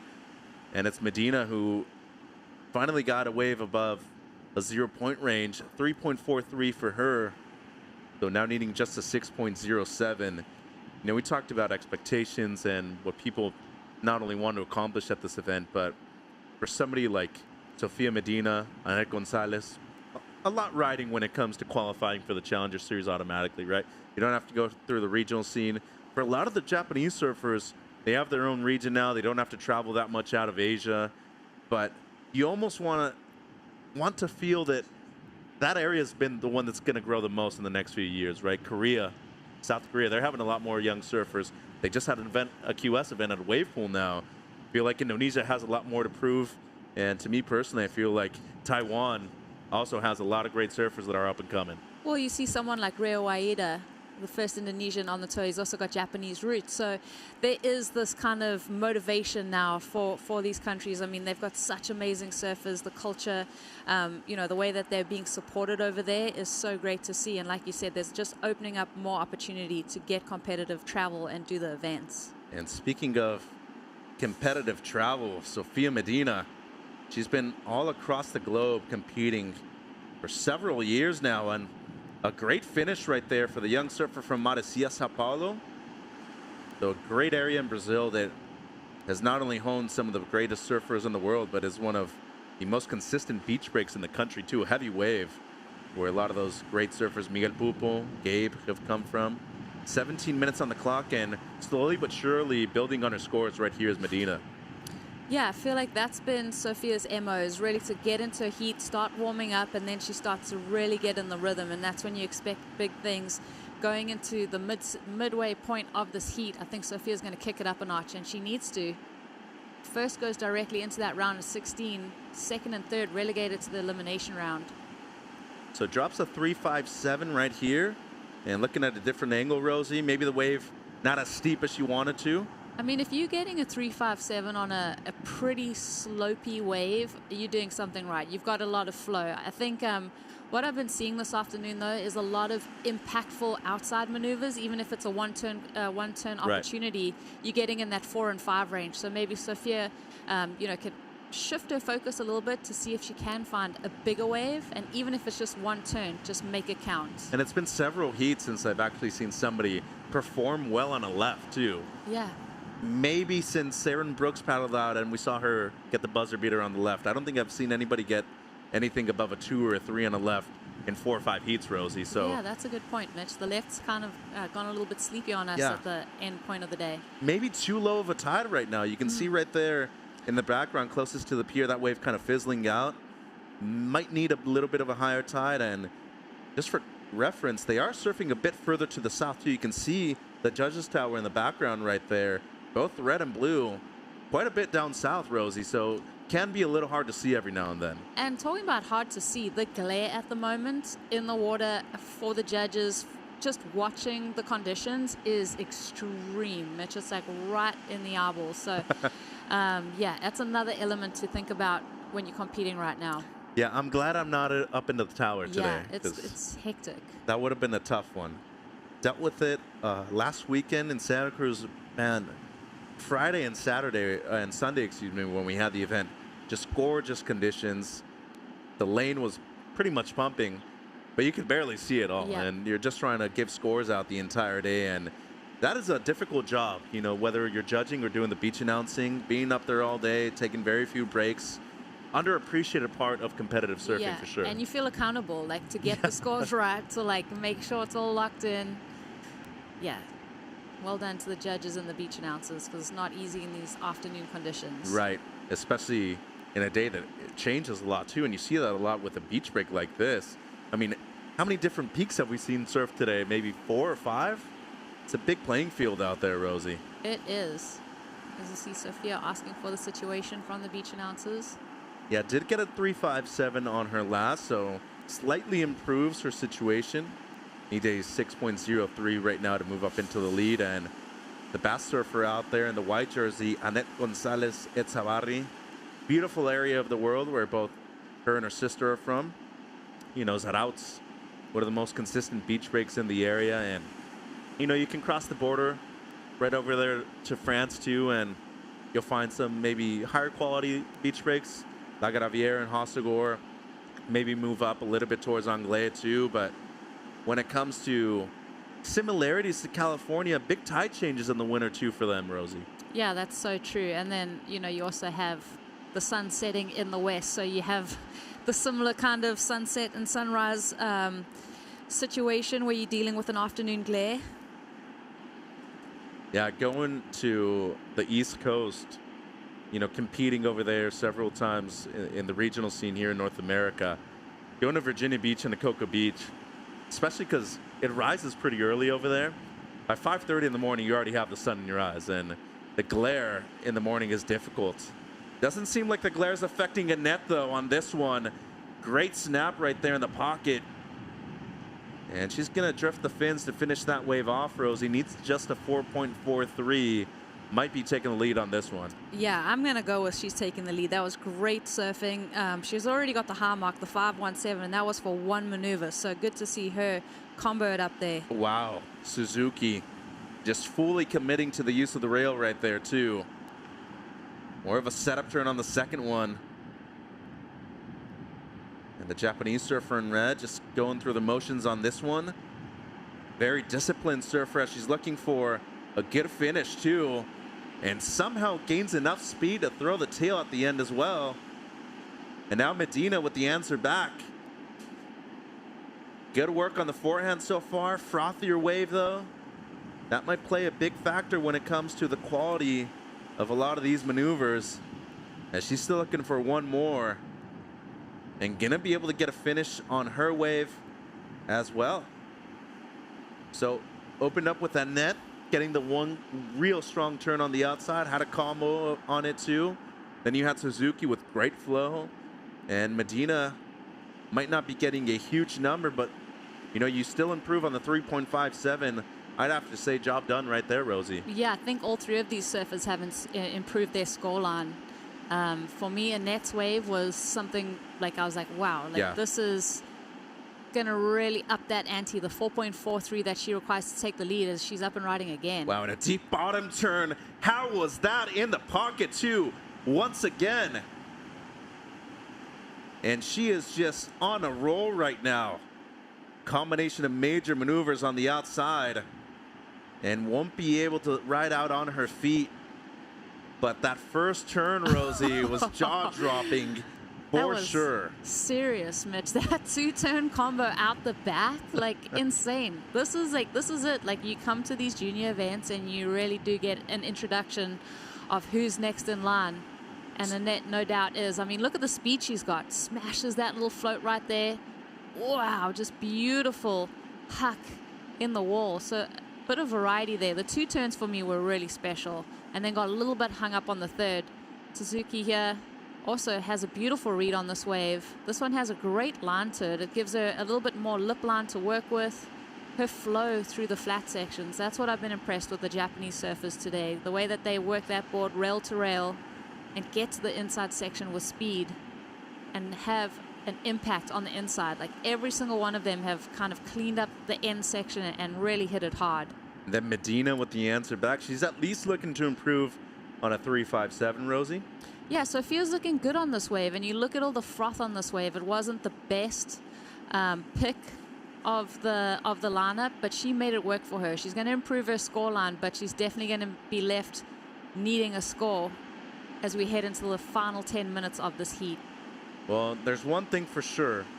She knows how to compete, drops a 4.53, and this is the wave we're waiting for right here, Rosie. That was just beautiful. I'm kind of just like really enjoying this woman surfing. I think when I look at that first maneuver, the way she held that rail line, that to me was like, okay, you're in complete control. That's one of the best moves we've seen today. In both divisions. Yeah, that was really, if you slow it down and really analyze what she was doing there, yeah, welcome. Pretty absurd, right? Yeah, solid. Drops an 8.0, Rosie, so moves straight up into first place. Last of Suzuki was a 5.33. So in the context of the exchange and the opening one, it was the best out of the 3. But Medina dropping a 4.53. Nobody's even close to Gonzalez right now, as everybody needing at least something close to excellence. Yeah, she's definitely left everyone in her wake at the moment. And you think about all 3 of those waves were kind of in the same exchange. To have that disparity from the 8 to the 5.33 to the 4.53 just shows you the quality of surfing that Annette was doing. And caught that wave paddling back out after the opening one of the exchange. 8 minutes to go. Annette Gonzalez-Echavarri leading over Nanajo Suzuki and Sofia Medina in our last heat of day 1 here at the SAMBAZON World Junior Championships.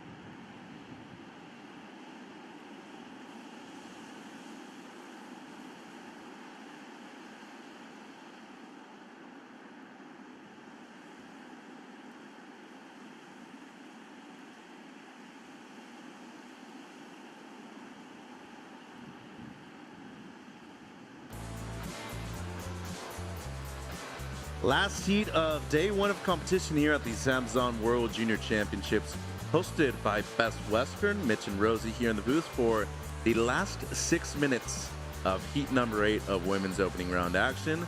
It's the Basque surfer in the white jersey, Annette Gonzalez-Echavarri, dropping an 8.0 on her last ride, moving her way up into first place. Nanajo Suzuki has had a great heat so far, but trailing in second with priority, getting a 7.85. And Sofia Medina from Marecia, Sao Paulo in Brazil, needing an 8.64 to move up into first place.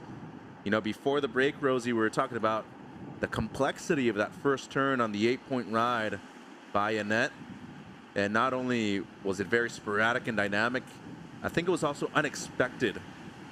And the judges rewarding it highly. An 8.0 for her. I was looking at Medina now. Got a 4.53 as her best, just kind of going through the motions on this one so far. And not the steepest of waves, but looking to do as well as she can here with the end section. Much better right there for Sophia. And trying to fit in one more. And she is able to. So chipping away at the requirement right now. An 8.64 would move her up into first. We got 5 minutes to go. I think at this point, Sophia needs to recognize that length of ride, although like those couple turns on the inside section were really critical, you need to be getting the bigger waves with the big turns on the outside if you're going to get that 8.64 yeah, is what she needs. So yeah, you got to find something that's completely different to what your game plan might have been in the beginning of the heat. Right. And adaptability is something that you don't normally think of when it comes to junior surfers, but I think overall nowadays, a lot of these kids are very experienced, and you see them adapt to a situation like this in minutes, maybe even seconds. I mean, you saw it from Annette right there, had the 4.93, fell on the last turn, immediately paddled back out, somehow got an 8-point ride afterwards. And it's interesting because in these heats that we've watched throughout the rounds, there really is only 2 or 3 waves that have that amount of quality in them. So it is kind of, you just have to be in the right place at the right time to get that one little nugget that we're seeing every 30 minutes. No doubt in surfing there is a big factor of luck. Subjective sport, obviously, too. You need to be surfing within a criteria. And, you know, there have been some people that maybe haven't fit in the championship tour because their surfing never really followed that kind of criteria. You know, Dane Reynolds never won a championship tour event. He did make several finals, though, but I felt like when he was able to adjust himself and kind of maybe not open himself as much up, maybe relax a little bit, he was succeeding the most when it came to competition. And it's not like you normally want to bring in some free surfing into a competition, but it seems like nowadays you almost do.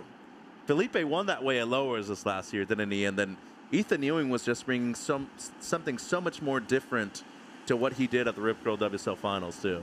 I feel like this might be an unpopular opinion, but I feel like the quality of surfing that's been done in a jersey nowadays is sometimes more exciting and more fun to watch than an edited surf movie where people have had I could agree with that, a huge amount of time to go to the best locations, find waves, and do their best surfing. It still doesn't always compare to what the guys on the championship tour are doing in a jersey in the heat of the moment. And in a constricted time period, too. You go on a free surfing trip, you could have weeks, days.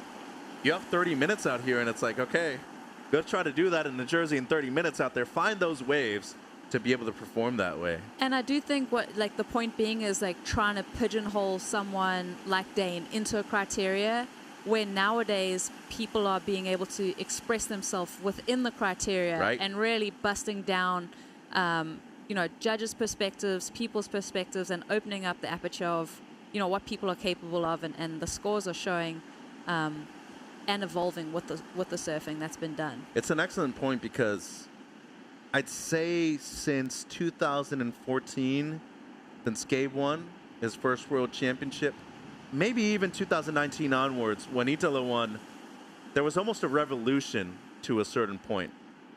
And now last year, what we saw at lower trestles, you see what Joao Chianca did. You see what Caitlin Simmers did to Molly Picklam in the opening match. I mean, and then what Caroline Marks did when she made it to the championship matches. There are almost levels to this at a certain point, and we see Suzuki here needing a 7.85. Style isn't necessarily in the judging criteria, but style has a lot to do with flow, Rosie, and I felt like the two people that were world champions last year on the championship tour side, as Suzuki kicks out still needing the 7.85, a minute to go, it really added to that element and degree of difficulty to the scores that they were getting on finals day. Yeah, definitely. Just the flow that they were carrying, the style, and everything was just in its right place. Like the technique, it's just like really pleasing to the eye, but with that added aggressive element. 40 seconds to go in our final heat of day number 1 of competition. It's been a fun one. I mean, talking about the best surfers 20 years or younger worldwide. One of them being this young surfer in the white jersey here, Annette Gonzalez Etzabarri. Better remember that name now. Drops one of the few excellent scores we have seen all day long. And one of the more gifted surfers in the dry, I'd have to say, at just getting a big score of 5.17 with just a single turn too, Rosie. Some impressive stuff for the 15-year-old out of the Basque Country. As time is done and dusted in this heat, it's going to be the surfer in the white jersey, Annette from the Basque Country, moving straight through into the round of 16. And Naho Suzuki and Sofia Medina will be in the elimination round. And they both had good heats in this one. Suzuki broke the 10-point mark, double digits, and Sofia Medina with the 4.53, a 3.6. The one difference maker, though, Rosie, the 8.0 of Annette. We got more coming up. Don't go anywhere. It's the post show with Kaipo, Rosie, and myself.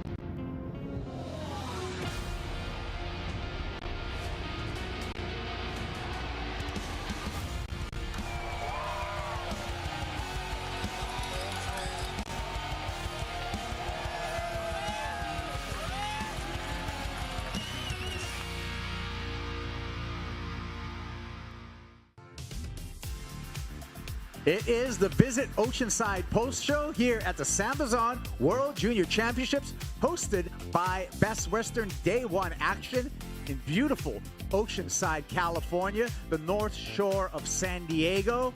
And we were greeted with an idyllic California day, sunshine, light offshore winds.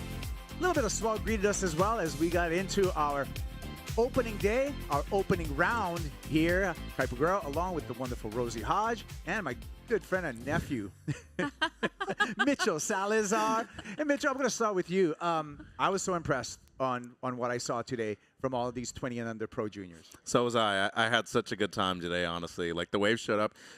I didn't think we were going to run today, if I'm honest. That the forecast said 1 to 2, and next thing you know, we show up and there's actual waves.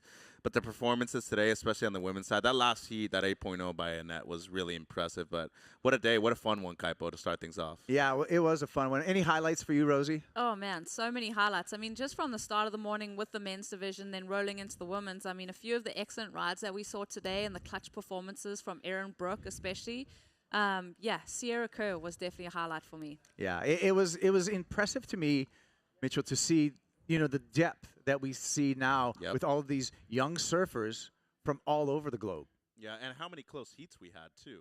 I mean, a lot of people losing out with 13, 14 points, you know, and Erin Brooks right at the end snatching that win away from Janita. Yeah, I thought that was one of the more standout heats. I thought Levi Slauson surfed great. He eventually lost to Marlon Harrison, though, so a couple of upsets today, too, Kaipo. Yeah. Well, let's go to our last winner of the day, and she did it in excellent fashion. 8-point ride for Annette Gonzalez-Exabari. She's with Matt Shanoski. Annette, an amazing, excellent score on that 8-point ride. Talk us through that. What was going through your mind, and how do you feel after it? I was kind of scared in the wave because, like, I thought, like, fuck, this is the set I have to do, like, good to pass my heat because I was need like a 4 or something. So the first turn, I, like, lost my control, but yeah, good. Well, you made up for it and then some. Tell us a little bit about your equipment you chose for California. Bring any step-up boards or all just small wave surfboards? Yeah, just bring some small boards for this comp because it was like small, and one epoxy, and yeah, that's it. And anyone back home cheering you on, or anyone over here supporting you for the World Junior Championships? Yes, my family. Can I say it in Basque? Absolutely.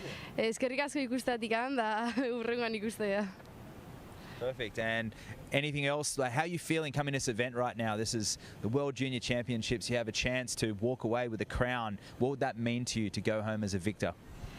I don't know. It's my first time here competing in a World Junior Championship. So I'm excited, and I don't know. Yeah. All right.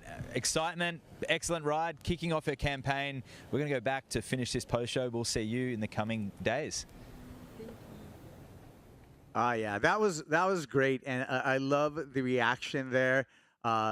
Mitchell, we got a sister duo. We have both Annette and Janire, both sisters competing for a world title. Yeah, and we saw Janita last year at Seaside, and what stood out was her style. It definitely stood out today. Had a good heat, but Erin Brooks just snatched the win at the very last second. I think Annette is a sleeper pick, though, to win this entire thing. If she keeps her confidence up, Kaipo, and if the waves stay under 6 feet, I feel like she's a strong contender to take this thing out. Rosie, I think a lot of times that's what this event's all about, is discovering new names and new talents from all over the world. And I think we discovered another one. Yeah, that was unbelievable surfing from Annette, but to know that her sister's also in the mix. And I watched that heat with Janere. I mean, the lead was changing hands between all three surfers. Erin Brooks went back-to-back with her waves and snatched that victory. But good depth of talent in that family. Yeah, and speaking of Erin Brooks just hit the flux capacitor in the final minutes of her heat. Let's take a look at the win. Starting here with Kokona Kawase, who was in this heat, Mitchell. Yeah, but nice Back to the Future reference right there, Kaipo. But Kawase had a good score at the beginning of the heat, a 7.17, and unfortunately for her, was leading the heat the majority of the time. I think she just got into a cycle where she kept finding the same wave over and over again and wasn't able to improve on her backup score. But Janita, she was making a huge comeback, as Rosie was mentioning, eventually moved up into the lead. And with this right, Rosie, she was cementing herself as the first place surfer to really make it towards the end of the heat right there. Yeah, this one, and you could tell when she came in onto the beach chatting with her support crew, it stung. I mean, to be that close to making it through, and then Erin went with this aerial maneuver, which was so sick. The grab, the slob, made it, and this really started her comeback campaign. 6.27 for that move right there, and then she tapped it off here with an 8.33 to take a win, Mitch. Yeah, and not only one of the most impressive waves we've seen all day long. How did she do it, though, in Saquarema, Kaipo, when we were there? Literally in the exact same way, right at the end with an excellent score, too. Look at the numbers for Canada, Rosie. To 8.33, 6.27, and Erin Brooks continues to amaze us. Yeah, and I love it. I loved in a post-heat interview, she said she doesn't get nervous, which is unique for someone in a competitive setting to not have nerves to manage. So that's a definite characteristic that's a strength for her, to not feel the heat of the moment, to be able to perform when it's such huge implications.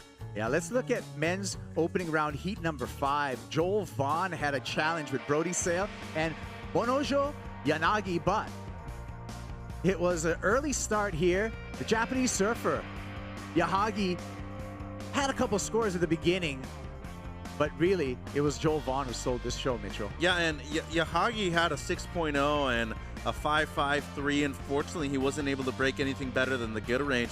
I thought Brody Sale surfed great. I mean, he had a 6.17 and a 5.67 was the backup right here. Both on the right and the left equally as good, Kaipo. But it's his wave selection that really kind of let him down a little bit. Was chasing a lot of these sections right here, laid it on rail, but when it came to Joel Vaughn, he was just always on the better waves, and it came down to that Challenger Series experience to me. Really, Rosie, Joel Vaughn, very patient in this. He didn't ride a wave, you know, he held on to that priority, but when he got to his feet, he made it count. That's it, and we're just watching his wave there. That was a little sleepy at the start, but then he kind of telegraphed this move, and that's kind of what we've become used to with Joel Vaughn. It's just those big moves that he's able to produce at the drop of a hat. He finds the perfect section for them, and he's able to produce something out of nothing. Beautiful slicing maneuver, one of my favorites of the event today. Yeah, we take a look at the numbers here. Joel Vaughn with the win, 14.442 wave total, 8.17. Went excellent on his way there. We're going to see him in the round of 16. Brody Sale, Bonojo Yahagi, they're going to battle it out when we reseed into that elimination round. That's going to be round 2 of competition.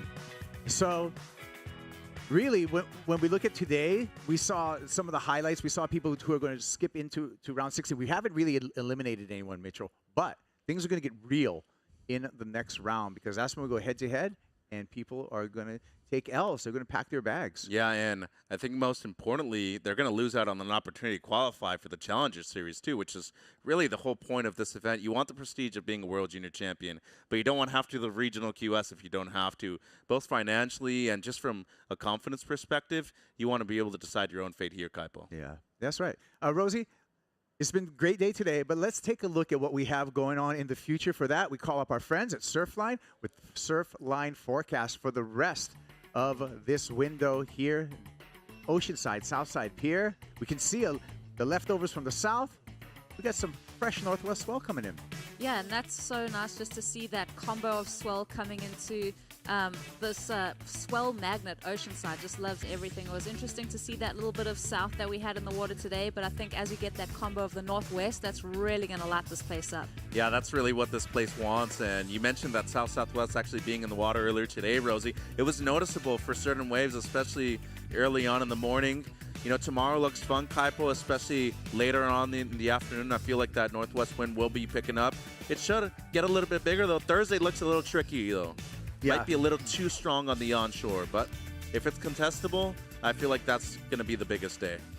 Yeah, thank you to Surfline for their forecast, and that helps us navigate through everything. But looking pretty good. Like you said, some wins on Thursday might be challenging. But let's celebrate today.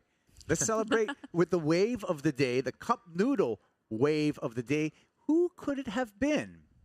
You got a guess, Rosie? Was it the 833 of Erin, or was the... Oh, I'm scrambling. I'm scrambled eggs. It was the 833. Yes, you put me on the spot. Brooks. And she was able to do that. Remember, she did this, really won the heat in the final 5 minutes of this matchup, Mitchell. Yeah, and had a cool air before that too, but just the speed management to me is really what stands out so much from her. And just 16 years of age. She's only been surfing since the age of 9, too. I've seen people that have been surfing for 30 years and still can't do that, Kaipo. Me. Thanks, Mitch. Sorry, Rosie. Okay, gang. I think it's time. It's always the time for our top 5 moments of today, our top 5 waves of the day, as we rewind everything and take a look at some of the highest numbers put in today by our junior competitors in these top 5 moments. Oceanside, Sierra Kerr, the combination, pretty good, number 5. I mean, this to me was a highlight moment. Sierra Kerr, just seeing this glimpse of what she's capable of, a bit of a Steph-esque layback maneuver there. She was fire to watch today. Mitchell, number 4, Jackson Bunch got lucky with a 7.77. Well, he navigated the lineup so well, too, in this opening part of the heat. Came out guns blazing, especially in the first heat of the morning. Not easy to do. He mentioned this is probably the coldest place he's surfed in a competitive aspect. Kaipo looking good so far in the opening round. Number 3, Rosie, Zoe Benedetto. She went excellent here. Wow, an 8.0, an event wildcard, as well as her first time in the World Juniors event. So great to see her just come out with force. Number 2, making North Shelley proud, Mitchell. Joel Vaughn, 8.17. Well, and has something to prove too, Kaipo, because last year didn't make it out of the elimination round. So his last year as a junior right here in Oceanside, he's looking to win the entire thing. Rosie, Erin Brooks, 8.33, number 1. Oh, her ears must be burning. I mean, we've spoken about her so much today, but so impressive. And, you know, she'd be rolling out of bed and kind of walking down to the south side of the pier. She's at home here. She'd be feeling comfortable and definitely confident. Do you feel proud, Rosie? I mean, I think Erin has looked up to you for most of her career. I mean, you must feel like a proud aunt right now a little bit. I think the feeling's mutual. I mean, Erin, she's a teenager, but I draw inspiration from her. And I'm excited to see her in these events that have such magnitude because she's a young teenager. But to win a World Junior title at that age, that's huge. With the peers that are in the mix, yeah, let's see what happens. Yeah, let's see what happens. We're going to find out tomorrow. Thank you, Rosie. Thank you, Mitchell, and thank all of you for watching the show. Remember, tune in to worldsurfleague.com. Likely, we are going to run tomorrow. Enjoy today's highlights, and aloha.